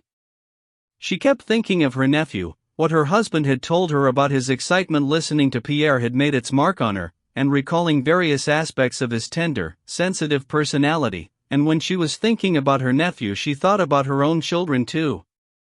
She didn't compare her nephew with her own children, but she did compare her own feelings for him, and she felt, sadly, that there was something lacking in her feelings towards little Nikolai. Sometimes it had occurred to her that the difference might have something to do with his age, but he still made her feel guilty, and she swore in the depths of her soul to put things right and achieve the impossible by loving them all in one lifetime, loving her husband, her children, little Nikolai, and all her fellow creatures, as Jesus had loved all mankind.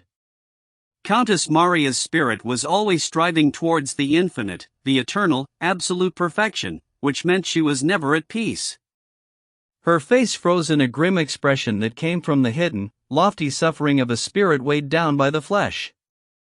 Nikolai stared at her. My God, he thought, what will become of us if she dies, as I fear she will when she looks like that. He stood there before the icon and began to say his bedtime prayers. Chapter 16.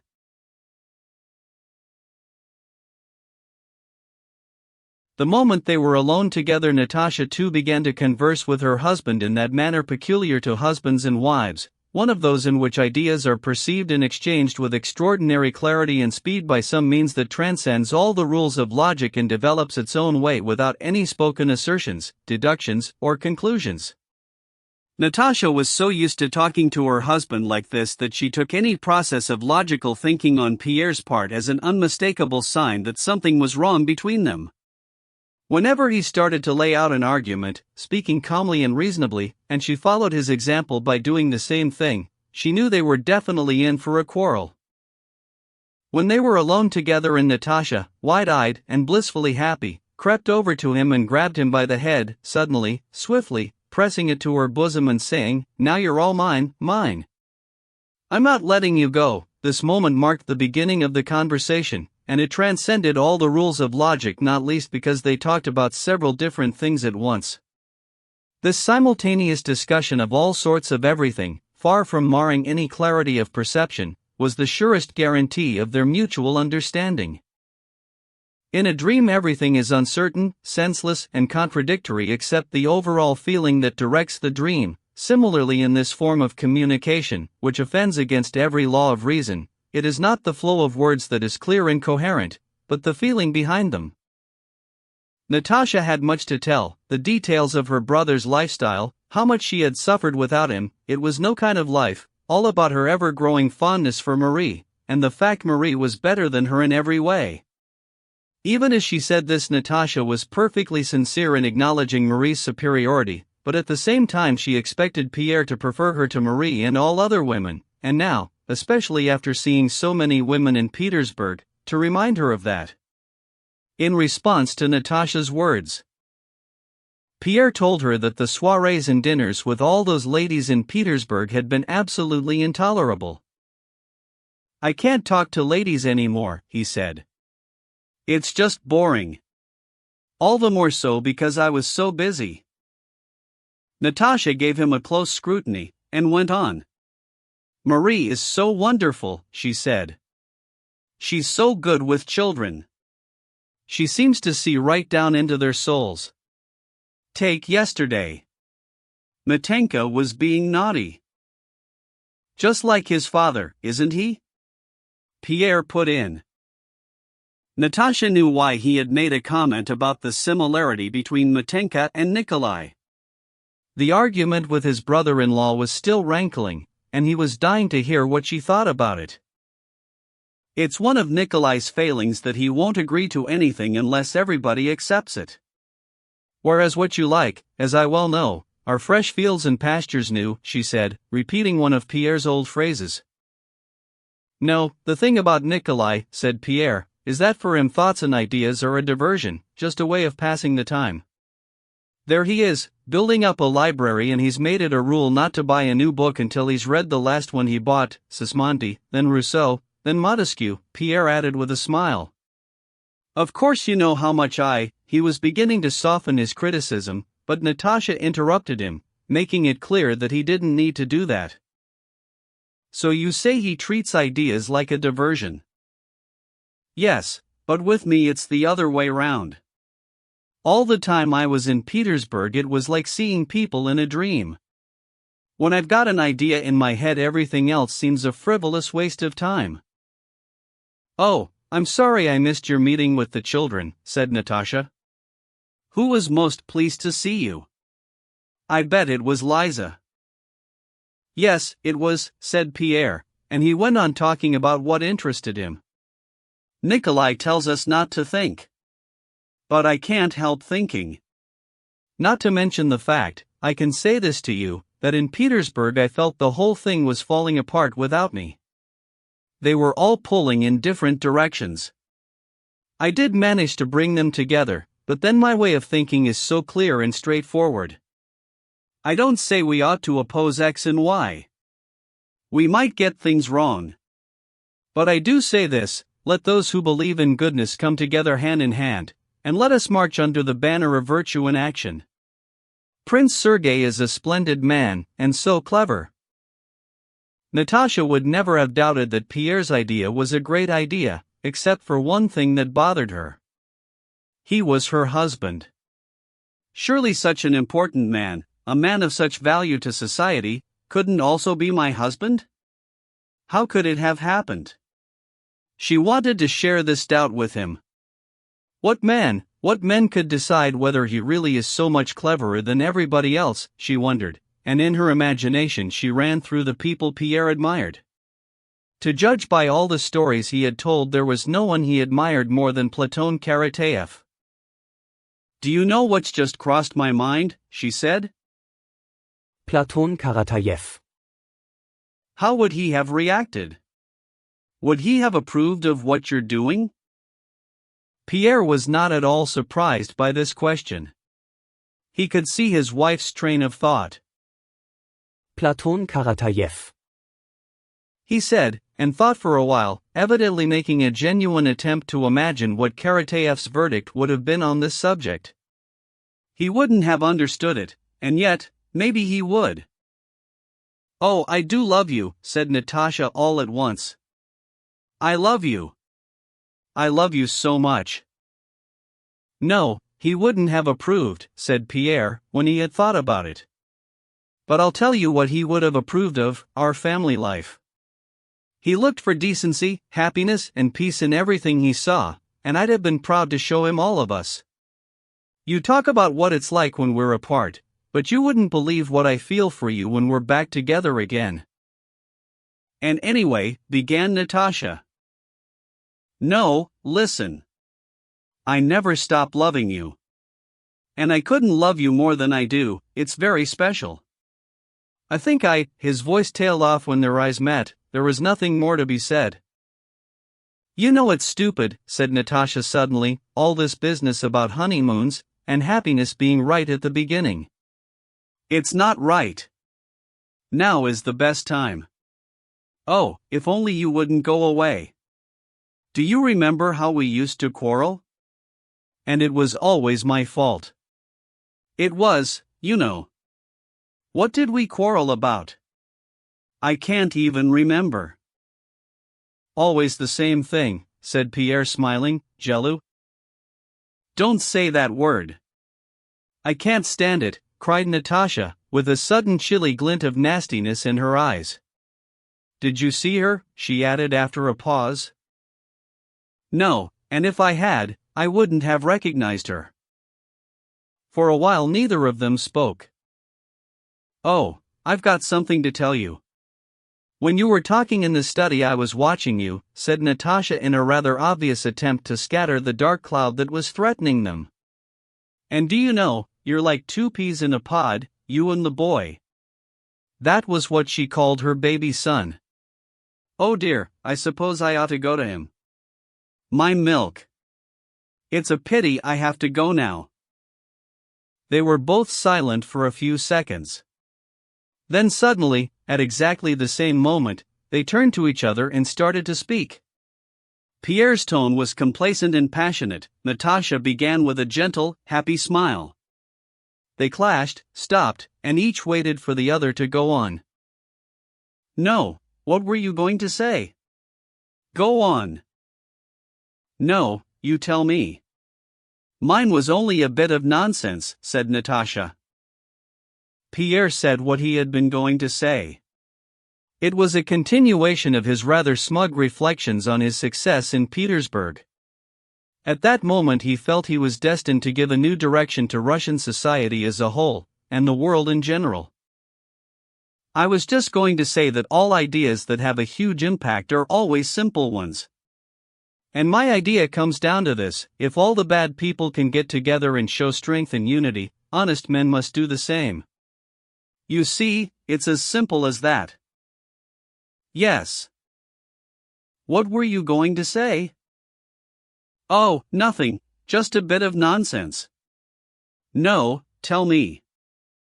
Oh, it's nothing. I'm just being silly, said Natasha, though her broad smile was broader than ever. I was only going to tell you about Petya. Nurse came to take him from me today, and he laughed and wrinkled his little face and snuggled up close. I'm sure he thought he was hiding away. He's such a sweetie. That's him crying. I must be off, and she walked away. Meanwhile, downstairs in young Nikolai Bolkonsky's bedroom the little lamp was burning as always. The boy was afraid of the dark and couldn't be cured of this weakness. Dessalles was asleep, propped up high on his 4 pillows, and snoring steadily through his Roman nose. Nikolai had just woken up in a cold sweat, and he was sitting up in bed, wide-eyed and staring. He had been woken up by a bad dream. He had dreamt that he and Uncle Pierre were wearing helmets like the ones in his illustrated edition of Plutarch. He and Uncle Pierre were leading a huge, marching army. The army was one mass of white threads slanting through the air like those floating autumn spiderwebs that Dessalles called gossamer. Ahead of them lay glory, thread-like itself though a bit more substantial. The pair of them, he and Pierre, were speeding along, getting nearer and nearer to their goal. Then suddenly the threads that worked them became droopy and tangled. It was heavy going. And suddenly there was Uncle Nikolai, grim and menacing, waiting for them. "Did you do this?" he said, pointing to a pile of broken sealing wax and pens. "I used to love you, but now I'm under orders from Arakchiv, and I shall kill the first one of you that moves." Nikolai looked round for Pierre, but Pierre wasn't there. Pierre had been replaced by his father, Prince Andrei, and his father had no shape or form, but he was there, and the moment he saw him Nikolai felt weak at the knees with love. He turned to jelly like a man with no skeleton. His father took pity and cuddled him. But there was Uncle Nikolai bearing down on them, getting closer and closer. Nikolai felt a great wave of horror, and woke up. "My father," he thought. There were 2 very good portraits of Prince Andrei in the house, but Nikolai had never thought of his father in human form. My father was with me. He gave me a cuddle. He was pleased with me, he was pleased with Uncle Pierre. "I'll do anything he says." Nucius Seville at 20 put his hand in the flames. "But why shouldn't that kind of thing happen to me one day? I know they want me to study. And I will. But one day I'll have finished, and then I shall go out and do things. I ask only one thing of God, let what happened to Plutarch's men happen to me, and let me do what they did.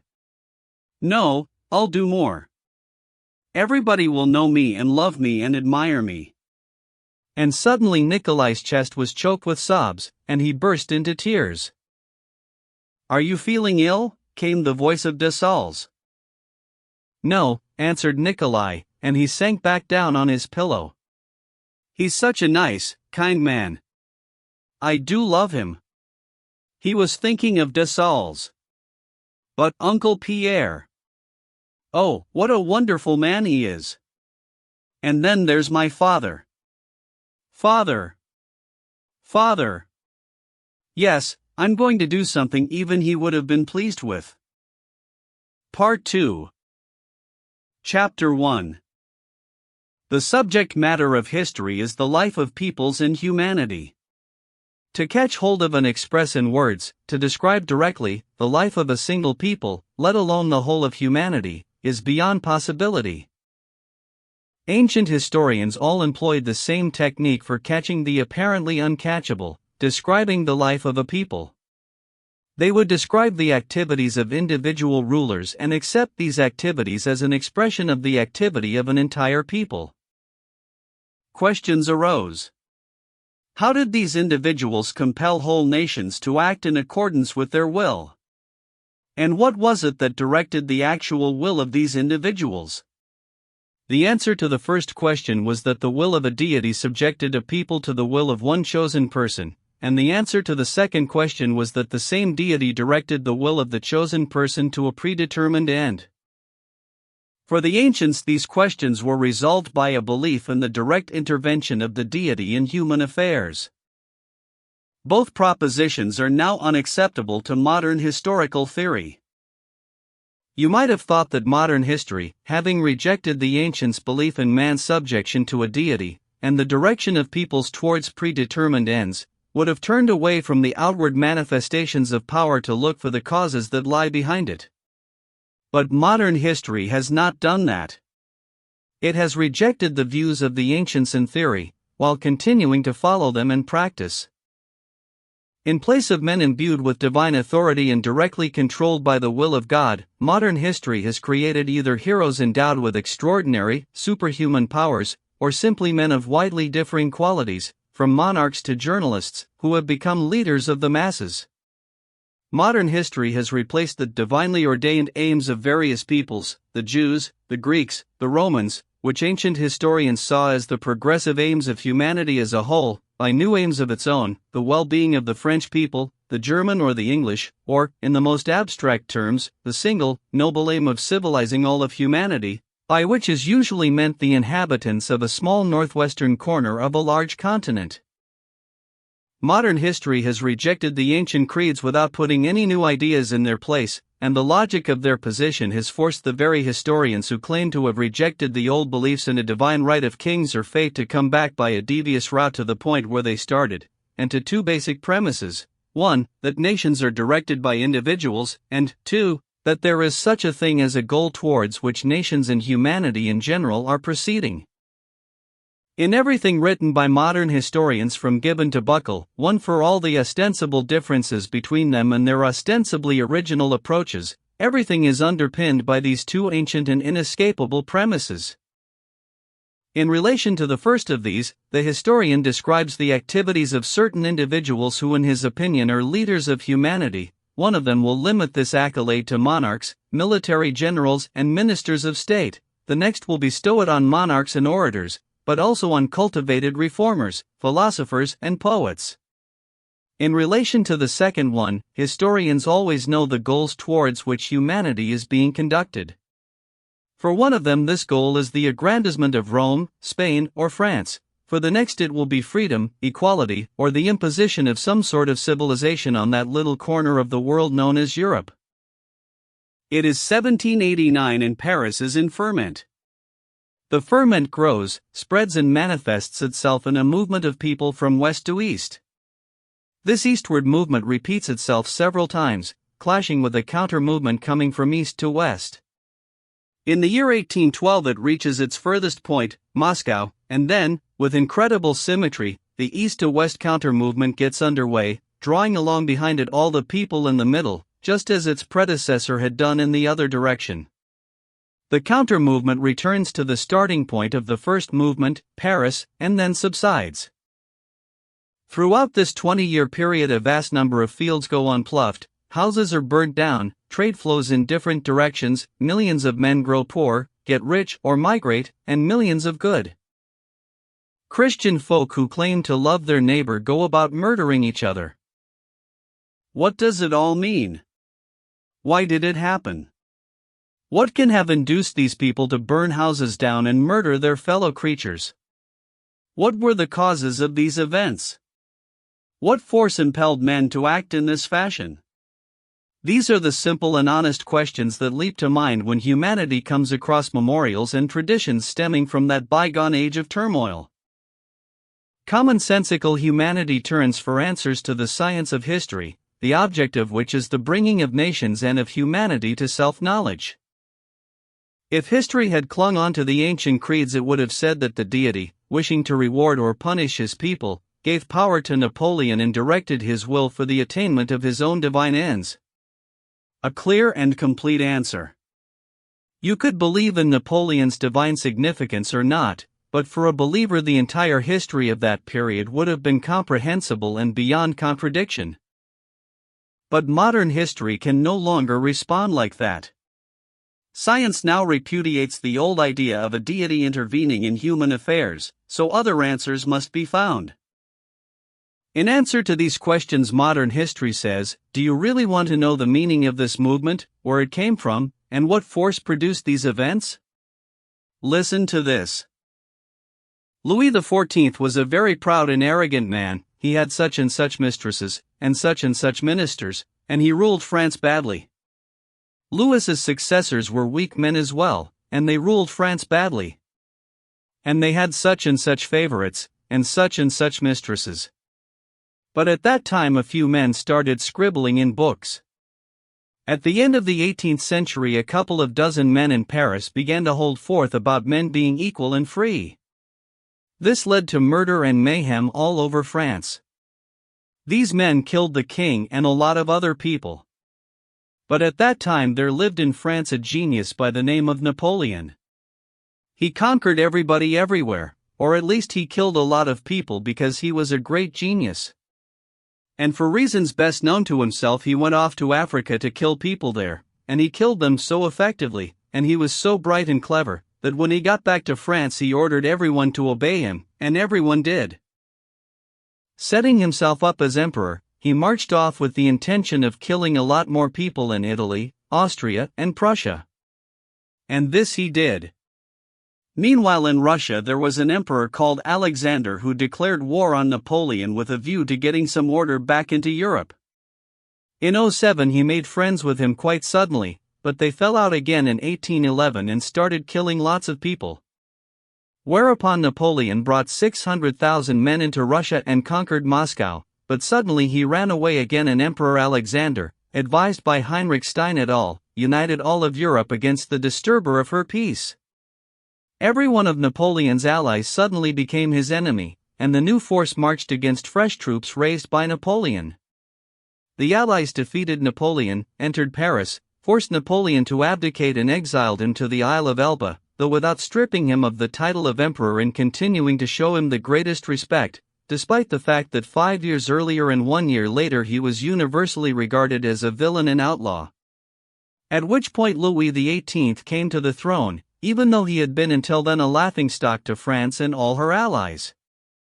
Napoleon shed a few tears before the old guard, renounced the throne and went off into exile. Along came the clever statesmen and diplomats, especially Talleyrand, who was the first to grab the famous armchair, sit in it and thereby extend the frontiers of France, and they chatted for a while in Vienna, as a result of which nations emerged happy or unhappy.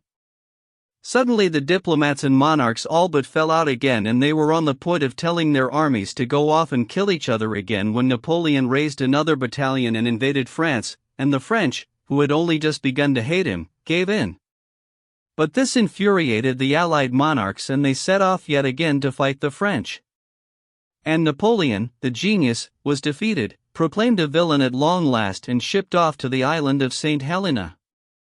And in that rocky place the exile died a lingering death, cut off from those dear to his heart and his beloved France, and leaving all his fine deeds for the benefit of posterity. Meanwhile, back on the European mainland, reaction set in, and all the sovereigns turned again to playing havoc with their own people. You shouldn't run away with the idea that this is just a joke, a caricature of historical description. Quite the reverse, it is the mildest possible depiction of the kind of contradictory and irrelevant answers provided by history as a whole, from collected memoirs and histories of nation-states to generalized accounts of history, and also that modern genre known as contemporary cultural history. What is so weird and ridiculous about these answers is that modern history is like a deaf man answering questions no one is asked.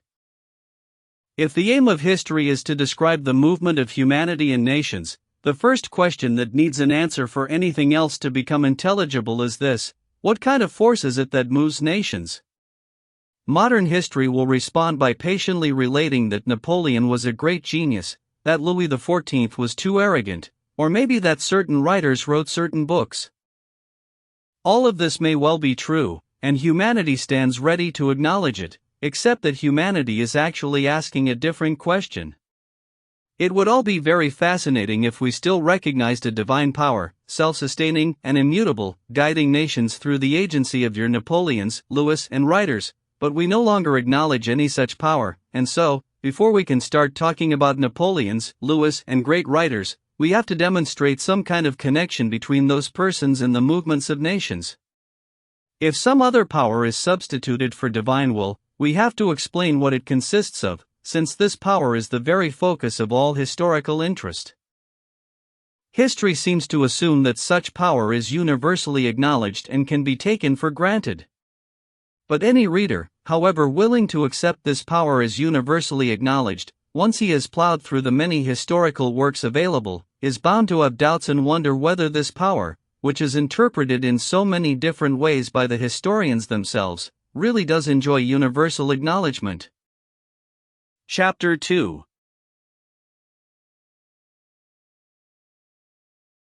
What kind of force is it that moves nations? Historians specializing in biography and historians dealing with single nations understand this force as power vested in heroes and sovereigns. The way they put it, all events are due exclusively to the will of Napoleon, or Alexander, or the particular personality the individual historian happens to be writing about. The answers produced by this type of historian to any question concerning the force that moves events are perfectly adequate, but only so long as there is only one historian for any one event. The moment historians of different nationalities and attitudes begin to describe the same event, the answers produced lose all kind of sense, because the same force is interpreted by them not just differently, but often in exactly the opposite way. One historian claims that an event was caused by the power of Napoleon, another says no, it was caused by the power of Alexander, a third attributes it to the power of some third person. And in any case, this type of historian contradicts all the others even in the basic explanation of the very force on which the particular person's influence is founded. Thiers, to a Bonapartist, says that Napoleon's power rested on virtue and genius. Lanfranc, a Republican, says it rested on duplicity and deception of the people. So it is that this type of historian, so keen to undermine everybody else's position, manages to undermine the very concept of a force behind events, and runs away from all the essential questions of history. General historians, dealing as they do with all nations, appear to acknowledge that specialist historians are wrong in what they say about the forces behind events. They do not recognize any such force as a power vested in heroes and sovereigns. They regard it as the result of many different forces working in conjunction. In describing a war or the subjugation of a people, the writer of general history looks for causes not in the power of any single person, but in some kind of interaction between the many persons involved. According to this view, it would seem that, since the power that resides in historical figures is the product of many different forces, it can hardly be regarded as sufficient in itself to make things happen. Nevertheless, writers of general history do in the great majority of cases retain the concept of power that is sufficient in itself to make events happen and assume a causal relationship with them.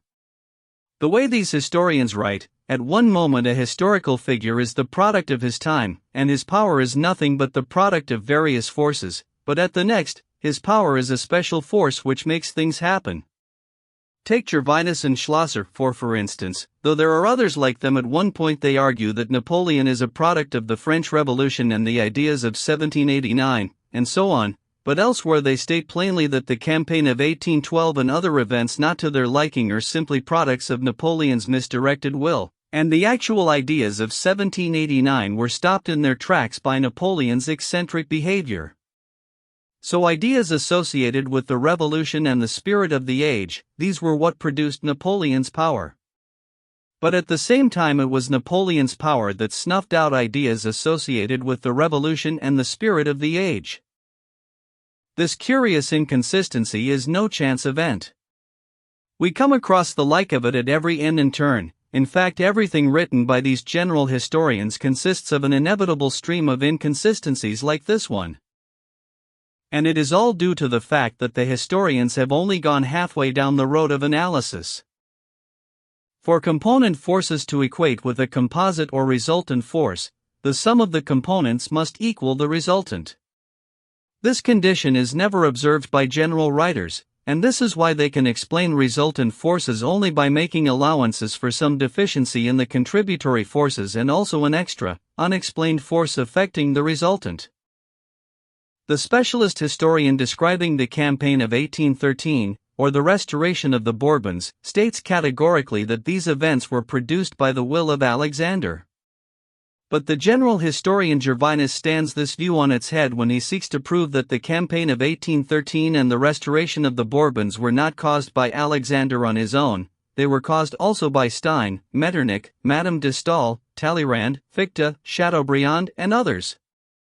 The historian has evidently broken down Alexander's power into its component forces, Talleyrand, Chateaubriand, and the others, but the sum of these component forces, the interaction between Chateaubriand, Talleyrand, Madame de Staël and all the rest, is obviously not equal to the resultant effect, which was nothing less than the capitulation of millions of Frenchmen to the Bourbons. The only thing that emerges from all the words exchanged between Chateaubriand, Madame de Staël and the others is their own interrelationship, which cannot account for the capitulation of millions. So, in order to explain how the capitulation of millions came about as a direct result of their interrelationship, in other words how it was that component forces equal to a given quantity is somehow produced a resultant equal to 1,000 times A, the historian has to fall back on the strength of individual power, which is something he has already denied by acknowledging it as a resultant force. He has to allow for an unexplained outside force acting on the resultant. This is precisely what the general historians do. Which is why they contradict not only the specialist historians, but also themselves. Countryfolk, watching out for either rain or fair weather but lacking all knowledge of where the rain comes from, will say the wind has blown the rain up, or the wind has blown the rain away. General historians are just like that. When they are looking out for something, and it fits in with their theory, they'll say that power is the result of events, but on other occasions, when they want to prove something different, they'll say that power determines events. There is a third group of historians of culture, who follow the path laid down by the universalists in being prepared sometimes to acknowledge literary men and women as determining forces, though they interpret this power rather differently. For them, power resides in culture, intellectual activity. Historians of culture are perfectly consistent in taking after their progenitors, the writers of universal history, for if historical events can be explained by certain persons dealing with one another in certain ways, why not explain them by certain persons writing certain books?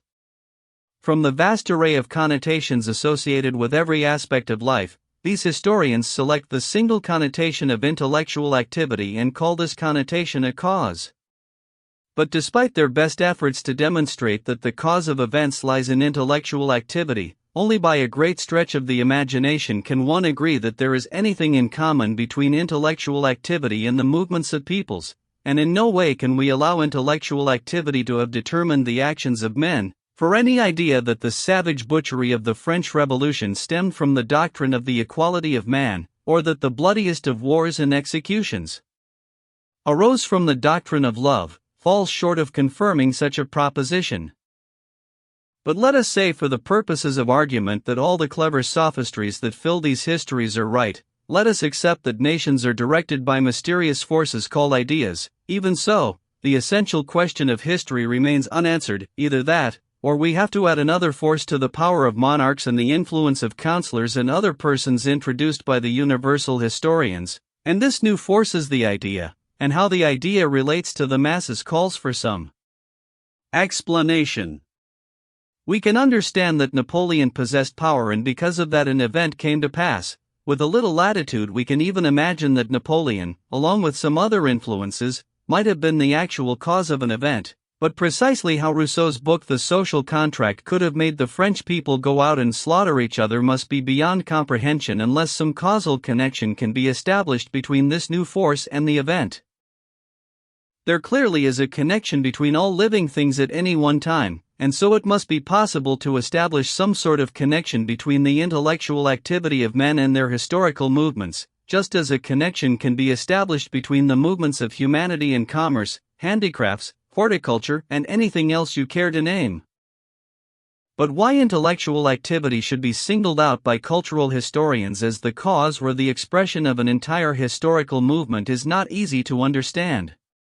Historians could arrive at such a conclusion only with the following provisos. 1. That history is written by educated people who find it natural and agreeable to believe that the activity of their social group is a source of movement for the whole of humanity, just as this kind of belief would come naturally and agreeably to tradesmen, agriculturalists, and soldiers. Only their beliefs don't get expressed because merchants and soldiers don't write history. And 2. That spiritual activity, enlightenment, civilization, culture, and ideas are all vague and indeterminate concepts, flags of convenience under which even more opaque phrases can be used very conveniently, thus accommodating any kind of theory.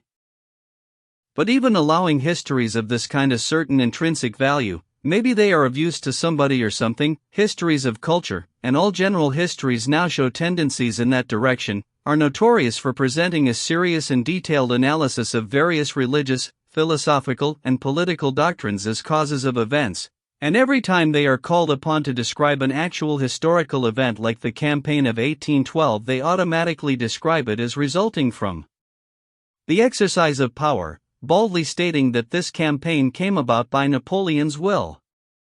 By saying things like this, cultural historians automatically fall into self-contradiction, or else they demonstrate that the new force invented by them does not reflect historical events, and the sole means of explaining history is by the very power they seem to have rejected. Chapter 3. A railway engine moves along. The question is, what makes it move? A peasant says the devil is moving it. Another man says the engine is moving because its wheels are going round. A third tells you to look for the cause of the movement in the smoke wafting away on the wind. The peasant's claim is irrefutable. To refute what he says, someone would have to prove there is no such thing as the devil, or else another peasant would have to explain that it's not the devil who makes it go, it's a German. At that point, their contradictory views will show them they are both wrong. But the man who says the cause is in the movement of the wheels refutes his own argument. Once embarked on analysis, he ought to have kept going. He ought to have explained why the wheels are moving, and he has no right to stop looking for a cause until he finds the ultimate cause of the movement of the engine, which is steam under compression in the boiler. As for the man who explained the movement of the engine in terms of the smoke wafting away on the wind, all he has done is notice that the wheel explanation doesn't produce a cause, seized on the first available indicator and proclaimed this as his cause. The only concept capable of explaining the movement of the engine is the concept of a force that equates to the movement observed. The only concept capable of explaining the movements of nations is the concept of a force that equates to the entire movement of the nations. Yet we see all manner of forces pressed into the service of this concept by all manner of historians, and they still do not equate to the movement observed. Some use it to identify a force arising spontaneously in heroes, just as the peasant sees the devil in the engine. Others identify a force made up of several other forces, like the movement of the wheels. A third group identifies an intellectual influence, like the smoke wafted on the wind. While ever authors continue to write histories of individuals, your Julius Caesars, Alexanders, Luthers and Voltaires, and not histories of everybody, absolutely everybody, involved in an event, there is no possibility of describing the movement of humanity without falling back on the concept of a force that impels men to direct their activity to a single end. And the only concept of this kind known to historians is the concept of power. This concept is the only way of getting a handle on history as presently expounded, and anyone who broke off this handle, as Buckle did, without finding some other technique for dealing with historical material, would only be depriving himself of the last possible way of dealing with it. The necessity for this concept of power as an explanation of historical phenomena is supremely well illustrated by the writers of universal and cultural history themselves. Having ostensibly repudiated the concept of power, they keep returning to it at every step, and they are bound to do so. So far, the study of history as part of the human spirit of inquiry has been like money in circulation, notes and coins. Biographies and national histories are like paper money. They can pass and circulate, doing their job without harming anyone and fulfilling a useful function, as long as no one questions the guarantee behind them. And as long as no one questions precisely how the will of heroes is supposed to direct events, historical works by Thiers and his ilk will retain a certain interest and educational value, not to mention the odd touch of poetry. But just as doubts about the validity of banknotes can arise, either when too many go into circulation because they are so easy to make, or because of a sudden rush to convert them into gold, in the same way doubts about the real value of this type of historical work will arise either when too many of them are written, or when some naive person asks the simple question, precisely what force was it that made it possible for Napoleon to do that? In other words, when someone wishes to change a working note for the pure gold of a valid concept. The writers of universal and cultural history are like men who feel let down by paper money and decide to stop making notes and make hard coins instead, using a metal of lower density than gold. Their coins would certainly turn out to be hard, but that's all they would be. Ignorant people might be taken in by a paper note, but nobody is going to be deceived by a hard coin made of low-value metal. Just as gold remains gold only as long as it can be used for something as well as exchanged, so the universal historians will be golden only when they can answer the crucial question of history: what is power? Universal historians give contradictory answers, and as for cultural historians, they evade the issue and give answers to completely different questions. Imitation gold tokens can be used, but only within a community that has agreed to accept them as gold, or in one where no one knows the properties of gold. In the same way, the universal and cultural historians who, for reasons best known to themselves, keep running away from the crucial questions of humanity, are still accepted as hard coinage in our universities and by a wide readership with a taste for what they like to call serious reading. Chapter 4. Having repudiated the ancient view of the peoples will being subjected to a chosen person by divine inspiration, and through him subjected to the deity, history cannot take a step without running into contradictions. It has to choose between two alternatives, either a return to the old belief in the deity's direct intervention in human affairs, or a definitive explanation of the force called power that is responsible for historical events. Any return to the old way of thinking is out of the question, the old beliefs having been shattered, which means that an explanation must be found for the meaning of power. Napoleon gave the order for an army to be raised and go to war. This idea is so familiar, we have grown so used to it, that the question why 600,000 men go off to do battle just because Napoleon has said a few words seems to have no meaning. He had the power, so his orders were carried out. This answer is perfectly satisfactory if we believe that power was given to him by God. But the moment we decide not to accept this, it becomes necessary to define the significance of this power, the power of one man over others. This power cannot be the straightforward power deriving from the physical superiority of a strong creature over a weak one, a superiority based on the application or threat of physical force, like the power of Hercules. Nor can it be based on the moral superiority, as several simple-minded historians seem to think, since they keep setting certain historical figures up as heroes, men imbued with a special quality of mind and spirit which goes by the name of genius. This power cannot be based on moral superiority, because, even if we forget about historical heroes like Napoleon, opinions of whose moral stature differ widely, history shows that none of your Louis Sais or Metternichs, who governed men in millions, showed any special propensity for spiritual strength. Quite the reverse, in most cases they were morally weaker than every last one of the millions they governed. If the source of power lies not in the physical or moral qualities of the possessor, it is obvious that the source of this power must be found outside the particular person, in the relationship which the possessor enjoys with the masses. That is precisely how power is seen by the science of jurisprudence, the historical bank of exchange that undertakes to exchange historical power tokens for pure gold. Power is the collective will of the masses transferred to rulers selected by open or tacit consent. In the realm of jurisprudence, which is based on arguments about how a state and power should be constructed if only they could be constructed, this is as clear as crystal, but when applied to actual history this definition of power calls for further elucidation.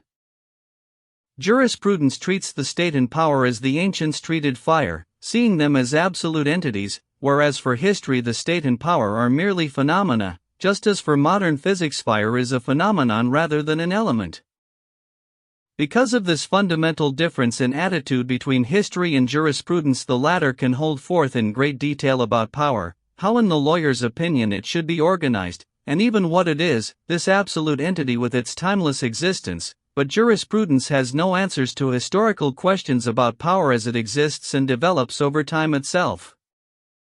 If power is the transfer of collective will to rulers, was Pugachev a representative of the will of the masses? If not, why was Napoleon I considered to be one? Why was Napoleon III a criminal when he was seized at Boulogne 5, whereas afterwards it was the people seized by him who turned out to be the criminals? In a palace coup, which might involve only 2 or 3 people, do we observe the will of the masses being transferred to a new person? In international affairs, is the will of the popular masses transferred to their conqueror? In 1808, was the will of the Conference of the Rhine transferred to Napoleon?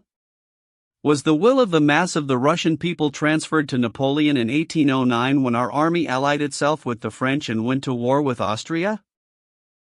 The possible answers are threefold. The will of the masses is always transferred unconditionally to a chosen ruler or rulers, which means that every upsurge of new power, all resistance to transferred power, must be regarded as an infringement of real power, or the will of the masses is transferred to rulers on known and specific conditions, which means that every time power is curtailed, resisted, or even abolished, this must be due to non-observance by the rulers of the conditions on which power was transferred to them, or the will of the masses is transferred to rulers conditionally, but on conditions that are unknown and unspecific, which means that when many different authorities arise, clash and decline, this must be due to the greater or lesser extent to which the rulers have been observing the unknown conditions by which the will of the masses is transferred from one group to another. This is the historian's threefold explanation of the relationship between the masses and their rulers. Some historians, the specialist biographers referred to above, naive enough not to understand questions about the meaning of power, seem to accept that the collective will of the masses is transferred to historical leaders unconditionally, and therefore, when these historians come to describe any such authority, they assume it to be the only authority, absolute and real, so that any other force that opposes this real authority is no authority at all, but an infringement of authority amounting to violence.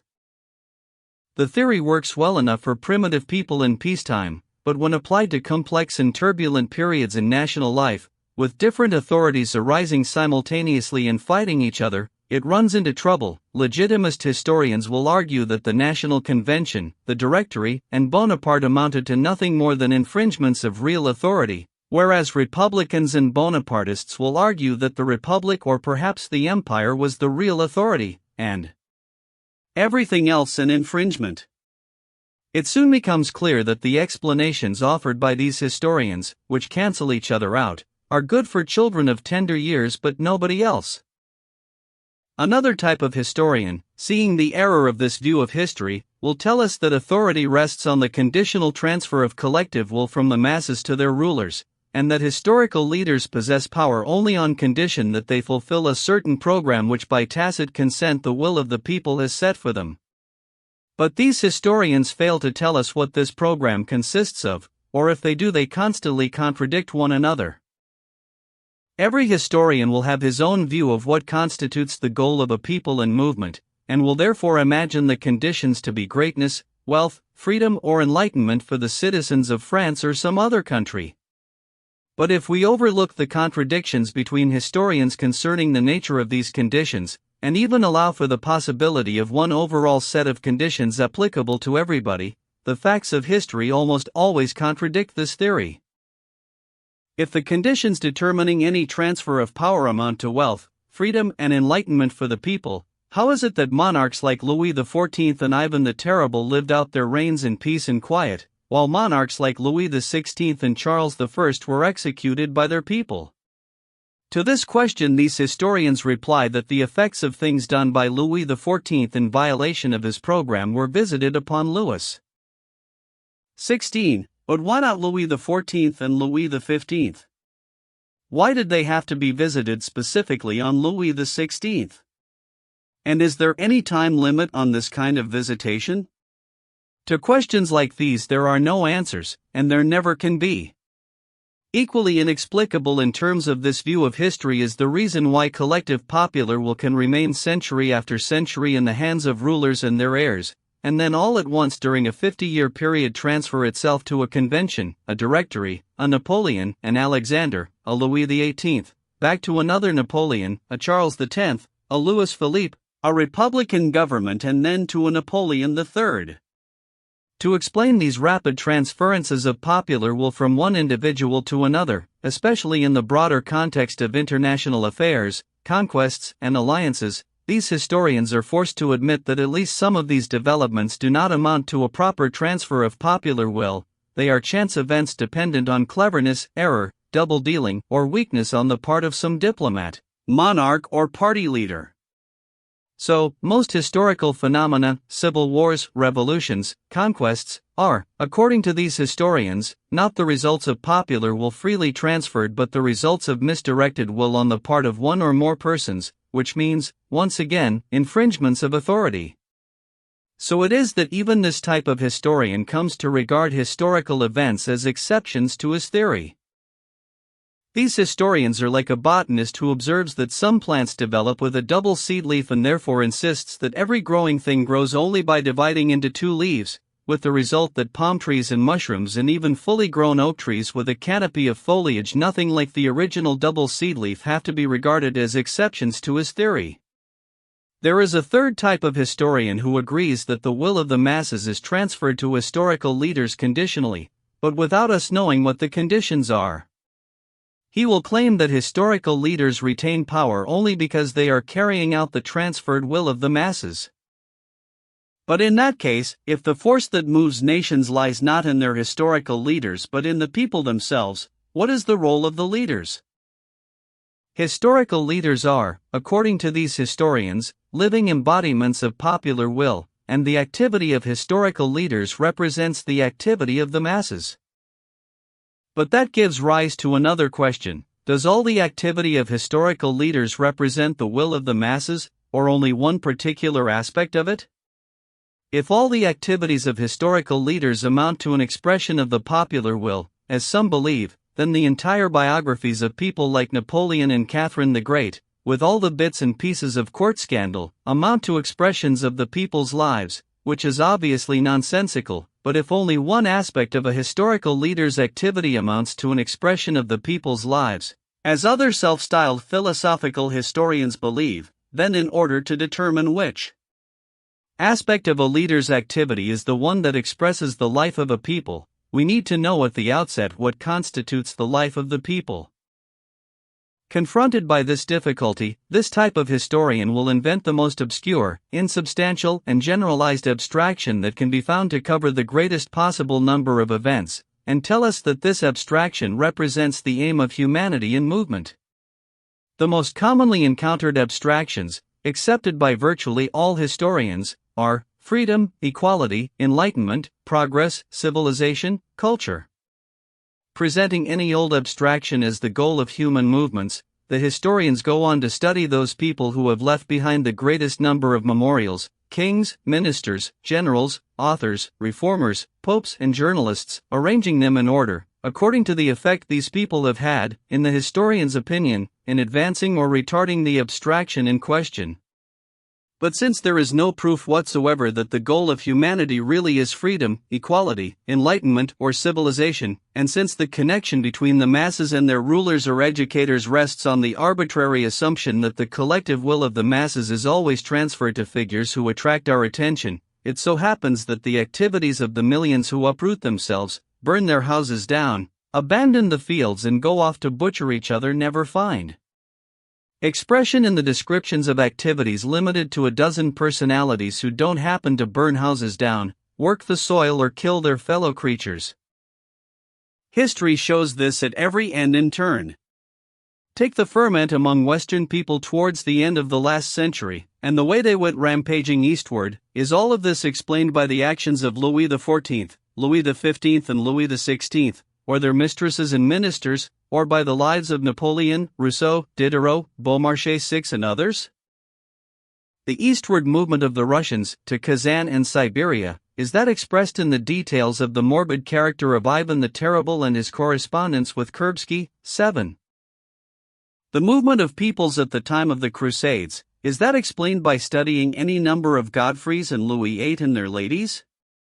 That particular movement of people from west to east has remained incomprehensible, having had no goal, no leadership, nothing but a crowd of vagrants, followers of Peter the Hermit. 9. And even more incomprehensible is why it suddenly stopped, at a point when a rational and sacred aim for the Crusades, the liberation of Jerusalem, had been clearly established by the historical leaders. Popes, kings, and knights urged the people to liberate the Holy Land. But the people didn't go, because the unknown cause that had got them going before was no longer there. The history of the Godfreys and the Menzingers 10 clearly cannot encompass the lives of the people. Meanwhile, what has remained is the history of the Godfreys and the Menzingers, whereas the history of the people's lives and their motivation remains forever unknown. And the biographies of writers and reformers will tell us even less about ordinary people's lives. Cultural history will elucidate the motivation, the lifestyle, and the thoughts of a writer or a reformer. We learn from them that Luther had a quick temper and made certain speeches. We learn that Rousseau was suspicious and wrote certain books, but what we don't learn is why the nations hacked each other to pieces after the Reformation, or why men guillotined one another during the French Revolution. If we combine these two different kinds of history, as most modern historians do, all we shall get is the history of monarchs and writers instead of a history of the lives of nations. Chapter 5.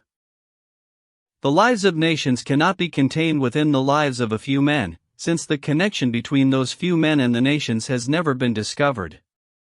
The theory that this connection is based on a transfer of collective popular will from a people to its historical leaders is a hypothesis not borne out by historical experience. The theory of the transfer of collective popular will from a people to historical personages may perhaps explain a good deal in the realm of jurisprudence, and may well be essential for its purposes. But when you apply it to history, the moment revolutions, conquests, and civil strife come into the picture, the moment history begins, in fact, this theory explains nothing. This theory has an air of infallibility, for one good reason: the act of transferring the popular will can never be verified, because it has never existed. Whatever the turn of events, and whoever takes charge of them, this theory can always say that such and such a person took charge of events because the collective popular will had been transferred to him. The answers to historical questions provided by this theory are like those of a man observing the movements of a flock of sheep who ignores the variable quality of the pasturage in different parts of the field and the shepherd coming up behind, and thinks that the reasons why the flock takes one direction or another depend on which animal happens to be out in front. The flock is moving in that direction because it is being led by the animal in front, and the collective will of all the other animals has been transferred to the leader of the flock. This is the answer we can expect from the first category of historians, the ones who believe in the unconditional transfer of power. If the animals at the head of the flock change from time to time, this is due to the transfer of all the animals' collective will from one leader to another, and everything depends on whether the leader follows the direction chosen by the whole flock. This is the answer we can expect from historians who assume that the collective popular will gets transferred to leaders on conditions which they regard as known and understood. With this technique of observation, it happens all too often that the observer, looking on things from his own chosen direction, identifies leaders who end up, when the direction of the masses changes, not in front, but off to one side and sometimes even at the back. If the animals at the front are changing all the time, and the whole flock keeps changing direction all the time, this is because in order to move in a given direction the animals transfer their will to others that are particularly prominent. So if we wish to study the movements of the flock, we need to observe all the prominent animals on every side of the flock. This is the answer we can expect from the third category of historians, the ones who identify all historical personages, from monarchs down to journalists, as expressions of their age. The theory of the transfer of popular will to historical persons is nothing but a paraphrase, a rephrasing of the question. What is the cause of historical events? Power. What is power? Power is the collective will of the masses transferred to a single person. On what terms is the will of the masses transferred to a single person? On condition that he expresses the will of the whole people. In other words, power is power. Which is to say that power is a word with a meaning we cannot understand. If the realm of human knowledge was restricted to abstract thinking, then humanity, after a critical examination of power as explained by juridical science, would come to the conclusion that power is only a word, with no existence in reality. But for a cognitive inquiry into real-life phenomena, man has another instrument besides abstract reasoning, experience, which enables him to verify the results of his reasoning. And experience tells him that power is not just a word, it is something that actually exists. We can ignore the fact that no account of concerted action by men can get by without the concept of power. The actual existence of power is demonstrated for us not only by history, but by observation of contemporary events. Whenever an event takes place, a man or men appear whose will is said to have determined the deed. Napoleon III says the word, and off go the French to Mexico. 11 The King of Prussia and Bismarck say the word, and off go the troops to Bohemia. 12 At the bidding of Napoleon I, his soldiers march into Russia. At the bidding of Alexander I, the French submit to the Bourbons. Experience shows that whenever an event takes place, it is always connected with the will of one person, or several people, who decreed it. Historians, steeped in the old habit of acknowledging divine intervention in human affairs, tend to look for the cause of events in the will exercised by a person invested with power, though this conclusion is never confirmed by reason or experience. On the one hand, reason shows that a person's will, the power of his word, forms only a part of the generalized activity that finds expression in an event, say a revolution or a war, and therefore unless we fall back on some incomprehensible, supernatural force, a miracle, it is not arguable that words alone could be the direct cause of the movements of millions of men. On the other hand, even if we argued that they could, history shows that in most cases an expression of will by historical personages leads absolutely nowhere, their orders are often ignored, and sometimes what occurs is the exact opposite of what they have ordered. Without allowing for divine intervention in human affairs, we cannot accept power as an actual cause of events. And when it comes to real-life experience, power is nothing more or less than the dependent relationship that exists between an expression of will and its execution by other people.